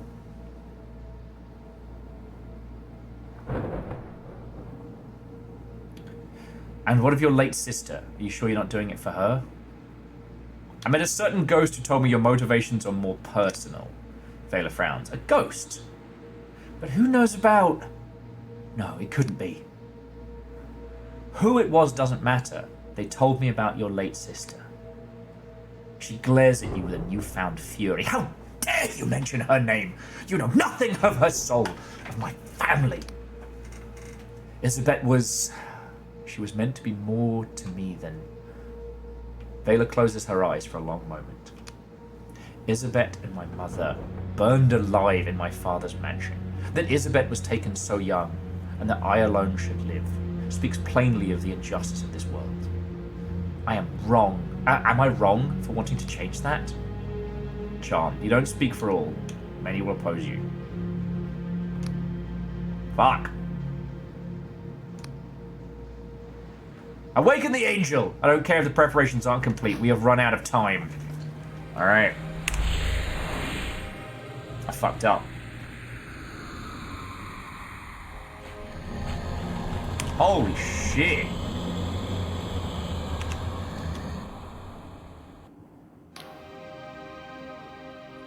Her eyes return to you. I'm terribly sorry about this. I wish there was another way, but there isn't. The coming days are crucial. Now that it's awake, we have to decide... We have many delicate rituals and cipher wards to enact, and you cannot be allowed to meddle in such a momentous endeavor. So I'm afraid this is goodbye. We will not meet again. From behind you, you hear Jack Bassel yelling atop his lungs, Vela, no!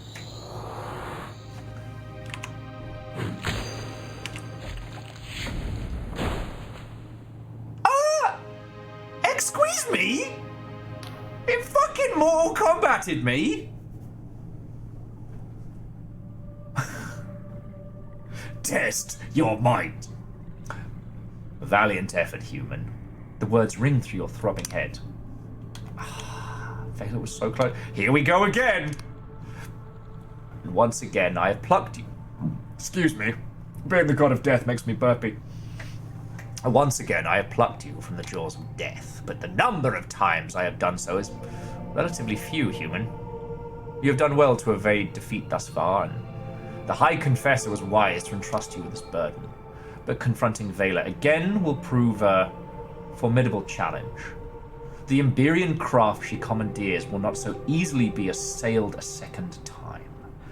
To fight your way through, you will surely need my assistance. The entity rattles his chains. These void steel shackles are bound with Vela's magic.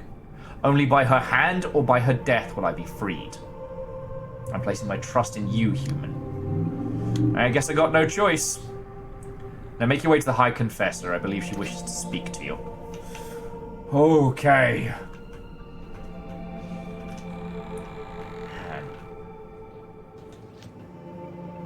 Okay, so that's how you can travel below. Whew!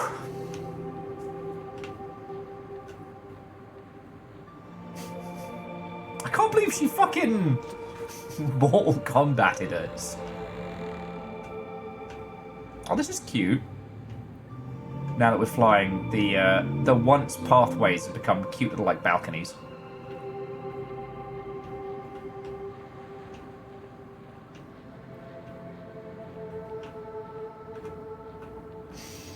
Yeah, Furious. She got a little stabby. That's fine. That's fine.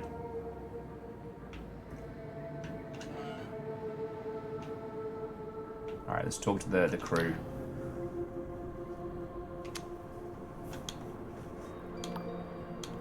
Oh. Well, we got the ship back. That's cool.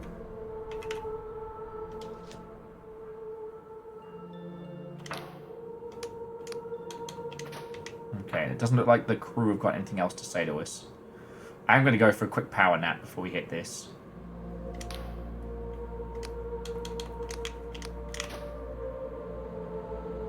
Is that a fucking fleet? Okay.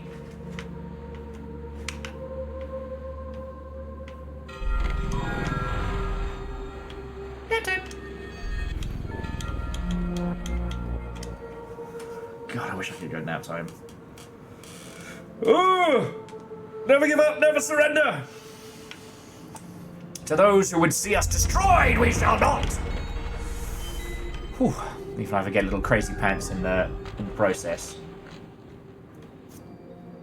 Holy Glee, let's not worry about it.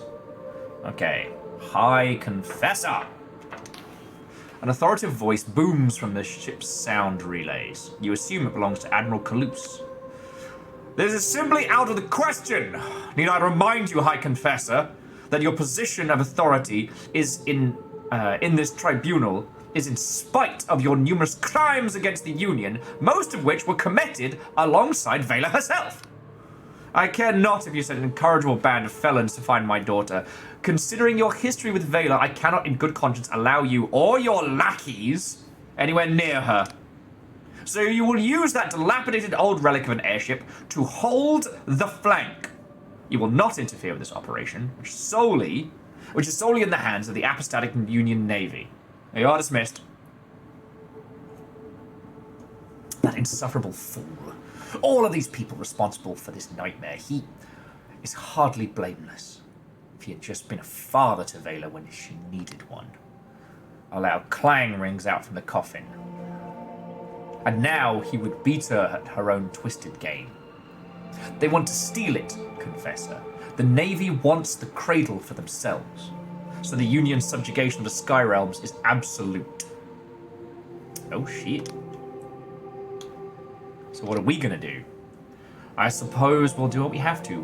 Hold the flank as Admiral Kalus demands. It is too late with too much at stake on the boat now. So we just give up? Did not say that, Confessor. We have a card to play yet. While you were off getting yourself killed, the rest of your team managed to escape the Underlands aboard the cutter, thanks to Frost's repairs. As you have no doubt noticed, the Cradle has made its ascent to the Sky Realms. The Union Navy is finally realizing the gravity of the situation and showed up in full force. But they can't punch through. The Cradle's defensive shield, some sort of highly advanced Emberian tech. So at the moment they are at a stalemate.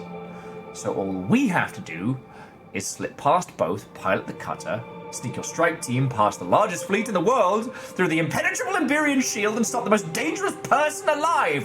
What could be simpler? How do we get past the fleet?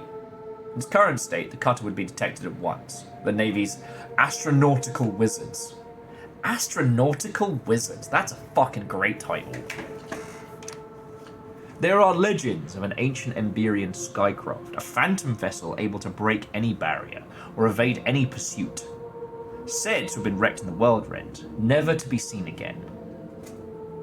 Many have searched for the crashed vessel without success. Scryers find nothing or suffer the apoplexy. Frost believes otherwise. There were rumors of a particular island with an Emberian wreck that has been drifting through the Sky Realms. That very island has strayed into the Onric Isles. Search the most distant islands of the Onric Isles and find whatever power it hides. Yo. Hello, Mr. Streamerman, Chatters Union Local 420 Rep. Just checking in to make sure you're demonstrating good forethought and planning for your chat.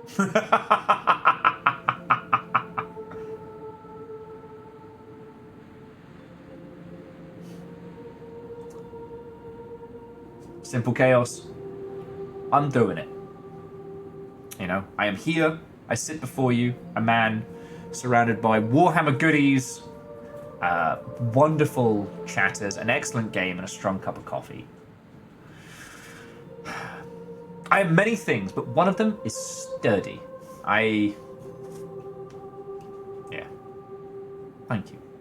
All right.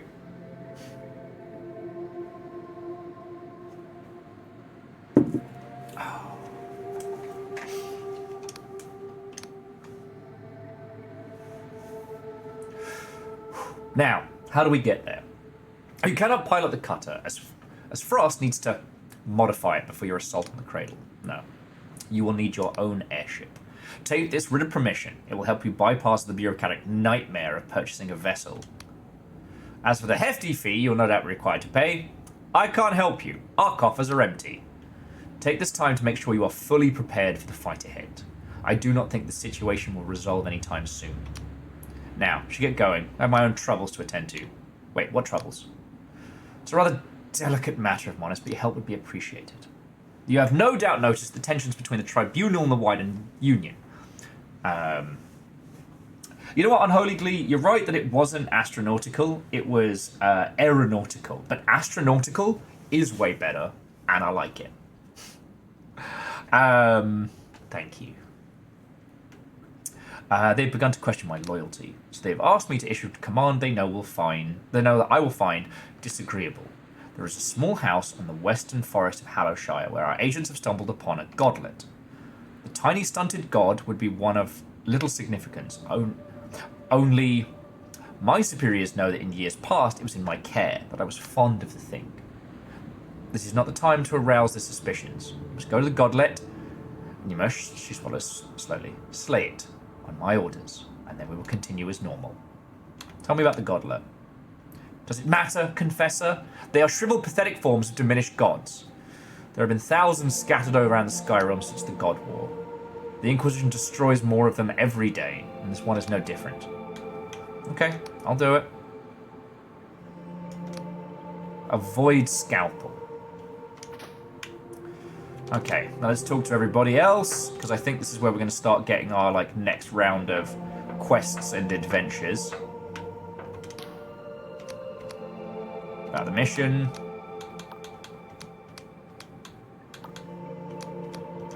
Okay, well he's not got anything for us. Let's see about the rest of the squad. Okay, they don't have anything to say either. So I guess now it's time to explore and find whatever the fuck we missed. And Orzine, feel free to point me in directions. Flew this thing once, broke it, now I'm not allowed to touch it again.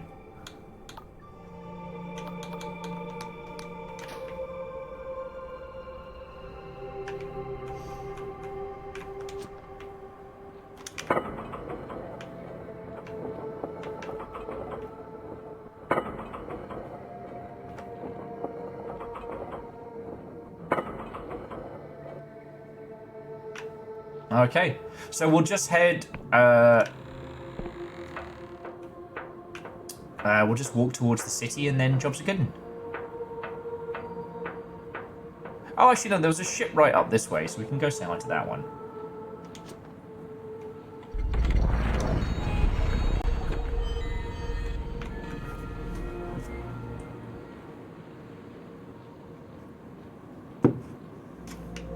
Man, you never did find your way.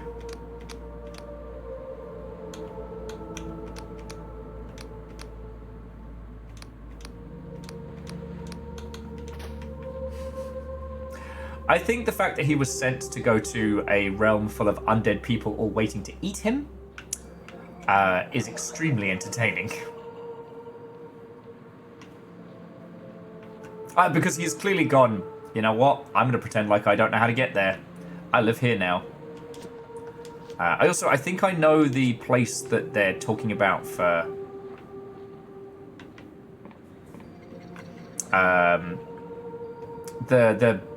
the cute baby godling. I think I know roughly where it is. I think it's the house that the one I tried to go into before we begun this whole excursion to the ground realms.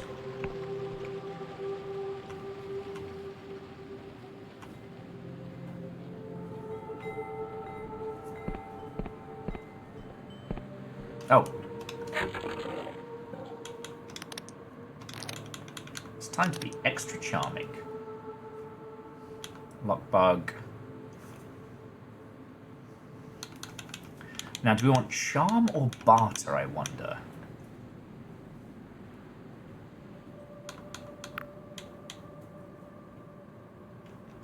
I'll go trade guild. Because there's a sky post here.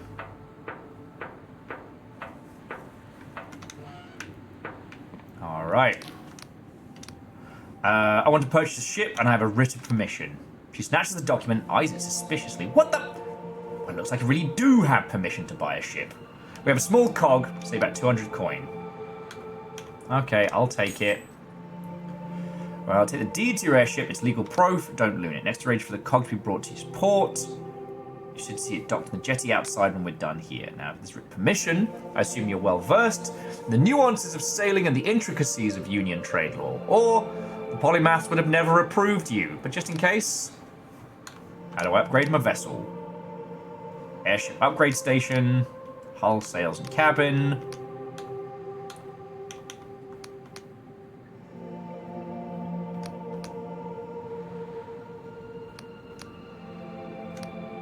That's what I wanted to know.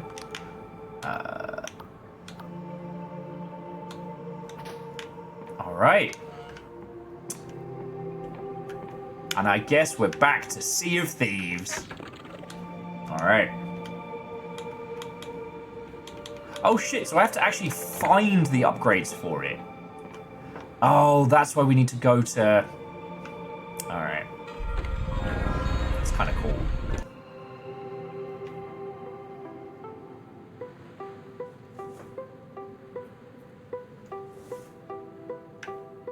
Fucking wee!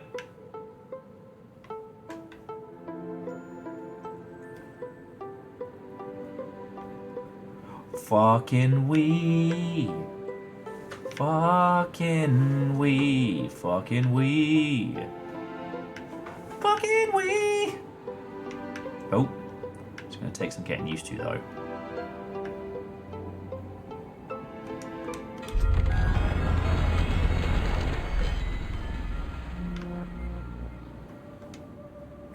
Oh, the anchor lets us kind of like hop up and hop down. Alright, well that's fucking cool. That's fucking cool. This is actually the Final Fantasy moment.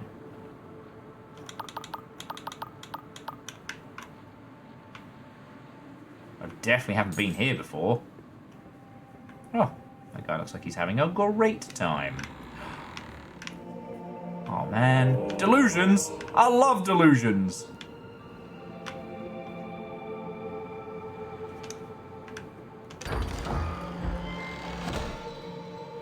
Summon skeleton, let's fucking go! I have friends now.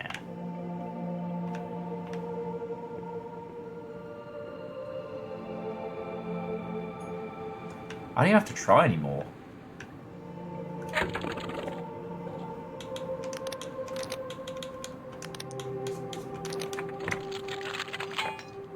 Bone Brothers! Call blimey, Bone Governor! God.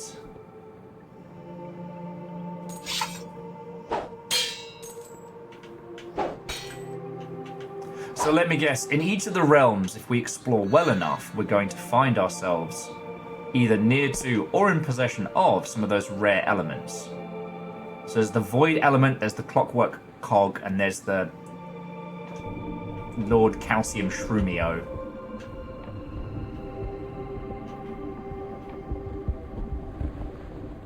Shit.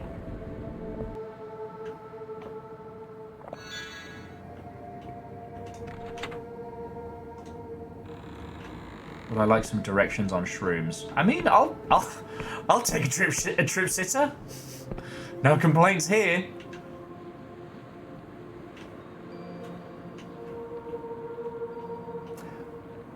We do not condone the use of illegal substances on this Twitch.television. It involves sky crab. Ooh. So, all right. So now we need to decide as a group: do we want the shroom blade that makes magic stronger? Do we want the clockwork cog that turns our sword into a fucking gun? Or do we want the void blade?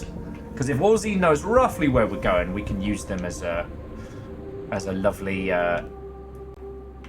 sky guide. Skied, if you will.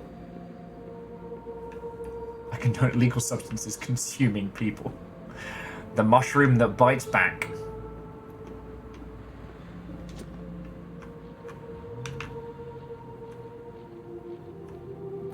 The friend that was inside you the whole time. And frankly, I wish it had stayed there.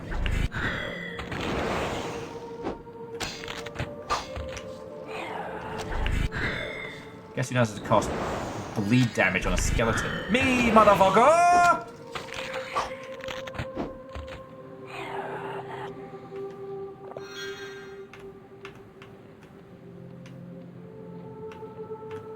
Hoover up some potions from these skellies. I cast Kablam. Simple Chaos, I'll do you one better. Wizard's Brick.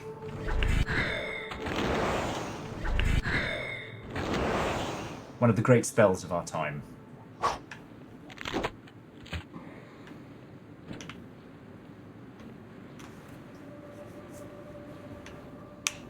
Now, I wonder where I'm going to acquire ship upgrades from. That'll be fun. We're going to get some cannons on that motherfucker. We got to get this thing, like, I almost said ship shape. Fuck me. We got to get this thing murder ready. Murderific. There was definitely an island in the Endless area that we couldn't get to. And yeah, now we know how to get to Big Crab.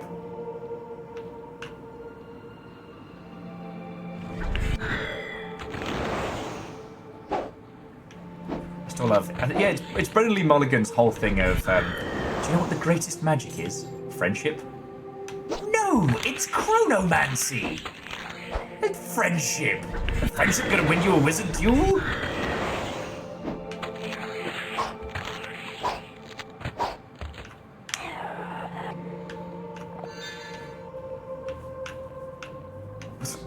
Well, Mateus, that's the secret. Every missile is magic missile if yoked hard enough.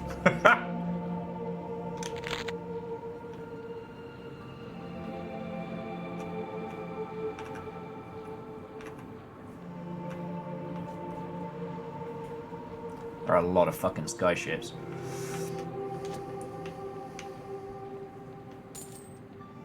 But I'll take the extra fucking cash, that's for sure.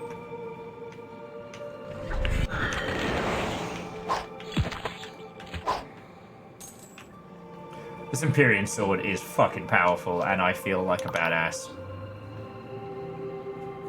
I cast non-magic missile. Tomahawk inbound.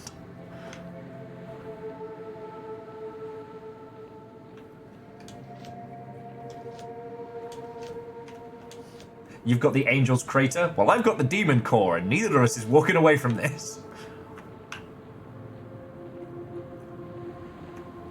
The weekly roll, eh? Huh. I'll have to give it a look, Ozzy. I take the recommendations very highly.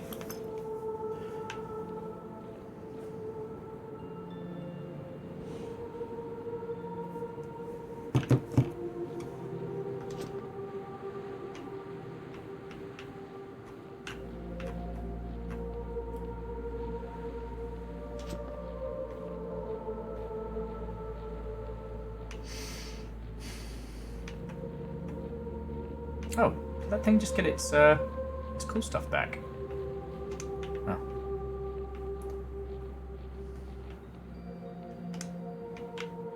Okay. Oh. So the anchor is automatic though, that's cool. Let's see what we've got below. Now we've got a save point, so we can recharge our magic at least. But we gotta upgrade this ship. Okay, so where are we heading to get this place this ship looking a little more, well, ship shape? I guess capital city first, right?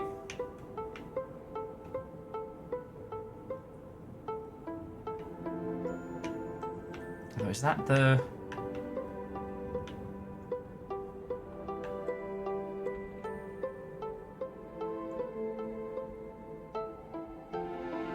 Oh, that's the Wizard Academy.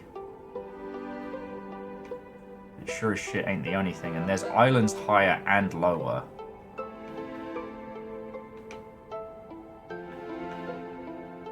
There's the cradle, and we need to not fuck with that.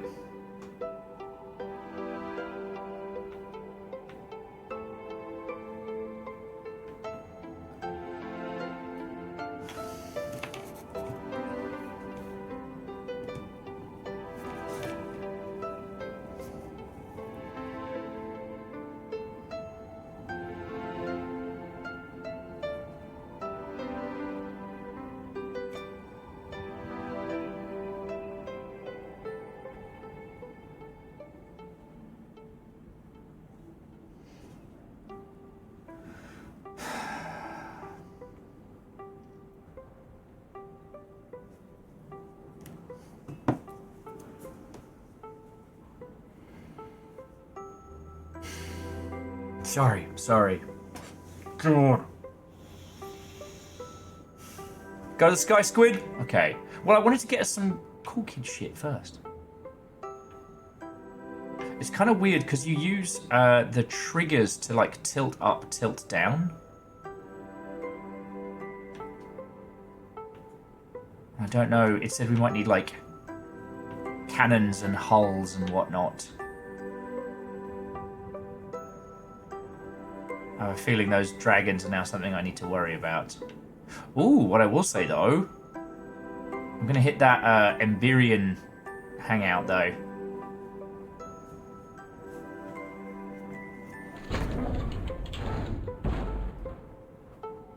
Go through Mikhail's old setup. Because now we've got some fucking keys and shit.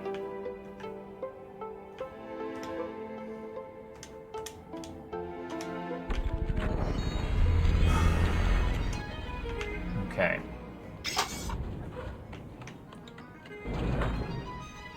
Oh, okay. So... Sorry, I took it to mean we have airship combat.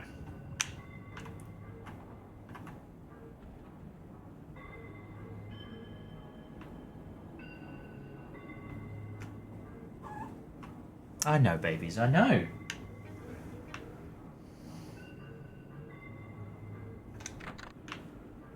This door is barred from the other side. This was a thing we activated. Unless you're fighting against the airship controls. They're not bad. It's just, it's interesting because the pitch in your... is different than what it would be on other games. So it's not that we are accelerating and decelerating in the standard places. Oh man, can I actually not get into this? Dang it!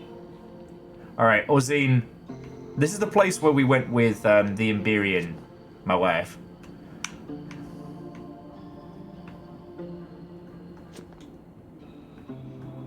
Can I get in here? Am I just wasting...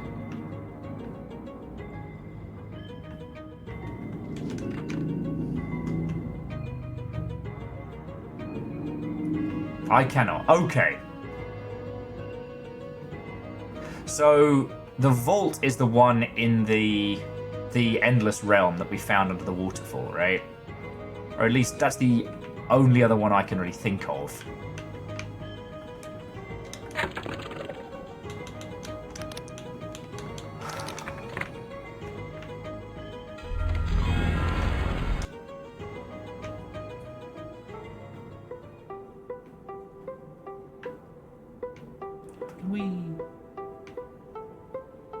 They are. But there's also, like, there's that whole segment down there, which must be something.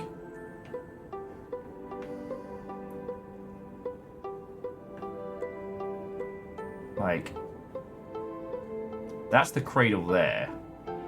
I think that's the starting area.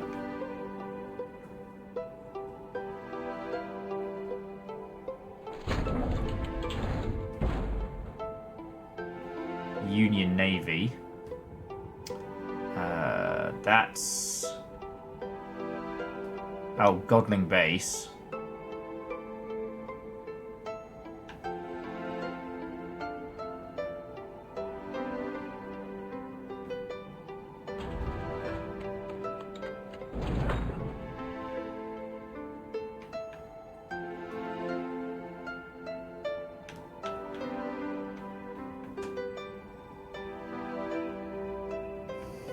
Alright, well, let's see if we can do a spot of shopping.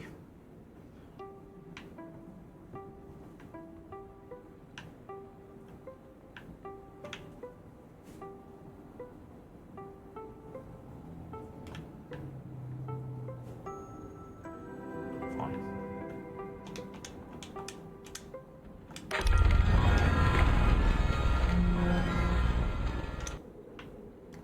Okay, and then I'll get the ship docked here. What's up, big face? No one else can see you. No one else can see you.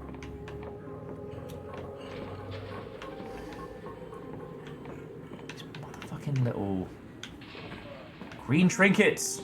Gonna drive me nuts. It's the dead guy. What is your fucking deal?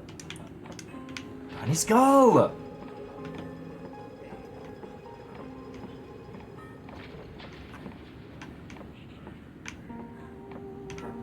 There's an NPC in this that gives you a quest. Alright. Alright, well, I've got some godlings. I can check out the black market.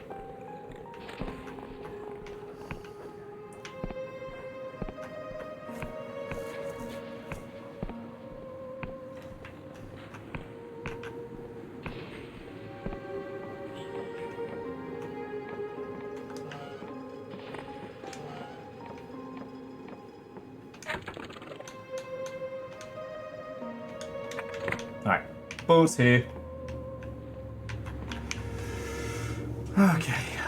Okay, everything happens so much.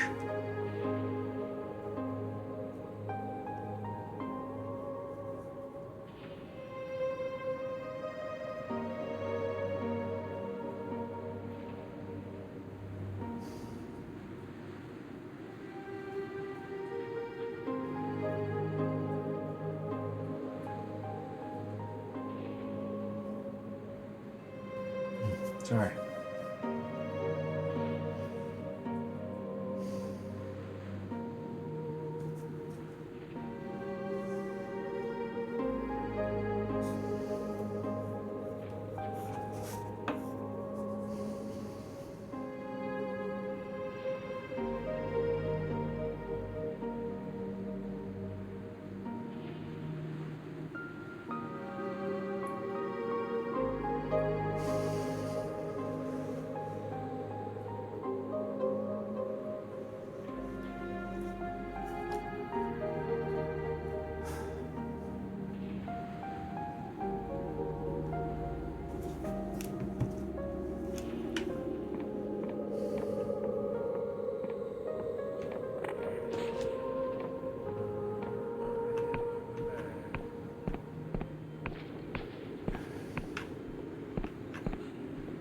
I'm sorry, friends. Okay, so I'll check the general store, see what we can get. Hang on. Let me put my glad rags on.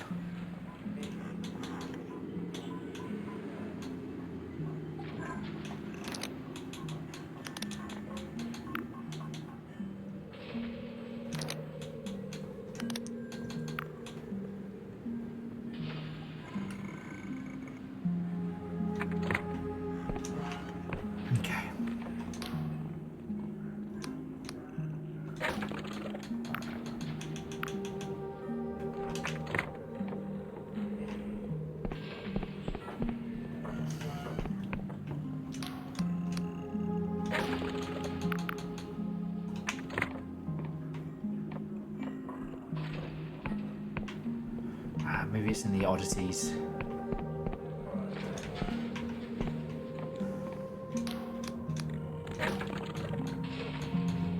Another apostolic union. Huh.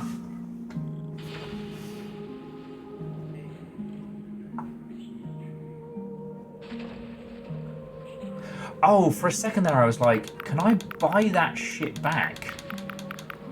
But no. It's the price he's offering me right now.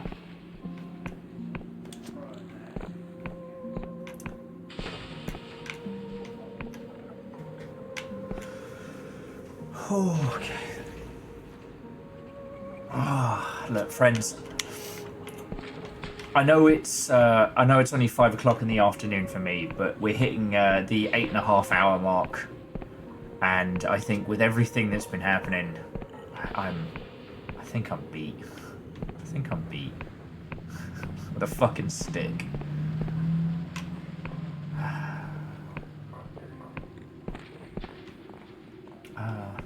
There's a lot happening, Total Box. A lot happening. I'm gonna get a kip at the Wobbly Noggin. Actually, we'll do a quick kip at the way out. But now we have the skyship.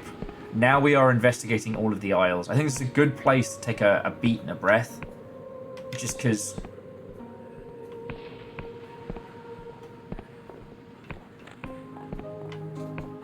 We got skyships now. Fucking we. We've got our own little vehicle. We've got some places to explore. We'll get this thing upgraded and looking fancy. It does look like the tiniest little, like, sloop of thieves. No, I just... Simple chaos. Like, I'm not going to go to sleep, right? Like, I'm going to stay awake. I'm going to try not to fuck my sleep pattern. I keep going inside my own head, and it's not a place I want to be right now. Even with all of you here, even with such a brilliant game in front of me. So, what I'm going to do, I'm going to say my thank yous. I will find a wonderful individual to raid on into. Because it's early in the day. We're actually, for once, spoiled.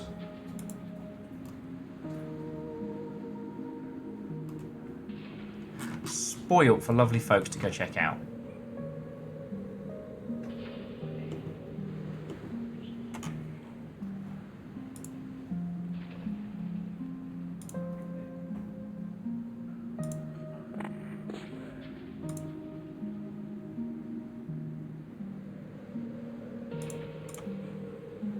And, which I will say, so our good friend Laura is currently playing I Was a Teenage Exicologist, which, if you haven't seen, is definitely one to put onto your radar. We haven't done it yet here, but as a game, it's fantastic.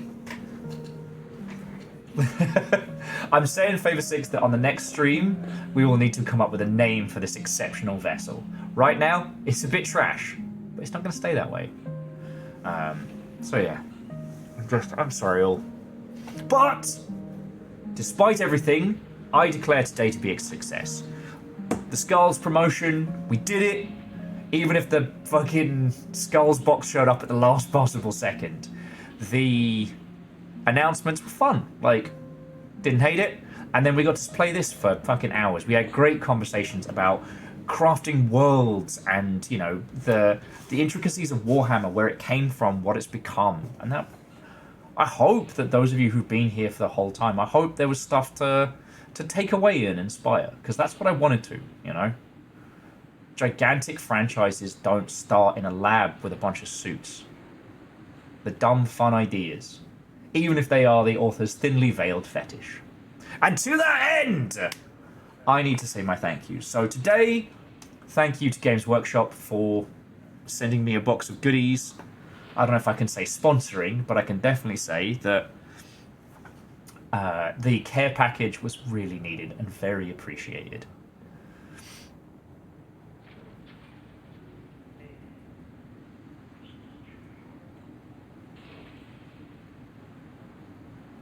Sorry. See what I mean? I keep getting that 1,000-yard fucking Nam stare. I'm so sorry.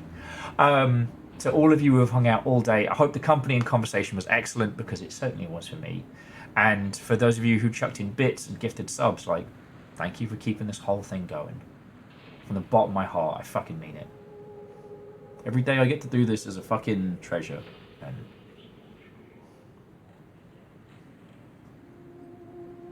I hope we get to do it for I hope we get to do it for a good while. Okay, and to that end, I would like to thank the following people. Because, seriously, if you lot weren't here, I'd just be an unhinged man yelling at the internet. So to General Khan, lovely to meet you. Warhammer, we shall banter once more.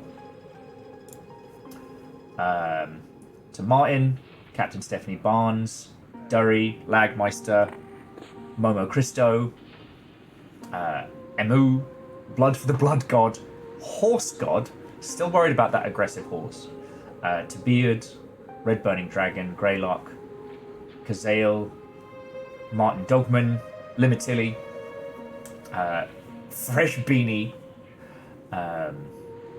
DM Raw, Woolly Bard, Minnesota is a myth, Hut, Frederick Durst, who has been subscribed to Longship for 18 months, the Frederick Durst, Kestrel North, Nullark, Mateus, Isik, and Jester, whether you were gifted a sub, celebrating sprees, or everything in between. Thank you so much. To Eraman, to J-Post, to Akira Zero, to Legend of Morad, Vanderbeast, Wolfcrad, Scotty Doggy, Quasi, Simple Chaos, Shitaru. Like, you threw in actual cash on top of a sponsor stream, and that's how this keeps going, so seriously, thank you. To Nightmare Eve and Kestrel North, that's 2 raids. You glorious Mother Hubbards. And to the whole mod team who have been working overtime. J-Punch, thank you. Thank you. Alright, friends. I'm just going to throw you directly over to Laura. So have an excellent rest of your evening. Alright. I'm a fucking try.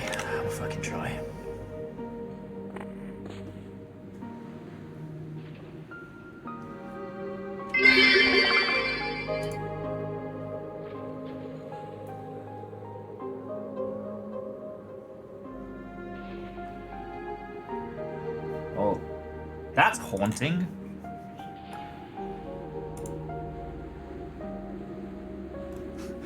There's a Viking blonde without the underscore on Twitch. That's haunting. Because I thought Viking blonde one word was the account I couldn't get into, but... Oh, that's worrying.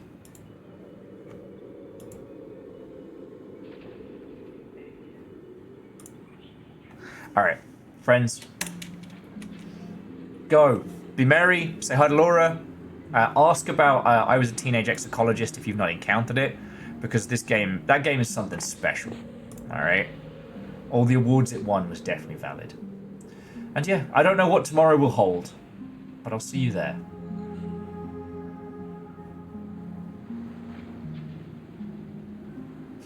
I'll see you there. Good night, friends.